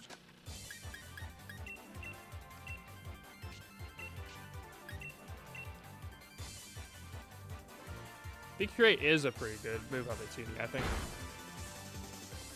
So first Victini heals, then Azelf heals.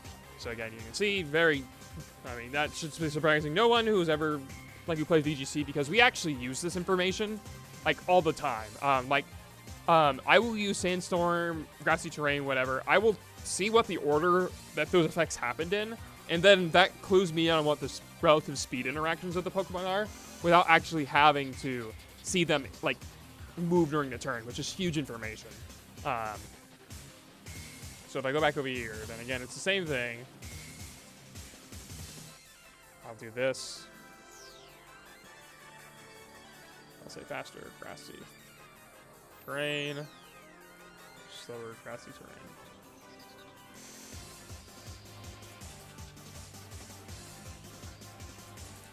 So I can't really think of anything else because outside of these being host dependent. I guess did I ever prove those?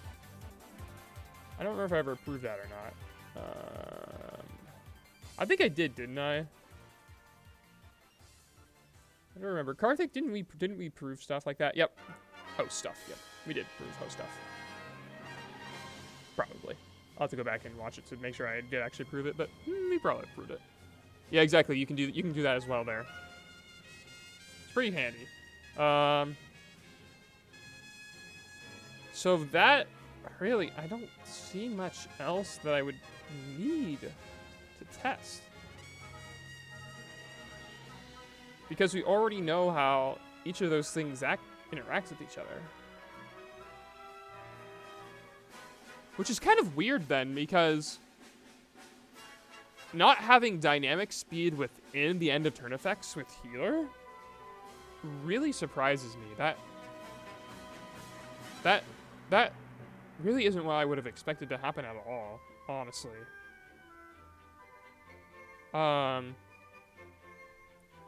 I guess, well, Did I really prove with the double speed boost there?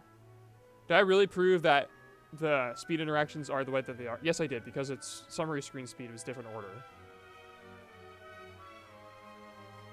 And there's no other way you could prove that.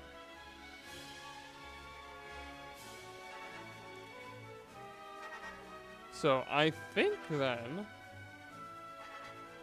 that might mean that we are finished. Other end turn effects are dynamic. Yeah, they are. They all are except for this guy. And I know why this guy doesn't do that. Actually, let me look this up so I can give that to you. Let me just find this in here. This easiest way is because I was doing this around the time when I was doing accuracy research. So if I do accuracy stuff, so like Victory Star.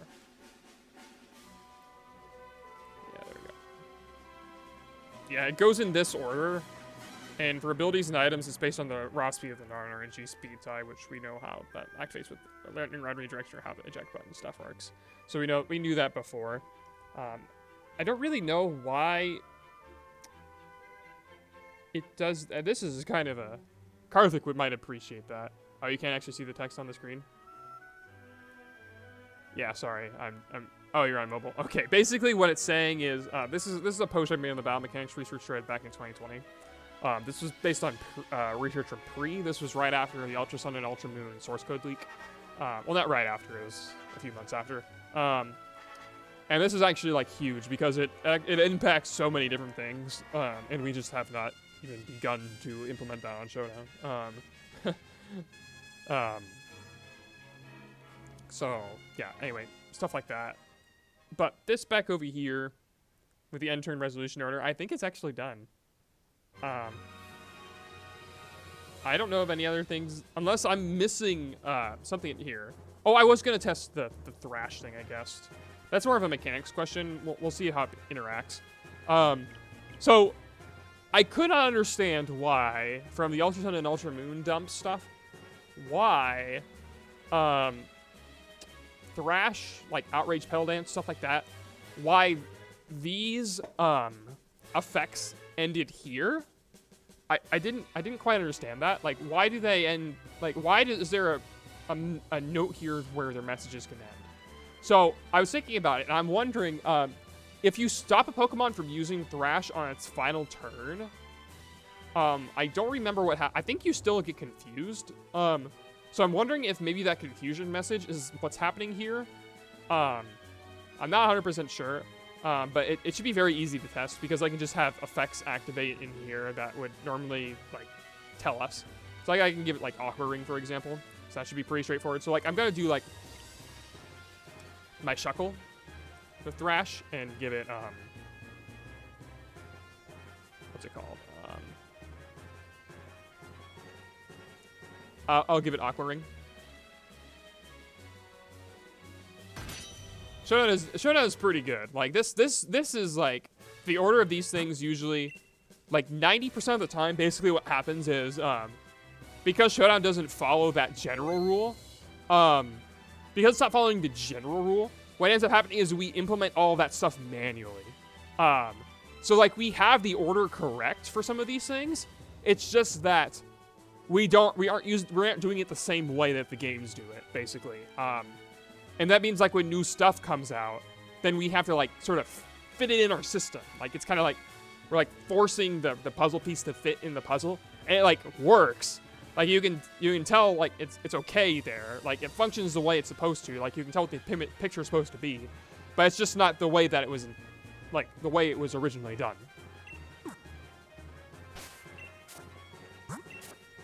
You can think of it like that.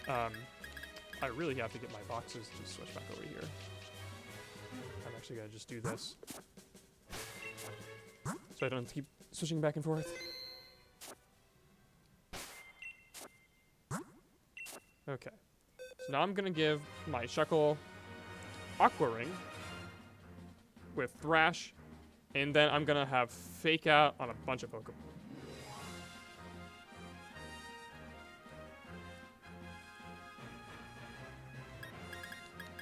Exactly.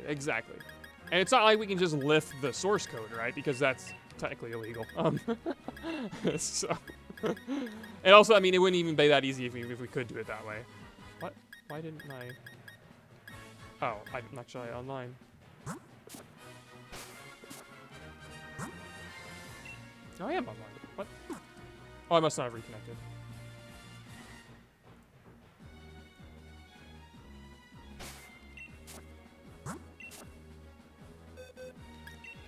Yeah, it's basically like if something new comes up. Yeah, and that's basically what it would be. So I imagine we may see some changes to this when we get Scarlet and Violet. Depending on whether or not Scarlet and Violet refactor the battle system, this would be the time to refactor the battle system if they're going to do it, because it's mid-gen, but I doubt they're going to.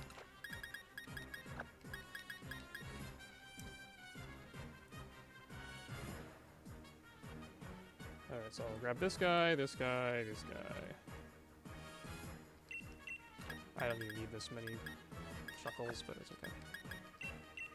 Or just, just two is enough.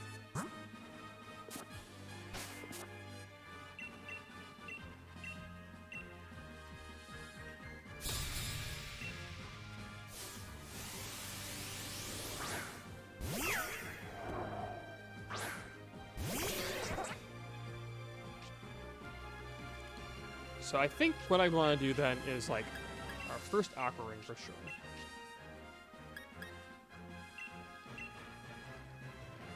I mean, it's not like Game Freak's code is always the best anyway, so don't feel too bad. Okay, so here, oh, I got speed boost on this thing too. That's actually nice too. All right, so I'll use Thrash.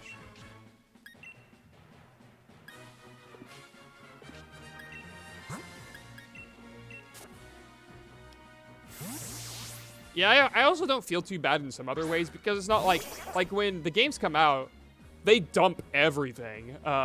Like all learn set data, all that stuff is dumped immediately. And so technically, yes, it's different from a legal perspective because you're the one dumping it. You know, it's not that. But I don't know enough. Did they really just double crit me? You real, bro? Okay. So here I'm going to heal pulse, and I'm going to hope that my Shuckle doesn't, oh wait, I'm stupid. I can't do it that way. I would have had to switch out into my Pukamuku again. Because now I don't have an active fake out. So now the Shuckle is going to get confused, and I can't really do what I wanted to do with this, but that's okay. Because I have to use this, but I can't now use fake out.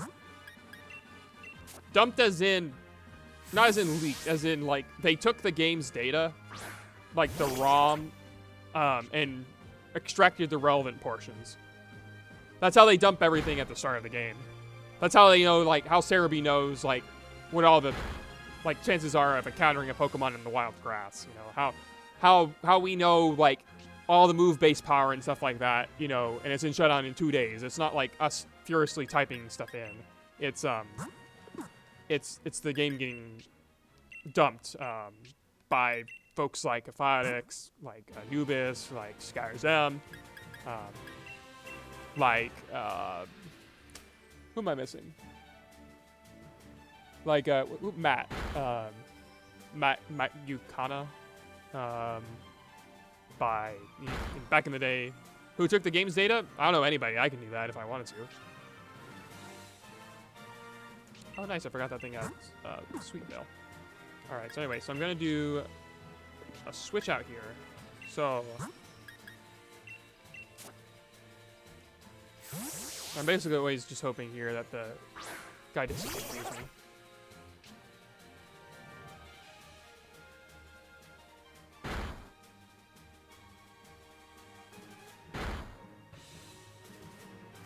Okay, so I didn't get confused, so that means I should be okay.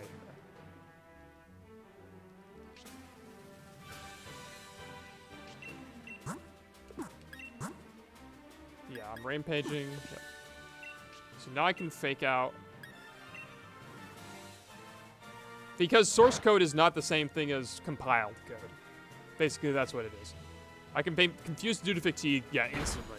So I wore off from the Thrash instantly, so. Having my move prevented did not, like, delay it. I'm not getting confused there, so. Yep. And it's just not related. It's like okay, so Discord World, this is kind of like a programming thing. It's different than like web code usually. So if I have code and I compile it down, like if I have my code, most platforms do not run, strictly speaking, just on that code itself. What they instead do is the instructions that the code's doing is compiled down to a different level. Usually at like sort of machine code, if you will. That's going to be like ones and zeros. So you have, say, a language like Java. Java, what it's going to do is you've got your code out there. After you compile it, it's going to be smaller stuff that now the interpreter can read and say, okay, this is what this string of ones and zeros means. But it's not basically as large as what a normal thing would be.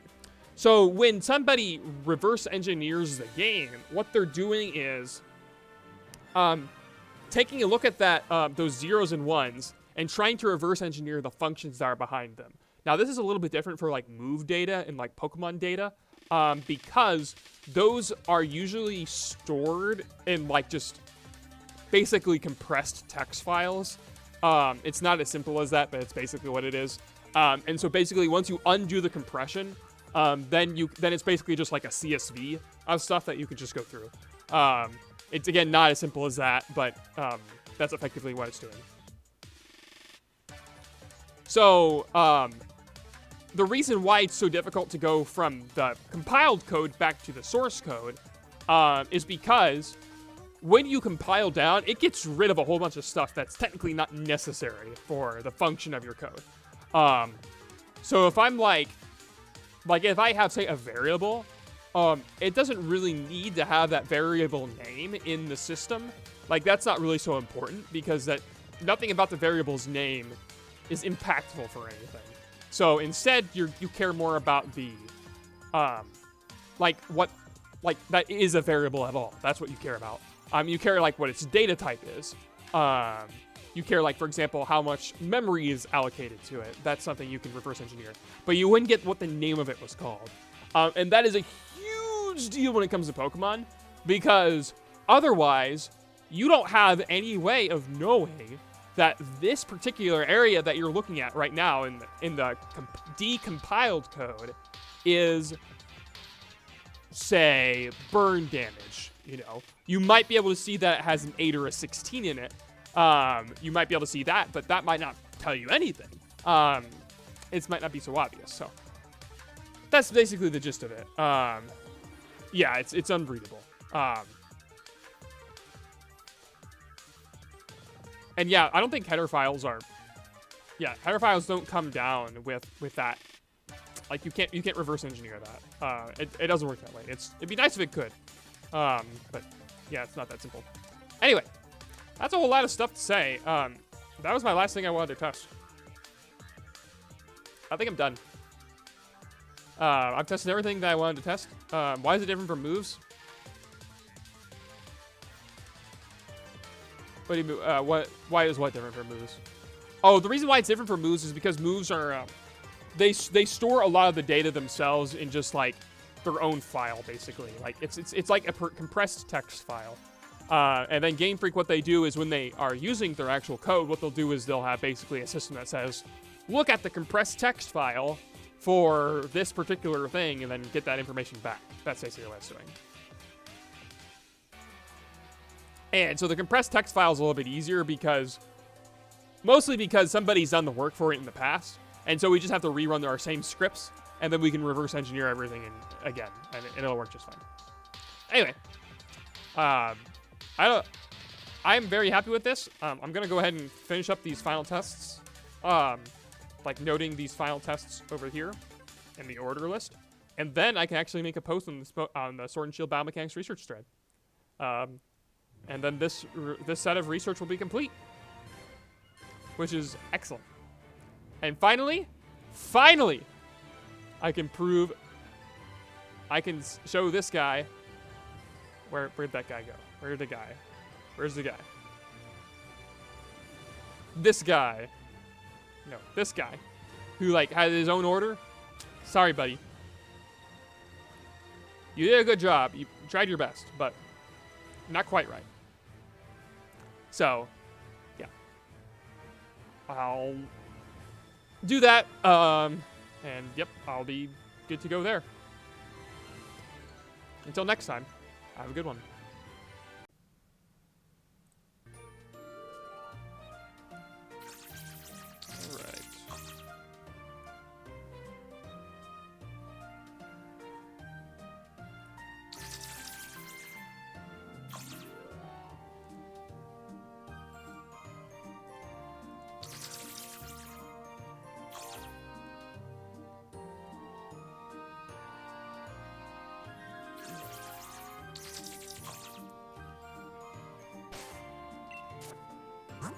Okay. This thing is gonna be pretty easy with just these two guys. The order of... Yeah. Let's go ahead and do this.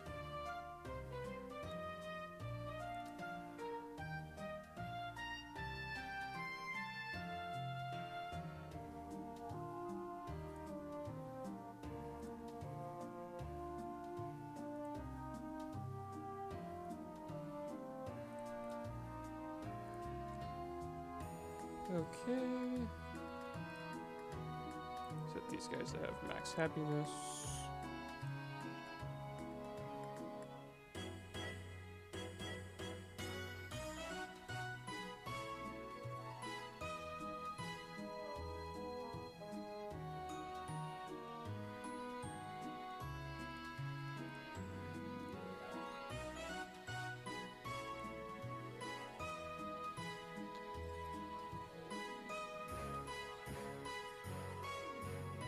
That's fine.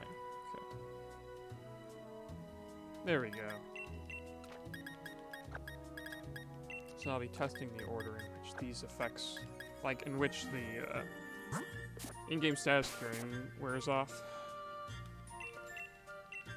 I'm gonna bet it's speed with modifiers, but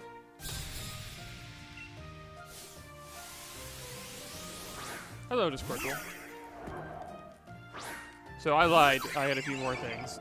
As I was writing up my post for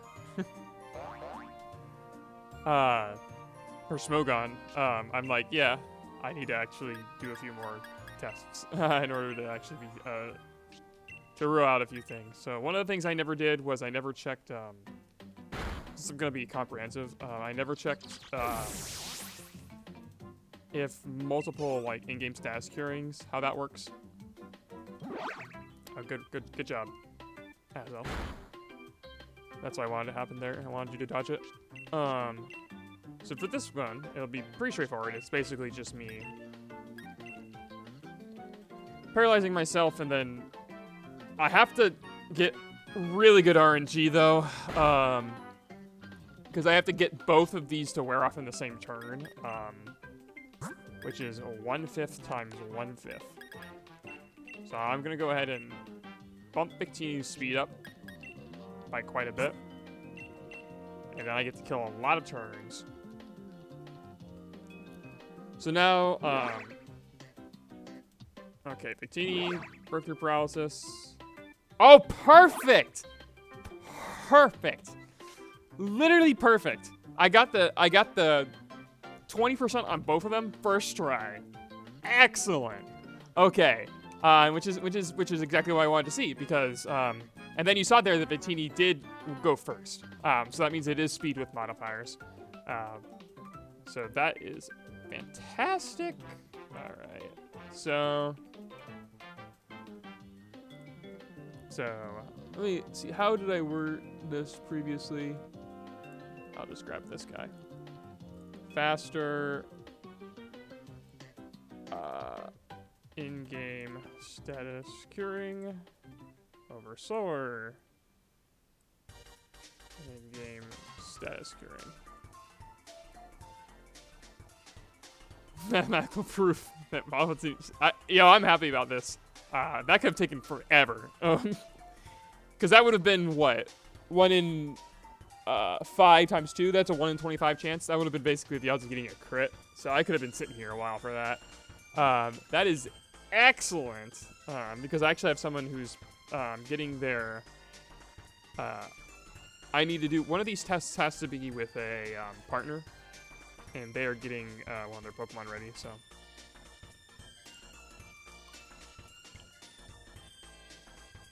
I'm guessing nope. Should be all... Awesome. So it looks like my testing partner is ready as well, which is great. So one of the things that I realized with like the work I was doing on multiple emergency exits activating at potentially the same time is like one of the things that I thought to myself, like, okay, is that normally how this works? Like if I use Like, if I have, like, say, a spread move, right? Just a normal spread move, and you just bring both my Pokemon down to emergency exit care range, like, do both of them switch out, or is it just the faster one? I'm pretty sure it's just the faster one. Because that's how it works for eject button for sure.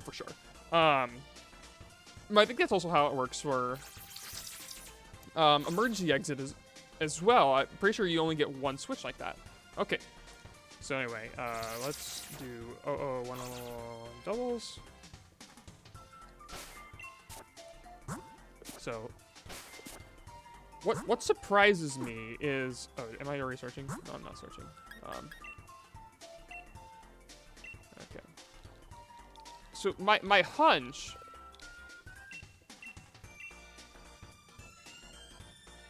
I'm online, right? Yeah. Okay.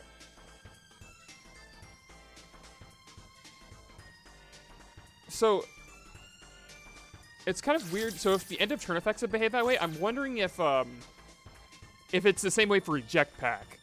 If multiple eject packs can trigger the end of turn effects, because I actually checked all my notes, and unless I had something unrecorded, I didn't actually test multiple eject packs. Like if you queue up multiple eject packs, like say you use Octolock on yourself, then are you able to, like, do both eject packs activate, or is it just one? Or more realistically, an even easier one would be 2 Moody's. Like if you have 2 Moody's with eject pack, like how does that work? Like do both switch out, or is it just the one? Is it like the Pokemon speed stat at the time, like is it based on the Pokemon speed stat at the time when the stat drop happened? Or is it based on like which Pokemon like triggered eject pack first? Or is it based on, a whole bunch of other things? I'm not 100% sure. So those are all things I'll want to test. And then I also have one more last thing to try to see if I can knock out the issue that I keep encountering with future attacks in terrain. So I am waiting for my testing partner to link up. I don't think they are. So I'll see if they respond quickly enough, but so I'm gonna do a. So if I'm gonna give my Azelf here. So I want Victini to be slower. Yeah, I want Victini to be slower, and then I'll give it Doom Desire. And I'll give that guy Grassy Terrain. So we'll see if. Okay, there says they're searching right now. So.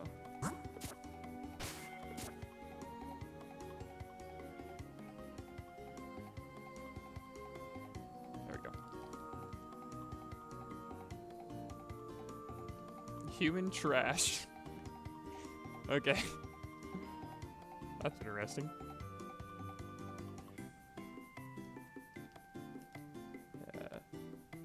Just do normal rules.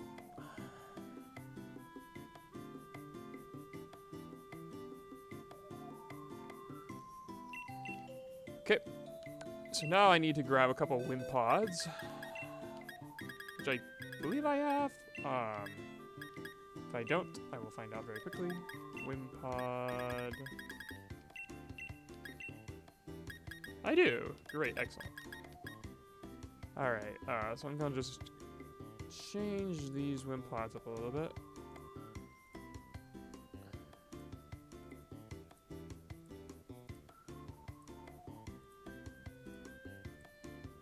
What box is this? There they are.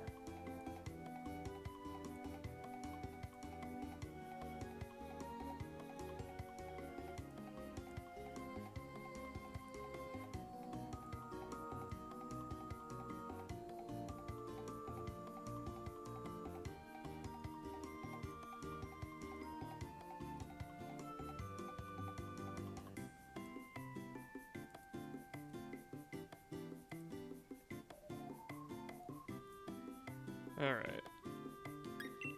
Thank you, Arx, for the good luck. Steam Engine does not give plus 12, it is plus 6. I actually know that for sure.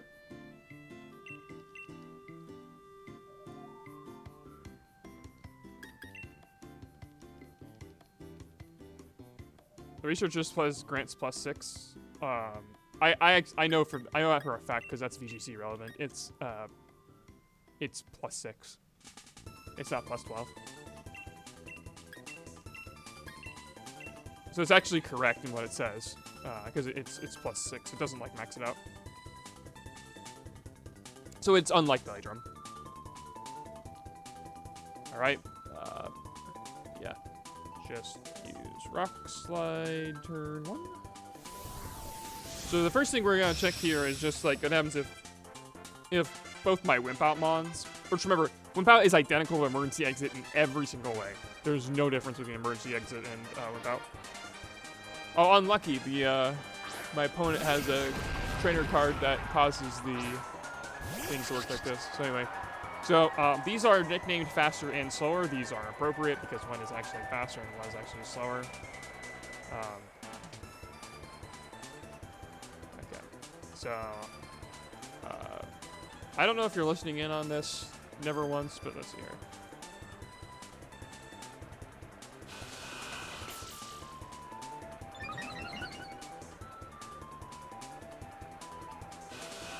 So both of these have Focus Sash, so I'm hoping that this hits and brings it down lower. Great, I missed one. Excellent.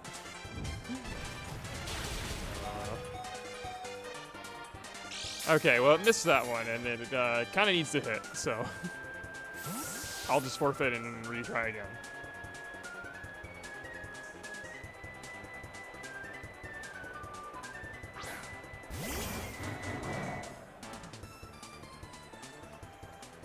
Yeah, Oryx, it means you can do, like,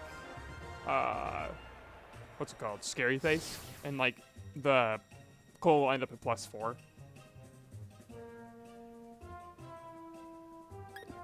There's not a whole lot like that comes up with, though, because, I mean, +4 Cole is still pretty fast, because it's, like, I guess maybe if it's, like, modest, then you can outspeed it with maybe Zacian, but I don't think that's...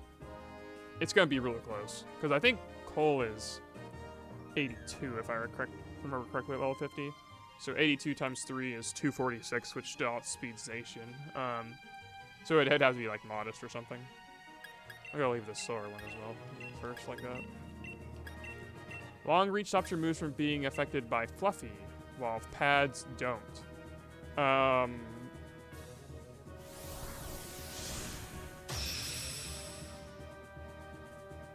Lucky definitely can, yeah. Long reach stops your moves from being affected. I'm not 100% sure about pads, but long reach definitely does.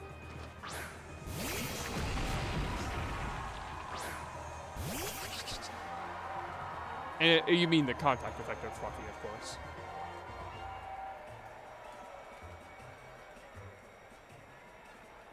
No, it's not faster than Claw +6.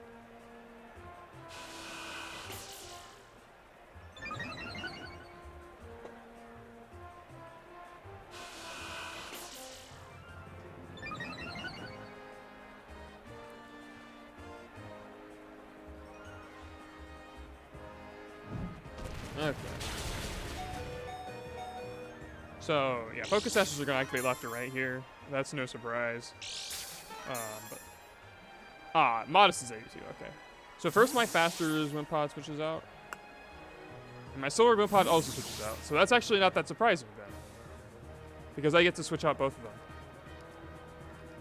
That is interesting because...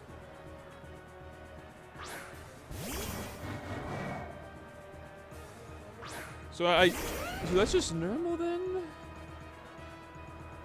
What the heck is up with that then? Because normally when you have a switch pending, you can't do like... Number one, so I want to check a few other things with... You can still use Rock Slide like this. I'm going to add some Pokemon with eject button in on here. And test to see how some of this interacts. Because what should happen is... like when you have emergency exit and eject button, then emergency exit will switch you out. You don't get your eject button, which makes sense. But if you have like emergency exit and another eject button Pokemon, then only emergency exit will switch out, not eject button. So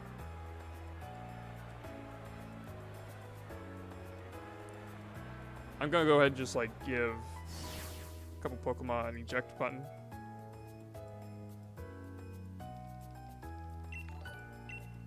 Thank you for the follow as well, Never Once. Thank you for helping me too.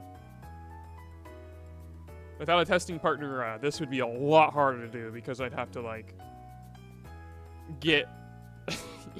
I would have to like skill swap emergency exit onto like Game Freak guys Pokemon, because it just would be impossible to try to do it and like just try to self-activate it myself, because it's just a nightmare to try to do that. So I'm going to go ahead and give like my Garchomp here, which I don't know where that Garchomp goes at. So I'll just grab another Pokemon that's also pretty fast. This Latios is pretty fast, I'd say. So that's box 21. I'll give it an eject button. So long as it's faster than my Wimpod over here.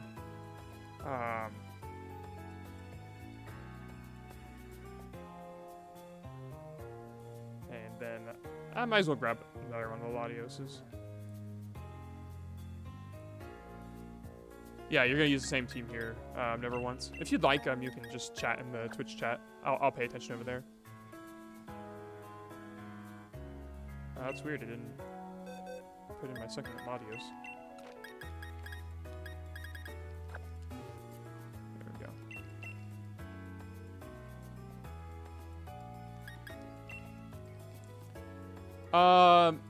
On Showdown, using a self-targeting move on a semi-invulnerable state makes you miss the move.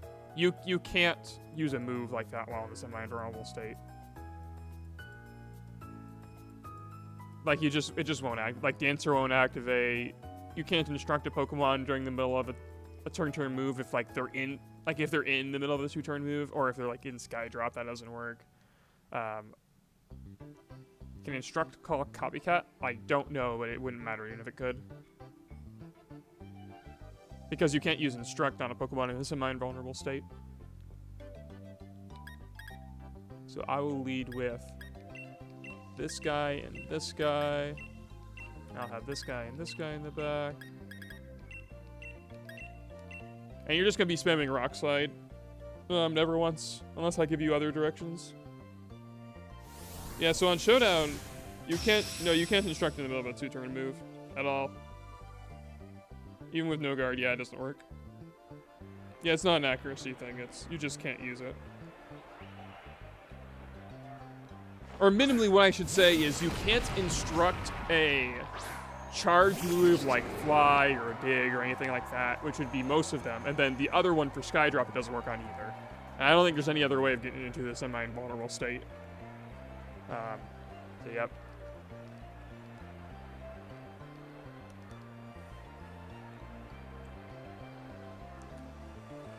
So now, the Latios is way faster than the,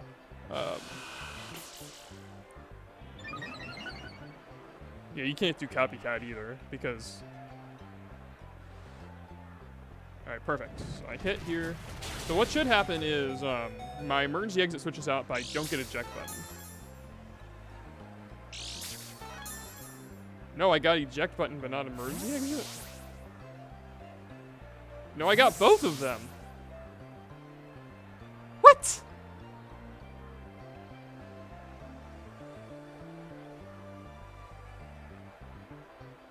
What? That's not supposed to happen. No, it wasn't the ability first. It was Latios. I assume that's because Latios was faster.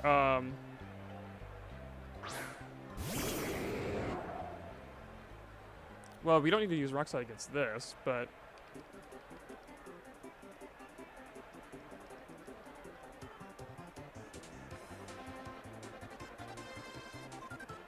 Yeah, because I made both the Latioses are faster, so that's not gonna help. I need a Pokemon slower than one of my Wimpods here.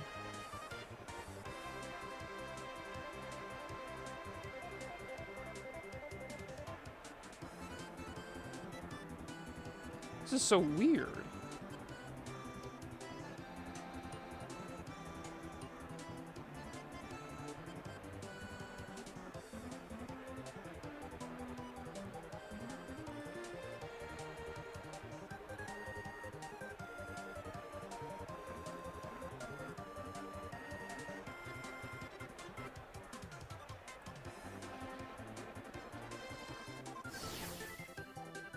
Yeah, see, sorry, never once. I wasn't very clear on that. I need a forfeit because I need to put new Pokemon in because I need my Bronzong. I need to like put in something that's slower. So I've got a couple Bronzong prepared, so I'll just do that. Yeah, so you can't use Copycat during the middle of the semi-invulnerable. You can't use, as far as I know, you can't use any move during the middle of the semi-invulnerable state, Discordial. Like I don't think you can like. I'm not 100% sure on Magic Bounce. I don't know. That would be the only other thing I can think of. Like Magic Bounce or Magic Coat.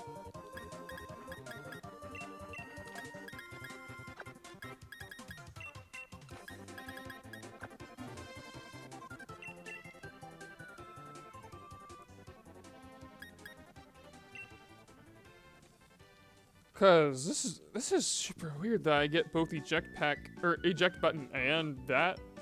Like this is not how it normally works. So something is fishy here. Cause like there's plenty of setups that I've done in the past that depend on eject button only activating on one Pokemon at a time. Which is like incredibly unusual to me. So something here is fishy.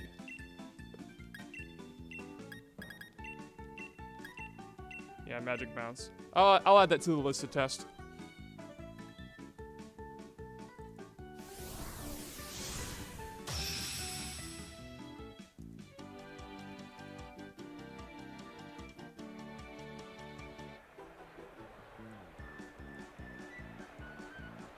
Could you wimp out after using that item? That's basically what I want to see. Because we saw last time that the faster Latios activated eject button first. So now I've got my Bronzong here, which is slower than this guy. So it's 38 versus that, obviously, it's way slower. So go ahead and use Rock Slide again.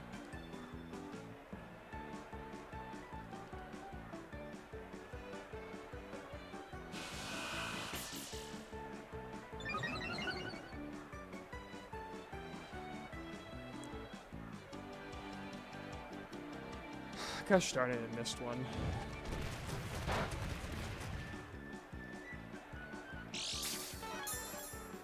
Yeah, that Rhyperior needs that wide lens. It's okay though, I've got more of them that came from. This Bronzong says faster, but it's only faster by 2 points. So just go ahead and use Rock Slide again. No, I'd prefer you to do this anyway, because it needs to hit one pod down to its Focus Sash, so. This is just about as well. Well, I guess it doesn't need to hit down the Focus Sash, but it just needs to hit down the emergency exit range. Alright, connected this time, great. Okay, so first, Focus Sash.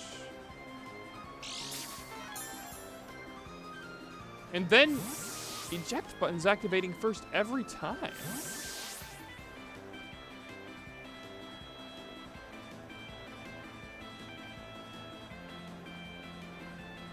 Why is eject button activating first every time?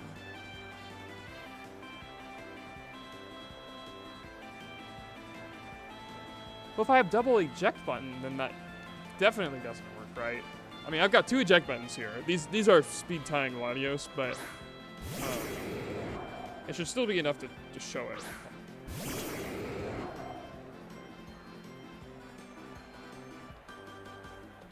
Because this is like...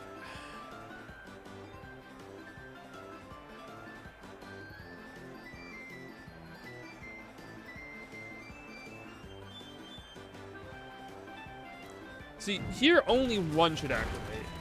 I gotta guess it's gonna be the left slant Latios, yeah. If both of them activate here, I'm gonna flip. Yeah, see, only one activates there.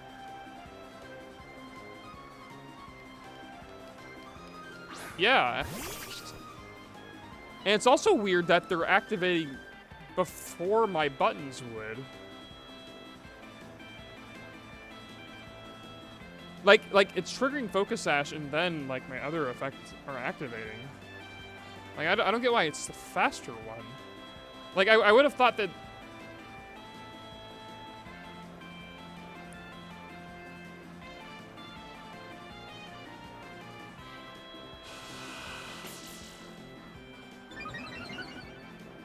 This is so weird.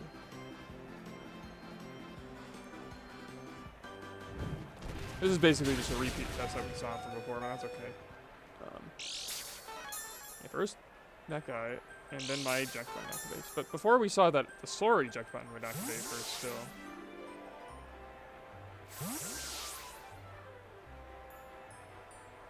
Well, this means some important things, though, which is good.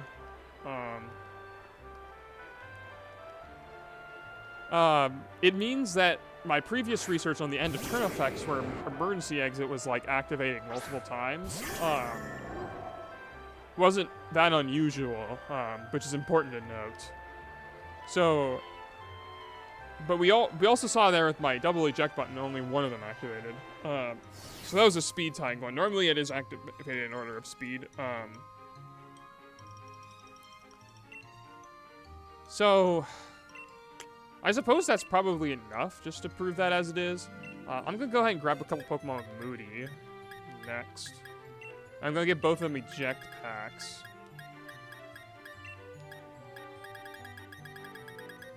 And this is where your, I don't have any Pokemon with Moody. What gets Moody in this game? It's Artillery, ain't it? Yeah, Artillery.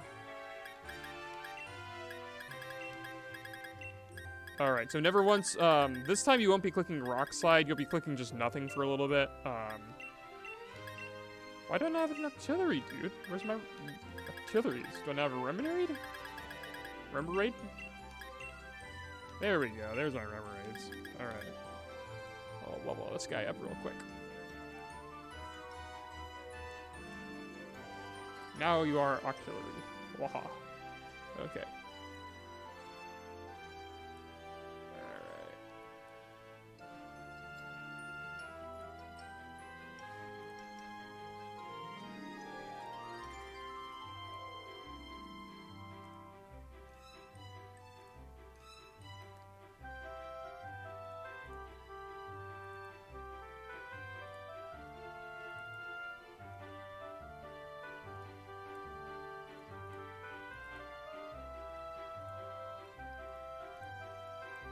Okay. Okay, perfect. Yeah, yeah. Because I'm gonna need this.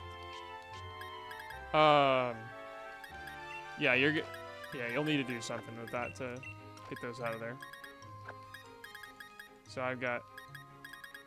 It doesn't like me doing that for some reason. There we go. Yeah, he didn't have Snore. Probably just had generic stuff.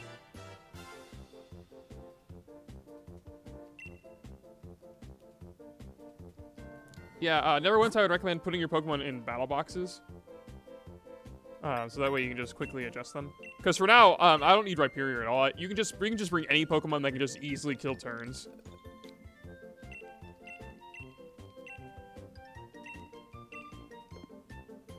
So just doing like any, we don't need Rhyperior anymore. So just anything with like Protect or Swords Dance or anything that can just kill turns really easily.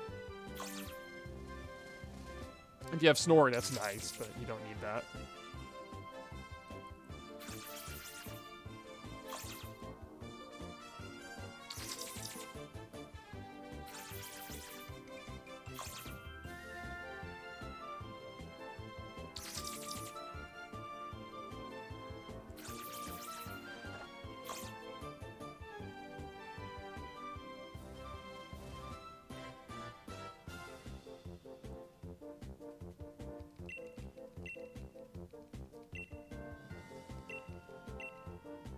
Oh, perfect.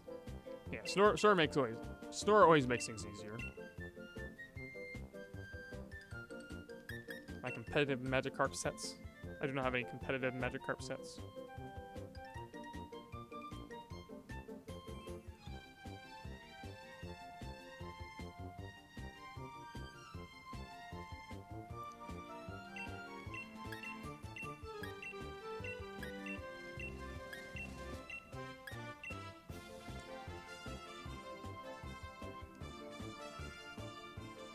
Oh, I forgot to give the Wimpods. I want to give one of the Wimpods.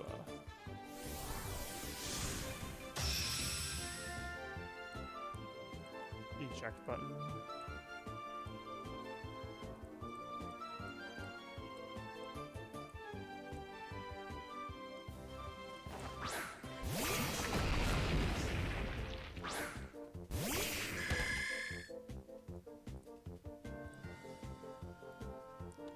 Okay, so just do nothing here on this time. And so what we're going to see here is the order of Moody activating.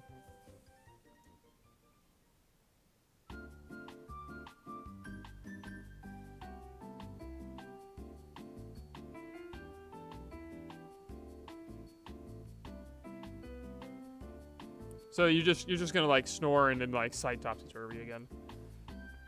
So I've got faster. Yeah, it's slower. So we have 2 Moodies. So first faster is Moody, raise attack, lower speed. Okay, that's actually interesting that I lowered speed there. So first special attack and then lowered attack. Okay, so let's see which one. So that eject pack switches me out. See, does the other one switch me out as well? No, it's just that one. Okay, so this one was at -1 there. That was at -1 speed, so let me calculate. What's 89 times 2/3?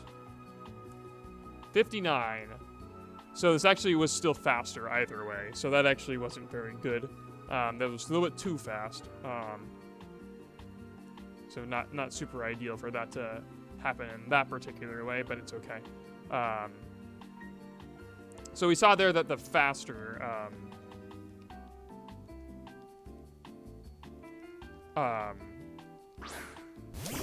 Moody associated with it activated, but that could have been a number of things. So that could have been because that was the first stat drop that occurred. It also could have been that was because of the like something else. So I'll go ahead and I'll forfeit. I'll adjust the auxiliary speeds, and we'll do that again.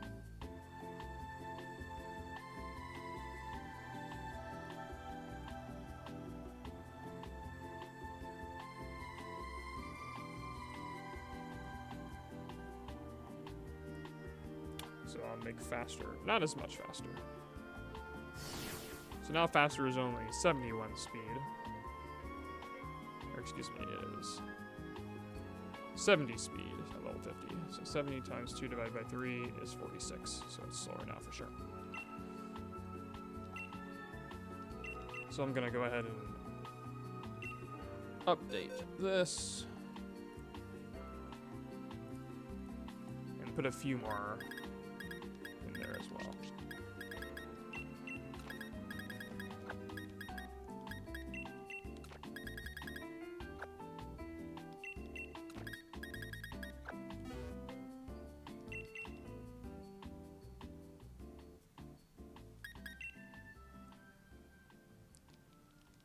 So this will eventually come up with Octolock, but I need to see how one of these interacts first. So I'll just go ahead and show off that all of these auxiliaries are the same. So that's 70, 70, 70, 70.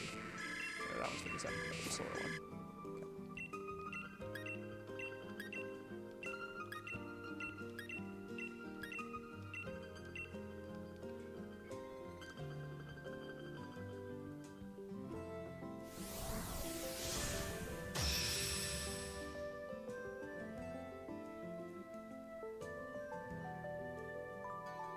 So I think that pretty much answers my question about double emergency exit. Still kind of weird. Not unusual in the effect that I... Okay, so again, you're just going to be killing turns here. Same with me. For a little bit at least.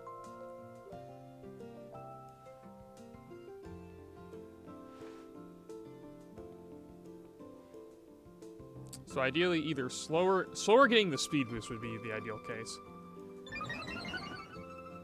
Defense rose, attack fell, so irrelevant.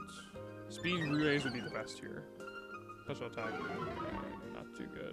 Plus defense, so that should be, yeah, very clearly that's going to activate on the faster one.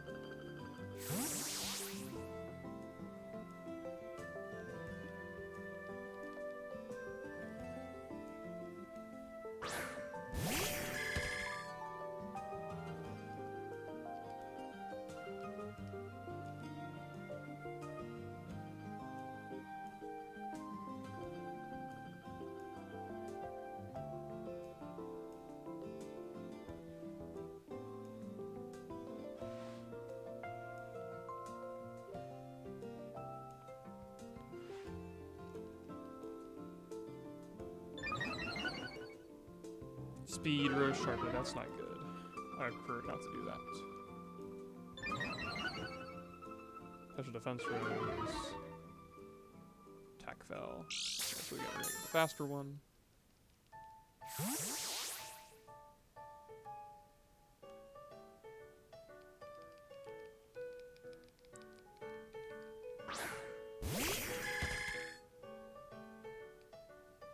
So hopefully we get it on this one. If not, that's okay.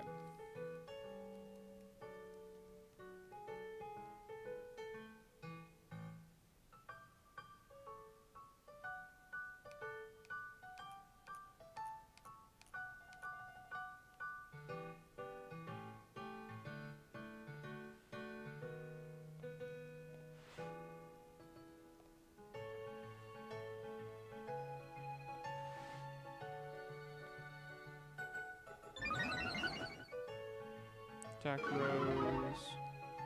Defense fell. Okay, that's not good. Speed Raise would be great here. Nah, Speed Raise. Okay, so we didn't get good RNG on that one. But that's okay. I'm gonna go ahead and test if I use Steel Wing here. Well, that's Steel Wing. I'm actually gonna do Ice Beam into Latios, and then I'll switch back to this guy. Hopefully that does enough damage. I don't know if it will or not.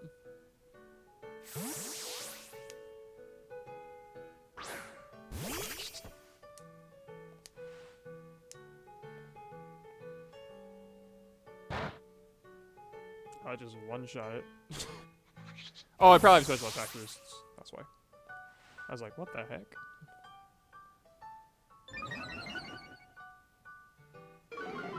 There's my speed boost. That's where I wanted it, but oh well. This is actually okay. This is actually kind of nice to see. So, go switch out my eject pack there. I should get an eject pack replacement.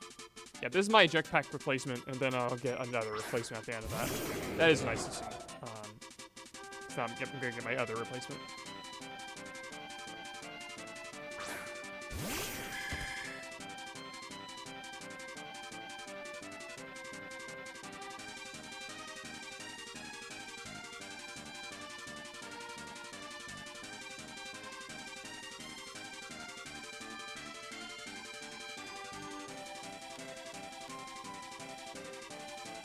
Alright, so we'll go ahead and forfeit.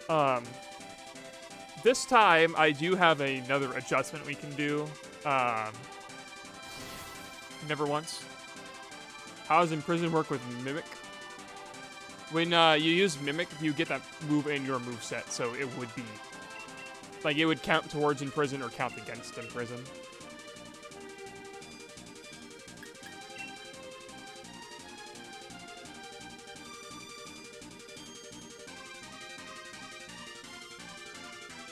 Okay, so this time, never once. What I want you to do is use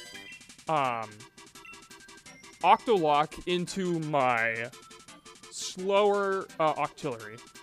So you're going to leave the same thing, but you're going to use Octolock into my slower Octillery. And so what we're going to do then, that'll let us rule out, basically, you know, if I drop the stats, assuming I don't get a speed boost or a speed drop in my Moody changes, and if I do, then that's okay.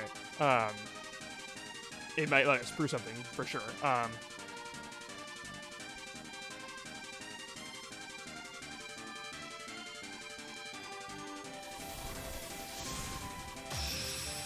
So if we're basically testing, like, all right, is it based on which Pokemon gets the speed drop first where it switches out, or is it based on, like, the speed stats of the Pokemon at the time of eject pack, or is it based on something else? My hunch is it's based on your speed stat at the time of eject pack switching you out, but we aren't 100% sure on that yet. So I'll go ahead and I'll use Snore. Snort. So you'll use Octolock on my slower Octillery, the one that's called Slower. Yes, Karthik. Alright. So let's see here.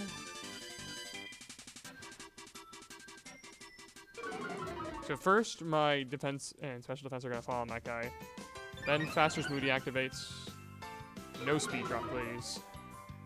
Good. And then That guy's attack grows sharply. Special defense wall. Perfect. Okay. All right. So my faster one still switched out there. So to me, I think that almost instantly rules out that it's not based on which stat drop happened first. That's for sure. Otherwise, my slower one would have switched out. So that rules that out. Yeah, I would agree. It's probably the speed at the time. So the only other way that I would just need to in order to prove that, I would need to have a speed drop at some other point. Which I can actually do without too much trouble, now that I think about it. Because I could just do like one Pokemon with speed boost and then the other Pokemon with Moody. And that should work. Like, I'll make my Pokemon with speed boost ordinarily slower, but after the speed boost, it'll get one stage faster. And then you'll do that. So yeah. No, I just forfeited number one, so we don't have to worry about this turn. So what I'm going to do is I'm going to grab a Pokemon with speed boost. That's just barely slower than my Moody Pokemon.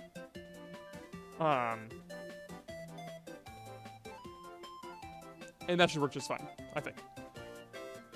To prove it, because then I can just, like, put myself at +1 speed. Oh, did I not forfeit? Oops. I meant to forfeit there.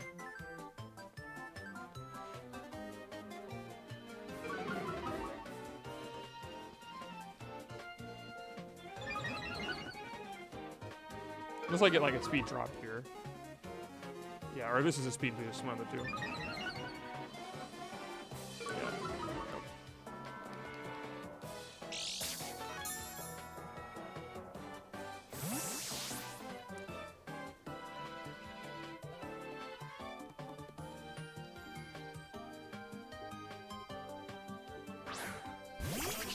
Oh, good, though. I can test this, though. I'm glad I didn't forfeit. Do I have plus special attack? I have my special attack right now. Perfect. So let's see how much this does. So that guy... So you can just kill it. Or that's fine, too. That's fine. It's okay. So now I'm just going to grab Pokemon with speed boost.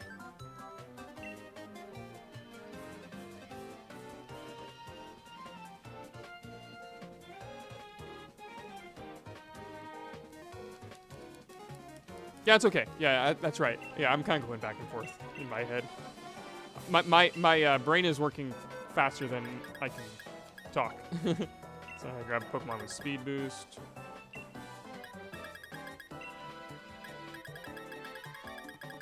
So they'll bring the same things again. Yeah, that's not legal though. Why does it only Ninjaskins? I could probably make this work. Alright, so let's see here. Ninjask. If I make Ninjask min speed, and I give it an Iron Ball. Alright, Brave. Alright, that makes Ninjask speed at level 50. 148 divided by 2. 74. So I need to make the Octillery a little bit faster.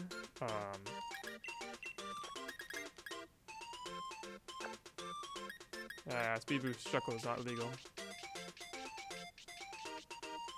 Ah, there's some string delay. Gotcha. For you on your side.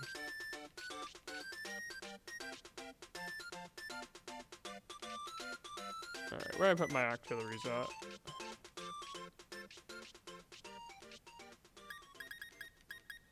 Alright, so I need to grab this Octillery.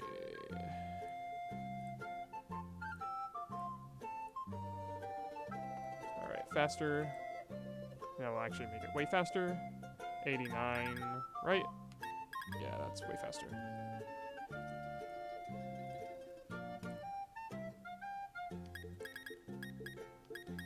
Okay. It is legal in Hackmons, but you cannot use... Unfortunately, the Pokemon Company does not recognize Hackmons as a legitimately playable online format. Iron Ball will affect things because it drops speed. It's speed with modifiers, and that's including any modifiers. So it should work. I don't care if it's a summary screen stat. And if it does end up being a problem, I'll change it. But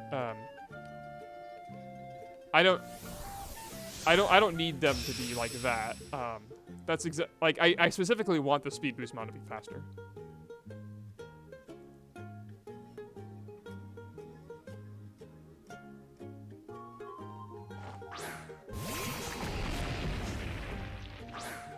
Like either being faster or slower is okay here. So you'll go ahead and use, I've got Bug Bite. Perfect. All right, so go ahead and use Octolock into Ninjask. Oh, I'm an idiot. I can't give it Iron Ball. I can't give it Iron Ball. Just forfeit, actually. Please forfeit. Please forfeit. I forgot. This isn't going to work because Ninjask has to hold the eject pack.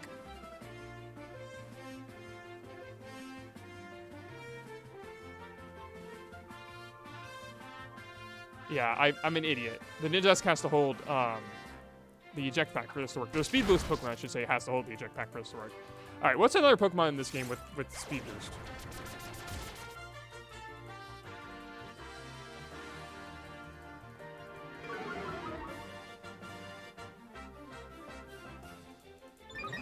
Because I need, like, literally anything else.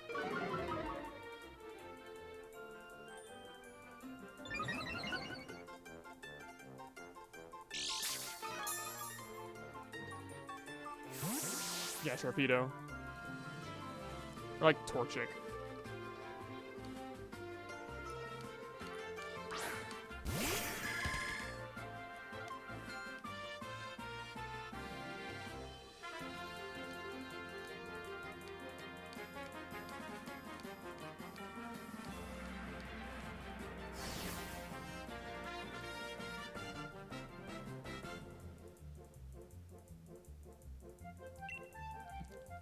Ninjas was kind of a dumb idea.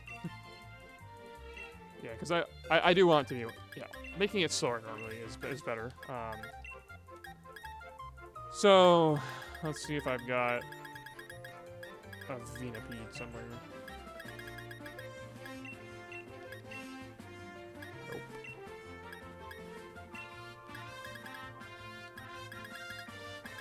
What's the middle one? Whirlpeed.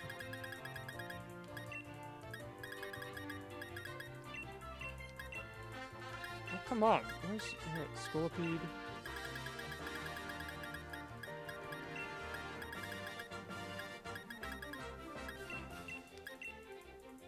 There we go.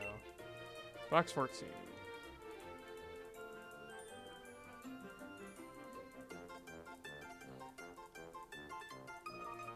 Okay.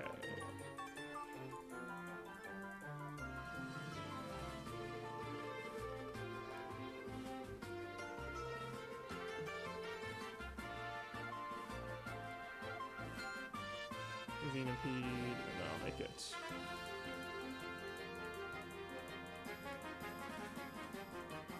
$89. How fast are these guys? 89 as well, so I need to make it slower than that.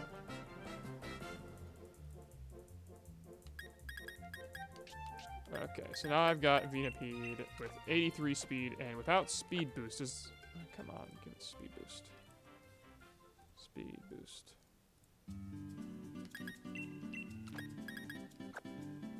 $83, $89.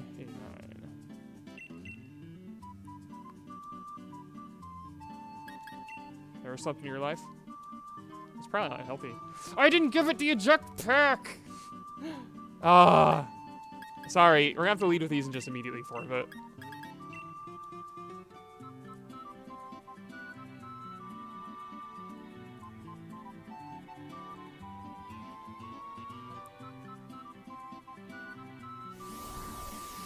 After this one, I have one more thing, and then I'll let you go never once. Everything else I should be able to do on cart.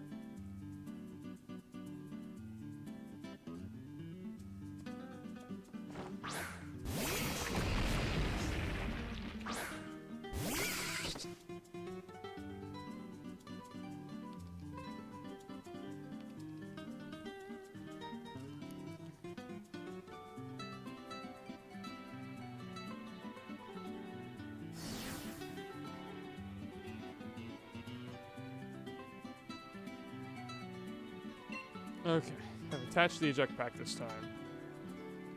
We're gonna get it right.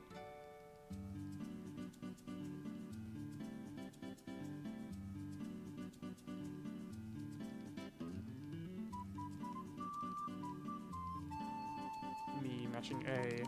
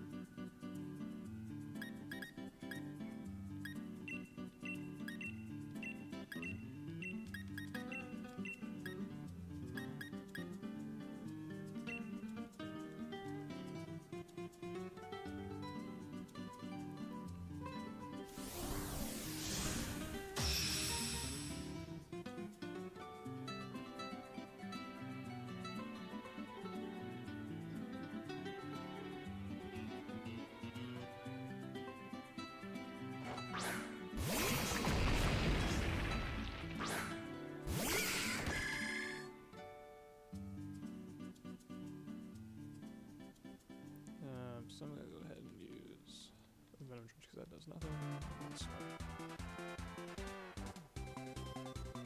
So you're gonna use Octolock here on the Venipede.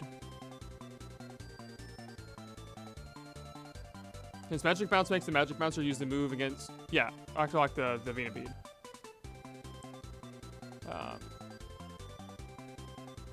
Can the Magic Bounce moves be instructed with Turbo Blaze Core Enforcer? I don't know what you mean, Discordial, because if you have Magic Bounce, then you don't have Turbo Blaze. I assume you just mean Magic Coat there, but you can't bounce Core Enforcer at all because, yeah. All right, defense rose, good. Special defense fell. Now my speed boost raises. Okay, so hopefully this means VMP will switch out. Yep, okay. It's the faster Pokemon at the time. And it's not based on summary screen speed. Which is great. Okay. Alright, so here you can just do anything. Never once. Actually, just like kill a turn. I'm going to see if I can proc this. Pokemon 1 has Magic Bounce. Pokemon 2 has both Turbo Blaze and Instruct. Core Enforcer ignores abilities. No, it suppresses them. It'll, like, apply the Gastro Acid effect to them. Pokemon 1 has Magic Bounce. Pokemon 2 has both Turbo Blaze and Instruct. I don't even know what you're trying to do with that, because if it has...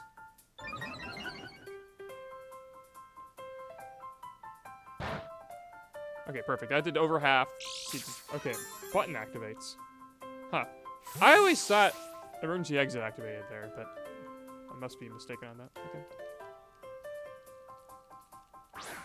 Anyway.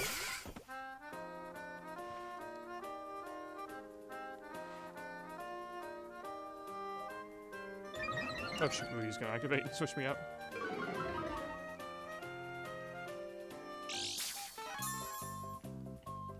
Pokemon 3 uses the status move on Pokemon 1, which has Magic Bounce, and Pokemon 2 uses Instruct on Pokemon 1.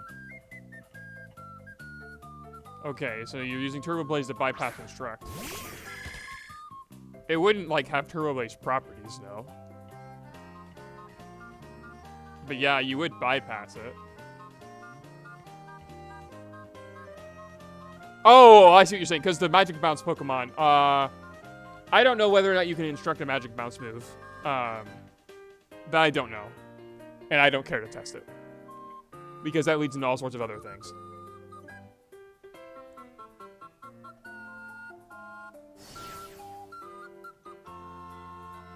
I spelled invulnerable wrong as well on here, which triggers me. Vulnerable.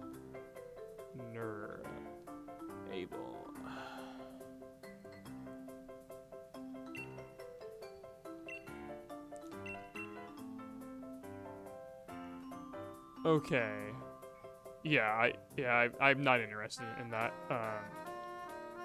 That's a whole can of worms. So the next thing is emergency exit switching into eject pack and how that works. Actually, that's probably about as simple to just do on my, on my own. So I'm actually going to go ahead and end this because I think it'll be faster for me to set this up in single player. Unless you happen to have sticky web ready, but yeah, I think this is going to be faster this way. So you cannot trigger multiple eject packs in the end of turn effects. It's only the fastest one at the time of you switching out, not the time of the stat drops or whatever. It's not like the first one or anything like that.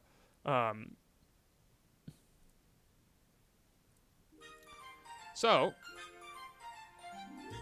we just have these other guys.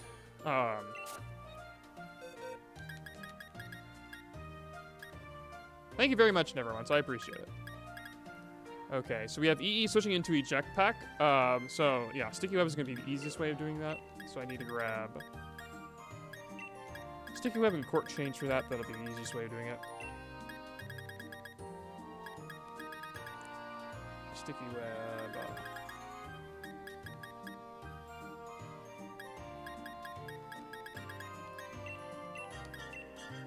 Yeah, the reason I just say that discourse was because I don't really know how it works. And in order to delve into outside of just doing one-off edge cases over and over and over and over and over again, I'd really want to look into it first before I just throw stuff at the wall and see what it does. Cry, of course, trying to box one. I always know that. Court change in box one. Okay, I have sticky web, court change. Now I need emergency exit or win pod. So I'll just grab a win pod because that's pretty easy to do. I don't have to have a eject button though anymore.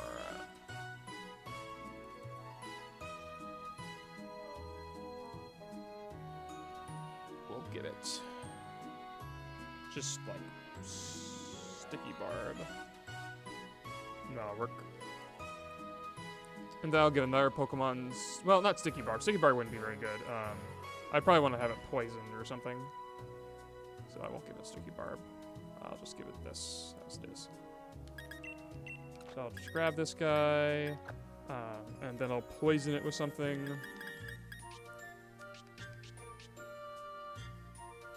Let's go back over to box 19.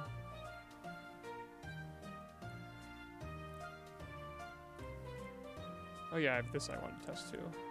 While I was in here. So I guess I could do that at the same time, couldn't I? Poison, powder. Just have to think I'd be creative with that. And then I have to give something else my sticky barb. So I may as well give this guy sticky barb. It's about the same thing, really. And that's fine. Which would activate first? Emergency exit from rocks or eject pack from webs. Yeah, I don't know that either. I thought it would have been the other way around. I don't know why eject button is activating before emergency exit. I could have sworn that there was explicit tests about that. That would have abilities should be going before items. So that means they're either in different events, which is I guess possible. Maybe they are in different events at that point. But I thought emergency exit was first. So this kind of boggles my mind. So this must have changed since Gen 7, or I'm misremembering one of the two. So we'll go ahead and grab these guys. We'll do that, and then we'll do other fun tests. Okay. Yeah, this will work. Okay.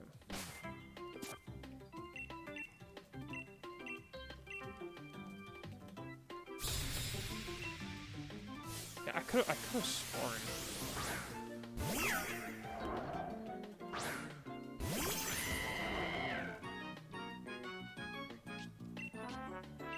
Okay, sticky web. Fortunately, I don't have any way of killing Wilsuri, but that's okay.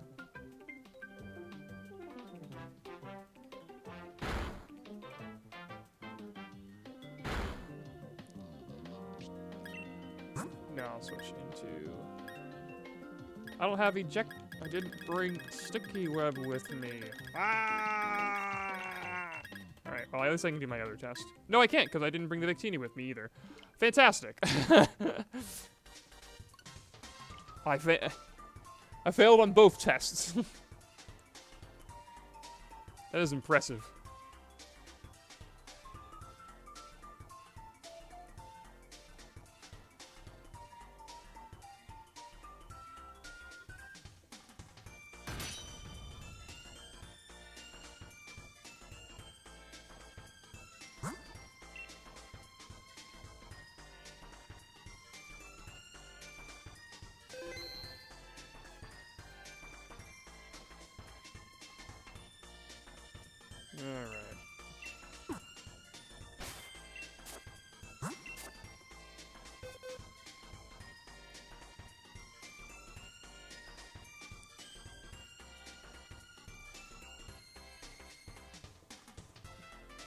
Okay, I've got these two guys now. And then I need to grab... where my wind pods were at. I guess I don't need to be wind pods anymore, because I can just use anything with emergency exit nowadays. Okay, so let's just grab... Sure, this Appleton will work just fine.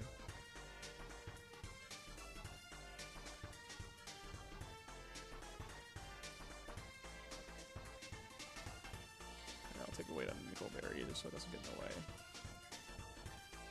I'll go to emergency exit. And so then I need to have something with eject pack in the back. It can be anything at all. So I'll just get this Clefty eject pack. Because it does not matter. And then I'll need sticky web and court change, which I can give to the Victini as well.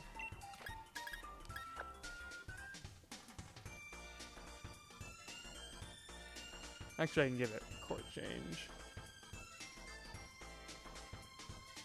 And then give the As-Elf sticky web.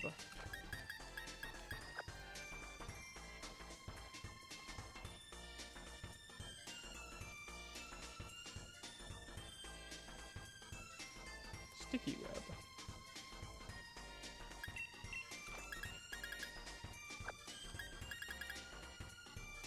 Yeah, I know for sure that emergency exit and Wimpad are the identical abilities.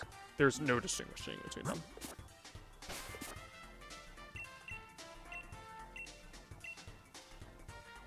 And in one sense, you could just like think, why would Game Freak make a difference? Like just intuitively.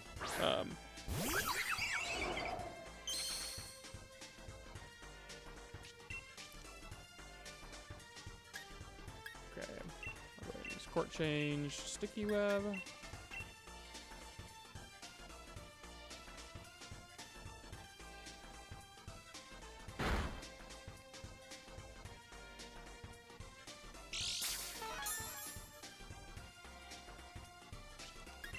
Okay, so now I'm gonna switch into my Appleton.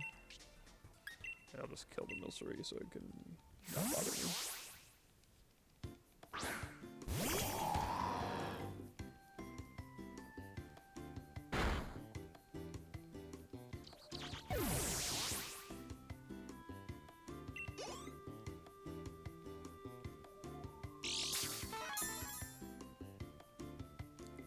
Okay, so now I will go ahead and just heal and then just like poison powder.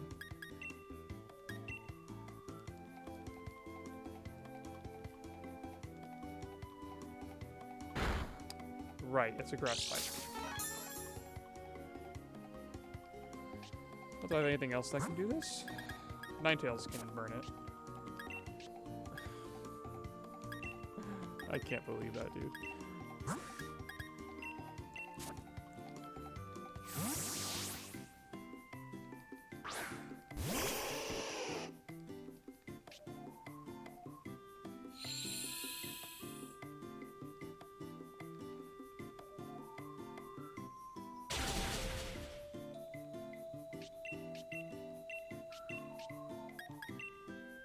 Should be axe accuracy here.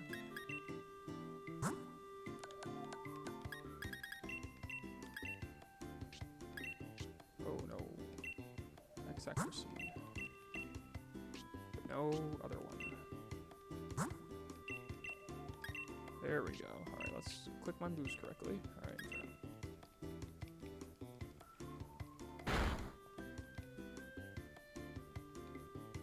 Alright, burn's gonna take a little while, but it'll work.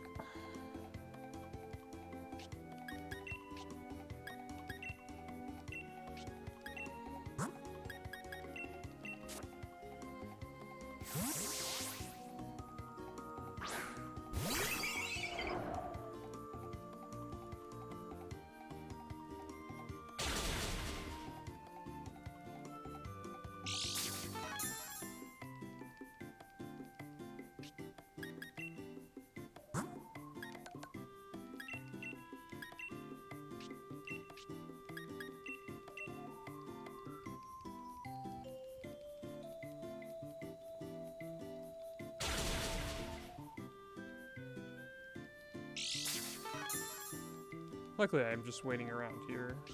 I will soak.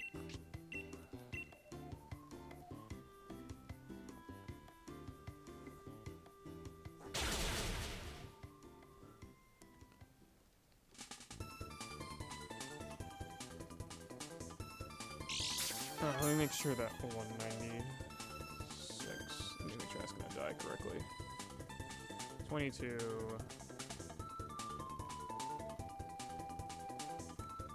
Yeah, that'll be okay.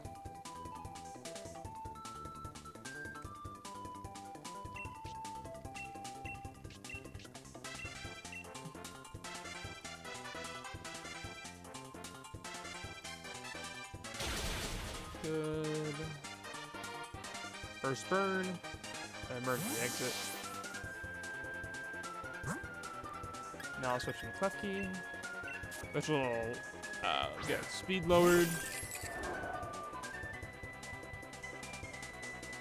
Oh, interesting. I switched out immediately by eject pack there.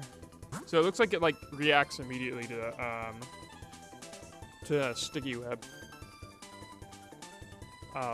when it's processing that switch in there, because I haven't taken my sticky barb yet. Yeah, there's no sticky barb. So it processed the drop straight away. So it didn't wait for the drop to happen. All right, that's good to know.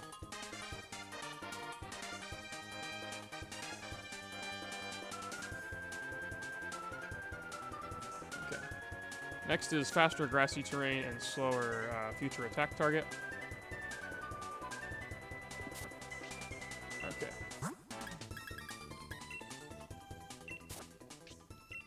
So faster grassy terrains and then slower. What do I want? Faster grassy terrain and slower future attack target.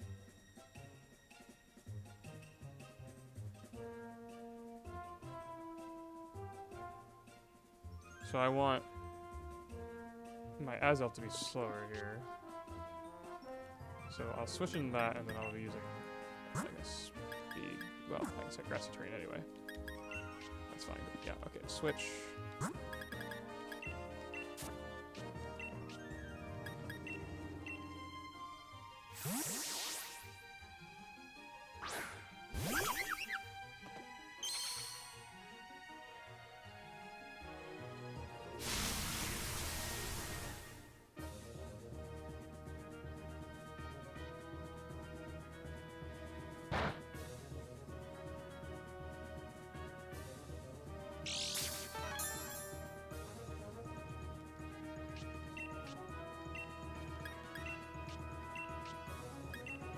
Yeah, I'm gonna just... Yeah, I want Jack's Victini speed up so that way it's, it'll recover health first from grassy terrain.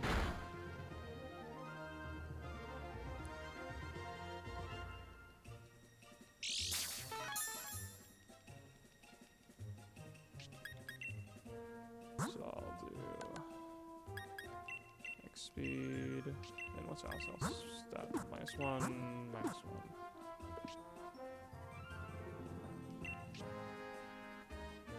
Yeah, I don't think there's anything in Gen 8 about it, but I'm pretty sure that's how it worked in Gen 7. That's the thing.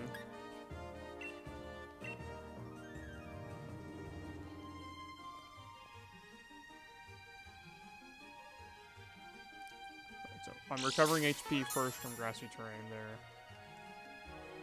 So I'm gonna go ahead and heal my Azelf back to full.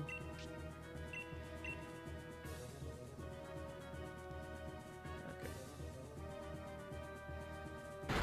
Great, okay, excellent. So first Azelf takes Doom Desire, yeah. Then recovery, then recovery. Yeah, so there's no getting around it. There is no getting around it. Because the Doom Desire doesn't check speed at all. Okay, well, that makes sense to me. That's doing what I would have expected it to do. I'm going to do Magic Bounce versus Samurai Invulnerable, since we talked about that. But then after that, I'm going to go ahead and end the stream. Because I did not even expect it to go this long today. I was hoping to have the post up by the end of the day today, which I may not have right now because it's about 7 o'clock local time. That's okay. Alright. Oh, I'm not online, am I? Okay. Thankfully, this one's pretty straightforward. So I'll get the Azelf. Magic Bounce. Give it Fly. Give the ally Ictini. No Guard. And I'll give it... Oh, what's something that's bounceable and that's nice and easy. Nice and 100% accurate. Charm.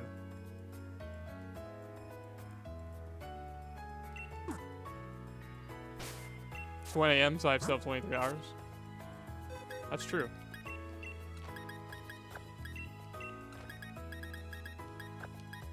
Alright, so I've got Magic Bounce there, No Guard, Charm. I got Fly, so.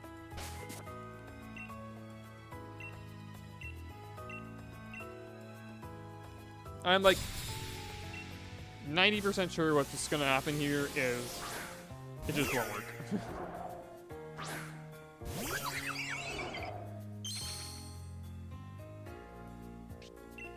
I'm gonna do Charm. No, Side Fly. So I'm thinking it just is not gonna bounce. That's what I'm thinking is gonna happen. Charm. Yep, and it just dropped my attack. Yep. Drop the attack. But now if I wait for it to come down, then it will bounce. So Magic Bounce can't activate in the air. Which is consistent with other stuff. So it can't activate while in the air. Yep. Back. There you go. Ghost type curse will Magic Bounce as a ghost type curse. I don't know. I guess I'll test that one as well since that's very quick.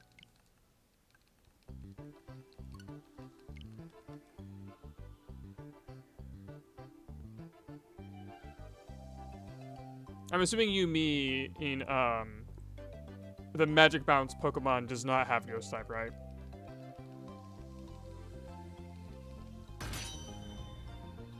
Actually, I don't think Curse is bounceable.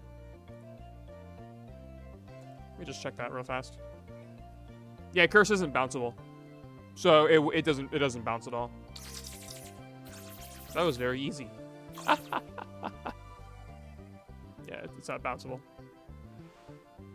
Thank you, Game Freak, for not involving that scenario. All right, I'm gonna go ahead and just end it there. Thank you for coming out. See y'all next time.